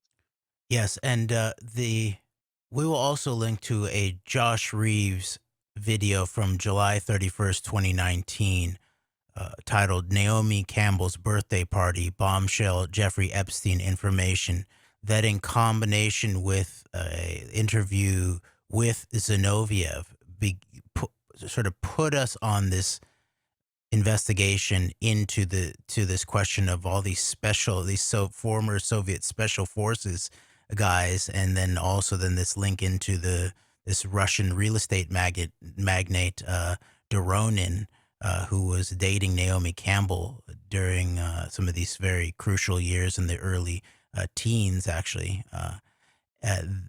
How much of this tie there is to the core of the Epstein Maxwell network, and it's a very strange piece of it that's not really dealt with much, and we have not really fully fleshed it all out or what it all means. But this is a crucial chapter, I think, to get a little bit more of the context of surrounding the operational security of Epstein and Epstein's network at a crucial time that at the very least is indicative of some of the interests that are protecting it. It's not, I don't think it's as simple as just of all of the potential drivers, body men, security guards in the entire world that Epstein, during this crucial time where he was actually first held accountable to some really small extent down in Florida for his abuse of underage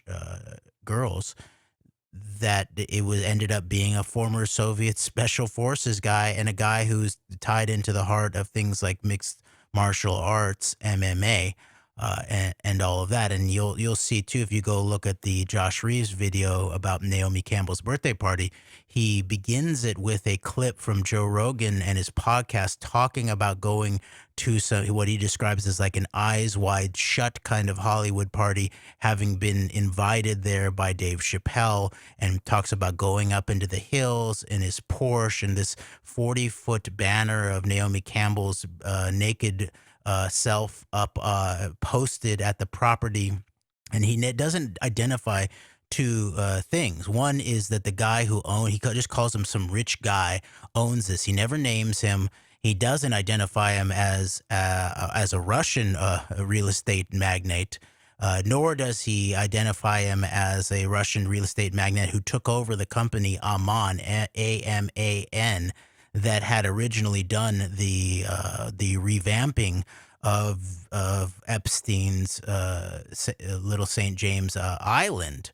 And that is a crucial piece. He also doesn't identify what this is actually. This house is very, it's an institution. It's an architectural institution. It's called the Chemosphere. I believe it's a Lautner house. It had already been featured in films such as the Coen brothers, Big Lebowski, and so the very tendentious relationship here, but directly into the heart of Epstein Maxwell. It also suggests of potentially why Rogan has been very delicate around Epstein Maxwell, sort of in a similar way, I might say, to the question of Tim Pool's network and how close they've gotten with Bannon, with multiple appearances by Bannon. And that's the other missing piece that we said we were going to get to in terms of our Epstein Maxwell cover-up revisited, was the chapter in Michael Wolff's book that actually has transcripts of Bannon and Epstein when Bannon was working apparently alongside people like Ehud Barak in helping Epstein craft a PR strategy, and Bannon specifically came in to help Epstein practice his media. If you were going to go be frontal and proactive around confronting the media narratives, Bannon was going to give him tips on TV interviews, really. And so the unwillingness to get to the heart of the Epstein-Maxwell question, not just by, of course, the cover-up inside of the U.S. Institutional apparatus, including the DOJ, and the apparent desire to put the Maxwell-Epstein network to bed at the end of this month, June 2022, when Maxwell sentenced with no indictments of any of the high-level Johns also involved in the network, is similar to the very hands-off approach of the Tim Pool and Joe Rogan networks in relationship to the heart of Epstein. Maxwell having apparently even has these direct connections to people who were involved, from Bannon and Tim Pool to Joe Rogan going up to Doron, Naomi Campbell's then boyfriend's house for some kind of Hollywood eyes wide shut party.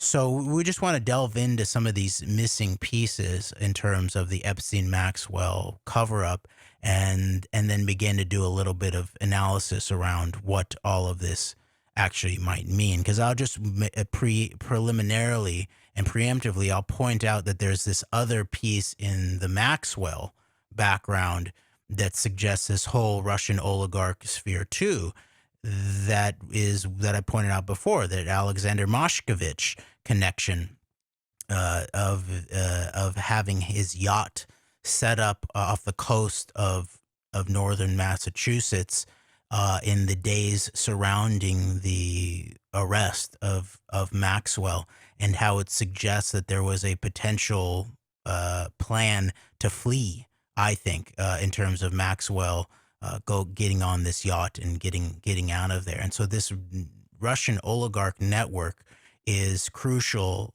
to then, as we begin to push further into the 11/9 cover-up series that we began with, beginning to read through one of Seth Abramson's chapters from Proof of Conspiracy that deals with the Middle East connection to the Russian part of the 11/9 operation.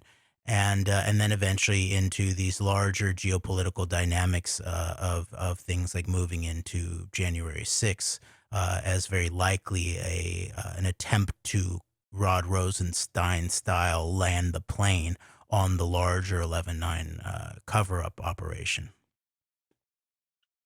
Couple of notes there following up. It's interesting that none of Joe Rogan's Epstein obsessed friends ever asked him about this. I'm thinking of a certain blowhard in Austin, Texas, who always talks about Epstein. None of these questions ever come up with him. And a couple of tangential, but I think somewhat related to the bigger picture observations that I'll make real quick. It's interesting. Rogan kind of becomes like the intellectual, like the meeting place for the intellectual dark web, when you consider like maybe some of the potential likely connections as far as the roots of it and who was involved in hyping it up. And of course, it's this whole like or maybe Wexner ADL type of network of a Barry Weiss type, of similar types of circles that we talked about in terms of like the weaponization of anti-Semitism and all that. So it's interesting that Rogan kind of becomes like this intellectual, or this like meeting point for this intellectual dark web. I don't know if that's connected, but I find that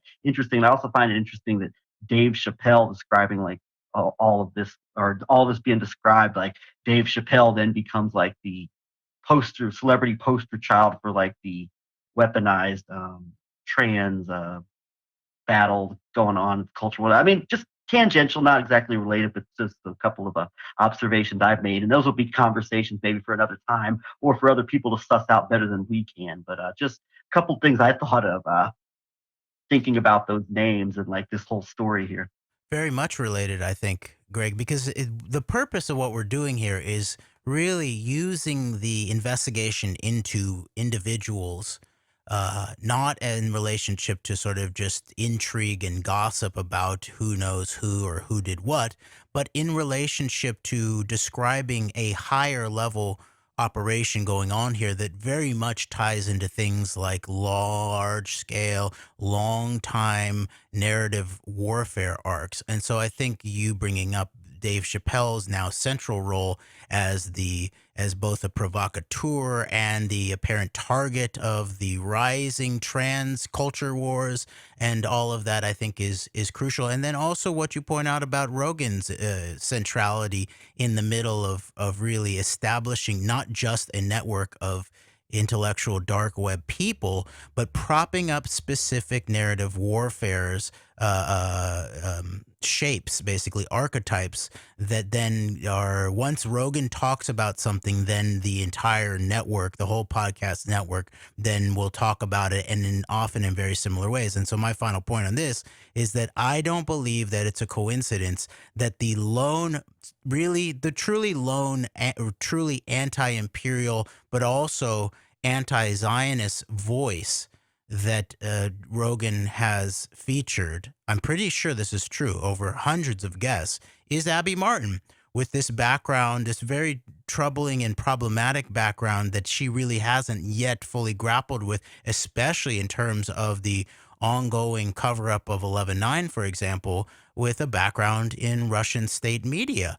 And so there's something there, I think, in terms of Rogan will feature a pro-Palestinian solidarity voice, an anti-imperial, anti-Zionist voice, but in this case, she comes out of the heart of Russian state media apparatus, and then subsequent to that has not dealt with the 11/9 truth or the 11/9 cover-up, while also regressing on questions of 9/11 truth.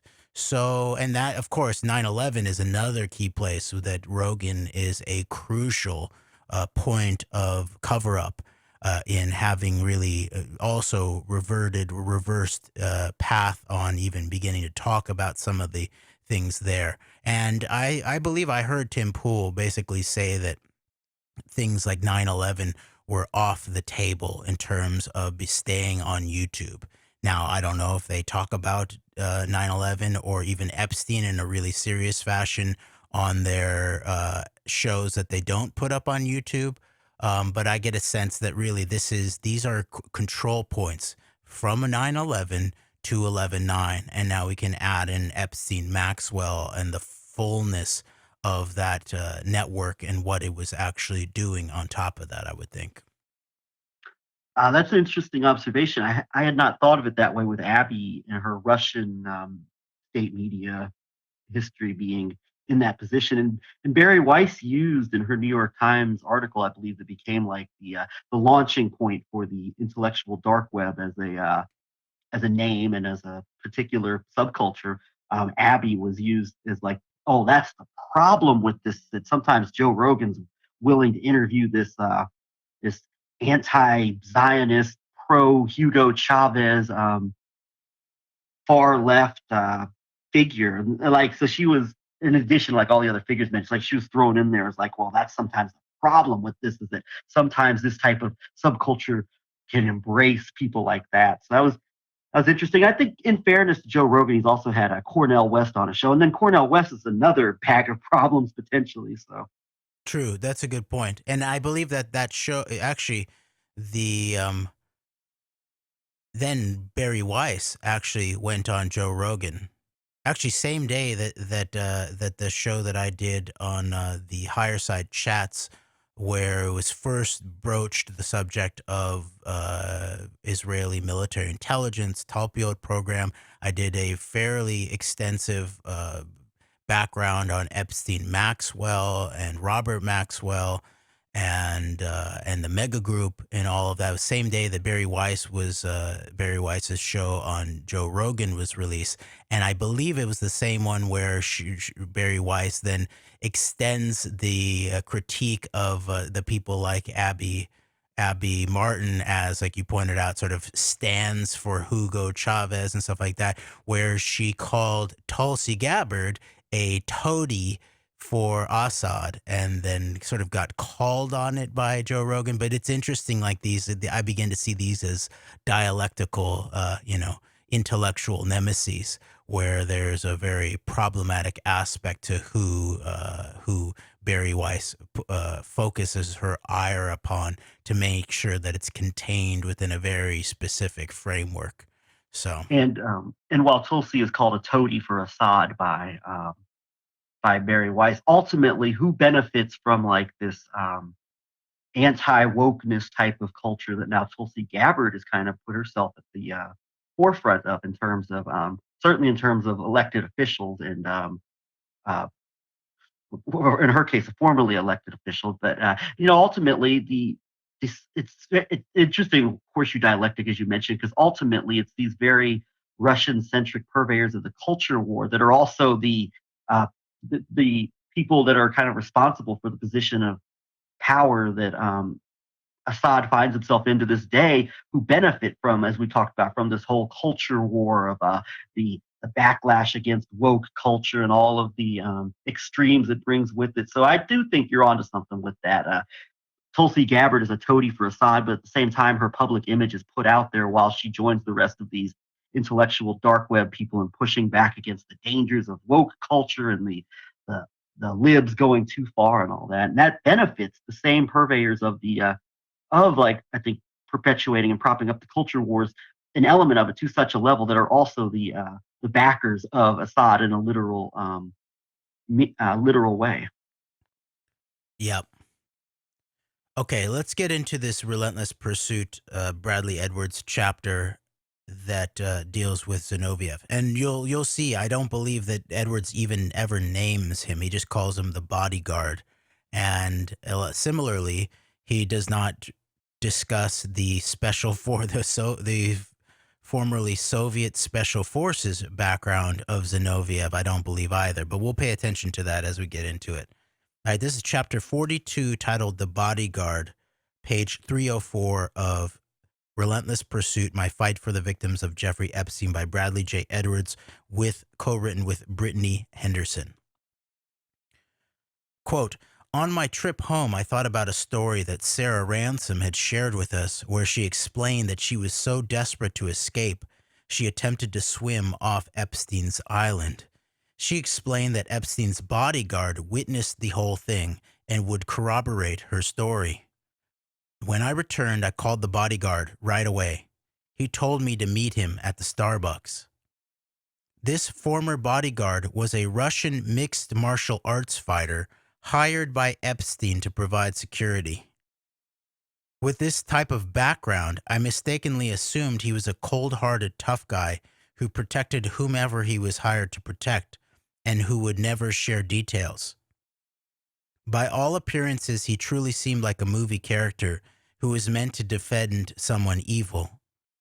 The bodyguard seemed like someone whom Russian mobsters would hire. But he didn't sound like a bad guy when I called to set up our meeting. Unquote. And just an aside, this is again where I'm sort of at the end of my good faith explanations for Bradley Edwards in terms of the whole lack of any credible explanation in his book, as we covered before, in terms of how Edwards put out of his gut and his mind his nagging feeling that there was an operation being run, a dangerous operation being run on him by David Boies and Stan Pottinger when they, brought him into the fold, really. And then we pointed out, and really, this is not hard to see. Actually, the back of the book, of Edwards' book, it references J. Howell. I'll just read this. The back of Bradley Edwards' book, the piece of the book reference on it, quote, on June 13th, 2008, I was 32 years old and had just started my own law firm in Hollywood, Florida. I got a call from J. Howell, an attorney in Jacksonville where I grew up. He asked me if I had heard of Jeffrey Epstein. I had not. Jay said there was a 20-year-old girl who had been sexually assaulted by a powerful man in Palm Beach around 6 years earlier. It was a criminal matter, and this young woman needed an attorney. He'd just gotten off the phone with her and had given her my number. Her name was Courtney Wild. Okay, it then finishes that paragraph. But so I'm pointing out that the the background of how Brad Edwards was originally brought into it. Jay Howell, an attorney in Jacksonville, he also in the book, as we pointed out, he explained that this was his mom's boss.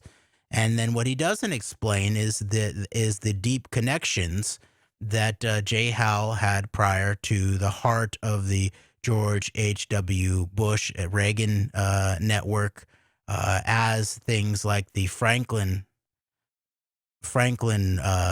child trafficking sex crimes were coming to the surface. And so there's a problem here from the get-go. So I have no more good faith really to give Brad Edwards in terms of any of these explanations. And it may be that he is a useful dupe and is of good faith in terms of what he thinks is going on.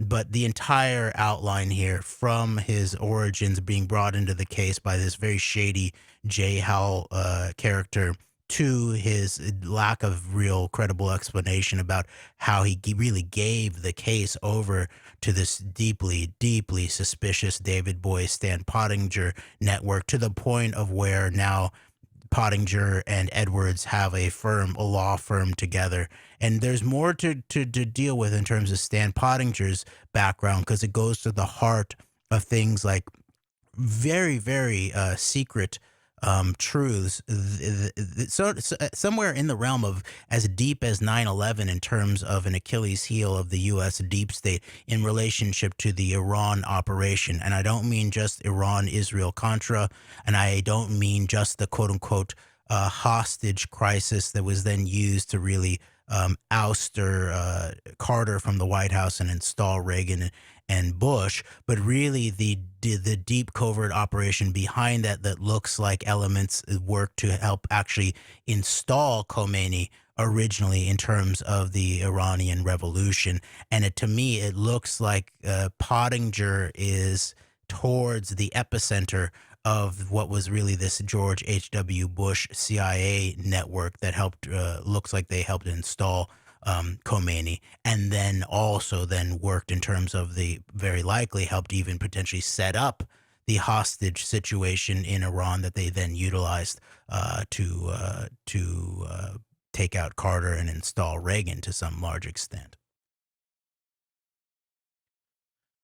All right, back to the text. And I'll just point out again that Edwards just says he's a Russian mixed martial arts fighter, doesn't say he's ex-Soviet special forces. You would think that in terms of being a security guard and a body man, that background is even more important than mixed martial arts. Special forces, Soviet special forces, in terms of guarding Epstein, obviously. That would add to the stereotype he had of Zinoviev as like this cold-blooded figure as well, even if he didn't meet it when they actually communicated. But if you throw that in there, yeah, that gives a little more credence to like this idea of like it's like just this cold-blooded figure who will be willing to defend all these like seedy type and serve as a defender of and protector of like these really seedy types of people. If you throw in Soviet special forces in there, special forces of any kind like that only increases that visual image, and he did not do that.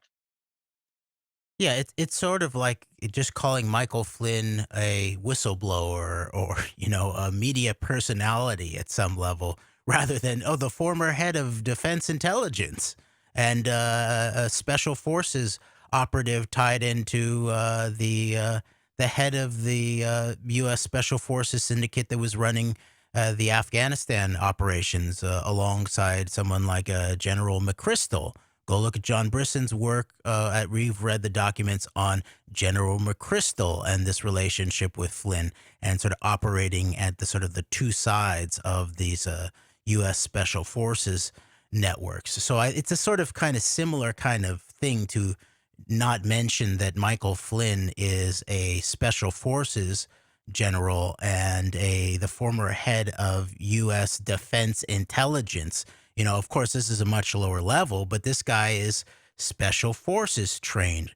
And knowing what we know, and knowing what a lot of people know about Epstein Maxwell, that it's not just defending a wicked billionaire pedophile. It's actually a long-term, like very obviously intergenerational intelligence blackmail compromise network that is being guarded, not just this single individual. So one would think that state special forces training would be a crucial piece of information. And this is another thing that's just blatantly on the surface that Edwards really, his book works to cover up, I'd say, is the intelligence aspect of Epstein Maxwell. He mentions sort of rumors that people said Epstein was CIA or Mossad or something like that, but he never really delves into any of the loads of evidence pointing directly to it. Yeah, and this isn't to criticize everyone who's ever been involved in quote unquote special forces for any country, but not everybody who's involved in special forces goes on to be a bodyguard for Jeffrey Epstein, the world's most renowned, notorious sex trafficker, basically. And one more point about that is among the media types of circles that we follow and monitor, if he was Israeli special forces or IDF and it was Jeffrey Epstein's primary bodyguard, I have a feeling we would have heard a lot more about it by now. Yeah, definitely. All right. Back to the text, page 304 of Relentless Pursuit. Bottom of the page of the chapter, The Bodyguard. Quote, he had a secretive way about him, he being Zinoviev. But, again, see if you can find whether Edwards even names him. I don't believe he does. Now, that may have legal reasons or he's protecting him. But there's all kinds of articles that had came out, I think before this book even came out, I think, that named him, gave his background and all of that. Yeah, I mean, this book came out in 2020, and the article that really set us off came out in summer of 2019. Now, maybe he'd finished writing it. I don't know.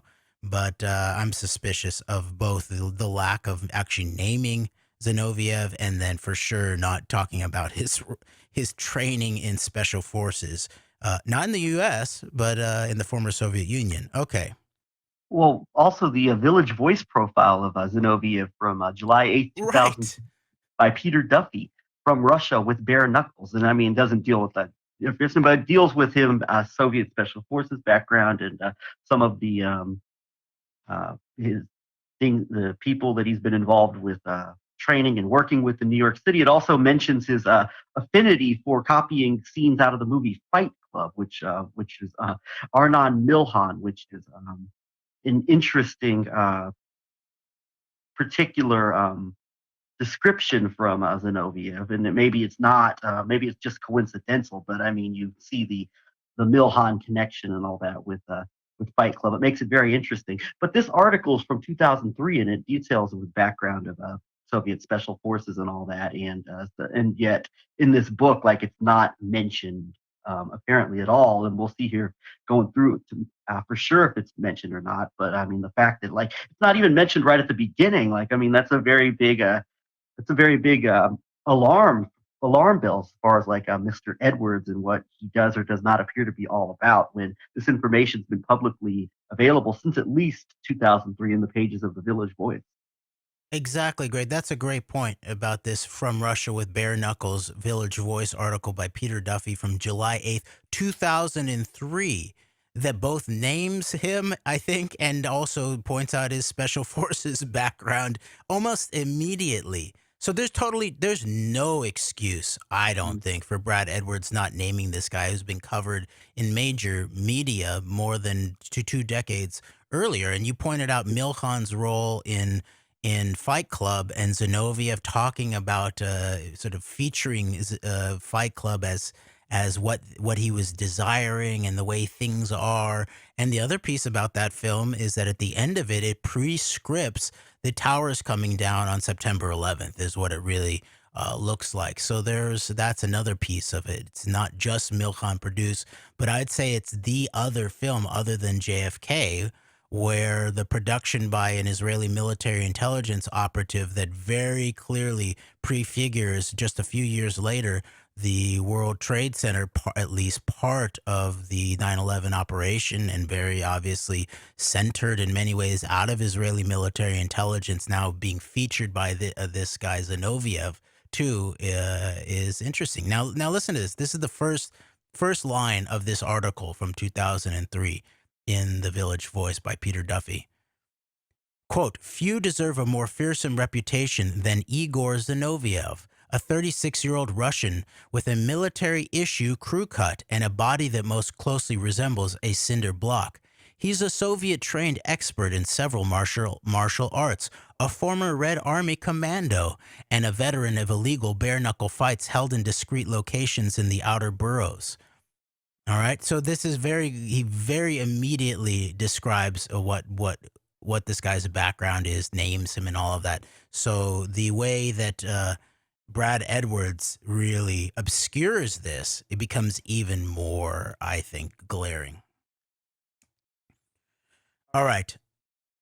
Page 304 of Relentless Pursuit. Quote, "He had a secretive way about him, like a robot that was put on Earth not to gossip about anyone or anything.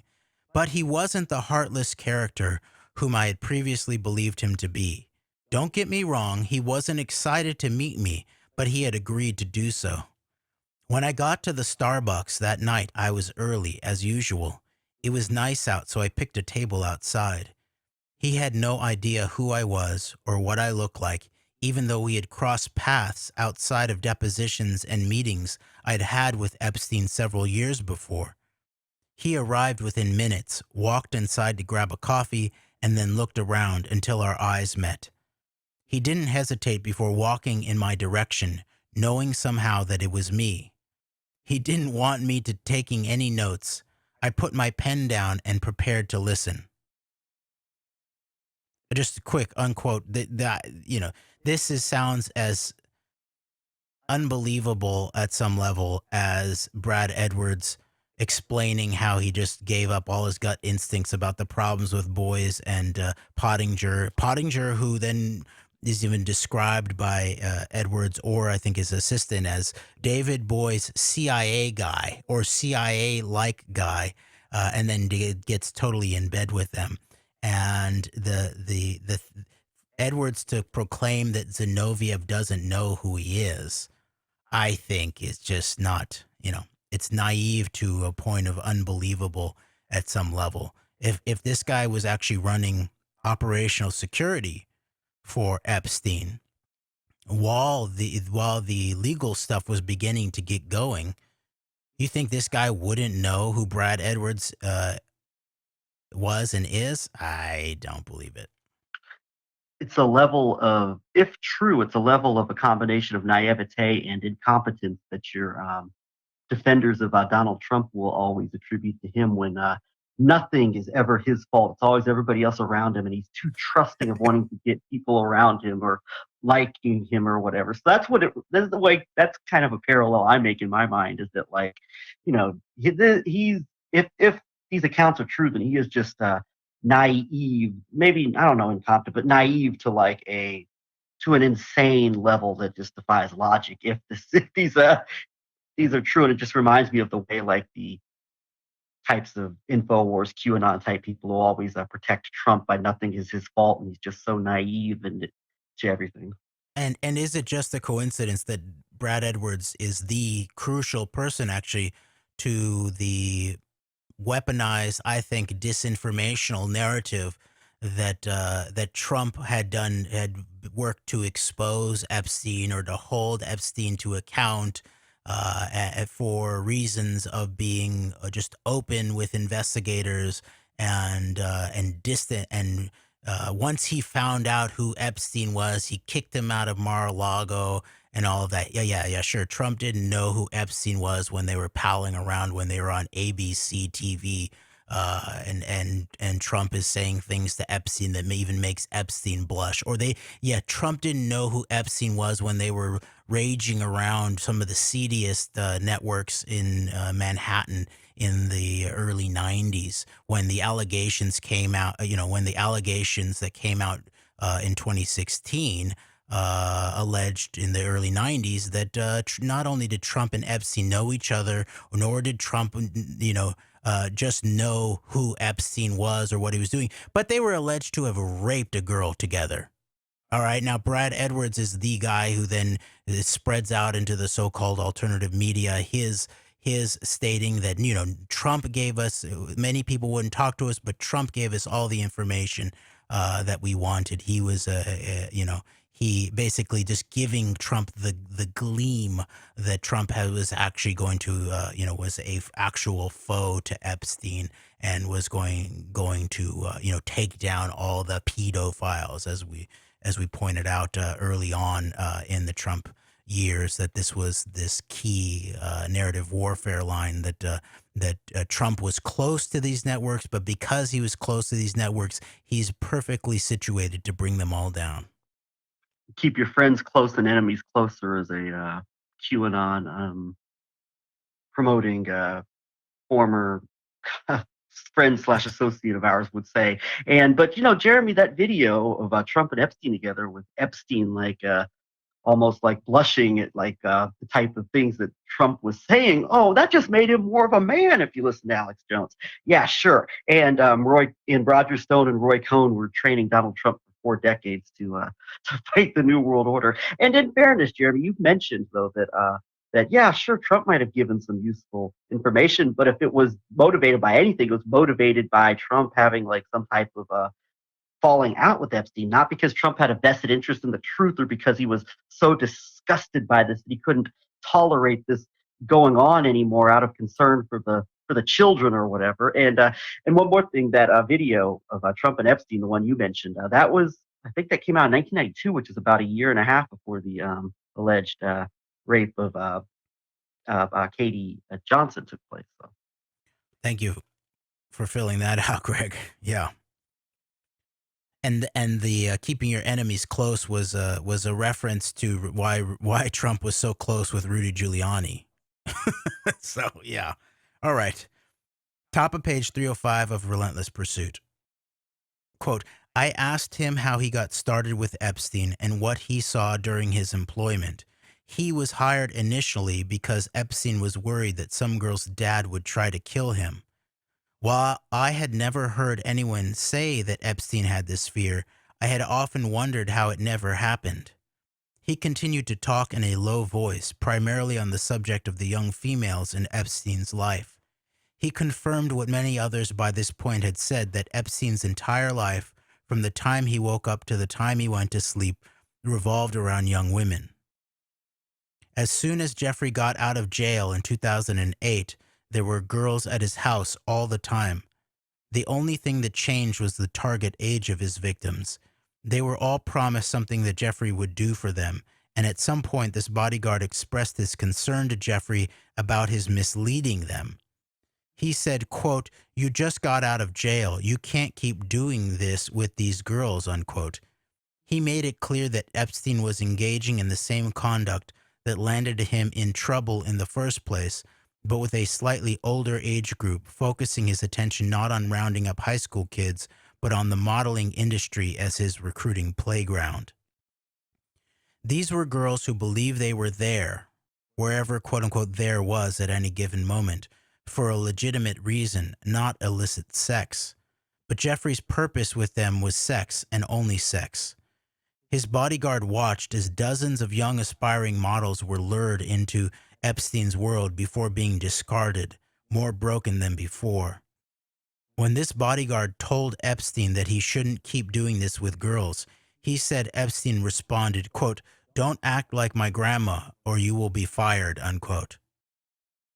Yes, he confirmed that Sarah tried to swim off the island, but her attempt showed no greater level of distress than he'd seen in other girls throughout the years. The rest of our meeting had little to do with girls and much to do with the danger he saw me putting myself in with Epstein. He was himself a real-life tough guy, yet I could tell he was frightened by Epstein. And he stressed that I should also be frightened. He had no precise information. It wasn't as if Epstein had told him I was a target. He simply made it clear that I was somebody Epstein had talked about. and not in a friendly way. But of course, I already knew that. As we got to know each other, he increased the seriousness in his voice. Quote, "You don't know who you're dealing with. I worked for him for years, and I still don't know who you're dealing with. He knows everybody who's powerful in this world," unquote. He went on to explain that Jeff's connections were not just to the local police, who were, quote, "definitely in his pocket," unquote, and from whom, quote, "when he was in jail and on house arrest, he got so many favors," unquote. He elaborated that Epstein, quote, "made very clear that the federal government would never prosecute him," unquote. He also snuck stories in to give me examples of how scary Epstein was. On one occasion, a lawyer was found at the bottom of a swimming pool. Epstein asked him if he thought people would believe it was a suicide, as if it wasn't, and suggested that he, Epstein, had something to do with the woman's demise. It wasn't someone I had ever heard of during my years of investigating Epstein, so I had no reason to believe it was a connection to any case I was working on, but the purpose of the message was clear. He went on to tell me that when Epstein was in jail, he still had extraordinary power, even within our own government. This bodyguard had been sent by Epstein to Virginia to CIA headquarters. Nervously telling me the story, he said, quote, "I didn't know why I was there, but he told me they would take care of me. I attended a class for a week. At the beginning of the class, everyone had to introduce themselves. There were 45 people. 44 people were in the CIA or some other government unit with top secret clearance. I was the only private citizen. Everyone introduced themselves and the instructor saved me for last. He did not let me introduce myself.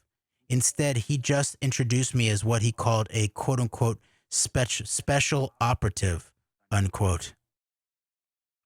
He explained that he then attended the classes. I think he's again, Zinoviev. His name's Zinoviev, Brad Edwards. He explained that he had then attended the classes for the week before he was given a book with a personalized note and told to deliver it, quote, "to Jeffrey," unquote. He took the book to Jeffrey's seldom occupied county jail cell and delivered it without reading the contents of the note. Unquote. I just want to point out that this telling by Zinoviev of Epstein sending him to basically a CIA training session of some sort is very interesting material for the question of Epstein as an intelligence construct of mixed sort. And this should be focused on a lot more, actually. I think this is the only place I've ever heard this telling that Epstein's bodyguard, formerly Soviet Special Forces trained mixed martial artist bodyguard, was sent by Epstein to CIA headquarters for some kind of training and then sent back with a book and a note. Very interesting. And what book was it? I don't know.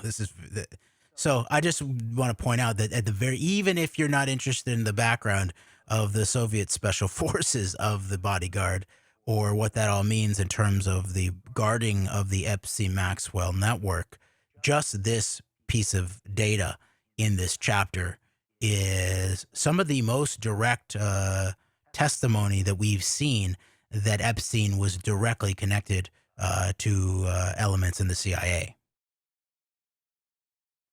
All right. Top of page 307 of Relentless Pursuit, My Fight for the Victims of Jeffrey Epstein by Bradley J. Edwards with Brittany Henderson. And once again, Bradley Edwards, though he will not name him apparently, is talking about Igor Zinoviev. Quote, and this is a quote, "Anything else give you any other hints as to who Epstein is?" unquote, I asked. Quote, "I can only tell you where we went and what I observed, but he goes out of his way not to share any real information," he replied. "He spends most of his days doing what you know he does, hanging out with his girls, getting massages. The rest is traveling with very specific missions. Most don't last very long. The girls he trusts come along, unquote. He told me, for instance, about a prince or a sultan, he didn't recall which, whom they would meet all over the world. Yeah, aside, which one? Who is it? I bet it probably is Bin Salman. Maybe not. Maybe this is before the relationship with Bin Salman. But it might be. Back to the text. Quote, Epstein also often met with Ehud Barak, the former prime minister of Israel. Barak frequently visited Epstein in New York as well, and on extended stays took residence at Epstein's 301 East 66th Street apartments. And aside, again, he calls Ehud Barak the former prime minister of Israel, but he doesn't bring in that he's also the former head of Israeli military intelligence, also the former defense minister. The Israeli military intelligence piece would be crucial to bring in for context in terms of all of the questions about Epstein and intelligence, one would think. Interesting. Quote, go for it, Greg. I was just going to say interesting Barak with the with that background, and then Netanyahu commando, right? Yeah, same Sayeret Matkal, both special forces. Special Forces Commando, and like you've got, I guess, Epstein meeting. According to here, I think this might be the most definitive or one of the most clear accounts of a firsthand of Epstein and Barak meeting, I guess, semi-regularly in New York. And then you've got the other special forces, Israeli special forces, because these would be pointed out just as much as Soviet special forces. Benjamin Netanyahu talking weekly with Larry Silverstein in the months and years before the September 11th attack. So like we talked about like this Netanyahu Barak kind of almost like horseshoe in terms of like Israel and the controlling of the maybe right and left, respectively, in terms of like Republicans and Democrats and through this operation. And so I made that picture connection of how we talked about like Netanyahu and Barak both maybe operating as different sides of a similar type of control mechanism over American in particular, and geopolitically having elements of control and influence over events and over political figures. Yes, that's a crucial horseshoe analysis, actually, and the fact that they're both the exact same special forces unit, and I believe Barak was the commander of it when Netanyahu was coming up through it. And I pointed out before that unit, Sayeret Matkal, is described as a reconnaissance unit and operating behind enemy lines, right? And so we've taken this up a few notches in terms of taking it out of the realm of just being on the dropped in, airlifted and then, parachuting onto the ground in Iraq or Syria from an Israeli context, but actually people like Netanyahu dropping into the U.S. Congress, both in the run-up to the Iraq War, agitating to the U.S. Congress for the Iraq War in 2002, I believe that was, when Netanyahu came in, or then later on during Barack Obama's presidency, when Netanyahu airdrops into the heart of Congress to take over a session of Congress, basically to agitate against the Iran nuclear deal. Or you can also imagine people like Ehud Barak operating behind enemy lines when he's apparently very closely tied, potentially handling this Epstein network in New York City, or Ehud Barak on BBC television on September 11th, giving the entire sort of first piece of the entire global war on terror narrative arc that we've continued to see roll out to this day. So I would say, rather than just sort of, paratroopers be on the ground in the Middle East, these guys operated a level, apparently still doing Sayeret Matkal behind enemy lines reconnaissance operations, where they're actually the guys pushing these key moments of macro narrative warfare, from 9/11 to the Iraq War to Epstein Maxwell to the Iran nuclear deal with the United States government, all of these kinds of things. So this is the level that I think these special forces commandos are continuing to operate at. And I would imagine that there has been, I'm certain in the case of Netanyahu, and probably in the case of Barack as well, that there has been um, opposition and displeasure with these types of, behind the back operations, as you might call them, for years now. Obviously, we saw the public pushback to Netanyahu's congressional speech, basically browbeating Obama over the Iraq deal and going behind like the government, or going behind the actual American sitting administration's back, basically, to come in and shame and browbeat the administration over what it needs to do. Similar in 2002 with Netanyahu coming into Congress. I would imagine that it wasn't as pronounced then, but you better believe there was that opposition. But also, it's like a type of opposition, or if you have these types of misgivings, you can only speak. It's not even make an excuse for people necessarily, but you can only, I guess, speak about it so much if you're in like these types of capacities for a number of reasons. But like there have been people, I think, that have been in the know about the, and of course we can go back to the roots of the state of Israel and the opposition to it initially from like the State Department and the other areas. This opposition's been there, but it's like that. It's like you whisper about it. It's almost like what we described with like the Moscow apartment bombing. It's like this thing of like maybe it's not quite everybody knows, but there are people who know, and they can only, unfortunately, ultimately do so much about it for a number of reasons. But yeah, it's been there, and there's people who have understood, I think, for a long time, the problem with and the consequences of these operations within positions of influence and authority that may try to push back at some level. But then we saw what happens when you try to push back the way that the maybe some of the more serious people in the FBI were treated during the Trump years. So I mean, I said a mouthful there, but I suspect that this has been understood for a long time by interests as far as like within like our intelligence communities, defense communities, etc. Yeah, the dirty dealings and the dirty background and the geopolitical level compromise in relationship to the so-called U.S.-Israel special relationship very likely is something similar to the Moscow apartment bombings in terms of the general, educated Russian population in terms of the U.S. intelligence community. Everybody knows, but almost no one dares whisper about it. And then those who then are dare to whisper about it, such as Phil Giraldi, are immediately in the spheres of disinformation, really. When it's Giraldi and Maloof on Russia Today, I think it was, and where Giraldi just allows Maloof to blame the Iraq War on the Democrats and the opposition to Bush and all of that kind of stuff, and Giraldi now all in the UNS network, and Giraldi is basically, I think he'd probably be seen as the most vocal critic from the U.S. intelligence community to this day, ongoing in terms of the what we might call the problematic aspects of the so-called U.S.-Israel special relationship.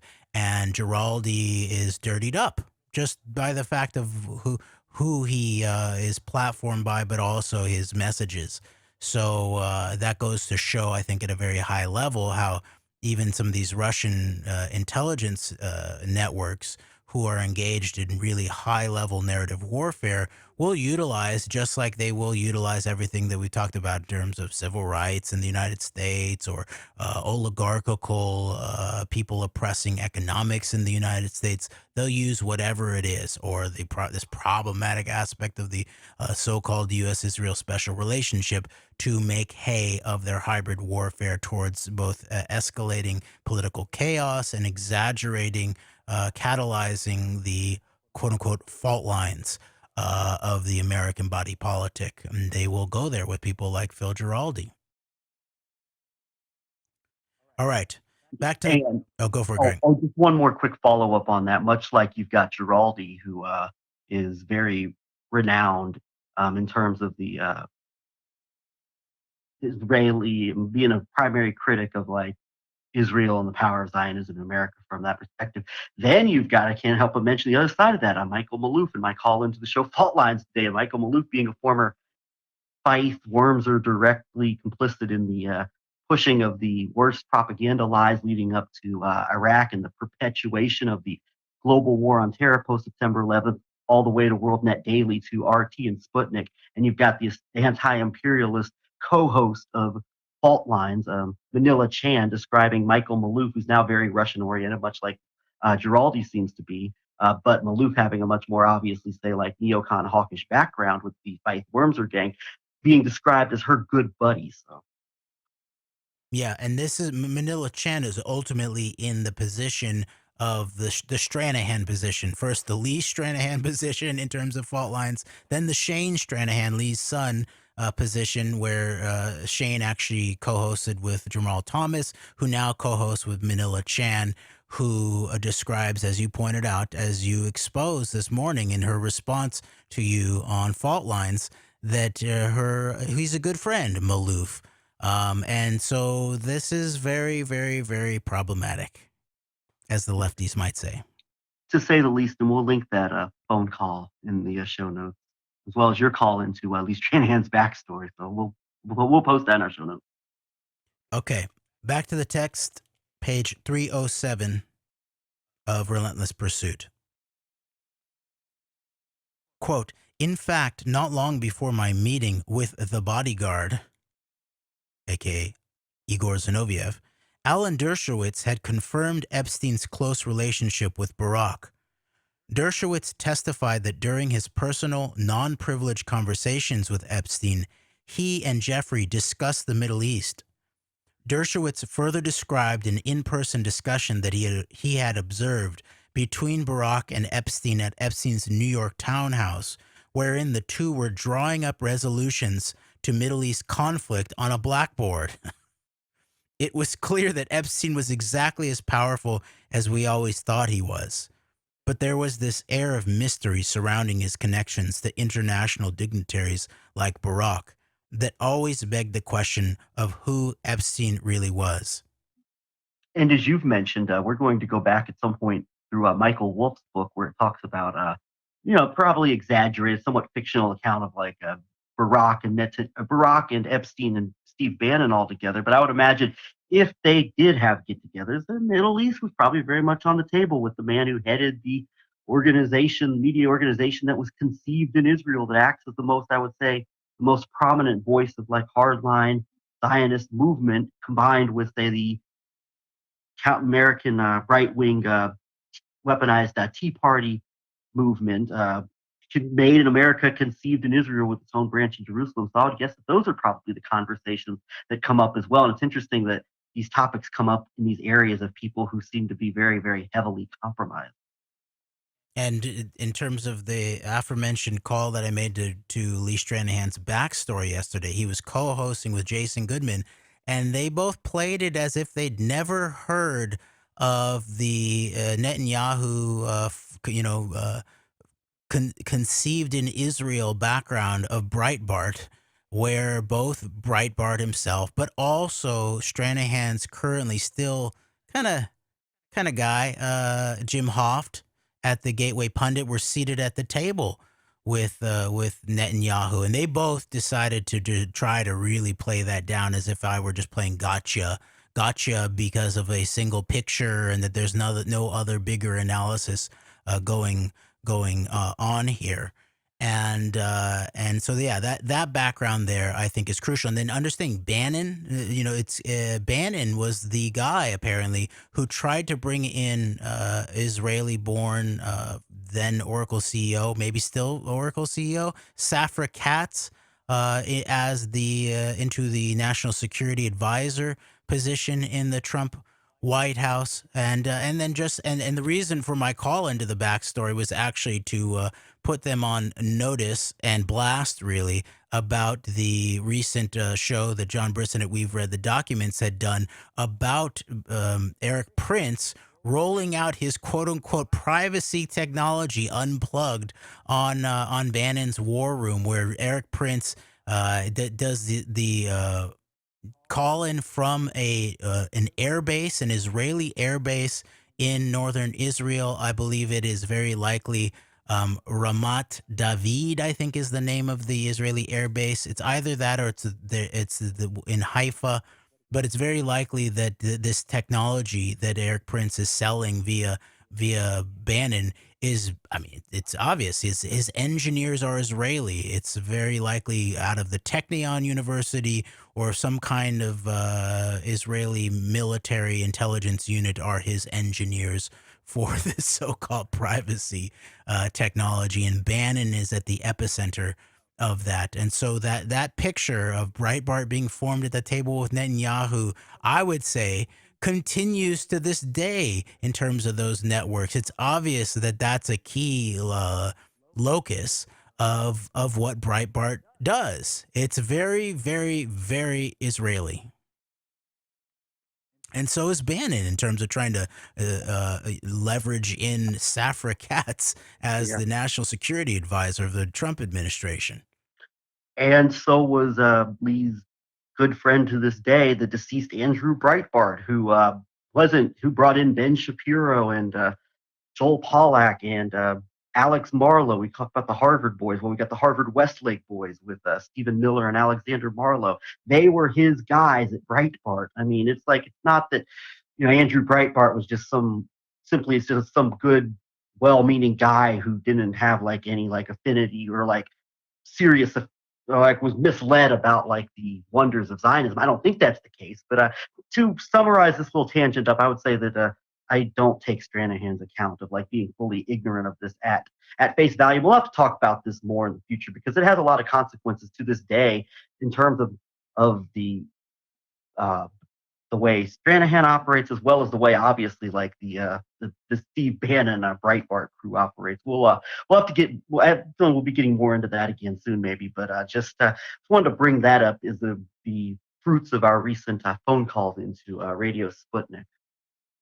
Thank you for bringing that up, Greg. And what I just remembered was that this show that we referenced in the beginning here that we had originally done surrounding this, and remember we did that show before this book came out. This Brad Edwards book came out. We did it in 2019. That show, the Nuclear Epstein show that dealt with Doronin and MMA and Zinoviev and all of that. I believe that was very likely one of the final shows that was taken down from our AnteDote YouTube channel before the entire channel was deleted. And it was taken down saying that there was something about harassment or something like that. So folks can go listen to it and see if that was a fair, under the YouTube terms of service, whether that was a fair takedown or not. All right. Back to the text, page 307, Relentless Pursuit by Bradley Edwards with Brittany Henderson. Quote, before we split up, there was one more story he shared. On one occasion, after returning to New York just after completing his Florida quote-unquote jail sentence, Epstein yelled to this bodyguard that they needed to leave in a hurry. It was clear to him that whatever the reason, it was important, and Jeffrey was pissed. Even to his professional bodyguard, when Jeffrey was pissed, he was scary. On that occasion, Jeffrey demanded that the Suburban be brought around quickly. Jojo, the driver, also understood this was an emergency in Jeffrey's world. Jeffrey didn't talk during the car ride from the mansion to the Wall Street office of a major league hedge fund manager whom the bodyguard couldn't or wouldn't identify. They got to the office building and Epstein got out of the car with purpose, walking briskly to the front door of the high tower. His bodyguard was trying to keep up.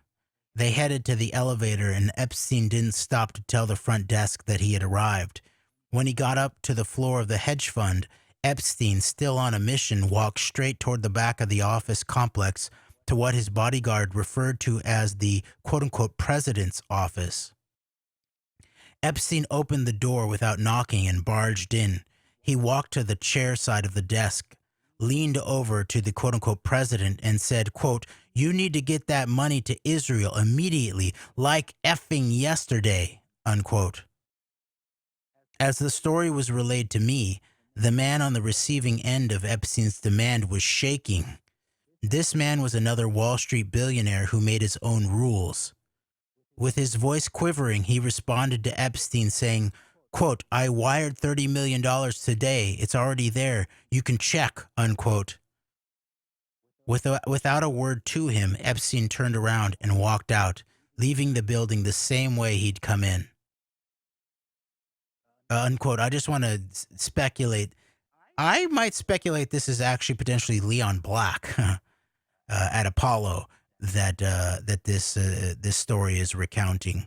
Epstein confronting about the money that he needed to send to Israel effing immediately. But it could be somebody else. But that's just sort of what jumps out into my head about who this might be.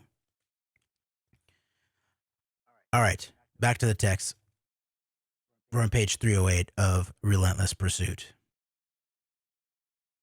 Quote, his bodyguard had no idea what that conversation was about, but he knew it was important. He also believed that it epitomized what Jeffrey did for a living and when he was not getting quote-unquote massages. The point of telling me the story was not just to convey that Epstein was powerful or scary or controlling, even over other powerful and scary people. To me, the point was that no matter what I knew about Epstein, there were many more layers to peel back and not many people who understood what lay at his core. Before finishing our meeting, I asked the bodyguard what Epstein did with his days after being released from house arrest in Florida. Quote, girls, always girls. I don't know the ages. I think they are 19, 20, 21. They are mainly models or something. Different girls all the time, coming from everywhere. He tells them he can make them something. Then they do whatever he tells them to do. I don't think they are as young as the girls he got in trouble with before, but the damage he's done to these models is worse than what he did to the girls he went to jail because of in 2008.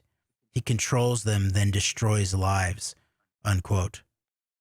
Just quickly, I just want to point out that no matter how Brad Edwards tries to paint Zinoviev as somehow having a concern or a warm heart or something like that, just the way that he writes, at the very least, the way that he writes the text about what Zinoviev said does not really express, at the very least, compassion for the victims. It doesn't seem like it. Basically, it says the girls he got in trouble with before, but the damage he's done to these models is worse. So that is just a cover up there. I mean, how bad is it to rape teenage girls, early teenage girls, as have been credibly alleged against Epstein, and as we pointed out, together with Trump in the early 90s. I would imagine that sort of playing mind games with models, it's bad. It's very bad in terms of what Epstein is doing. But if they're over age, then he's manipulating them. But raping underage girls is way worse in terms of the actual victims. And it's not like Epstein got himself in trouble. He just couldn't, he just couldn't stop himself, and he got himself in trouble. No, he's a rapist and a child abuser in service of massive geopolitical compromise. That's what's going on here. And so this is all an under, it's really running moral cover, I think. All right, top of page 309 of Relentless Pursuit by Brad Edwards. Quote, before we left, he made it clear that he was scared for my safety. He looked at me across our small round table, giving me a stern final warning. Quote, Jeffrey Epstein is not someone to mess with. You know this, but you keep messing with him. Be careful, unquote. Quote, I will, unquote, I assured him before thanking him for meeting. I got in my car and tried to scribble as many notes as I could, since I was not able to do so during the meeting. Then I thought about what he had said the whole hour-long ride home. Until this meeting, I didn't really appreciate all that Sarah had been through. Nobody did. She was clearly damaged, and it took tremendous courage for her to come forward to help Virginia. She hadn't been a minor child when she was with Epstein, but what he had done to her was harmful and wrong.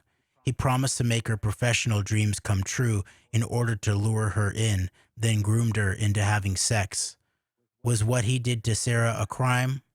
While the answer didn't jump off the page to me, it seemed criminal, especially after listening to his former bodyguard. Was it something Sarah could sue Epstein for? It seemed like the answer should be yes. I went back and looked at the statutes that were listed in the 7-page non-prosecution agreement, as surely Epstein and the government had studied Epstein's lifestyle to make sure he received immunity for his way of life.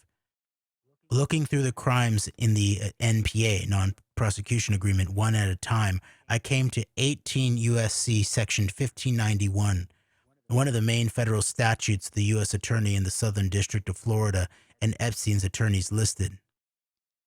That statute designated as a crime the recruiting, enticing, transporting, or soliciting of someone by means of fraud, force, or coercion for sex. That is exactly what he had done to Sarah. Epstein had made false promises which Sarah Ransom reasonably relied on to her detriment, the definition of fraud, in order to cause her to engage in sex. The civil counterpart of Section 1591 was in Section 1595, which allowed for a civil action for any criminal violation of 1591. It was the second week of January 2017 when I was reading through this statute and quickly realized there was a 10-year statute of limitations. Had Sarah's claim already expired? Not yet, but I realized that it would expire in a few days, and even though she was just a witness whom I did not yet represent, I advised her of this fact. She wanted justice and wanted a complaint filed against everyone involved in the commission of any aspects of these acts immediately. So we filed the lawsuit on her behalf on January 26, 2017, against Epstein for his violation of the sex trafficking statute, Ghislaine Maxwell for her role, which included instructing Sarah how she must perform various sex acts on Epstein, and Sarah Kellen and Leslie Groff for their role in facilitating the acts, which included carrying out the fraudulent promise to get her into FIT. While not filed on behalf of a child victim, as the others had been, it was another lawsuit filed on behalf of a brave victim that would help uncover other aspects of Jeffrey Epstein's abusive world. Unquote. End of chapter.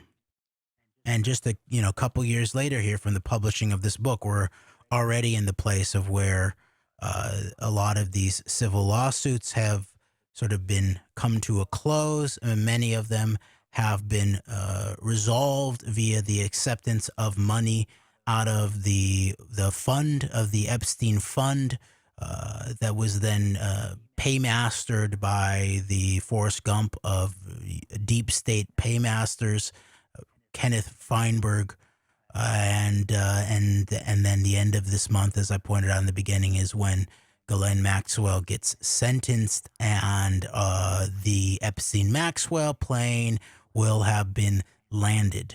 We need to make sure that this is not what happens. We continue to actually dig up, expose, and critically analyze and educate folks about what the Epstein-Maxwell ongoing actually was, and what it does. In addition to violating, raping, turning human beings into sex slaves and objects to abuse and use, it additionally has done things at the level of the body politic and geopolitics and the rape and pillage of the body politic that is ongoing. We've seen actively over the years this term landing the plane that Rod Rosenstein used with regards to the Russiagate Trump on 11/9 investigation. We've seen the plane landed on September 11th. We've seen the plane landed pretty effectively on 11/9. And if certain interests have their way, we're going to see both the plane landed when it comes to both January 6th and the bigger implications of that, as well as the Epstein-Maxwell operation. And this must be something that we really have to be on our guard against as much as possible to ensure does not happen. We've seen a couple of these planes landed now. Like, what can we do to stand in the way of these other planes being landed, as Rod Rosenstein put it. I think that's a perfect analogy. We have the potential of both of these planes being landed, so to put it, if certain interests have their way here over the course of the coming weeks and months. And I would point out that there's the institutional landing of the plane, which is where things are put to bed legally and also officially in terms of investigation. But the areas where none of these planes have been actually successfully landed, where there's still a lot of effort to pretend like these planes have been landed, is in the media, and especially in the alternative media.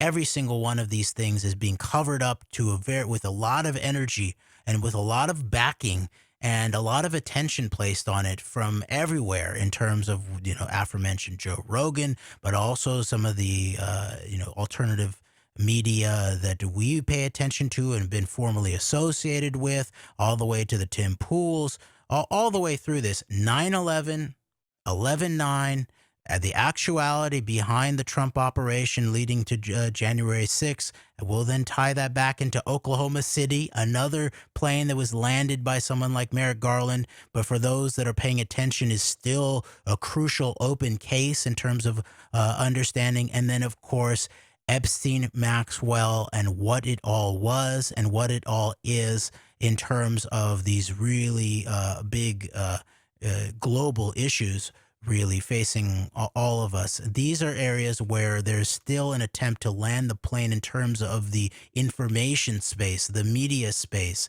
and we need, if the planes are going to be landed, we need to land them at their actual destination, which is towards truth and justice. For not only for the specific victims in all these cases, but also for all of us, for all we the people, in terms of the way that these networks of perpetrators continue to operate in ways that victimize we the people of the planet in many ways. And so we have to make sure that if the planes are going to be landed in the information space, that they're landed where we want them to be landed, which is in the place of truth and justice. Yes, this in terms of the media, this strange bedfellows horseshoe that we identified during the Trump years, ranging all the way from Jimmy Dore and Aaron Mate, Russiagate is a nothing burger, there's nothing to see here, all the way to Rick Wiles and True News, it's all a Jew coup against Donald Trump. We've seen that strange bedfellows, and many, many, many people in between. We've seen that strange bedfellows horseshoe play out, and it only continues to get more and more influential and more successful, unfortunately, as the chaos agents who are actively increasing the levels of hostility and division in our society based on these manufactured issues such as the culture war and all this. We're seeing that become more and more pronounced, but as we've talked about, there's still areas of breakthroughs, and just trying to keep our eye on the ball with regards to those breakthroughs. And the breakthroughs will come through knowledge and what we keep talking about of having an understanding of how information warfare works, and understanding networks is one thing, but also having a grounding of the facts. And that's one thing that I need to get better at with some of these matters, is having a grounding on the specific facts. And so that's an area where I think we will try to really, me in particular, but in general, try to up our game on, so to speak, in the coming weeks and months here at the AnteDote. All right, this is a good place to end it, and we will continue to flesh out just a few more pieces of the Epstein-Maxwell cover-up, revisited specifically around this lawyer group and the deeper historical context of that, but also a little bit more down the path of the 11/9 cover-up, and as it's lining up with the January 6th, the landing of the plane. And we are into our deep dive in relationship to the real deep background of Oklahoma City, the Oklahoma City bombing, and